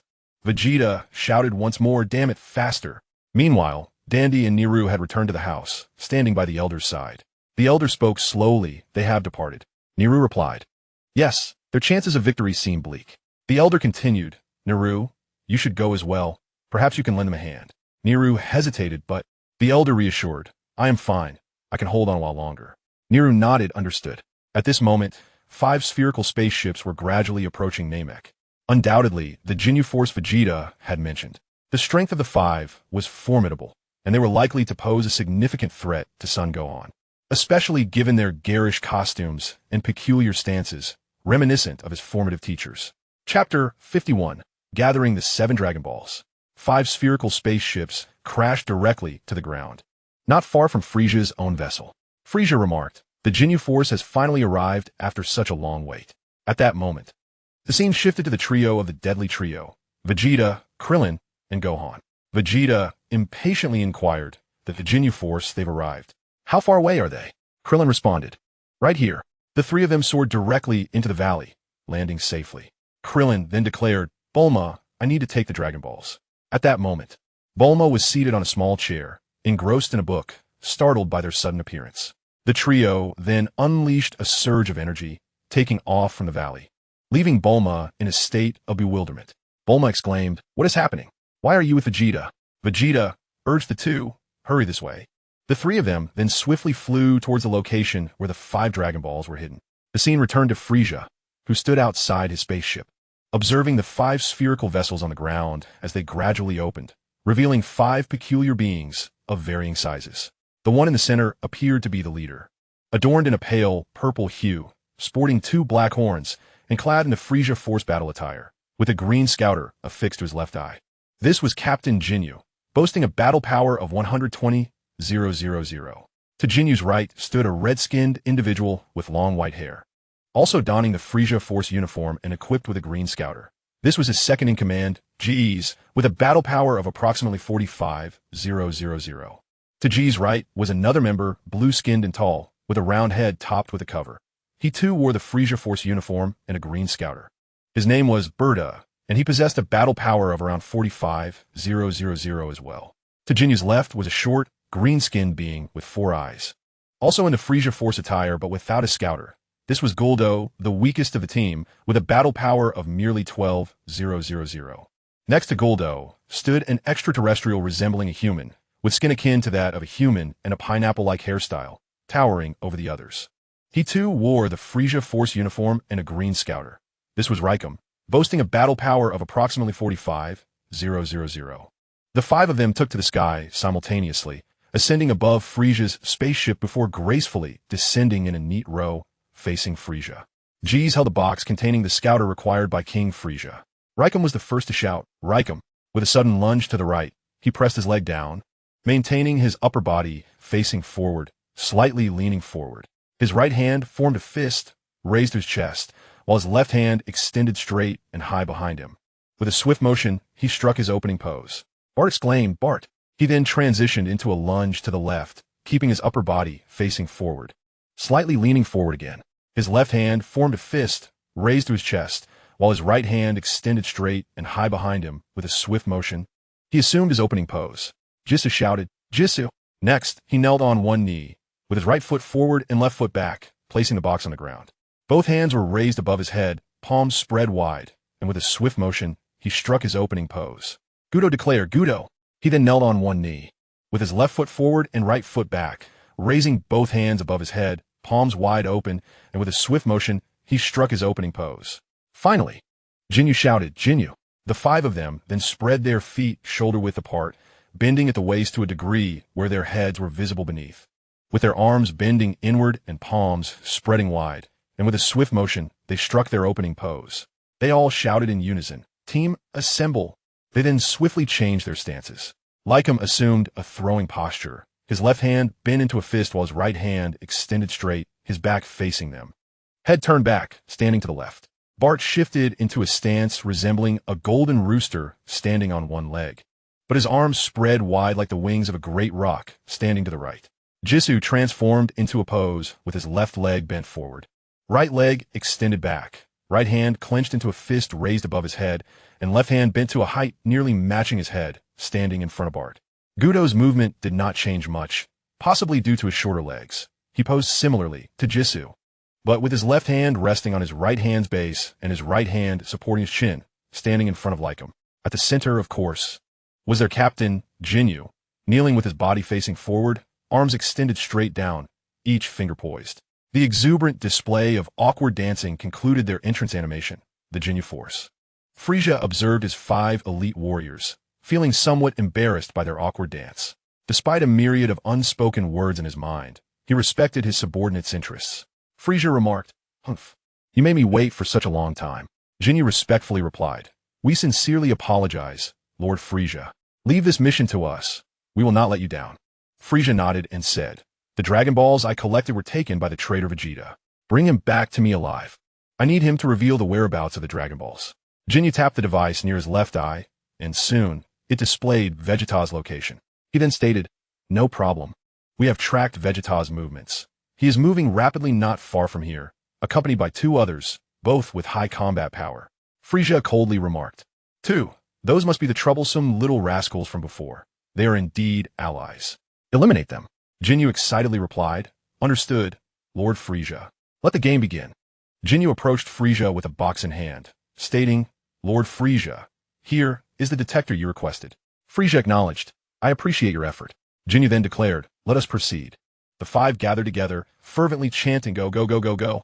Yes, yes, yes, yes, yes. The Jinyu Force shall fulfill its mission. After their rallying cry, they erupted with energy and charged towards the location of Vegeta, as indicated by the detector. Meanwhile, the scene shifted to Vegeta, Krillin, and Gohan, who were maintaining their rapid flight. They sensed the 5 malevolent auras that had just landed on Namek. The Jinyu Force had arrived, and they needed to accelerate their pace. Vegeta cursed inwardly. They're here. Damn it, they're too fast. The camera then focused on another spaceship, where Goku and Tang Xuanqing were aboard. The ship's system announced, Arriving at Namek in 20 minutes. Arriving at Namek in 20 minutes. The 2 slowly rose from their beds, still groggy, as they brushed their teeth and dressed. Goku murmured, There are beings even more sinister than Vegeta. I hope Krillin and Gohan are safe. Odd. I don't sense any fear. It's as if I'm completely at ease. How can I remain so composed in the presence of such formidable foes? Could it be due to my training beyond my limits? Tang Xuanqing replied, helplessly, Stop scaring yourself. We'll arrive in 10 minutes. Prepare yourself. Those 3 are waiting for our support. They donned their turtle school battle uniforms, eagerly anticipating their arrival on Namek. The scene returned to Vegeta, Krillin, and Gohan, who had reached a mountain peak. Vegeta declared, We have arrived. The 7 Dragon Balls are gathered. Just as they were about to approach, Jinyu descended from the sky, blocking Vegeta's path, causing him to freeze in fear. cold sweat trickling down his brow due to the overwhelming disparity in power. The remaining 4 members of the Ginyu Force soon arrived as well. Ginyu slowly said, "Hello, Traitor Vegeta." The arrival of the 4 shocked Krillin and Gohan, who exclaimed, "What?" Vegeta gritted his teeth. "Damn it, they've ruined my plans." Krillin, feeling anxious, remarked, "I had no idea they would arrive so swiftly." Gohan appeared stunned, clearly recognizing the formidable strength of their opponents. Ginyu sneered, "Ah, what you hold is a Dragon Ball, isn't it?" Raikum swiftly turned his gaze to the other side, where 5 Dragon Balls were neatly arranged, and remarked, "There are still 5 over here, Captain." Chapter 52, The Terrifying Ginyu Force. Ginyu joyfully exclaimed, "You have 2 in your possession, and there are 5 behind, totaling 7. Ha! All 7 Dragon Balls are here. King Frieza will be overjoyed." Vegeta clenched his teeth and retorted, "Enough chatter. We will never hand over the Dragon Balls to you." Ginyu nonchalantly replied, "Then we shall take them by force." Krillin was engulfed in a myriad of thoughts, realizing that Vegeta spoke the truth. They were no match for these foes. The one with 2 horns was undoubtedly the strongest among them, while the bespectacled fellow seemed less formidable. Yet, why was he associating with such powerful beings? Ginyu slowly stated, "Vegeta, hand over the Dragon Balls to me. However, even if you comply, we will not spare you." Vegeta, feeling tense, asserted, "The scouter can track human movements, but it is powerless against the Dragon Balls." Ginyu inquired, What do you mean by that?" Suddenly, Vegeta hurled the Dragon Balls with astonishing speed, leaving the others momentarily bewildered, and declared, "That's precisely what I mean." In an instant, Berta erupted with energy, dashing towards the thrown Dragon Ball, catching it effortlessly, and returning it to its original position, much to Vegeta's astonishment. Ginyu unabashedly stated, "Berta possesses the fastest speed in the universe." Ha! Did you think you could throw the Dragon Balls to a place where we wouldn't find them? A foolish notion. Gohan, feeling anxious, exclaimed, "What is happening?" Vegeta was rendered speechless, confronting a formidable adversary that left even him powerless. Ginyu commanded, "Hand over that one as well, bald kid." Vegeta quickly instructed Krillin, "Destroy the Dragon Ball." Krillin cursed under his breath and raised his left hand to strike the Dragon Ball in his right, but suddenly, the ability of the bespectacled little fat man activated, and Krillin's punch missed as the Dragon Ball vanished. Gohan gasped, "Wow." Krillin, astonished, questioned, "What? Where did the Dragon Ball go?" At that moment, Goodud was grinning mischievously, cradling the very Dragon Ball Krillin had just held. Could this be a supernatural ability? Was it Dio's time-stopping power, or the Crimson King's time-erasing capability? Just a jest, as it was evidently impossible. The two were from entirely different realms. Vegeta, feeling agitated, muttered, "Damn it, the legends were indeed true. It is said that Goodud's race can instantaneously utilize time stoppage." Ginyu coolly remarked, "The 7 Dragon Balls are now in our grasp." Krillin, in disbelief, exclaimed, "How could this happen? It was just in my hands." Ginyu declared, "Now, let us deal with you lot. It has been a while since I exercised, and this is a splendid opportunity." Jeez then added, "In other words, we shall teach them a proper lesson and display our might." "Be quiet, I am the captain," Ginyu stated coldly. Upon hearing this, Gi's wisely fell silent, for he knew he could not contend with Ginyu, being merely the vice-captain, and their strengths were vastly different. Krillin softly inquired, "Is it truly necessary to fight Vegeta?" Vegeta replied with a sense of resignation, "There's no escaping it. Although your abilities are significantly inferior, you may still prove useful. Give it your all." Ginyu addressed his other team members, "I will handle Vegeta. You take care of the remaining 2 boys." Gi's remarked, "That's not enough to go around." Buddha interjected, "I disagree, Captain." Raikum added, "You always steal the spotlight." Guldo chimed in, Indeed. Ginyu, with a sigh of exasperation, said, "Enough of this bickering. I will present the Dragon Balls to Lord Frieza, and you can draw lots. The winner will face Vegeta, and the runner-up will deal with those 2 boys. Is that acceptable?" The remaining 4, with fists raised high, shouted in unison, "Oh, splendid." They then gathered to play rock, paper, scissors. Gi's lamented, "What terrible luck. This is infuriating." Consequently, Raikum, Guldo, and Buddha continued the game. Krillin suggested quietly, "Let us take this opportunity to escape." Raikum raised his hands joyfully, exclaiming, "Vegeta is mine." Guldo, hands on his hips, remarked in confusion, "Hey, this is so dull." Buddha retorted, "Damn, I was so close." Ginyu, elated, declared, "Lord Frieza will attain immortality." He then used telekinesis to levitate the 7 Dragon Balls, setting off towards Frieza's spaceship, leaving behind the 4 team members and Vegeta with his companions. Gohan, preparing strike, shouted, "We absolutely cannot let him take the Dragon Balls." Vegeta scolded, "Conserve your energy. We must first deal with these troublesome foes. The priority is to find a way to defeat them." Hearing Vegeta's words, Gohan ceased his movements, recognizing the necessity of addressing the immediate threat. Vegeta turned to Krillin, saying, "Come here." Krillin hesitated for a moment, but then slowly approached. Raikum asked in confusion, "Are we discussing strategies again?" Guldo laughed heartily, perceiving the few before him as no match at all. Vegeta stated earnestly, "The one you must confront is that fellow named Guldo. His combat power is not formidable, but he possesses psychic abilities, so be cautious." Has Kakarot and that Tang Xuanqing really not arrived? Krillin replied slowly, "Yes, but they're on their way and should arrive shortly."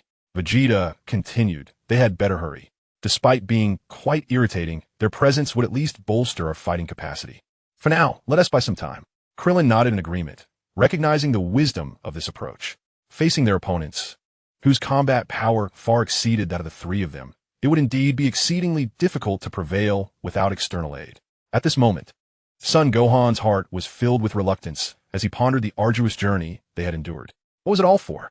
If they failed to retrieve the Dragon Balls and could not revive Uncle Piccolo and the others, all their efforts would be in vain.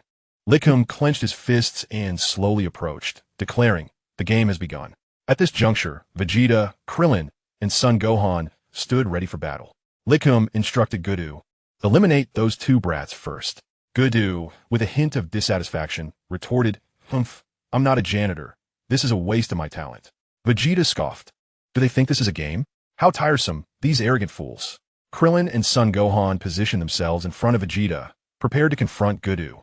Krillin inquired, "Gohan, do you remember our training aboard the spaceship?" Son Gohan nodded affirmatively, "I do."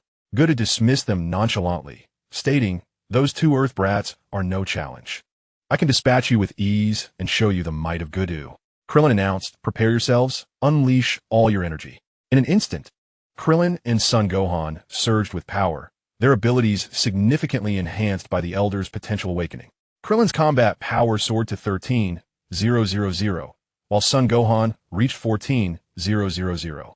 Bart and Jais, along with Likum, were taken aback by the astonishing battle energy emanating from the two young warriors, though their power was still lower than theirs. It was remarkable for such youths. Gudu, lacking a scouter, sensed something amiss, his shock evident as he realized their strength surpassed his expectations, albeit slightly. He maintained his composure, unwilling to reveal his surprise. Suddenly, Krillin and Son Gohan shot into the air, their hands coalescing into energy blasts that they unleashed towards Gudu with incredible speed, leaving him no time to react. Chapter 53, Son Gohan and Krillin vs. Gudu. As Gudu beheld the incoming energy blasts, he shouted, "Time stop." In an instant, the two yellow energy waves froze in midair, granting Gudu a moment to evade their trajectory. He turned and bellowed, "You despicable little brats. How dare you launch a sneak attack?" However, as he prepared to retaliate, he realized the two were nowhere to be seen. Looking around frantically, he finally located them. They had vacated their original positions the moment they launched their energy blasts. Gudu, now transitioning from astonishment to fury, exclaimed, "In just a moment, they managed to get so far. This infuriates me. Why can't I maintain the time stop a little longer?" Suddenly, time resumed its normal flow, and the two energy blasts detonated on the ground, resulting in a tremendous explosion. Krillin remarked, "That guy's over there." Son Gohan countered, "No, he has not. He has stopped time again." In an instant, the two executed a rapid maneuver, rendering Gudu unable to accurately pinpoint their locations. Gudu shouted, "Time stands still." At that moment, time froze as Sun Wukong and Krillin rushed towards his position from either side. With no skills to target multiple opponents, should he strike one, the other would swiftly follow, posing a significant dilemma. Frustrated, Gudu cursed, "Damn it. The energy consumed by this time freeze is excessive. Curse be it, I cannot maintain this for long. I must hide behind the rocks and wait for them to let their guard down before I make my move." He hurriedly scurried behind a boulder, and just as he concealed himself, time resumed its normal flow. Sun Wukong and Krillin nearly collided, yet they failed to detect Gudu's whereabouts. "Damn it, another time freeze." Krillin exclaimed, "Where could he be now?" Sun Wukong pondered. Gudu thought to himself, "What a splendid opportunity. They are unaware of my location. A sudden attack would be most effective." Unfortunately, Gudu lacked the ability to mask his energy signature, and both Krillin and Sun Wukong swiftly pinpointed his position. charging toward him in an instant. Gudu, astonished and anxious, exclaimed, "How do they know where I am? I cannot afford another time freeze. My energy is waning." He raised his hands and bellowed, unleashing the binding technique, which immobilized Krillin and Sun Wukong midair, akin to the abilities of dumplings. Krillin stammered, "I can't move." Sun Wukong added, "My body is completely immobilized." Gudu declared, "Do you see? This is the power of your esteemed Gudu. I am not to be trifled with. Behold my binding technique. Who are you to uncover my presence?" Krillin struggled futilely, his limbs trapped, and Sun Wukong found himself in a similar plight, both locked firmly in midair. Then, Gudu seized another rock, preparing to strike them down. With a sinister grin, he proclaimed, "I shall skewer you like kebabs, ha, and then roast you to perfection." "Delicious." Sun Wukong gritted his teeth and retorted, "In your dreams, you four-eyed toad." Meanwhile, Bat, Jis, and Rikumu leaped over the gaping crater left by the energy blasts. Jis remarked, "What a surprise. Those two human brats possess battle powers exceeding 10,000. Rikumu, arms crossed and brimming with arrogance, laughed, "Ha.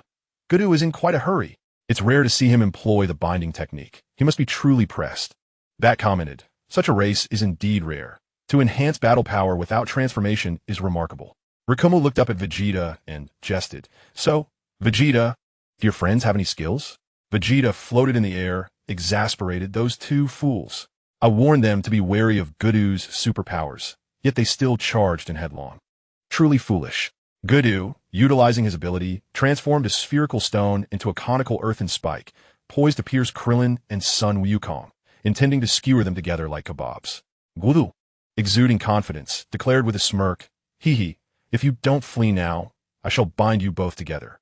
Krillin and Gohan, exerting every ounce of their strength, found themselves immobile, only able to emit sounds of distress. Gudu continued, "Hee, utterly helpless, how pitiable. First, I shall pierce that bald boy in the yellow attire with this earthen spike, and then I'll toy with the other one using my powers." With great effort, Krillin managed to utter, "Yeah, Gohan, is there any way out?" Gohan, struggling, replied, "No, my nerves are completely numb." Gudu laughed heartily, "Ha, a victory is mine. Here I come." He then violently thrust his hand forward, launching the earthen spike directly toward Krillin's position. In a sudden flash, Vegeta appeared behind Gudu, delivering a swift strike that severed his head cleanly. Gudu's head detached, eyes wide open in shock as he savored the moment of imminent victory, oblivious to Vegeta's silent approach and lethal strike. With Gudu slain, the two suspended in midair regained their mobility just as the spike was about to pierce Krillin. He exploded with energy, soaring upward to evade it. "Wonderful! I can move again!" Krillin exclaimed, filled with excitement.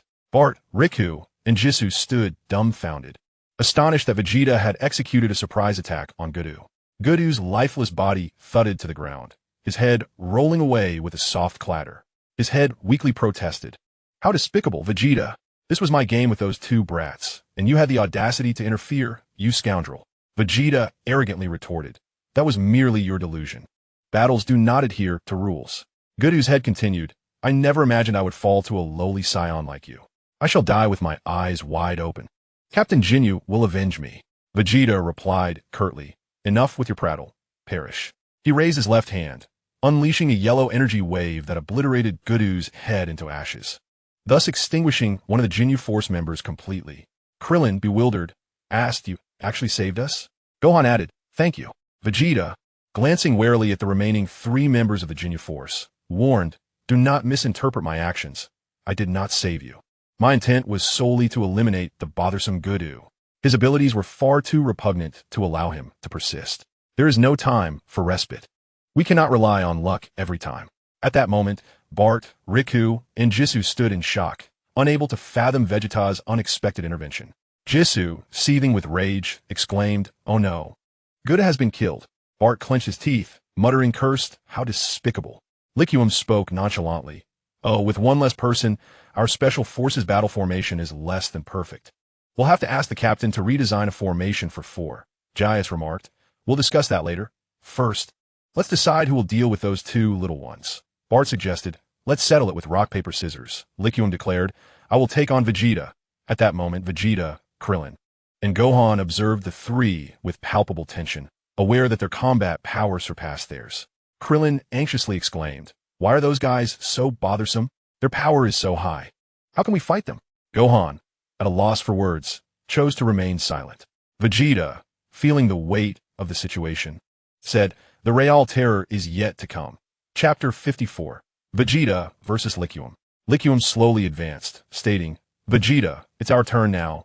Vegeta snorted coldly, assuming a battle stance, ready for combat. Liquium continued, "If those two little ones want to help, they can join us." "Come on," JIS shouted. "Hey, you can't touch those two. They are ours." The scene shifted to Krillin Gohan. And Vegeta. Krillin gritted his teeth, saying, "Bastard, you underestimate us." Liquium shouted, "Jin, you force Liquium." He then struck various bizarre poses, culminating in a stance that suggested a forward charge, raising his hands above his head to clap, and then standing sideways on one leg, while the rest of his body stiffened to the left, resembling a large leopard. It was bewildering, a testament to his dedication as a Jinyu fan, blending those absurd poses seamlessly. The three opponents were left speechless. This was not a battle, but rather a display of antics. Vegeta roared, veins bulging on his forehead, and unleashed a powerful scream. In an instant, his immense energy erupted, sending dust and debris swirling around, even causing Krillin and Gohan to stagger back slightly. Was this the true extent of Vegeta's power? At that moment, the scanners of Bart, JIS, and Liquium emitted rapid beeping sounds, detecting Vegeta's current combat power. Bart, somewhat astonished, remarked, how could such a powerful energy suddenly erupt?" JIS, intrigued, noted, Vegeta's power has increased to nearly 20,000. Liquium, taken aback by this sudden surge, stood frozen in place. Although Vegeta's power was not yet higher than his own, the unexpected eruption still caught him off guard. Vegeta suddenly surged forward, raising his right fist to strike, landing a solid blow on Riku's left cheek, causing his scouter to be knocked off. In an instant, Vegeta darted from above, circling to Riku's rear. During this maneuver, he clasped his hands together like a hammer and, as Riku was propelled towards him by inertia, delivered a powerful downward strike that sent him crashing into the ground, with a slight buildup of energy in his legs. Vegeta forcefully stomped down, shattering the Frieza force armor on Riku's chest. Vegeta swiftly seized Riku's left leg, bellowing fiercely. Then, with a tremendous effort, he hurled him away. With arms outstretched, he began to gather energy, irregular white electrical energy coalescing in his hands. At this moment, the veins on his forehead bulged prominently, indicating that this attack was indeed a formidable one. Vegeta shouted, "Final flash." He then brought his hands together in a blooming formation horizontally aligned, and unleashed a massive white energy wave directed at Riku's position. Krillin, in a panic, urged, "Get away, Gohan." Gohan gasped in astonishment, clearly taken aback by Vegeta's overwhelming attack. But both managed to evade the blast just in time. The colossal white energy wave detonated at Riku's location, resulting in a tremendous explosion. However, Vegeta showed no signs of relenting, intensifying his energy output further. With fervor, he shouted, "Come on, bring it on, you dancing fool." The assault persisted until he finally ceased, leaving behind a vast scar where the energy wave had struck, not due to a desire to stop, but because he had exhausted his energy. The final flash was an incomplete technique he had yet to fully develop, its potency still uncertain. Breathing heavily, Vegeta gazed ahead, uncertain if his strike had succeeded in vanquishing Riku, aware that such an attack might not be sufficient to annihilate him due to their vast disparity in power.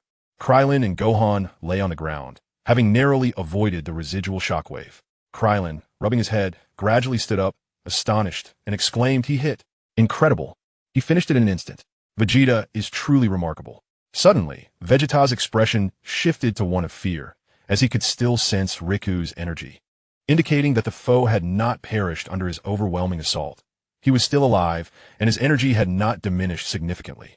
Through the haze of smoke, a shadowy figure emerged, leaving the three in utter shock, struggling to comprehend the situation. Gohan, trembling, stammered, He is not dead.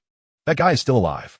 Krillin, equally incredulous, replied, "No way, that was Vegeta's full-force attack." As the smoke dissipated, the Frieza planet armor that adorned Raikum vanished, reduced to naught but a tattered black bodysuit. His appearance bore the marks of a fierce battle. Though seemingly gravely injured, he actually sustained only minor wounds. His once proud pineapple hairstyle was now a chaotic mess, and he struck a pose reminiscent of a ballet dancer, which appeared rather awkward. Raikum slowly declared, "Greetings, everyone. I'm still alive." Surprised, are we? Vegeta, drenched in cold sweat, was taken aback. The previous energy blast had inflicted surprisingly little damage on him. Could it be a trick? That had been his ultimate move, albeit incomplete and still in development. Yet its power was not to be underestimated. Krillin, paralyzed by fear, could scarcely utter a word, repeatedly stammering as he trembled uncontrollably. Confronting such a terrifying creature, the prospect of victory felt utterly bleak. Gohan quivered, murmuring, "He appears completely unscathed. How terrifying this villain is." Raikam murmured to himself, "The warm-up is over. Now it is time to get serious." Meanwhile, two spectators in the distance were also caught in the dust cloud. Bardock brushed off the dust from his clothes, exclaiming, "What the hell is going on? Can't we resolve this quickly without getting covered in dirt?" G.I.'s covered his nose with a handkerchief, grumbling, "What is this? Dust is everywhere, thanks to that fool Raikam." With both hands raised above his head, fists slightly bent, Raikam lifted his left leg in a bent position while standing straight on his right leg, calmly stating, "Raikam, engage." In an instant, he launched himself forward with astonishing speed, leaving Vegeta momentarily frozen in disbelief. Despite being uncertain of Raikam's intentions, he could not deny the swiftness of his movements. Raikam delivered a knee strike, forcefully connecting with Vegeta's head, sending him flying with a resounding thud. Vegeta, in utter disbelief, cried out in pain, while Krillin and Gohan stood in shock. Chapter 55, Despairing Vegeta. After being propelled through the air, Vegeta skillfully executed a roll to dissipate the force of the blow, quickly regaining his composure and charging back at Raikam with renewed fury. He shouted defiantly, raising his right hand to unleash an attack. Raikam, raising his left hand, effortlessly blocked the punch, prompting Vegeta to raise his left hand for another strike, which met the same fate, thwarted by Raikam's right hand. Raikam praised, "Not bad, Vegeta. You're a touch more formidable than I anticipated." The two engaged in a relentless exchange of blows. Vegeta launched a barrage of fierce attacks, while Raikam deftly defended himself, seemingly treating the encounter as a mere game, as if Vegeta's strikes posed little threat. Seizing an opportunity, Raikam bellowed, "Ha!" And with a powerful thrust of his right elbow, he struck Vegeta's head, forcing him to the ground. Just as he prepared to deliver the final blow with his left fist, the air crackled with tension. Vegeta, summoning all his strength, propelled himself from his position, soaring skyward in a burst of energy that caused Raikam's left fist to miss its target. However, the impact left a significant dent in the ground, illustrating the formidable power behind that punch.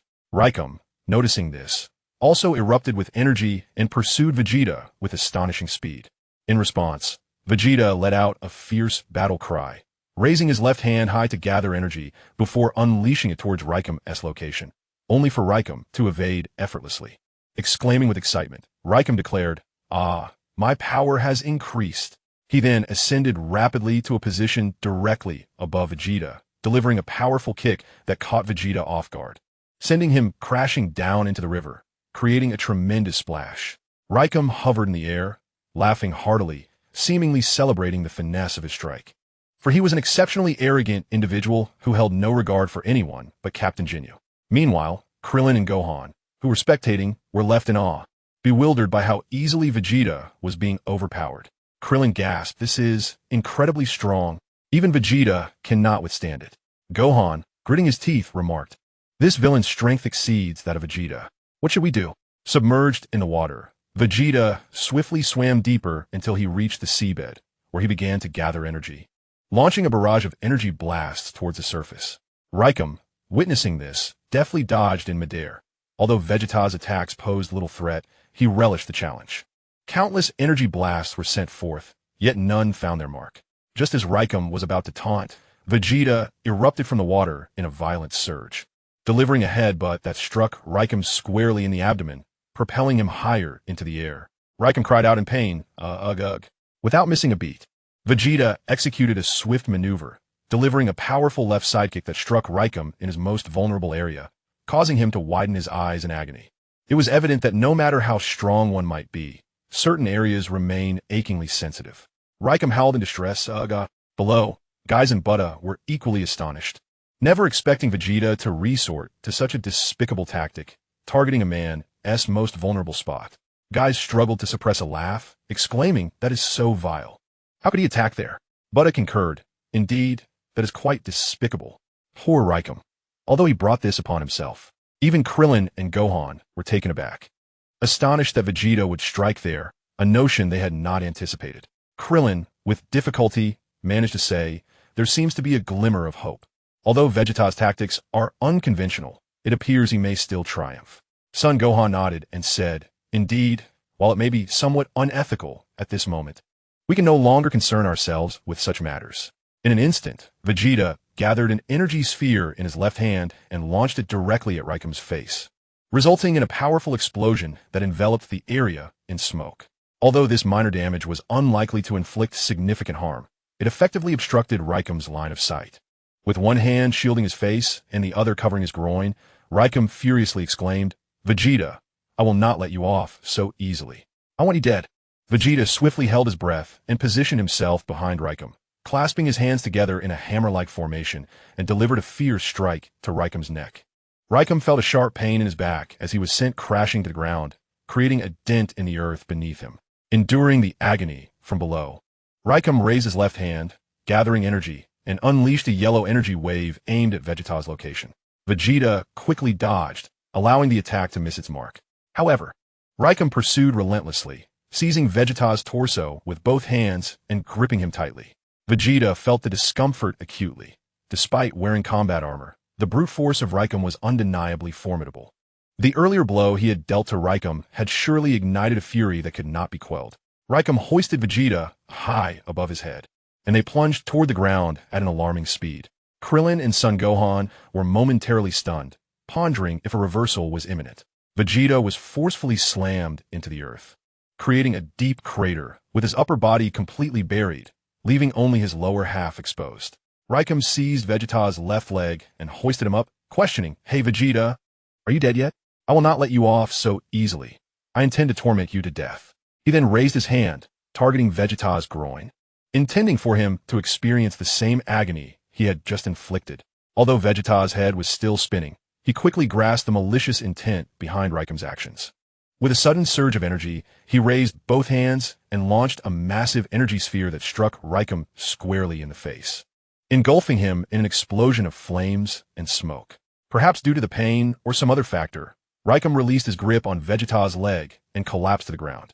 Vegeta too fell back to the earth, his injuries worsening, and he struggled to rise, gasping for breath. It was evident that Raikam's earlier attack had inflicted significant damage. Krillin exclaimed excitedly, "Did we win? Did we really win?" Son Gohan stood in stunned silence, grappling with the incredulity of it all. Had they truly emerged victorious?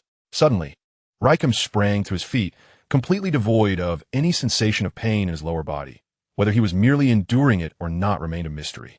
Son Wukong and Clinton were drenched in cold sweat, while Vegeta felt a deep-seated terror, his body trembling uncontrollably. This fiend was still alive, showcasing an extraordinary resilience. Raikam exclaimed with exhilaration, "Ah, Vegeta, I am truly enraged now. I derive immense pleasure from inflicting violence upon you." At this moment, Bart and GYS appear to have anticipated the unfolding events, for one must possess exceptional prowess to become a member of the Ginyu Force.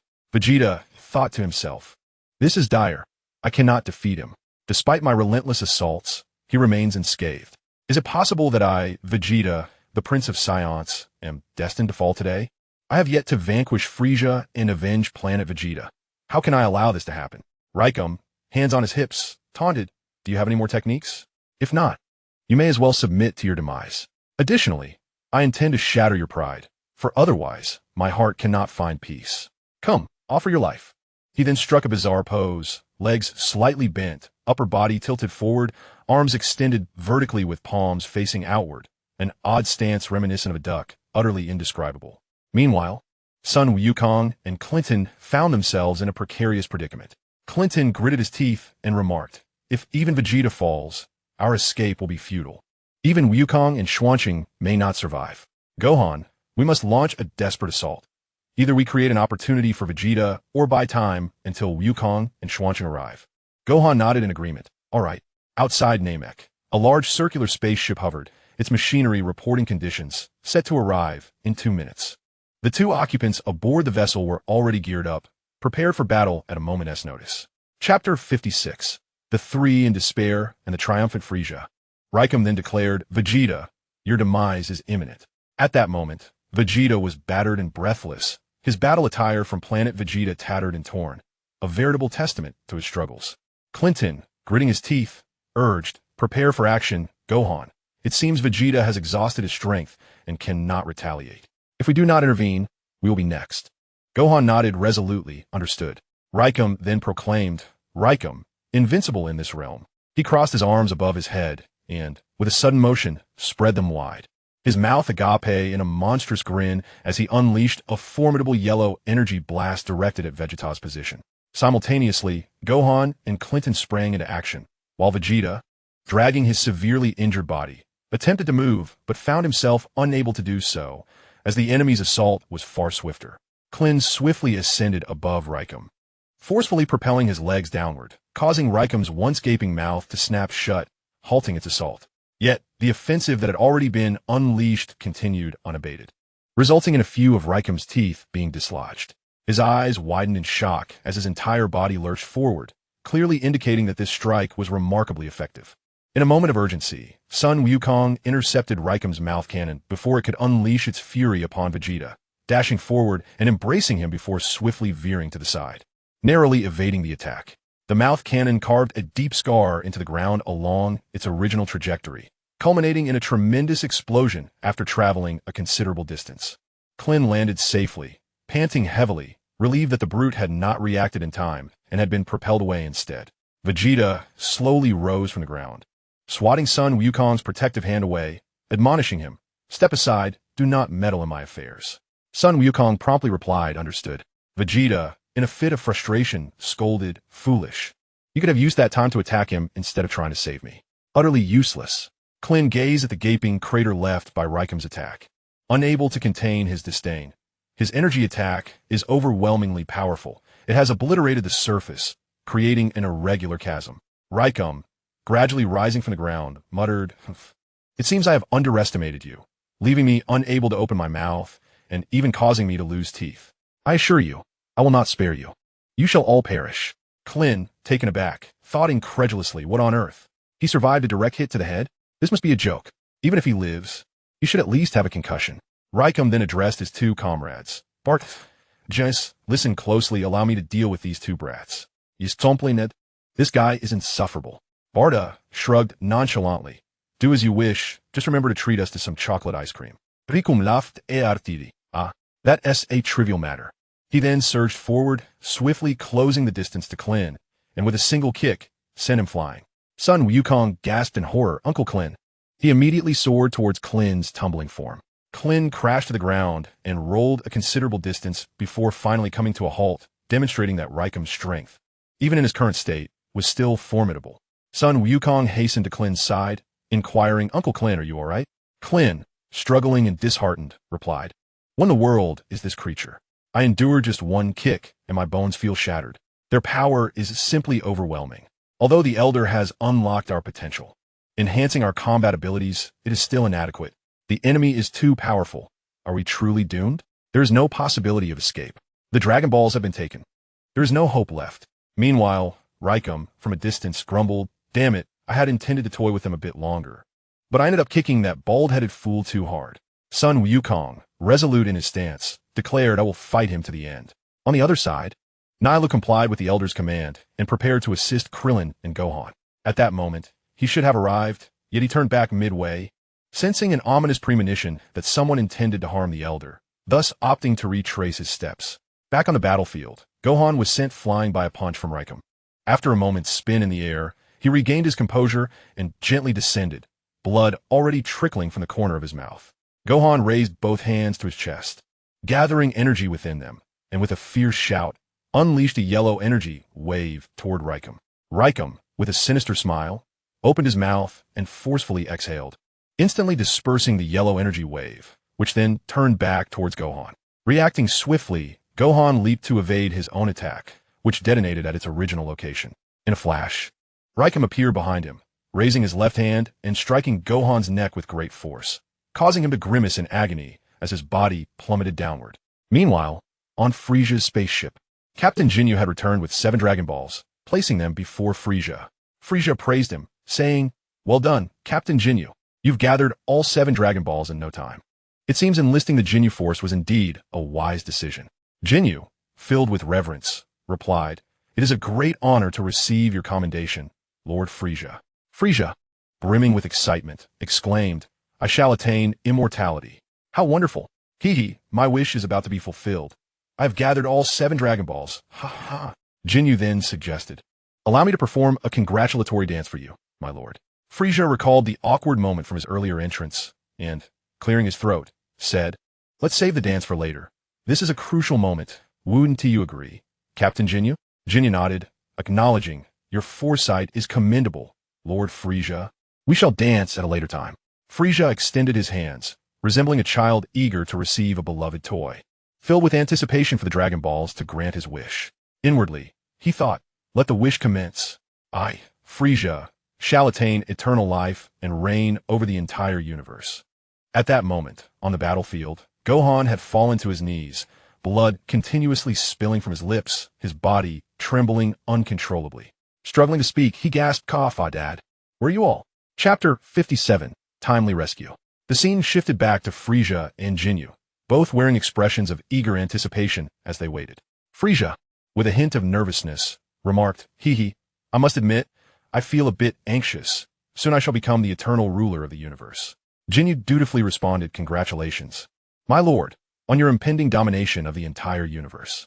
Frisia shouted at the Dragon Balls, "Oh, wondrous Dragon Balls, grant me, the Cosmic Emperor Frisia, eternal life and unceasing vitality, that I may reign over the universe for all eternity." Jinyu chuckled heartily, envisioning a future where the entire cosmos lay beneath Frisia's dominion. As Frisia completed his invocation, the two stood in silence for a considerable time, yet the Dragon Balls remained unmoved. Both were bewildered. Was this not the proper way to utilize the Dragon Balls? Jinyu, perplexed, inquired, "What is happening? Why is there no response? Have you already attained eternal life?" Frisia, feeling a twinge of embarrassment, replied, "It appears that I have not." At that moment, Frisia's mind raced with thoughts. What could be amiss?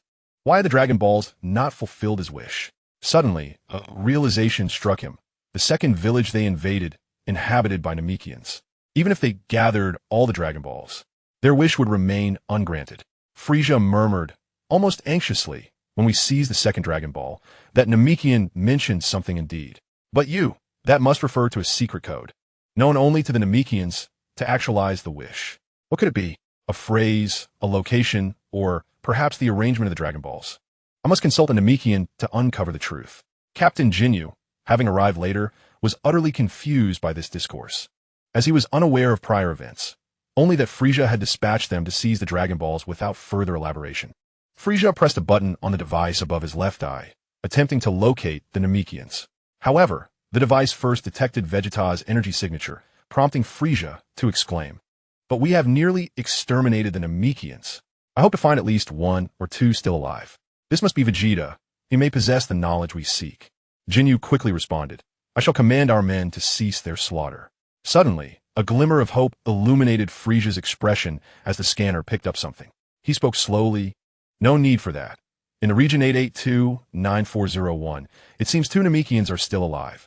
"Excellent. We have not yet attacked that area," Jinyu eagerly suggested. "Let me go and ask them about the secret code, my lord." Frisia, brimming with confidence, declared, "No, I shall confront them personally. Only I know how to deal with them." "Captain Jinyu, your duty is to safeguard the Dragon Balls." Jinyu saluted, resolutely affirming, "Yes, rest assured, Lord Frisia." Subsequently, Frisia boarded his personal spacecraft and sped toward the residence of the Elder. The ominous premonition had indeed come to pass. Frisia located the Elder's position and, aboard his vessel, was rapidly approaching. Meanwhile, on another battlefield, Rikuum continued to mercilessly overpower Gohan. With the other 2 combatants incapacitated, only Gohan remained, desperately clinging to the hope of survival. Lycum bellowed with a boisterous laugh, unleashing a barrage of energy blasts from his hands towards Son Gohan's position. Despite his grievous injuries, Gohan evaded with great effort. But Lycum swiftly maneuvered behind him, delivering a powerful right hook that struck Gohan's left cheek, sending him hurtling through the air. With a resounding thud, he crashed to the ground and rolled for some time before finally coming to a halt. Gohan, trembling, pushed himself up with trembling hands. Yet before he could fully regain his footing, he collapsed again, his body reaching its limit. At such a tender age, he bore an insurmountable burden. emitting a series of strange sounds. Nearby, Krillin struggled to utter, "Give it up, Gohan. Stop fighting." Gritting his teeth, Gohan replied with great difficulty, "No. I will never be defeated by you. I must not. I am the son of Goku." Like him scoffed. "Where do you find the strength to continue battling? Foolish child? Who do you think you are?" In an instant, Gohan surged forward, raising his right fist towards Lycum, shouting, "I will not be defeated by you." Lycum cackled. Who told you that you possess true skill? You overestimate yourself. Prepare to perish." Just as his fist was about to land on Gohan, a figure rushed in at incredible speed, delivering a fierce kick to Lycum's abdomen. The force of the blow widened Lycum's eyes in pain as he was sent flying backward, crashing into a nearby boulder with explosive impact. The newcomer deftly caught Gohan and administered a healing beam, instantly mending his injuries, leaving both Krillin and Vegeta in astonishment. Tang Xuanqing remarked, "Not bad, showing such determination, Gohan." Gohan looked up through tears, relieved that help had arrived. In truth, their spaceship had yet to land. But Tang Xuanqing had opened the hatch and dashed down with remarkable speed, fortuitously landing right in the midst of their battle. Both Bart and Jis were taken aback, baffled at how he had managed such a feat without alerting their sensors, delivering a kick that sent Lycum flying a considerable distance. Regardless, the combined combat prowess of the three was well above 40,000, meaning that inflicting damage required someone of equal strength. Yet this individual exuded no discernible power at all. How was this possible? Just shouted, "Who are you and how did you get here?" Bart echoed, "What are you? To suddenly interfere with our fight?" Tang Xuanqing glanced over, his eyes narrowing, and the ground beneath Jis and Bart erupted in an explosion, forcing them to take to the air. At this moment, the rocks in the nearby mountains suddenly erupted. Lycum had descended into madness, intent on annihilating everyone, again and again, thwarted each time by an unwelcome interference. Tang Xuanqing gently set Sun Wukong down, instructing him to join Krillin and Vegeta while he dealt with this adversary. Chapter 58. The Delayed Arrival of Son Goku. Tang Xuanqing spoke slowly. "Are you so eager for death? Then allow me to grant your wish." Lycum shouted furiously, "Prepare to die, you meddlesome fool." He raised his right fist and charged at him. Tang Xuanqing stood his ground, unflinching, absorbing the punch without a hint of damage, as if it were merely a feeble assault. The ground remained unscathed, leaving Lycum astounded. How could his attack, with a power level of 40,000, fail to inflict harm? Tang Xuanqing gradually lifted his left hand, grasping Lycum's right fist that struck his chest, and under Lycum's bewildered gaze, slowly moved it aside. He then delivered a powerful left hook to Lycum's chin, causing the already loosened teeth to completely dislodge, sending his body flying. Following this, he seized Lycum's left ankle and violently yanked downward, slamming him onto the ground, followed by a swift kick that sent him crashing against the rocky terrain. Tang Xuanqing looked up at the two figures in the sky, saying, "You may both come at me together. I am too weary to face you one by one." Bart and Jis were incensed, taken aback by the audacity of this young man who had so easily overwhelmed the fatigued Lycum, truly believing himself to be formidable. Without hesitation, they charged at him from both sides. Tang Xuanqing crossed his fists, and as they approached, he swiftly unleashed two powerful gusts of energy, repelling them. Just as Bart and Jis were about to close the distance, they were abruptly pushed back by the force, completely unfamiliar with the concept of a pressure punch. Tang Xuanqing erupted with energy, and at that moment, Bart and Jis's scouters beeped, revealing his power level to be 50,000, surpassing theirs by 5,000. Vegeta, sensing Tang Xuanqing's combat prowess, was struck by disbelief. How could this man, who had barely reached 6,000 at their last encounter and only managed to reach 9,000 at full capacity, now possess such incredible strength? In a single leap, he had surpassed the Saiyan Prince, an overwhelming sense of humiliation pressing down upon him. Unbeknownst to them, this was merely a fraction of Tang Xuanqing's true power. His actual combat strength far exceeded 50,000, having undergone a qualitative leap during the battles against Dales and Chirag. Not to mention the rigorous gravity training and sparring sessions aboard the spaceship prior to their arrival on Namek. Gi's and Bart exchanged a nod, resolving to unleash their combined technique, the red and blue orb assault. Instantly, a crimson sphere and a cerulean sphere manifested around them, enveloping the duo in their radiant embrace. Tang Xuanqing sensed an anomaly and abruptly halted, wary of the unknown effects of their impending attack, thus refraining from a rash counteroffensive. In a flash, G-Eyes surged towards him, followed closely by Bart. The two, poised on the same precarious balance, emitted an increasingly brilliant energy from their orbs. Caught momentarily off guard and unable to comprehend the mechanics of their approach, Tang Xuanqing activated his energy barrier, forming a protective shield around himself. Upon their collision, a blinding white light erupted, and from within the brilliance, a shadowy figure emerged, crashing heavily to the ground and stirring a cloud of dust. As the haze settled, Tang Xuanqing emerged unscathed, his expression filled with curiosity as he regarded the two combatants above. What an intriguing combination technique, he pondered. Is this from the original narrative? G-Eyes and Bart, realizing their strategy was effective against this adversary, aimed to exhaust him further. Meanwhile, Lycum charged forth, arms outstretched in a grappling motion. But Tang Xuanqing deftly sidestepped, evading his grasp, and appeared behind him. "You lumbering oaf, you're far too slow," Tang Xuanqing remarked nonchalantly. Reacting to his voice, Lycum turned, only to be met with a sharp elbow to the face, followed by a swift kick that sent him sprawling backward. Seizing the moment, Tang Xuanqing lunged forward to capitalize on his advantage. G-Eyes and Bart, seizing the opportunity, charged at him once more, once again enacting their combined technique with their radiant spheres encasing them. Tang Xuanqing, contemplating his next move, suddenly had an epiphany. He grasped Lycum's left arm, mentally counting down 3, 2, 1. As the two charged towards him, he hurled Lycum in their direction just as they reached him. G-Eyes and Bart, caught off guard by Lycum hurtling toward them, could not halt in time and collided with him. Lycum's eyes widened in horror. "No. G-Eyes, Bart, stop." Following the impact, Lycum was flung away, crashing heavily to the ground, unconscious. G-Eyes and Bart hastily ceased their advance, momentarily distracted by Lycum's plight.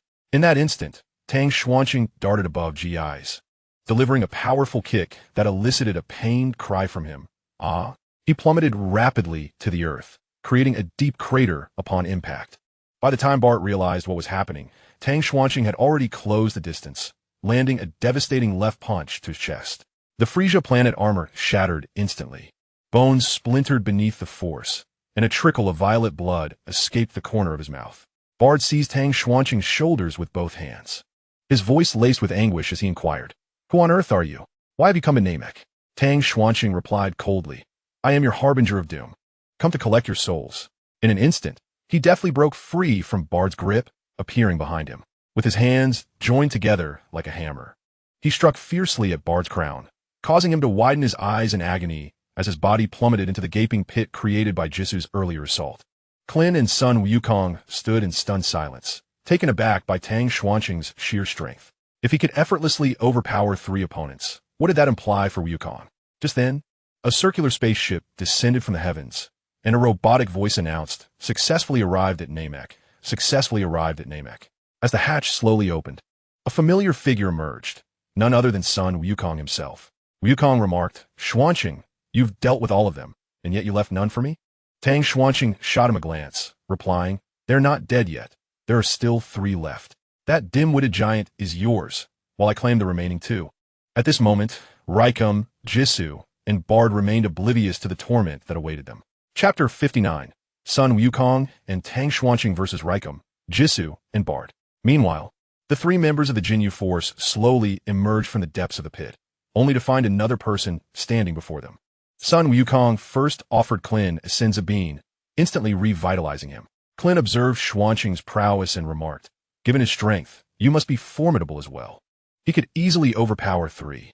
Sun Wukong nodded, acknowledging that he indeed possessed such capability. However, in terms of overall combat power, Tang Xuanqing was slightly inferior. Wukong then said, "Let me feel your head." Placing his hand atop Clin's head, he instantly comprehended the entirety of the situation. Clin murmured, "What are you doing? I'm not even sick." Sun Wukong replied calmly, "Oh, I see. Bulma is safe, your combat powers have been enhanced, and I am aware of the theft of the Dragon Balls, along with the incidents involving Vegeta and Frisia." Clin, astonished, exclaimed, "No way. How did you know all that?" Sun Wukong candidly stated, "I just had to touch your head to understand everything. Although Vegeta is ruthless, he at least saved your lives." He then tossed a senza bean to Vegeta, who caught it and inspected the peculiar item.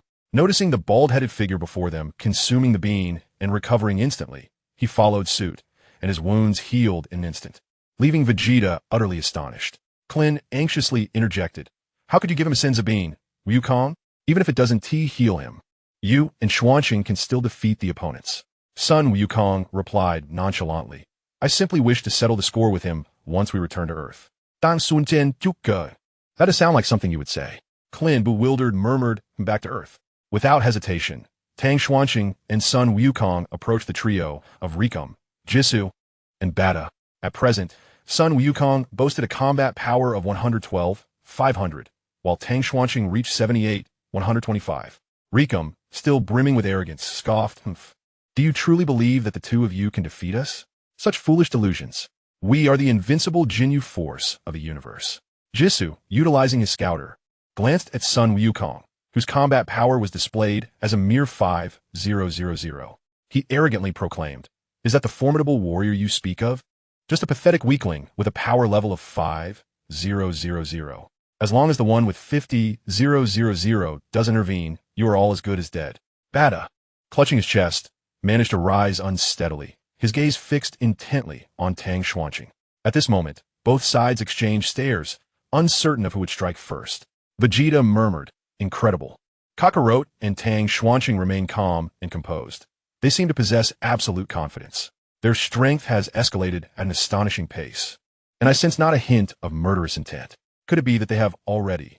As the two shared a knowing smile, they prepared to unleash their full potential, swiftly dispatching the three foes in an instant. Ricum derisively remarked, with a combat power of only 5,000. You can still smile in the face of death. Sun Wukong replied coolly, You cannot defeat me. Without even lifting a finger, I already know your fate. Ricum laughed heartily. Haha, stop your nonsense, you worthless fool. Prepare to meet your demise. Meanwhile, Vegeta's thoughts spiraled into the myths of It is absolutely impossible. Kakarot is merely a lowly warrior, and that unknown Saiyan cannot possibly become the legendary Super Saiyan. Ricum bellowed, Jinyu Force, Ricum, attack. He immediately assumed a wide stance. Arms extended, right fist bent, left fist raised, and unleashed an explosive surge of energy as he charged forward. Sun Wukong observed his peculiar stance, utterly bewildered. Vegeta murmured, A Super Saiyan is born only once every 1,000 years. It can transcend the barriers of genius warriors. If the legend holds true, I alone possess the right to become a Super Saiyan. How could these two lower-class warriors possibly be contenders? Sun Wukong suddenly raised his left fist and struck Ricum squarely in the abdomen. What appeared to be a simple punch concealed immense power. Ricum's eyes bulged as he absorbed the blow, clutching his stomach and trembling uncontrollably. Sun Wukong remarked, My apologies. I couldn't help but notice the numerous flaws in your technique. Ricum struggled to utter what? Nonsense, before collapsing to the ground, lifeless. What seemed like an ordinary punch had, in reality, shattered his internal organs, rendering him beyond salvation. Bada and Jisoo gasped in disbelief. How could this be? This warrior with a combat power of only 5,000 has killed Ricum using the simplest of techniques. Tang Xuanqing lifted his head and addressed the two, saying, Do not worry, your turn is next. You shall have each other's company on the road to the Yellow Springs. Clin was left in a daze, having witnessed Lycum's defeat with a single punch, which appeared to have claimed his life. Sun Wukong muttered in disbelief, One punch, and he is dead. Vegeta cursed under his breath. Ugh, what a fool. Compared to his time on Earth, he is like a different being altogether. His power has indeed surpassed that of ordinary Saiyans. How has he trained? Could the legends be true? Only I comprehend that this is no ordinary technique, but a lethal strike. Has he already begun to transform into a Super Saiyan? Damn it. Has he surpassed me once more? In an instant, Tang Xuanqing propelled himself forward, seizing the heads of Jis and Bart and forcefully slamming them down onto the ground, dragging them for hundreds of meters. It was not that they lacked the will to resist. Rather, they were utterly incapable of doing so before being hurled away with great force. The two quickly regained their composure in midair, only to find that Tang Xuanqing had vanished without a trace. Suddenly, Tang Xuanqing emerged from an unexpected angle, delivering a flying kick that violently shattered Bart's armor. The pain caused Bart to widen his eyes as he plummeted rapidly downwards, where Tang Xuanqing awaited him. He slowly raised his left hand, gathering energy, and unleashed a powerful energy wave that engulfed Bart, reducing him to ashes. Witnessing this, Jis attempted to flee, his rage igniting as he charged towards Frisia's spaceship, disregarding his identity as a member of the Jinyu Force. At that moment, honor held no significance. Survival was the only truth. Tang Xuanqing let out a cold laugh and said, "Thinking of escaping? Not a chance." He swiftly appeared before JIS, delivering a left punch that pierced through his abdomen. JIS struggled to utter, "Lord Frisia and Captain Jinyu will not spare you. I shall await you in hell." With a scoff, Tang Xuanqing withdrew his left hand and launched an energy blast, sending Ji's body hurtling towards the ground, resulting in a massive explosion that incinerated him completely. With the Jinyu force now dealt with, only Captain Jinyu and Frisia remained. After defeating the three, Sun Wukong, Vegeta, Tang Xuanqing, Sun Wufan, and Klin gathered together to discuss their next steps. Vegeta remarked slowly, "It seems you two have yet to fully transform into Super Saiyans." Sun Wukong inquired curiously, "What does that entail?" Tang Xuanqing nodded in agreement, acknowledging Vegeta's observation that they had not yet grasped the transformation method of Super Saiyans. Vegeta continued, "Even with your enhanced strength, you cannot hope to defeat Frisia, unless you too become immortal. You cannot fathom the terror that Frisia embodies." Klin and Sun Wufan were equally alarmed. Even the combined efforts of Sun Wukong and Tang Xuanqing were insufficient. Meanwhile, on another front, Frisia was aboard his small spacecraft, nearing the residence of the Grand Elder. With a fervent desire in his heart, he thought that by uttering the incantation of the Namekians, he could summon the eternal dragon and fulfill his wish for immortality. The scene shifted back to the five companions. Sun Wukong, perplexed, remarked, "I am not boasting. My combat prowess, along with Xuanqing's, has indeed increased. Is there truly no glimmer of hope against Frisia?" Vegeta responded, "Indeed, if you too wish to confront him, prepare for your demise. Frisia's power is beyond your imagination. Although you both are formidable now, far exceeding the Jinyu force, it is still insufficient." Krillin interjected, "You exaggerate, Vegeta. Wukong dispatched that giant we struggled to defeat in an instant. Xianqin single-handedly subdued the other two. You witnessed it yourself. I refuse to believe they cannot defeat Frisia together." Vegeta scoffed, "Just wait and see. Frisia must have already used the Dragon Balls to attain eternal life. This makes it even more improbable to defeat him. We can only hope we do not cross paths with him." Krillin replied, "That won't happen. He likely hasn't summoned the dragon yet." Vegeta, astonished, asked, "Why do you say that?" Krillin explained, "If the Dragon Balls here are akin to those on Earth, the sky would darken when the dragon appears. However, it has remained bright thus." Vegeta inquired the dragon, "Is it not true that gathering the Dragon Balls grants wishes?" Tang Xianqin affirmed, "Yes. The Dragon Balls here should function like those on Earth, requiring an incantation to summon, but it must be in the Namekian language. Frisia and his ilk seem unaware, so we still have a chance." Vegeta hastily asked, "Incantation? What incantation?" At this moment, Krillin joyfully exclaimed, "As long as we are united, there is hope." The five then resolved to head towards Frisia's spaceship to seize the 7 Dragon Balls. The Namekian Dragon Balls differ from those on Earth, as they require the Namekian language for summoning, while the Earth's can be activated through ordinary speech. Meanwhile, aboard Frisia's spaceship, Captain Jinyu continued to guard the Dragon Balls. Perplexed by the absence of his subordinates, he wondered why it took so long for them to return. Were they still engaged in their cruel games? Jinyu murmured, "We are the Jinyu Force. Only Lord Frisia possesses greater combat capability in the universe. Surely those fools are still playing, hence their delay." Suddenly, Jinyu sensed 5 unfamiliar energies approaching. Assuming they were his teammates, he quickly realized these energies were distinctly foreign. He first thought to conceal the Dragon Balls, and with a swift motion, he created a pit in the ground, placed the 7 Dragon Balls within, and buried them, ensuring that only he knew their location. Unbeknownst to him, the Earth defenders possessed Dragon Radar, rendering his concealment efforts futile. However, 5 individuals followed the location indicated by the Dragon Ball radar and arrived at the Frisia spaceship, where they encountered Captain Jinyu. Jinyu quickly recognized the newcomers, Vegeta and the 2 young ones, along with 2 unfamiliar faces who seemed to have arrived later. Vegeta declared, "Jinyu, hand over the Dragon Balls and meet your demise." Jinyu arrogantly retorted, "Though I am unsure how you survived, the addition of 2 more does not make you my match. I am the captain of the Jinyu Force." Goku responded, "Your teammates have been defeated. It's just you and Frisia left." At these words, Jinyu's expression shifted dramatically. Reflecting on the situation, he realized that the scouter had not received any signals from his 4 comrades for some time. Could they truly all be dead? Furious, Jinyu exclaimed, "What nonsense! We are the Jinyu Force. Aside from Lord Frisia, no one can challenge us." Tang Xuanqing replied coolly, "Then come and test your might." Jinyu shouted, "Jinyu Force. Jinyu attack. He then merged his feet, rose onto his toes, and extended his arms forward, leaning his body slightly. It resembled the pose of that lichen, which seemed to take delight in such awkward stances. He lifted his left hand and unleashed a ki blast towards the group, prompting the five to swiftly scatter and evade his attack.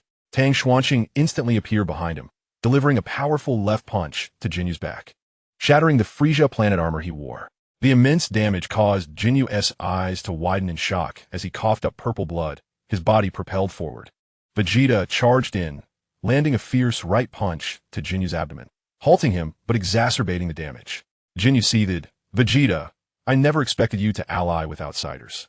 You truly are pathetic." Vegeta scoffed, "Jinyu, today marks the end of your Jinyu force. You will join your comrades in hell." The punch that struck Jinyu's abdomen transformed into claws, releasing a ki blast that erupted with irregular, crackling lightning behind him, delivering another devastating blow that sent him soaring into the sky. Goku shouted, "Kaioken!" His aura turned crimson, and his strength, speed, and defense multiplied several times, elevating his battle power from 112,500 to 120,500. Goku rushed upwards, positioning himself above Jinyu, and with his hands together, he transformed them into a hammer, delivering a crushing blow to Jinyu's head. Jinyu immediately felt dizzy, plummeting rapidly to the ground where he crashed heavily, creating a deep crater. Krillin and Gohan, with their hands continuously gathering energy, hurled ki blasts towards Jinyu's direction, filling the crater with rising smoke, which persisted for a while before they ceased their assault. The five individuals swiftly returned to the ground, and Sun Wukong, having dispelled the Kaioken state, gazed into the deep pit, uncertain of whether Captain Jinyu was alive or deceased. Chapter 61. The Grief of Captain Jinyu 2. Tang Xuanqing remarked with a hint of sarcasm, "Why does it feel as if we are the villains? 5 of us ganging up on one?" Sun Wukong replied, "Conflict is inevitable." Krillin chuckled wryly, "They're the true villains. We are merely engaged in a righteous assault." Gohan nodded, affirming, "Indeed, a righteous assault." Vegeta interjected, "In battle, one must employ any means necessary. Otherwise, one may not even realize how they met their demise. You still need to train, lower-class warrior." Just as the five were engaged in their banter, a surge of formidable energy erupted from the depths of the pit, causing them all to shudder. Upon closer inspection, they beheld Captain Jinyu ascending slowly from the abyss. His Frisia force armor lay in tatters, purple blood trickling from the corner of his mouth, and his scouter on the left eye shattered. Despite this, he radiated an incredibly potent aura, boasting an authentic battle power of 120,000. Jinyu exclaimed with exhilaration, "It has been ages since I felt such exhilaration. You have rekindled my interest in combat, just as the Boruto warriors did. I shall also reclaim my comrade's vengeance upon you." In an instant, he lunged toward them, targeting Krillin. Using an unknown technique, he swiftly maneuvered behind them, delivering a powerful punch to Krillin's back. Krillin felt a sharp pain as his body was propelled forward, only to be caught by Tang Xuanqing. Sun Wukong and Vegeta, in perfect synchrony, instinctively retaliated with a punch. Jinyu extended his hands and forcefully intercepted their blows, bellowing as he exerted his strength, pulling them toward one another. Consequently, Sun Wukong and Vegeta collided painfully, their heads knocking together, and they staggered back a few steps. Jinyu's gaze then turned sharply toward Gohan, and he unleashed a fierce kick. Gohan managed to leap away just in time, yet was swiftly met with a knife-hand strike to the nape of his neck, causing him to lose consciousness. Just as Jinyu prepared to deliver a fatal blow, Tang Xuanqing, having set Krillin down, charged forward, activating the Kaioken at 4 times its normal strength. Instantly, a crimson aura enveloped him, amplifying his power, speed, attack, and defense, escalating his battle power from 125 to an impressive 125. He then coiled back and unleashed a powerful right punch. Caught off guard, Jinyu was struck squarely in the face, sent hurtling through the air, leaving a trail upon impact with the ground. Once Tang Xuanqing exited the fourfold Kaioken state, he sensed something amiss. The punch felt as though it had vanished into the abyss, yielding less damage than anticipated.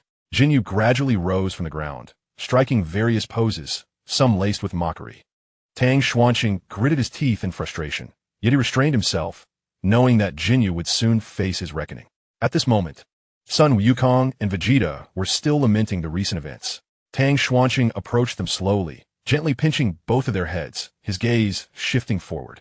Upon seeing Jinyu awkwardly dancing in mockery, both of them were instantly consumed by rage. They exploded with energy, causing Tang Xuanqing to stagger back several steps. Much to his astonishment, Vegeta's aura was surprisingly on par with Sun Wukong's. After all, it was just a fight against Riku, who had been reduced to a near-death state. A single Senzu bean should have sufficed for recovery, but based on the Scion's near-death revival boost, the figures simply did not add up. Just how much had this fellow improved? In an instant, the two charged forward, moving with the seamless coordination of longtime allies. Their punches and kicks were perfectly synchronized. Initially, Jinyu managed to evade their attacks with ease, but he soon found himself overwhelmed, receiving simultaneous kicks that sent him flying. However, he quickly regained his footing. Sun Wukong praised. Vegeta, impressive. Is this the level of synergy we achieve on our first collaboration? Vegeta retorted disdainfully. Kakarot, if you could keep up, we might stand a better chance.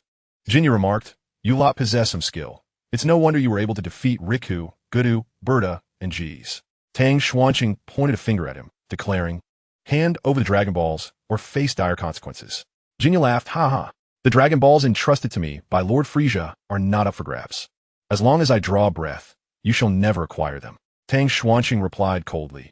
Then it's simple. You shall forfeit your life. He then unleashed a surge of energy, elevating his aura to 100, his muscles rapidly expanding, his height exceeding 2 meters. His combat power soared from 78, 125 to 156. 250, surpassing the energy emitted by Sun Wukong and Vegeta, as they had yet to elevate their own auras to the 100 threshold. Jinyu, sensing the formidable combat power and murderous intent emanating from his opponent, was undeterred. After all, he was the captain of the Jinyu force, the most loyal subordinate of Lord Frieza. He charged forward, raising his own aura to 100, his muscles bulging, and his combat power escalating from 120,000 to 240,000. Suddenly, Tang Xuanqing released his energy, his combat power reverting to 78, 125, his muscles and stature returning to normal.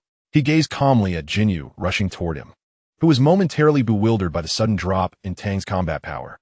Without warning, Tang Xuanqing bellowed, and an explosion of golden energy erupted from him.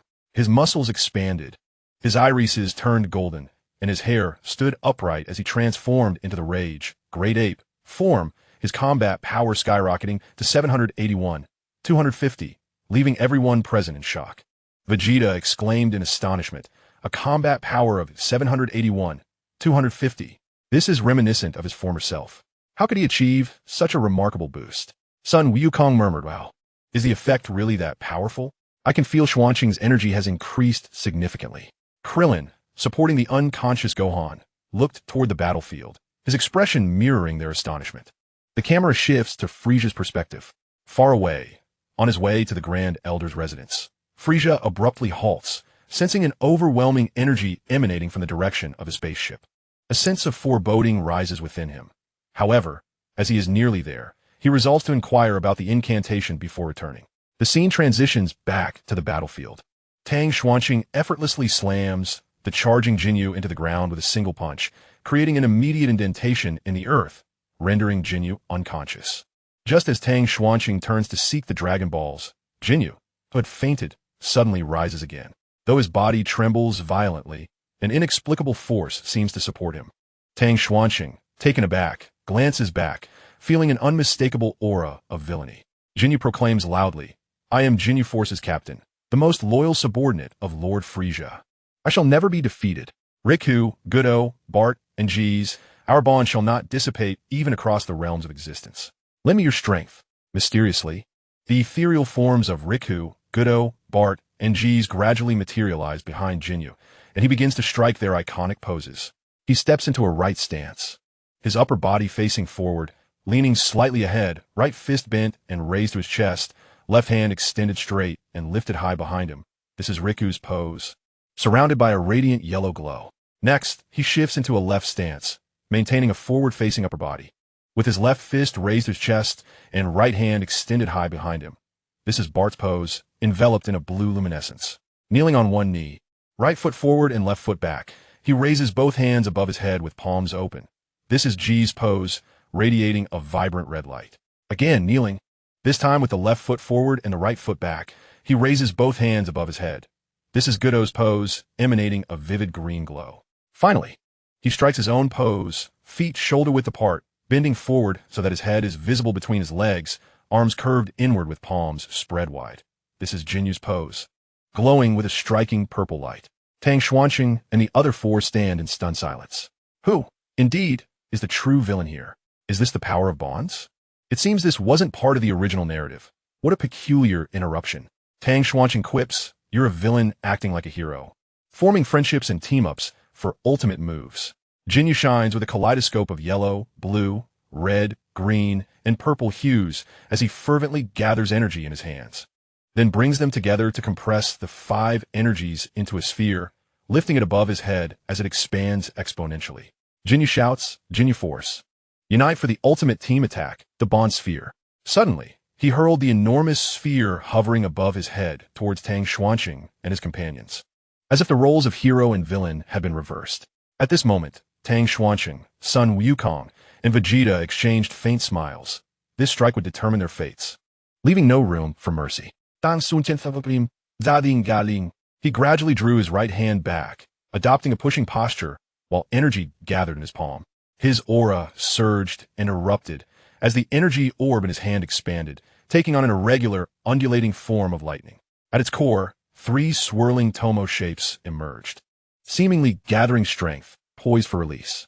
Sun Wukong echoed, "Kamehameha." His hands formed a blossom shape, resting on his waist, as he concentrated energy into a luminous sphere that grew increasingly radiant, suggesting immense power. Vegeta bellowed, "Gallic Gun." He raised his hands, transforming them into claw-like shapes, with his right hand resting upon his left. A purple energy enveloped him, crackling with intensity. Simultaneously, the 3 unleashed their attacks, their distinct energy waves merging and crashing against the Bond Ball unleashed by Captain Jinyu, resulting in a spectacular clash. However, it was evident that such efforts would ultimately be futile. Gradually, the 3 energy waves overwhelmed the Bond Ball, and Captain Jinyu, witnessing his energy sphere being devoured, roared defiantly, only to be engulfed by the combined might of their attacks.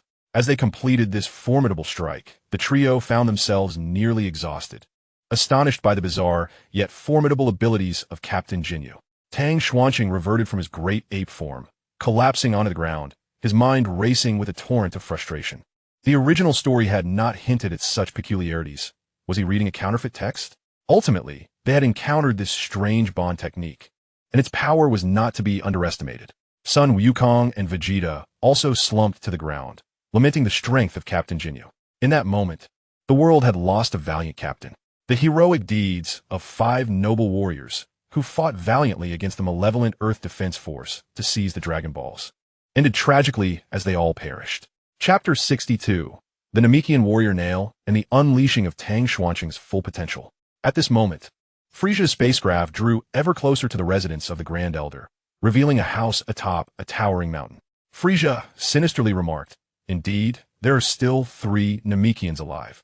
It seems fate is on my side." Meanwhile, Nail had returned, sensing Frisia's ominous presence within the house. He muttered to himself, "I've been discovered. It seems he is almost here." The Grand Elder placed his hand upon Den's head, instantly awakening the latent potential within him. With a rustling sound, Den's full capabilities were unleashed. The Grand Elder spoke, "Dandy, go forth to the Earthlings. They are in dire need of your assistance. I have awakened your potential, and you shall soon soar to their aid." Dandy replied hesitantly, but the Grand Elder admonished him, "Hurry along." With a look of concern, Dandy said, "Yes, yes. Grand Elder, you mustn't perish." He then surged out of the dwelling, propelling himself at full speed toward the location of the Earthlings. The Grand Elder murmured to himself, "How shall I meet my end? To be slain, or to simply pass away in peace?" Dandy zipped past Frisia, who merely cast a disinterested glance and continued to gaze ahead. Frisia remarked, "Forget that boy. He is but a child. I have more pressing matters to attend to." As he spoke, he arrived at the Grand Elder's residence. With a sharp sound, he disembarked from his spacecraft, gazing at the peculiar structure. The door slowly creaked open, revealing a Namekian emerging from within. Niru coldly inquired, "Who are you?" Frisia, with his hands clasped behind his back, confidently declared, "I am Frisia, in pursuit of the Dragon Balls to fulfill my wish. I have gathered them all, yet my desire remains unfulfilled. I have come to inquire how I might realize my wish." Niru icily responded, You should leave. Evil beings do not deserve knowledge. Frisia, maintaining his patience, replied, think carefully before you speak. I know there are two individuals here, and I can ask either one. Niru said, very well. Before combat ensues, I shall share a crucial piece of information. The other occupant in this dwelling is the Grand Elder of the Namekians, the very creator of the Dragon Balls. Should the Grand Elder perish, the Dragon Balls will vanish as well. Upon hearing this, Frisia was taken aback, turning to gaze at the house. He unleashed two beams from his eyes, instantly obliterating the wall, revealing a large, ancient Namekian seated in a grand chair. Frisia murmured, it appears you are not lying. He is unlike the other Namekians. Grand Elder, I presume you won't divulge anything to me. However, you cannot simply stand by and watch him die. The Grand Elder slowly replied, Niru is not to be trifled with. He is the only combat-ready Namekian, unlike the others you have slaughtered. Frisia, growing impatient, asked, are you truly unwilling to share any information? The Grand Elder communicated telepathically to Niru. Niru, do your utmost to buy time. Niru responded in kind, understood Grand Elder. Frisia gritted his teeth and declared, very well. If you persist in withholding information, I shall demonstrate the most terrifying power in the entire universe. Meanwhile, aboard Frisia's spaceship, 5 individuals had successfully located the 7 Dragon Balls hidden by Captain Jinyu using the Dragon Ball radar. Tang Xuanqing suddenly sensed something amiss. As if a disturbance originated from the direction of Frisia. It seemed that trouble was brewing for the Grand Elder and his companions. Goku, on the other hand, awaited something, though he was uncertain of what it might be.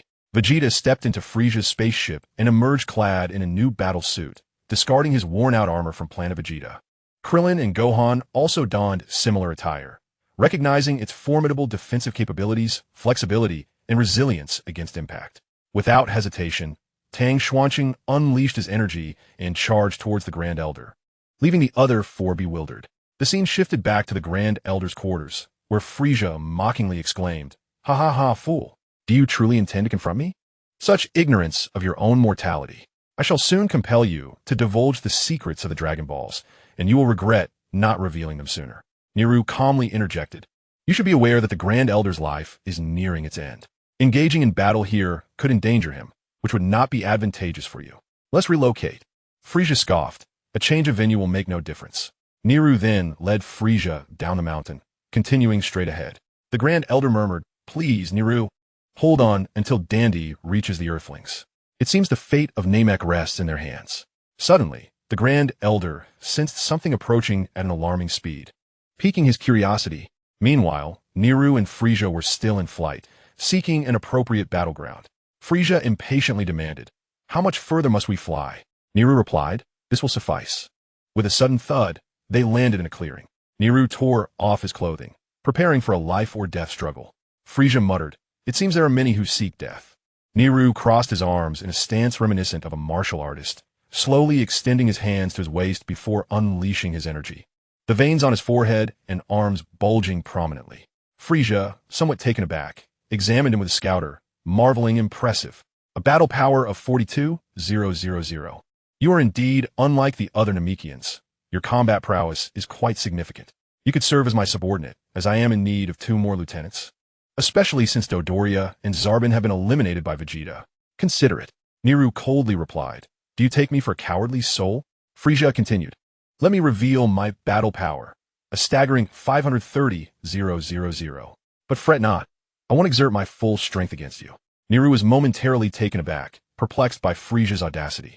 Frisia raised his left hand, suggesting, how about I fight you with just my left hand? Niru seethed internally, cursing the contempt with which he was regarded. With a sudden roar, Niru charged towards Frisia, his right hand transforming into a knife-like strike aimed fiercely at Frisia's neck. However, his attack failed to inflict any harm, as Frisia merely smiled at him. Slowly, Frisia remarked, indeed, your battle power is only 42,000. Consider this, my patience is finite. Niru was instantly drenched in cold sweat. Realizing that his assault had not impacted Frisia at all, his trembling hand remained poised at Frisia's neck. Meanwhile, Tang Xuanqing had arrived at the residence of the Grand Elder. Witnessing a gaping hole in the building, inside, he saw a nameless Saiyan, extraordinarily large and aged, seated upon a colossal chair. The Grand Elder murmured, who are you? Why can I not discern your past or future? Tang Xuanqing replied, Grand Elder, do not worry, I mean you no harm. I have come to seek your assistance in unlocking my potential to combat Frisia. The Grand Elder hesitated. For one who was obscured from the past and future was inherently inscrutable. Yet, he sensed no malevolent aura emanating from this individual, leading him to believe the words spoken were trustworthy. Very well, come closer, young man, the Grand Elder gently invited. As Tang Xuanqing approached, he allowed the Grand Elder's hand to rest upon his head. Suddenly, a rustling sound erupted, and Tang Xuanqing felt an unsettling shift. It was not a swift resolution, but rather an overwhelming surge of potential erupting from within him. A blinding white aura enveloped the entire room, shooting up into the sky like a pillar of light. The four individuals aboard Frisia's spaceship witnessed this phenomenon, as did Frisia and Niru. Sun Wukong marveled. What immense aura! It belongs to Xuanqing. Vegeta speculated. Could it be that young man? It seems improbable. Krillin and Son Gohan were left speechless in astonishment. Frisia muttered. It is the old man's location that has erupted. Such potent energy can only signify trouble. Niru exclaimed. It appears your nefarious plans will ultimately falter. Tang Xuanqing felt as if shackles had shattered within him, causing an explosive surge of energy. Though his form and appearance remained largely unchanged, the features of his face became more defined, with two sharp tufts of hair framing his forehead. A torrent of intense silver aura burst forth from his body, reaching a level reminiscent of the transformation scene in the Majin Buu saga, akin to Son Gohan's potential unlocked by the old Kai. His battle power soared from 125 to an astonishing 2 billion, albeit this was only during this transformed state, not his baseline battle power, which stood at 5 million. This represented a staggering increase of 875, a monumental leap. Tang Xuanqing gazed in awe at his hands, feeling an overwhelming strength surging from within him. It was an exhilarating sensation, finally granting him the means to contend with Frisia. Suddenly, he retracted his energy, reverting to his usual state. However, the house had been utterly devastated due to his earlier outburst, leaving only the elders seated in a chair. At this moment, the mountain was devoid of any structure. Tang Xuanqing, feeling awkward, said, I apologize, elder. It was unintentional. The elder responded, no matter. I can sense a formidable energy within you. The fate of planet Namek rests in your hands. You must defeat Frisia. Tang Xuanqing nodded, then, in a surge of energy, charged toward Frisia's location. He resolved to alter the course of history, aiming to eliminate Frisia while he was still in his first form, taking advantage of his momentary lapse in vigilance to end the reign of this cosmic tyrant. Chapter 63. The Initial Encounter. Frisia sensed an intense energy rapidly approaching him, the very same force that had erupted moments ago from the elder. He swiftly raised his left hand and seized Niru's right arm, yanking it with such force that it was severed, causing a spray of purple blood. Niru staggered back several steps, crying out, ah, oh no, ah. He clutched the stump of his arm with his left hand, nearly toppling backward from the agony. Frisia followed up with a powerful left punch to Niru's abdomen, causing him to collapse to his knees, trembling uncontrollably as he emitted sounds of distress. Frisia remarked with a hint of amusement, oh dear, my apologies. I may have been a bit too forceful. Niru, gritting his teeth against the pain, pushed himself off the ground and gradually stood upright. Frisia coolly stated, hey, do you have any sense? You'd best reveal the incantation for the Dragon Balls quickly, or I shall end your life. In a sudden burst of determination, Niru extended his right arm, shouting, ha! At that moment, a sizzling sound emanated from the severed stump, and miraculously, a brand new right hand began to grow, leaving Frisia momentarily stunned, realizing that this Namekian possessed regenerative abilities. Breathless and exhausted, Niru found that the regeneration had drained his strength. So you can regenerate. However, even with your hand restored, your power is negligible. You are well aware that you cannot defeat me, yet you persist. I truly wonder what goes on in the minds of you Namekians. Just as Frisia prepared to torment Niru further, Tang Xuanqing arrived at the battlefield. Frisia turned his gaze toward the newcomer, noticing the tail behind him, albeit black, signaling that he too was a Saiyan. The powerful energy he had sensed emanated from this individual. Tang Xuanqing glanced at Niru and said, are you all right? Leave the rest to me. Although Niru did not know who he was, the elder's willingness to help him unlock his potential indicated that this individual was not malevolent. He nodded and began to retreat. Frisia declared, you shall not escape. Raising his left hand, poised to unleash a crimson beam, Tang Xuanqing found himself confronted by Frisia, who had already dashed in front of him. With a forceful knee strike to the chest, Frisia's eyes widened in shock as his entire body was sent hurtling backward, crashing against the rocks. Tang Xuanqing chuckled, declaring, "Today, I shall bring your reign to an end, Emperor of the Universe Frisia. I shall afford you no opportunity." Suddenly, the stones nearby were disturbed. Frisia, irritated, pondered why it was that others always chose to interfere just as he was on the verge of fulfilling his desires. In a fit of rage, he exclaimed, "You insolent brat! I am quite incensed. You possess a mere battle power of 5 million. Once I transform, you will come to regret your actions." Tang Xuanqing retorted with a cold laugh. "Do you truly believe I will allow you to transform?"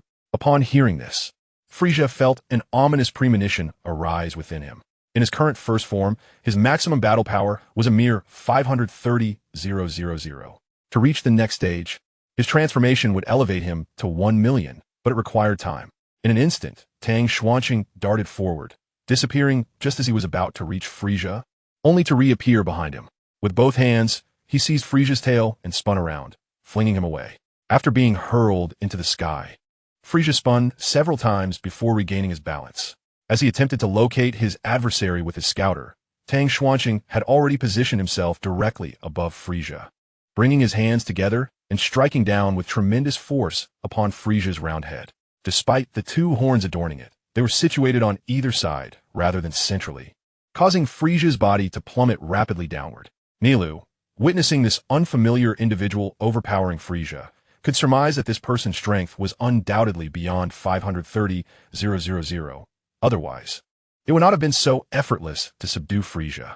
Although Frisia felt a sharp pain atop his head as he fell, he swiftly turned around, his eyes bursting forth with two beams of red energy aimed at Tang Xuanqing, only to be deflected by a swift chop of his hand. Tang Xuanqing surged forward, eager to capitalize on his advantage, but he had unwittingly fallen into Frisia's trap, who awaited the moment he drew near. Frisia extended his left arm, grasping his left wrist with his right hand, and unleashed a force akin to telekinesis, ensnaring Tang Xuanqing within a spherical confinement. With a powerful thrust, he propelled the sphere downward at breakneck speed, rendering Tang Xuanqing immobile. The impact with the ground created a massive crater, while Frisia hovered in the sky, relishing the devastation wrought by his attack. He taunted, "Did you truly believe that 5 million in battle power was formidable? It was but an opportunity for me to teach you a lesson in my first form." From the depths of the chasm, a brilliant white flame erupted, sending shards of rock scattering in all directions. Tang Xuanqing gradually ascended, his energy surging dramatically, yet his form remained largely unchanged. However, the contours of his features became more pronounced, with two sharp strands of hair framing his forehead. A multitude of intense silver flames enveloped his body as he entered a state of unleashed potential, his combat power skyrocketing from 5 million to an astonishing 2 billion. The sudden escalation in power startled Frisia, causing a jolt of alarm within him. His left eye scanner was overwhelmed and shattered by the staggering combat power reading. This individual possessed a combat power of 2 billion. Unbelievable, utterly outrageous. Could this be the legendary Super Saiyan? In a flash, Tang Xuanqing appeared before him, raising his right hand and delivering a resounding slap. The force of the blow left Frisia dazed, his head snapping to the right, only to be met with another strike that sent his head reeling to the left. A flurry of slaps followed, each one landing with ferocity, before a powerful kick launched him away, sending Frisia crashing into the ground with tremendous speed, raising a cloud of dust. Tang Xuanqing growled menacingly, "What are you barking at? Frisia? You think you're invincible now, don't you?" Struggling to rise, Frisia's face was swollen and bruised, each jolt of pain a reminder of the humiliation he felt after being bested by a Saiyan. His fury reached a boiling point, and in an instant, his energy exploded forth, a pink aura surging upward as his body began to swell, preparing to transition into his second transformation. Tang Xuanqing charged forward, delivering a fierce kick to Frisia's abdomen, abruptly halting his transformation. Frisia's eyes widened in shock as he felt his insides churn violently, his organs seemingly displaced. He was sent hurtling backward, dragging his body across the ground, leaving deep gouges before finally coming to a stop, clearly severely injured. With great effort, Frisia managed to utter, "You are fortunate to have attacked me before I completed my transformation. Though despicable, it was effective. Yet, as the Emperor of the Universe, I shall not perish." Tang Xuanqing replied regretfully, "Unfortunately for you, today is the day you meet your end." as he raised his right hand to unleash a key blast and seal Frisia's fate. A sudden rift in the sky appeared, from which emerged a figure clad in black. Upon locking onto Tang Xuanqing, the stranger charged directly at him. Before Tang Xuanqing could react, he was sent flying, his body crashing into the mountainside. Seizing the opportunity, Frisia made his escape, gathering all his energy to propel himself at high speed towards his spaceship. Tang Xuanqing erupted from the mountainside, shouting, "Don't think you can escape, Frisia!" Yet, the black-clad figure quickly positioned themselves in front of him, seemingly intent on preventing Tang Xuanqing from pursuing Frisia. In truth, Tang Xuanqing was deeply troubled by the alterations to the narrative that had arisen due to his own actions. Originally, Sun Wukong was supposed to be swapped out during his battle with Captain Jinyu, only to return after enduring a severe beating from Krillin, Gohan, and Vegeta. Although he managed to regain his form, he was left gravely injured. After recuperating aboard Frisia's spaceship, he inexplicably experienced a dramatic surge in power, reaching 3 million. Even accounting for the Saiyan revival multiplier, which was supposed to amplify his strength by 25, the precise increase remained uncertain. However, due to the changes instigated by Tang, this pivotal event never transpired, leaving Sun Wukong without any enhancement to his combat capabilities. With a fighting power of merely 110,000, he struggled to contend with the foe. And even with the Kaioken technique, he barely approached 200,000. The figure clad in black charged forth first, compelling Tang Xuanqing to engage in combat. Who was this individual, emerging at such critical junctures? Chapter 64. The True Identity of the Man in Black. Tang Xuanqing, fueled by adrenaline, surged forward and unleashed a powerful strike with his right fist, only for the mysterious figure to effortlessly intercept it. Stunned, Tang could hardly believe it. Despite his full potential being unleashed, granting him a combat power of 2 billion, this adversary had caught his blow with such ease.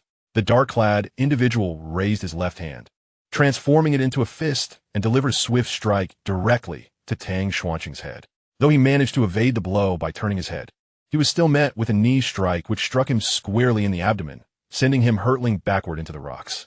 Tang Xuanqing began to doubt the authenticity of his own 2 billion combat power, realizing that he could inflict no harm upon this enigmatic opponent.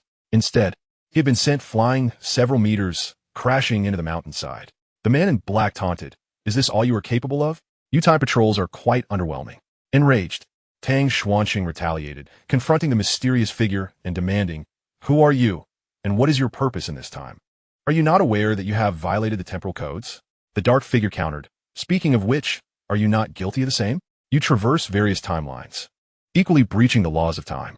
Tang retorted, "We traverse time to eliminate the Dark Dragon Ball's influence on the original history, not aimlessly wandering through time." The man in black continued, "Under the guise of righteousness, you seek to alter the original timeline of history, do you not?" Silenced, Tang Xuanqing was forced to confront the truth that his presence had indeed deviated the original timeline significantly. Although the earlier Saiyan saga had not faced considerable issues, the complications began to escalate during the Namek saga. In an instant, the man in black rendered the surrounding environment utterly still, as if time itself had shattered like glass. And he approached Tang Xuanqing, raising his left hand in a fist. A powerful strike landed squarely on Tang's chest, unleashing a violet beam from his back. As time resumed its flow, Tang Xuanqing had barely registered the blow before he was sent flying once more, crashing onto the ground and creating a deep crater. "You are far too weak," the man in black declared. "You possess neither the strength nor the capability to safeguard the history you have distorted." Tang Xuanqing slowly rose from the ground, gazing at the figure clad in black above him, and with great difficulty uttered, "Shan Shigong, you are hit." The black-clad figure offered no reply, instantly appearing behind him. With a devastating blow of his right elbow to Xuanqing's back, he was forced to stumble forward. As Xuanqing turned to retaliate with his left fist, he was met with the dragon rising fist, striking his chin and sending his body soaring upwards. The figure seized Xuanqing's ankle, yanking him down and crashing him heavily onto the ground, then swiftly withdrew. Just as Xuanqing managed to rise again, he spotted the figure in the distance. His movements left Xuanqing astounded. He saw his hands form a flower bud shape, resting at his waist, as an energy sphere coalesced in his palms. This was the stance of the Turtle School's Kamehameha. The black-clad figure slowly proclaimed, "Kamehameha." He then thrust his hands forward, unleashing a wave of blue energy. Xuanqing quickly rolled aside, Acutely aware that this opponent was formidable, he could not afford to exchange blows, as the disparity in strength was too great, and he could be defeated in an instant. At this moment, Xuanqing's understanding of the figure's identity grew ever more enigmatic. Mastering Shan, Shi Gong, Kamehameha, and Dragon Rising Fist. Who on earth was this individual? The black-clad figure mockingly remarked. Is this all the strength you possess? I have little time to waste, so stay put. Holy reverse scale. He then ascended into the sky, raising his right hand, where he concentrated a small, searing fireball that radiated like the sun. He hurled it downward, and, as it descended, the fireball expanded, resembling a supernova. In an instant, Xuanqing erupted with energy, amplifying his aura to 100. His muscles swelled rapidly, his height surpassing 2 meters, and his combat power surged from 2 billion to 4 billion, a silvery flame enveloping him. He gradually moved his right hand to his waist, adopting a forward thrust posture as energy gathered in his palm. The energy sphere grew larger, taking on an irregular, undulating form of lightning, with 3 spiraling shapes emerging at its core, continuously accumulating power. Xuanqing roared, frenzied Gatling. He thrust his right hand forward, unleashing a spiraling yellow energy wave, accompanied by erratic flashes of lightning, directly colliding with a massive fireball resembling a supernova. However, it was akin to a mantis trying to stop a chariot. Utterly ineffective against the fireball, which swallowed the yellow energy wave, ultimately crashing down upon Xuanqing. From within the fireball, his anguished screams echoed. Ah! The black-clad figure, indifferent to the cries, surged forward towards Frisia, for he had more pressing matters to attend to. A colossal fireball erupted, creating a vast chasm in the ground. Retreating a short distance to rest, Nilu noticed this and, despite his already grievous injuries, made his way over. He discovered a great pit where Frisia and the mysterious figure were battling, and to his astonishment, the one who had just assisted him lay within, battered and unconscious, his garments in tatters. Without hesitation, Nilu leapt down. Though not a healing-type Namekian, he was capable of performing basic restorative techniques.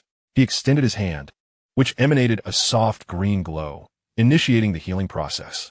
At that moment, the 4 individuals near Frisia's spaceship sensed 2 unfamiliar energies approaching. Tang Xuanqing's energy, once formidable, had diminished to a mere whisper, nearly vanishing altogether. Son Goku furrowed his brow. Although he was unaware of the trials Tang Xuanqing faced, he could distinctly feel the faintness of his aura. Vegeta murmured, "Why has that boy's energy waned so drastically? It is on the verge of disappearing." Krillin and Son Gohan shared their concern, yet felt powerless to intervene. The figure clad in black moved with astonishing speed, surpassing Frisia to arrive at their location. Gazing at the 4, Son Goku inquired, "Who are you?" The dark-clad stranger replied coolly, "Please, allow me to inflict some harm first." In the next instant, he appeared before Son Goku, delivering a devastating punch that pierced through his chest. Goku spat blood, momentarily dazed. The attack had nearly been fatal. Krillin gasped, "Goku! Son Gohan dead? Dad!" Vegeta exclaimed, "Kakarot!" The 3 rushed forward, launching a flurry of punches and kicks at the assailant. Yet their efforts seemed futile. The black-clad figure commanded, "Hurry! Get him into the healing chamber of Frisia's spaceship." With that, he withdrew his hand from Goku's chest and swiftly retreated to a nearby rock, taking cover. Goku's body began to slump backward, but Krillin and Son Gohan caught him. Meanwhile, Vegeta remained vigilant, wary of the black-clad figure, whose strength could obliterate them all. Yet his intentions remained inscrutable. The stranger urged, "Hurry, or he will perish. Frisia is approaching, and you should already know that, Vegeta." Vegeta was taken aback. This individual knew his name. However, the immediate priority was to save Son Goku. He promptly led the 2 younger ones, dragging Goku's body into the medical bay of Frisia's spaceship, placing him inside the healing chamber, which would take approximately 30 minutes to restore him. At that moment, the 3 were engulfed in despair. Frisia would return soon, and outside lurked the enigmatic figure. While Tang Xuanqing's energy had plummeted to its nadir, surely the work of this dark figure. At this moment, the cloaked figure outside raised his head, slowly gazing at the sky, murmuring, "It has been so long since I've seen the sun. There was a time when I too looked forward to this moment." He then lifted his left hand and gradually removed the mask from his face, revealing a striking resemblance to Tang Xuanqing. It could be surmised that he hailed from the future, though the specific timeline remained a mystery. At this juncture, Frisia had also returned, noticing that the enigmatic figure who had aided him earlier was present. However, when he discerned the man's face, an icy shiver coursed through him. It was he. Yet not quite, merely a doppelganger. The cloaked figure coldly stated, "If you wish to avoid death, remain there for 30 minutes. After that, you may do as you please, and I shall not intervene." As the cosmic emperor, Frisia could not possibly yield, yet he sensed the formidable power and palpable murderous intent emanating from this individual. He knew that should he dare to take a step forward, he would meet a swift demise. Nervously, Frisia inquired, "Very well, might I know who you are? For you bear an uncanny resemblance to that young man from earlier." The cloaked figure raised his left hand and made a subtle gesture, leaving a deep scratch upon Frisia's left cheek, while a gash appeared beneath his left foot, an abyssal mark of a lethal strike. Frisia immediately understood that this individual was not to be trifled with. The cloaked figure coldly remarked, "Do not inquire about matters that do not concern you. This is merely a warning. Next time, my aim will not miss." Frisia could only accept this as a silent humiliation. He had come to Namek, having heard tales of the Dragon Balls that could grant wishes. However, this venture had cost him dearly, losing numerous soldiers and 2 of his subordinates, including the entirety of the Jinyu force. He now found himself utterly isolated, facing a terrifying foe alone. Had he known the price of this journey, he would never have embarked upon it, only to be threatened in the end. After all, he was the mighty Frisia, the emperor of the universe, and no one had dared to treat him in such a manner before. Today, he had truly encountered a formidable opponent. Chapter 65, Summoning the Dragon of Namek. At this moment, 25 minutes had elapsed to the 30-minute wait, with the cloaked figure patiently biding his time, while Frisia had no choice but to comply, as he was outmatched. Meanwhile, the 3 aboard the spaceship were already engulfed in despair. With Frisia's return and the presence of the cloaked figure outside, there was no hope of battle. Vegeta leaned against Goku's medical pod, utterly devoid of strategy. Escape was impossible, although the Dragon Balls were in hand, without knowledge of the incantations of Namek. Summoning them was futile. Gohan and Krillin peered out the window, astonished to see that the cloaked figure bore an identical likeness to Tang Xuanqing. Yet the latter's energy was nearly extinguished. Who then was this mysterious figure? At this moment, Dandy arrived belatedly, discovering Frisia's presence along with the cloaked figure, both exuding an aura of immense strength. Frisia, upon spotting the diminutive Namekian, felt a surge of mischief. Waiting any longer would be tedious. So he resolved to entertain himself by eliminating this little creature. He raised his left hand, preparing to unleash a death beam. The man in black coldly declared, "Release your hand, or I shall sever your entire arm." Upon hearing the man's command, Frisia could only suppress the fury swelling within him and obediently let go of his left hand, donning a forced smile akin to that of a wayward subordinate being chastised by his superior. Dandy, having heard the man in black's words that prompted Frisia to cease his actions, gradually descended to the ground and nervously entered Frisia's spaceship, preparing to reunite with Krillin and Gohan. As Dandy passed by the medical room, he encountered the trio. Krillin exclaimed in surprise, "Dandy, what brings you here?" Dandy replied, "The elders sent me." Gohan inquired, "Dandy, how did you manage to get in?" "Frisia and that man in black are outside." Dandy explained, "It was that man in black who allowed me entry. Frisia attempted to attack me, but he was halted by a mere word from him. Clearly, that man is far more formidable. Otherwise, Frisia would not be so compliant." Vegeta interjected, "Hey, that Namekian kid, you can summon the dragon, right?" Dandy nodded, igniting a flicker of hope among them, signifying that a solution was at hand. The 4 of them slowly exited the spaceship, placing the 7 Namekian Dragon Balls upon the ground. Dandy then stood to the side, extending his hands in preparation to summon the dragon. Dandy calmly began to chant. Immediately, the 7 Namekian Dragon Balls radiated a dazzling light, and the sky became shrouded in dark clouds. A massive figure emerged from the Dragon Balls, soaring into the heavens. Meanwhile, on King Kai's planet, he joyfully remarked, "Oh, it seems our wish will finally be granted." Yamcha cheerfully added, "This is fantastic." Back on Namek, everyone present, save for the man in black, was astounded by the colossal figure, realizing the true form of the Namekian dragon. It was a robust dragon, its upper body particularly muscular, while its lower half resembled a genie from a lamp. Each shoulder bore a large black spike, and its back featured a structure akin to a fish fin, crowned with a pentagonal head adorned with 2 horns on top, accompanied by 2 horizontal extensions near its ears.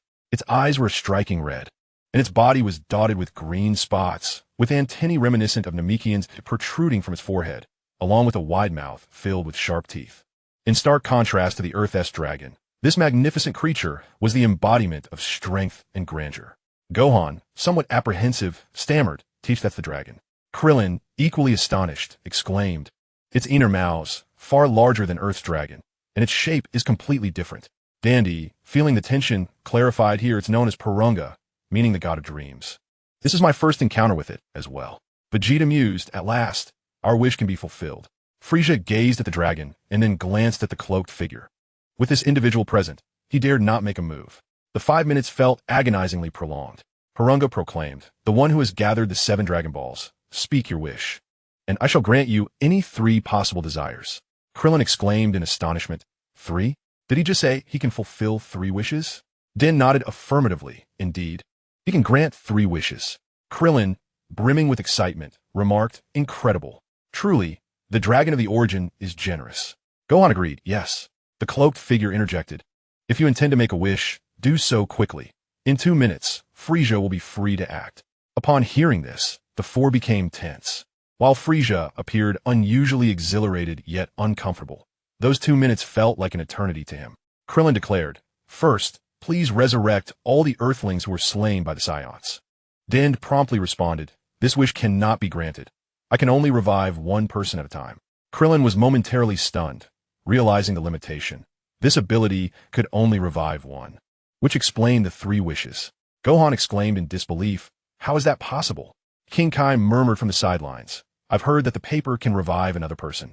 The 4 were suddenly startled, realizing it could allow for 1 resurrection. Piccolo said, "Let me speak with Gohan, please, King Kai." King Kai queried, "What do you wish to discuss with Goku's son, Gohan? What are your intentions?" Piccolo urged, "Hurry, please." King Kai, taken aback by his urgency, murmured, "All right, I understand. Place your hand on my shoulder, and you may converse." Piccolo placed his hand on King Kai's shoulder and said, "Gohan, can you hear me? It's Piccolo." The scene shifted back to Namek. Purunga stated, "Now, how are you? You may continue.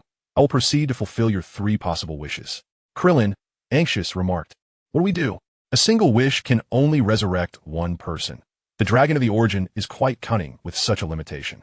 Gohan pondered, "So, only 3 individuals can be revived. Which 3 should we choose?" Vegeta, impatient, exclaimed, "What are you all contemplating? Frieza has only 2 minutes before he can act against us. Shouldn't we be hastening to secure eternal life to confront him?" At that moment, Piccolo's voice resonated in Gohan and Krillin's minds. "Gohan, can you hear me? It's Piccolo." Krillin looked around in disbelief. "Piccolo? How is that possible? Where are you?" Gohan joyfully responded, "Is that you, Uncle Piccolo?" The scene returned to King Kai's planet. Piccolo declared, "I am communicating directly with you through the King Kai's mind. I am aware that only 3 wishes can be granted. Each wish can resurrect just 1 individual. Listen carefully. Use the first wish to bring me back to life. Once I am revived, the Supreme Kai will also return. And consequently, the Dragon Balls on Earth will be restored as well, allowing us to resurrect others in due time." The scene shifted back to Namek. Krillin exclaimed, "Yes. It turns out there's this method." Gohan responded, "I understand, Uncle Piccolo." At that moment, Dandy looked on in confusion, having not entered the same mental dialogue realm, while Vegeta, oblivious to their deliberations, lamented his inability to speak Namekian. Even if he could not clearly articulate his wish, for the dragon was summoned by Dandy. Acknowledging him as the one who gathered the 7 Dragon Balls, any other voices would be in vain. The scene returned to King Kai's planet. Team Shinhan marveled. "So that's how it is." Yamcha added, "What a brilliant idea." Piccolo promptly stated, "Then, for the second wish, after I am revived, transport me to Namek. I wish to confront Frieza, the one who slaughtered my identical kin. My strength has significantly increased on King Kai's planet. I am certain I can defeat him. Please, bring me to Namek, Gohan. As for the third wish, you may decide freely." Back on Namek, Gohan said, "Uncle Piccolo will come to aid us. Our chances of victory will improve." Krillin anxiously urged, "Hey, let's fulfill these 2 wishes first." Vegeta interjected, "How much longer will you delay? Hurry, grant me immortality, so we stand a chance against Frieza." Dandy asked, "Come on, speak quickly. I feel the 2 minutes are nearly up." Krillin urged, "Dandy, please have the dragon resurrect Piccolo, the Namekian on Earth." Dandy nodded and then addressed the dragon. Purunga responded, "I understand. I shall grant your first wish." At that moment, on King Kai's planet, the halo symbolizing the deceased Supreme Kai vanished, signifying his successful resurrection. Piccolo joyfully exclaimed, "Yes, I am alive. Prepare for the second wish." Meanwhile, on Earth in the temple, the Supreme Kai also revived alongside Piccolo, and the Dragon Balls on Earth were restored. The Supreme Kai murmured, "How splendidly everything has come together. Haha, Piccolo." Baba turned around and gasped, "Supreme Kai." The scene shifted back to Namek.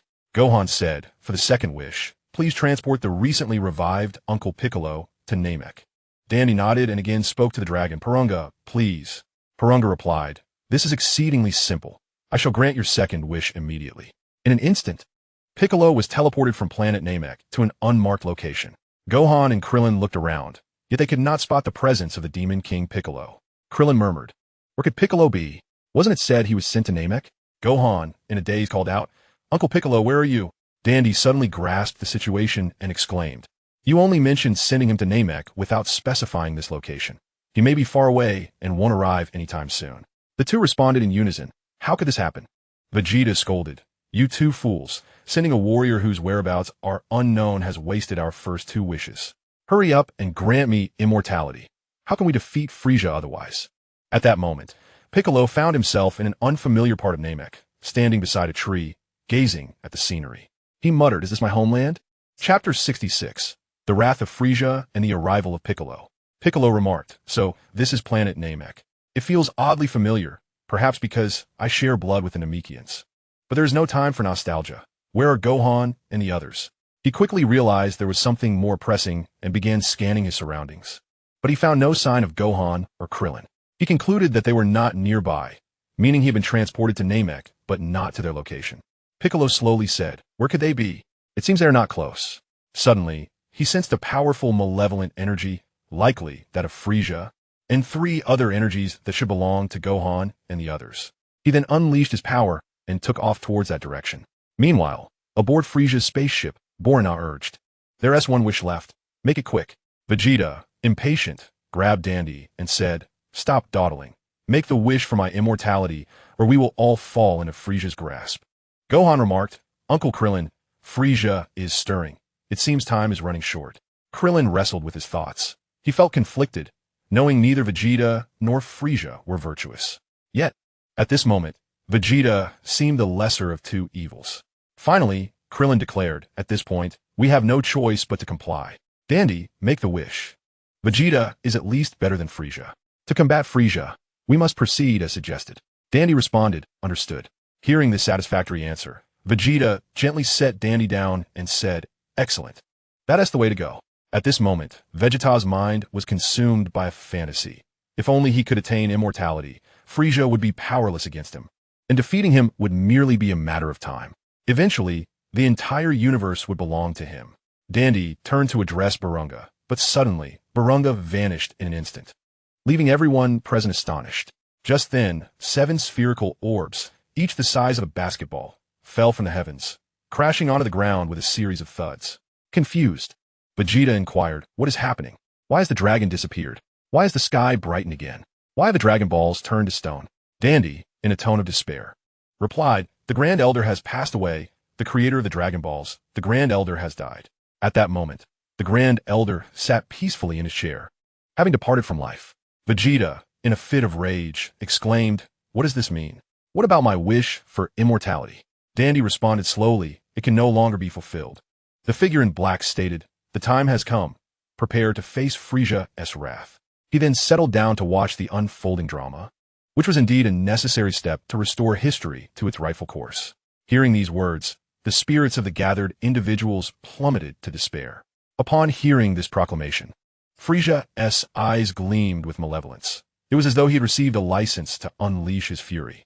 This group had audaciously squandered his wish for immortality on trivial desires, and he was determined to torment them to their demise. Frieza spoke calmly yet ominously. "You truly are bold, transforming my dreams of eternal life into mere illusions. The Jinyu Force, those 5 fools, have they been vanquished by you? Your methods are beyond my expectations. You were so close, yet only witnessed the Dragon Balls turning to stone. It is not just Vegeta who feels regret. I too share in this lament." Anyone could sense the rising fury, akin to a meticulously crafted plan being disrupted by a horde of rodents, an infuriating experience understood by all. At that moment, Vegeta, Krillin, Gohan, and Dandy instinctively took a few steps back. Frisia's demeanor shifted from calm to furious as he declared, "This is the first time I've been toyed with by such fools. I never anticipated this turn of events. It is unforgivable. You lowly beings shall not escape my wrath. I will tear you to shreds to alleviate my pent-up rage. None of you can evade your fate." Vegeta defiantly responded, "At last, your true nature is revealed. Do not underestimate me. If you have the skill, then come at me. I am no longer the same. My battle power has significantly increased." Frieza coldly. "Ah, such bravado, Vegeta. It seems you have forgotten how powerful I truly am. Allow me to help you refresh your memory." Suddenly, an explosive surge of energy erupted, a pale, pink aura ascending around him. As his battle power soared to an astonishing 530,000. Krillin, Gohan, and Vegeta were taken aback, for Frisia's power had transcended their wildest imaginations. In their understanding, only the recently unleashed might of Tang Xuanqing could potentially rival him, but with Tang's fate uncertain, they could not rely on him now. Meanwhile, Piccolo was hastening towards the scene. He murmured to himself, "This energy is growing ever stronger. Has Frisia already engaged them? Were those two faint energies nearby? Who could they be?" As he descended, Piccolo spotted a Namekian tending to Tang Xuanqing's injuries. Astonished, Piccolo exclaimed, "He looks exactly like me." "A Namekian?" Niru responded. "You must be the Namekian they mentioned on Earth. It seems their wish has come true. This is wonderful. Namek is saved." Piccolo inquired, "You seem to know quite a lot. Surely you are aware that I am in a hurry to rescue my friend." "I apologize, but I cannot assist you." Niru replied, "Of course I know. This fellow must be your companion, correct?" Piccolo nodded, pondering who could have inflicted such a dire state upon Tang, leaving him on the brink of death. Niru remarked, "Though I am unaware of your training methods, I can sense a formidable power within you. However, if you were still the same Namekian as before, you might actually be capable of resisting Frisia." Piccolo gasped, "Are you suggesting that I could defeat Frisia only by merging with the Guardian?" Niru confirmed, "Indeed. Although I was defeated by Frisia, I am acutely aware of his immense strength. Were it not for this young man's timely intervention, I might have already met my end. He is one of the hopes for defeating Frisia, so he must be saved." Piccolo replied, "What you're saying is futile. The Guardian is currently on Earth, and I have no desire to merge with him. I understand Tang Xuanqing's capabilities. He truly has the potential to overcome Frisia, but in his current state, half alive, the chances are virtually zero." Chapter 67. Unexpected Super Strength and the One Who Revives Fully. Niru proposed, "Then let us merge. I am the only combat-oriented Namekian left. The Grand Elder has passed, and my own battle power is of little use. Yet, I cannot let Frisia destroy our home." Piccolo gasped, "You mean to merge with you?" Niru nodded. "This would significantly enhance your power." Piccolo firmly rejected, "I appreciate your goodwill, but I wish to remain myself." Niru smiled, "Time is of the essence. As time progresses, my strength will gradually diminish, making this opportunity less effective. Place your hand upon me. Do not hesitate. Your identity remains yours. I desire nothing in return. Defeat Frisia and save our home for me, please." In disbelief, Piccolo asked, "Are you serious?" Niru nodded and said, "Indeed. Remember to heal this young man when the time comes. He is a beacon of hope." Piccolo replied, "I shall trust you this once, but should anything feel amiss, I will expel you without hesitation." He then knelt on one knee, placing his hand upon Niru's shoulder. Niru spoke earnestly, "You must defeat Frisia." He temporarily ceased the treatment of Tang Xuanqing, as the healing was nearly complete and the threat to life was minimal. Piccolo nodded in agreement, stating, "Yes, I will exert every effort. For my own sake, I cannot afford to lose." Niru closed his eyes in a state of contentment as a brilliant white light of energy enveloped him, instantly transferring unparalleled strength into Piccolo. Breathing heavily, Piccolo remained on one knee for a moment before rising, realizing that Niru had been assimilated into his combat prowess. Staring incredulously at his own hands, Piccolo murmured, "Incredible. I never anticipated this. My power has surged tremendously. Is this the result of assimilation? With such formidable strength, I am certain to prevail against any opponent." He then turned his gaze towards Tang Xuanqing, raised his left hand, and effortlessly cast a healing spell. In an instant, Tang Xuanqing was revitalized, as if he had consumed a magical bean, rising from the ground. Tang Xuanqing looked at Piccolo in astonishment, realizing that Piccolo had indeed been resurrected and Niru was nowhere to be found. It appeared that their assimilation was complete, and some aspects of history remained on their intended course. Piccolo inquired, "How do you fare now?" Who could have reduced you to such a state? Tang Xuanqing responded with a wry smile. That individual is enigmatic and unfathomable, employing a plethora of skills that rendered me in excruciating pain. Even in my most potent form, I cannot hold my ground. I was nearly brought to death. He is even more terrifying than Frisia. I only know that when he unleashed his final skill, it was directed towards Frisia's spaceship. Piccolo stroked his chin, pondering aloud, to think there exists someone you cannot overcome. That complicates matters. I fear for Gohan and the others. Tang Xuanqing said, please conjure a new Turtle School martial arts uniform for me. This one is thoroughly battle-worn. Piccolo, speechless, extended his left hand, utilizing his ability to create from thin air, albeit limited to clothing and weapons. Instantly, a new Turtle School uniform adorned Tang Xuanqing. Having narrowly escaped death, Tang Xuanqing's combat power surged from 5 million to 10 million, an increase of 5 million, driven by the demands of the narrative. Furthermore, having endured a severe beating from his future self, the passive ability of Saiyan to resurrect after nearing death had activated multiple times, reaching 100. Following the assimilation, Piccolo's combat power soared to 1,500,000. Thus far, the two had surpassed Goku and Vegeta, ascending to the pinnacle of combat power at T1 level. Tang Xuanqing remarked, let us proceed and lend them our aid. Vic nodded in agreement, stating, I, too, wish to confront that individual named Frisia, who has mercilessly slaughtered so many of my kin. It is time to settle the score. With that, the two of them erupted with energy, soaring into the skies toward the location of Frisia's spacecraft. Meanwhile, on the opposite side, Frisia's aura continued to surge, instilling fear in Krillin, Gohan, and Vegeta, who were left trembling. Krillin stammered, what a terrifying energy, we are doomed. Gohan, overwhelmed by Frisia's formidable presence, found himself at a loss for words. Vegeta cursed inwardly, contemplating that had he spoken of his desire for immortality sooner, they might not be in such dire straits. At least Frisia would have been unable to deal with him in a short term, and defeating him would have merely been a matter of time. However, the current situation seemed grim, with their chances of victory appearing slim, though not entirely absent. If the three could coordinate effectively, there was still hope. Frisia scoffed, of course. 3 little grasshoppers believe they can triumph over a dinosaur. What utter folly. You shall perish in endless regret. Vegeta, defiantly, declared, we can win. The 3 of us together might just overcome you. Gohan gazed at Vegeta in astonishment, unable to believe he had uttered such words, as the prospect seemed exceedingly bleak. Frisia laughed, ha, what? You 3 mere insects presume to dream impossible dreams? Vegeta replied, earnestly, you may not yet realize that these 2 young ones are consistently enhancing their battle prowess, especially Kakaroto's son. That boy possesses boundless potential, and I am steadily transforming into the Super Saiyan you dread. Frisia sneered, humph, boasting without a hint of shame. You think you could become a Super Saiyan? How tiresome.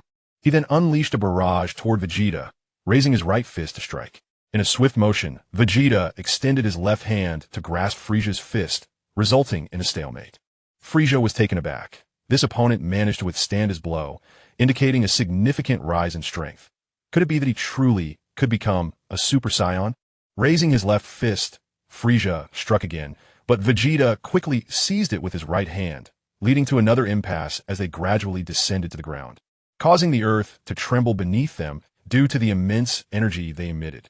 Frisia, perplexed, questioned, how is this possible? How could you become so powerful in such a short time? Vegeta responded, are you afraid, Frisia? This is the essence of our Saiyan race, endless potential. Each battle we endure enhances our strength. With a sudden motion, the two quickly distanced themselves while maintaining their vigilance. Vegeta began to feel fatigued, clearly having exhausted considerable stamina during their earlier contest. Frisia remarked, it appears you are not merely boasting. Upon hearing Vegeta's words, Gohan began to contemplate inwardly. Indeed, if the 3 of them joined forces, they might stand a chance against Frisia. Despite Frisia's formidable strength, they were all continually evolving. Krillin thought to himself that Vegeta seemed to have surpassed his own limits. However, Frisia appeared unperturbed. Could it be that this fiend harbored hidden powers? Vegeta declared, Frisia, transform and reveal your true form. Frisia, perplexed, responded, how did you come to know this? Vegeta continued, your subordinate, Zarbin, inadvertently let it slip. Gohan exclaimed in astonishment. What? Krillin echoed, transform? Frisia malevolently remarked, very well. If you seek your demise, I shall not hinder you. Allow me to show you what true hell looks like. Chapter 68. Frisia's first transformation. Gohan exclaimed in shock. He is going to transform. Krillin anxiously inquired. Vegeta, what does transforming mean? Vegeta explained. Aliens can alter their appearance based on the situation. Their normal form is to minimize physical exertion and energy consumption. Frieza interjected, but I am different. My power is so immense that even I cannot contain it. Haha. Krillin, still uncertain, asked, really? Is that true? Vegeta reassured him, do not be afraid. He merely seeks to intimidate us. Is not as dramatic as he claims. Frieza wickedly said, haha. Are you sure? Then let me show you. Pay close attention. This is a rare opportunity. After this, you may perish. I did not transform when I invaded the Saiyan planet and confronted its king. Vegeta, was your father so ordinary? Vegeta scoffed. Humph, do not be too proud. I possessed power surpassing that of the king even as a child. Krillin remarked in astonishment. The Saiyan planet was destroyed by him. With a sudden exertion, Frieza tore through the upper half of his battle attire, which fell to the ground, startling Gohan. Was this what they referred to as a transformation? Krillin exclaimed. He ripped his battle suit. How astonishing. Vegeta coldly laughed. Humph, what a joke. Is this truly a transformation? Removing a quad does not constituta a transformation. The purple, circular shells on Frieza's shoulders emitted a series of crackling sounds as a pale pink aura enveloped him, rising ominously. He then bellowed, ha! Krillin gasped. His energy is increasing. Gohan, in a daze, muttered softly, clearly unaware of the impending turmoil. Vegeta's eyes widened in disbelief. The transformation he initially anticipated was indeed occurring. Yet the magnitude of the power increase exceeded all expectations. Frieza's entire torso suddenly swelled, causing his body to lean backward slightly. His visage contorted in agony, clearly struggling to acclimate to this newfound form. Abruptly, his arms elongated and expanded with a swift whoosh, while his legs similarly thickened. His entire frame toppled to the right, bending forward until he knelt upon one knee. He stretched his neck dramatically, as if attempting to extend himself further. The horns atop his head grew larger and longer, instantly elevating his height to 4 meters, completing his transformation into the second form. Krillin, Gohan, and Dandy were taken aback, acutely aware that this being's combat prowess had surged along with his transformation, now likely exceeding 1 million, though the exact measure remained elusive. Frieza gradually rose to his feet, wisps of white smoke still emanating from his body, and remarked with a smug tone, Humph, are you prepared? I shall not show mercy now. Vegeta, astonished, murmured, so? That's how it is. Gohan exclaimed, we're doomed. Krillin added, a nightmare. This is a nightmare. Frieza grandiosely declared, such formidable power is difficult for me to control. To add to that, my combat strength exceeds 1 million. You stand no chance. Submit to your demise. Vegeta stammered. How can this be? Frieza slowly raised his left hand, and in an instant, a colossal shockwave erupted from his center, forcefully propelling the 4 of them into the air. They were thrust upward, leaving the ground shrouded in dust, obscuring any sign of Frieza's movements below. Gohan looked around frantically, shouting, Dandy, Uncle Krillin, where are you? Krillin, supporting Dandy, replied, we're here. Their proximity was close enough that Gohan could easily spot them to the left. Gohan remarked, you're bleeding. Krillin shrugged it off, saying it's nothing, just a scrape from some rock debris.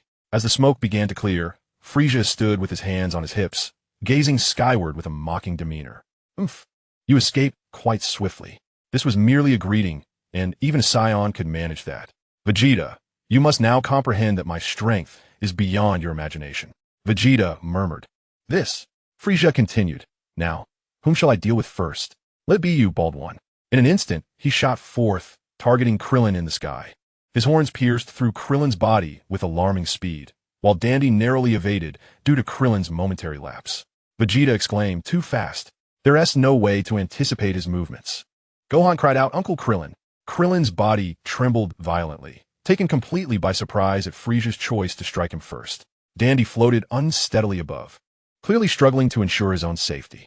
Vegeta exclaimed, Fool, at such a critical moment, you choose to part ways and tend to that Namekian brat? Truly a self-inflicted hardship. Krillin gasped.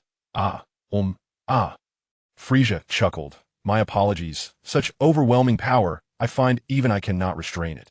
With a sudden, forceful toss of his head, he flung Krillin away, who landed with a splash into the waters of Namek. Gohan cried out, Uncle Krillin, and dashed towards the spot where Krillin had fallen. desperate to save him. Yet Frieza was instantly in his path, blocking his way. If you wish to save him, I fear it is already too late. Focus on your own survival first, Frieza stated. Vegeta, astonished, remarked, how swift indeed. Gohan, filled with fury, shouted, you move aside. Frieza responded with a puzzled look. Gohan's anger surged as he yelled, I said move aside. He then raised his right leg and delivered a fierce kick to Frieza's left cheek, following with a powerful uppercut that connected squarely with his jaw. Vegeta stood in disbelief, astonished that this boy could unleash such formidable power in a moment of rage. Showing signs of overwhelming Frieza, Gohan then unleashed a flurry of punches, relentlessly striking Frieza's abdomen. He followed with a decisive right kick that sent Frieza hurtling away. With a mighty roar, he made a throwing motion in the air, energy coalescing in his left hand to form a massive orb. He hurled it at Frieza's position, where it struck him with tremendous force, resulting in a colossal explosion that sent Frieza crashing to the ground. Vegeta's eyes widened. This boy's combat prowess was still on the rise. Gohan, invigorated, bellowed once more, as he concentrated energy in his hands, unleashing a barrage of energy blasts towards Frieza, creating a series of explosive impacts that filled the air with billowing smoke and debris. Inwardly, Vegeta mused, this boy's extreme emotions grant him such potent battle strength. It's unimaginable. Could he truly become a Super Saiyan? After delivering this relentless assault, Gohan found himself somewhat fatigued, panting heavily in the air. Suddenly, the water began to churn as Den dove down to retrieve Krillin. Gohan exclaimed, Uncle Krillin. Vegeta quickly urged, forget him for now. Defeat Frieza first. Gohan murmured, oh, Uncle Krillin, please don't die. Den swam ashore with Krillin, reassuring, it's all right. He's not dead. At that moment, as the smoke from Frieza's position began to dissipate, he emerged unscathed, rising from the ground. He locked eyes with Gohan, causing a shiver to run down Gohan's spine. Despite such formidable attacks, he had not been defeated. Frieza malevolently declared, it's impressive that you managed to bring me down. However, provoking my wrath will only lead to your demise. Vegeta lamented, this is dire. We have underestimated the situation. At that moment, within the confines of the spaceship's medical chamber, machines incessantly emitted a rhythmic beeping, indicating that time was running short. Goku thought to himself, I must endure a little longer until I am fully healed. Meanwhile, Frieza's eyes glowed ominously red, clearly indicating he would not easily spare the few before him.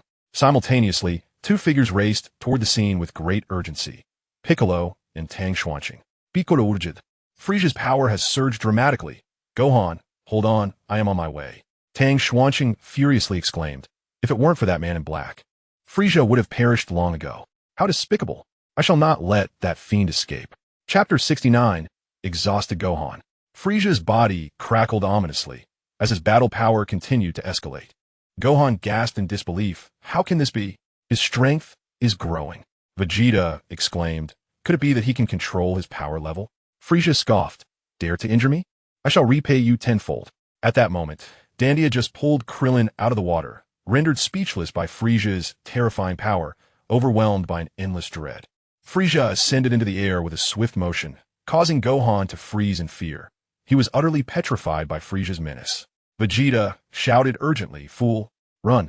Frieza raised his left leg and delivered a crushing kick to Gohan's head, sending him crashing down to the ground with a resounding thud, shattering the stones beneath him. In an instant, Gohan found himself unable to move. Gohan groaned in pain. Dandy, filled with concern, called out, Gohan. He hastily employed the Namekian healing technique on Krillin, hoping to restore him swiftly to assist Gohan. Frieza wickedly proclaimed, the game has only just begun. The ensuing events will be even more thrilling. I hope you all survive until the end. Vegeta bellowed, thrusting his hands forward, unleashing a powerful energy wave directed at Frieza, resulting in an explosion. With a sense of triumph, Vegeta proclaimed, you thought you could gloat? This time, I shall hit you, ha ha ha. As the smoke cleared, Vegeta was left dumbfounded. Frieza stood undeterred, revealing that Vegeta's attack had paled in comparison to Gohan's. Frieza turned to him and said, do not be hasty, Vegeta. Once I finish with that little brat, it will be your turn. Vegeta muttered despondently, it's over. This is truly the end. He remained suspended in the air, at a loss, seemingly resigned to his fate.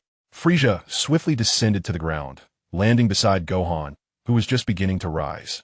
Frieza, arms crossed and brimming with arrogance, declared, how would you like me to deal with you, little brat? Upon hearing Frisia's voice, Gohan's senses heightened instantly. He swiftly turned around, assuming a combat stance once more. With a fierce roar, he charged forward, delivering a powerful kick, but Frisia evaded it by tilting his head aside. A left punch followed, which Frisia ducked under, rendering Gohan unable to land any blows. Frisia then raised his right hand and forcefully grasped Gohan's hair, holding him suspended in midair. Gohan cried out in pain, "It hurts. You wicked Frisia. I will not let you get away with this." In response, Frisia lifted his left knee and struck Gohan's torso, causing his eyes to widen in shock. Despite wearing battle gear, it seemed futile. 3 of his left ribs shattered upon impact. Frisia then discarded him onto the ground. Gohan moaned in agony. Frisia chuckled with satisfaction. "Heh, little brat, I haven't even exerted myself yet. Why are you falling so easily? Are you so fragile?" He then raised his right foot and delivered another kick, sending Gohan rolling forward twice, still racked with pain from the earlier knee strike. Frisia lifted his left foot, poised to stomp down, but Gohan, summoning his strength, pushed off the ground and evaded the impending blow. Frisia sneered and, in an instant, appeared behind him, performing an acrobatic maneuver to deliver a tail strike that knocked Gohan down once more. Yet, he quickly regained his footing, though it was evident he was nearing exhaustion. Gohan gasped for breath, his left hand cradling his injured ribs, remaining vigilant against Frisia's next move.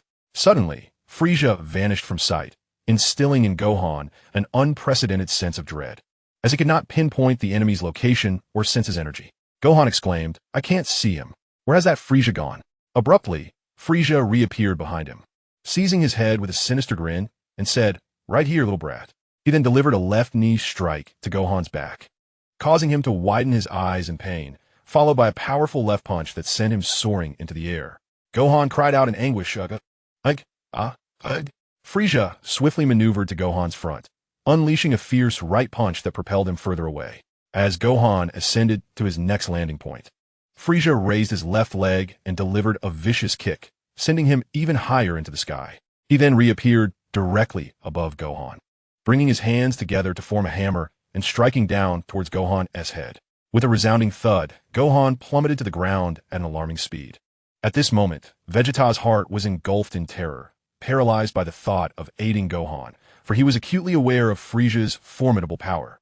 Realizing his own naivety from the past, with a resounding thud, Gohan's body crashed to the ground, creating a deep crater.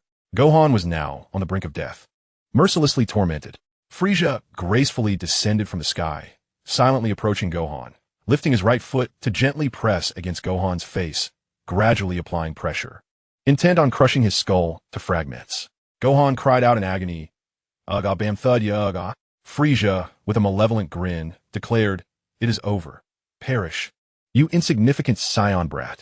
Vegeta, paralyzed by fear, dared only to observe, perhaps overwhelmed by the dread of Frisia's terror, recognizing the futility of any struggle or resistance.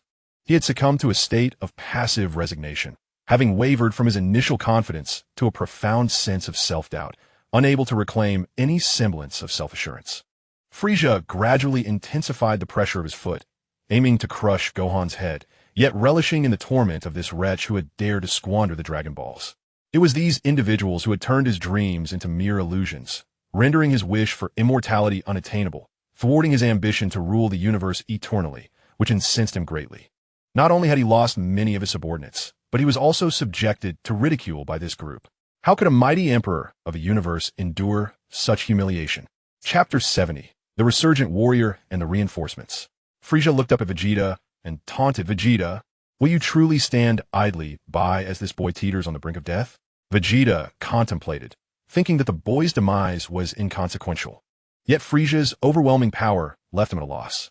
Frisia then gradually increased the pressure of his foot, aiming to turn Gohan's head into a pulp.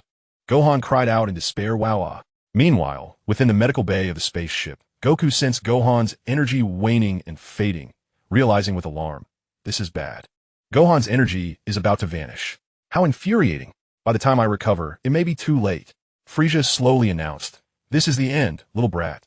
Die now." Suddenly, Frisia sensed something amiss, swiftly propelling himself into the air with a powerful thrust of his tail. Yet, he was a fraction too late, as a razor-thin, rapidly spinning energy wave sliced through the air, severing a portion of his tail. Frisia gritted his teeth in pain and, upon closer inspection, was astonished to find that the previously incapacitated bald warrior was still alive, having launched the attack. Vegeta exclaimed in disbelief, "What? The brat is still alive?" Frieza echoed his astonishment. "How is this possible? I had him severely injured. He should not be able to move." Krillin shouted, "Kienzan!" In an instant, for razor-thin, circular blasts of energy, spinning at an incredible velocity, surged towards him, compelling Frieza to execute a series of evasive maneuvers just in time to narrowly escape.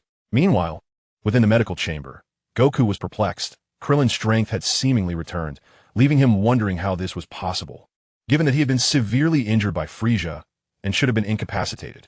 Frieza, seething with rage, exclaimed, "How dare you, bald head? Your time is up." Krillin, undeterred, made a mocking face and taunted, "La la la." In a flash, Krillin propelled himself from his initial position, prompting Frieza to pursue him relentlessly, determined to eliminate the bald warrior. In a mere moment, Frieza intercepted him, blocking Krillin's path. Enraged, Frieza declared, "I care not how you have recovered, but for daring to interrupt my tale, you shall face utter annihilation. I will ensure you never rise again." Realizing he was no match for Frieza, Krillin resolved to outsmart him. He shouted, "Solar Flare." Raising his hands to his forehead and closing his eyes tightly, he unleashed a blinding burst of white light, the impact of which was magnified due to his baldness. Frieza, clutching his eyes in agony, cried out, "Ah, my eyes, my eyes." Krillin seized the moment, urging Vegeta, "Now's your chance. Attack." At that moment, Vegeta was transfixed, watching Dend heal Gohan below, utterly astonished. Despite Krillin's frantic calls, Vegeta remained oblivious, captivated by the revelation that the Namekian could heal, and to an extent surpassing that of the spaceship's medical chamber. Dend reassured, "It's wonderful. There is hope. I will heal you, Gohan." He placed his hands on Gohan, and with a flurry of sounds, Gohan seemed to be revived to full strength. Gohan exclaimed, "Wait, wasn't I injured by Frieza? How am I fine now?" Vegeta, observing from the air, murmured to himself, "So that's how it is." Krillin flew over, urging Vegeta, "Hurry. The solar flare's effect is fading." At this point, Frieza was able to open his eyes, though they still stung and his vision remained somewhat blurred. Vegeta scolded, "Why didn't you inform me about that Namekian child and his abilities?" Krillin replied, "Thank goodness Gohan is okay. I only just found out. Otherwise, I would have had him heal Goku." Gohan joyfully exclaimed, "This is incredible. Thank you, Dend." Dend encouraged, "You must defeat Frieza and save my home." With that, Gohan soared back into the sky, having activated his Saiyan potential, experiencing a resurrection that significantly boosted his power. Previously, after a near-fatal encounter with the Ginyu Force, his battle power surged to 200,000. Now, engaged with Frieza, he had triggered another near-death experience, elevating his power to 800,000, while Krillin's power reached 750,000. Frieza exclaimed in astonishment, "What on earth is happening? How are these two individuals recovering one after another?" Vegeta remarked, "Indeed, they are the descendants of the Saiyans. Their battle prowess has significantly increased. Perhaps they might actually prevail." Frieza, bewildered, questioned, "How is this possible? These two brats seem to have fully recovered. Who on earth is covertly assisting them?" He then discreetly cast a glance towards the figure in black behind him, suspecting it might be this individual, yet uncertain. He had set the 30-minute time frame himself and possessed formidable combat strength, but his demeanor suggested he was not aiding them, rather waiting for something. Who knows? At least he had not intervened in the battle. Suddenly, two figures soared from the distance, rapidly positioning themselves in front of them. Krillin gasped, "Who is that? Could they be Frieza's subordinates?" Gohan replied, "It doesn't seem so. I can sense a familiar energy alongside another that feels somewhat familiar yet foreign." Vegeta exclaimed, "Damn it, more people are arriving." At this moment, even Frieza widened his eyes in disbelief. This group consistently had reinforcements appearing from nowhere, showing up just when it mattered. As the energy of the two newcomers gradually subsided, their identities became clear. It was Bick and Tang Xuanqing, who had finally arrived at the battleground. The ensuing battle would now be entrusted to them. Gohan exclaimed, "Uncle Bick." Bick responded slowly, "I have kept you waiting, Gohan. Allow me to handle the battle from here." Upon seeing the one who had previously inflicted a severe beating on him, Frieza could not help but break into a cold sweat, for he alone knew that this individual possessed a combat strength of 2 billion, effectively overwhelming him. If he were to join the fray, Tang Xuanqing instantly turned his gaze towards the figure in black behind Frisia, recalling vividly how this individual had grievously wounded him, leaving him on the brink of death. He was determined to exact revenge. At this moment, the figure in black had already donned his mask again, concealing his familiar face, and slowly rose from the stone he had been seated upon, surveying the opponent before him. The figure in black spoke slowly. It seems that no matter what I say, it falls on deaf ears. You refuse to stay put, so do not blame me for what comes next. Tang Xuanqing smiled at this moment. I am no longer the same as before.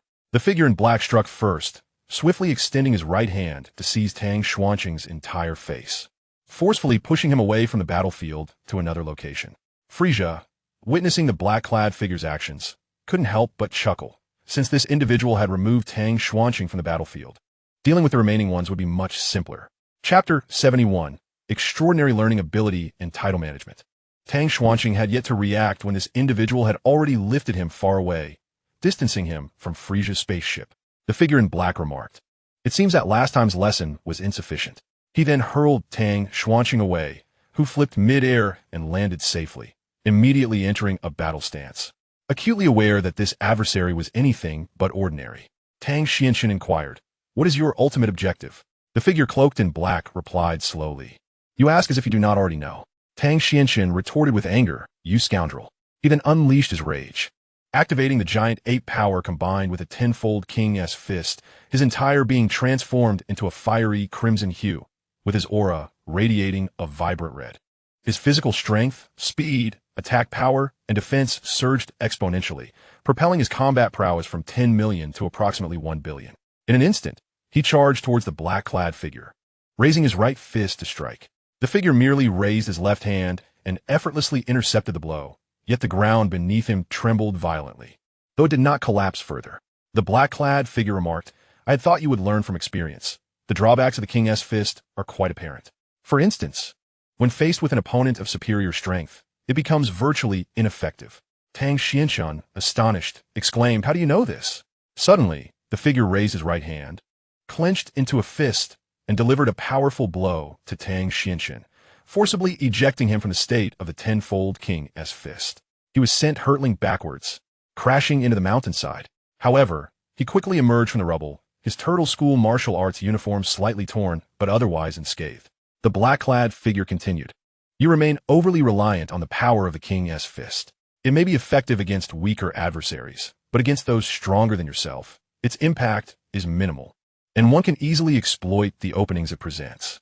He then dashed towards Tang Xianqian once more, employing the time freeze technique. Everything around them came to a standstill, as if captured in the moment of a shattered mirror, before he unleashed a flurry of punches. Ultimately, a devastating strike was delivered, and time resumed its flow. As Tang Xianqian prepared to move, the attacks that had been launched in that frozen moment struck him in rapid succession. A multitude of violet beams flashed past him, not only inflicting damage, but sending him sprawling to the ground. He cried out in pain, "Ugh, ah!" Struggling to rise, the black-clad figure approached once more, raising his right fist for fierce strike. Tang Xianqian barely managed to block it with his left hand, but just as he ready to counterattack, the figure delivered a brutal knee strike to his abdomen. Tang Xuanqing's eyes widened in shock, blood trickling from the corner of his mouth. Clearly, the black-clad figure showed little sympathy for his former self, each strike either lethal or a critical blow. Gritting his teeth, Tang Xianqian concentrated energy into his right hand, preparing to unleash an energy blast at close range. Yet, before he could launch his attack, the figure seized his right hand and delivered a powerful blow directly to his chest.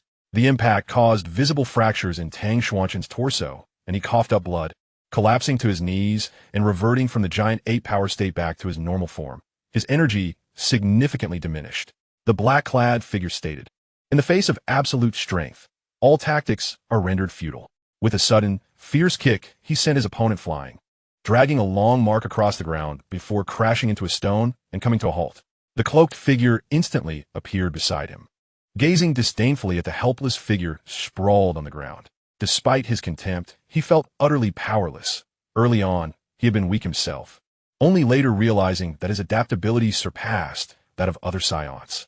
Many techniques could be learned after just one or two encounters. But what was the point of that when faced with the wrong adversary at an opportune moment? He then retrieved a simple pouch from his sleeve, extracting a miraculous bean and tossing it into Tang Xuanqing's mouth. In an instant, he was rejuvenated, his combat power soaring from 10 million to 15 million. His near-death revival now granted him an enhanced capability, increasing his power further once he surpassed the 10 million mark, an ability not possessed by ordinary Saiyans. Tang Xuanqing looked at the cloaked figure with astonishment, curious as to why he was being offered a miraculous bean and how he came to possess the pouch of the cat sage. What were his true intentions? The cloaked figure coldly urged, "Get up and continue fighting. I know you possess remarkable adaptability. If you can learn and reflect during combat, perhaps the outcome will differ." Confused, Tang Xuanqing inquired, "What exactly is your purpose in all this? Can't you be clearer?" The cloaked figure, uninterested in further explanations, delivered a sweeping kick, prompting Tang Xuanqing to leap up just in time to evade the strike. In a moment of fury, Tang Xuanqing unleashed his potential, transforming into his fully awakened state. While his appearance remained largely unchanged, the contours of his features became more defined, with two sharp strands of hair framing his forehead, and a powerful, silver aura enveloped him. His combat power surged from 15 million to 2.5 billion.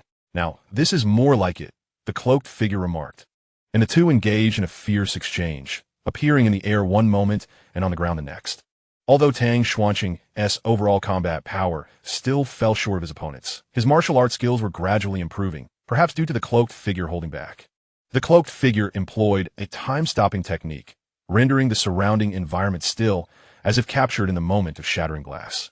Although Tang Xuanqing found himself immobilized, he began to acclimate to the rhythm of the time-stopping technique, his body starting to resist the sensation of stasis. "Very good," the cloaked figure said with a hint of satisfaction. "3 times now, and you're finally beginning to adapt to the time-stopping technique, Tang Xuanqing." After enduring a brief period of suspended time, Tang Xuanqing suddenly broke free from stasis, raising his right fist to strike at the cloaked figure. Unfortunately, his attack missed its mark, but the silver lining was that he had successfully adapted to the time-stopping technique. As the cloaked figure released the stasis effect, he appeared before Tang Xuanqing in an instant, reaching out to grasp his head. Sensing impending danger, Tang Xuanqing attempted to resist, but his efforts were futile. Suddenly, it seemed as if the latent potential within him had once again been sealed away, and even the form of full potential vanished in an instant. Akin to being caught cheating in a game, resulting in a hefty 10-year ban or even a permanent suspension. The cloaked figure promptly cast him aside, stating with indifference, "You are not yet ready to wield this form. We shall discuss it later." Tang Xuanqing, filled with rage, retorted, but found himself at a loss for words. The power developed by the Grand Elder had been abruptly retracted, leaving him to rely solely on his anger, the might of the giant ape and the malevolence of the Saiyan.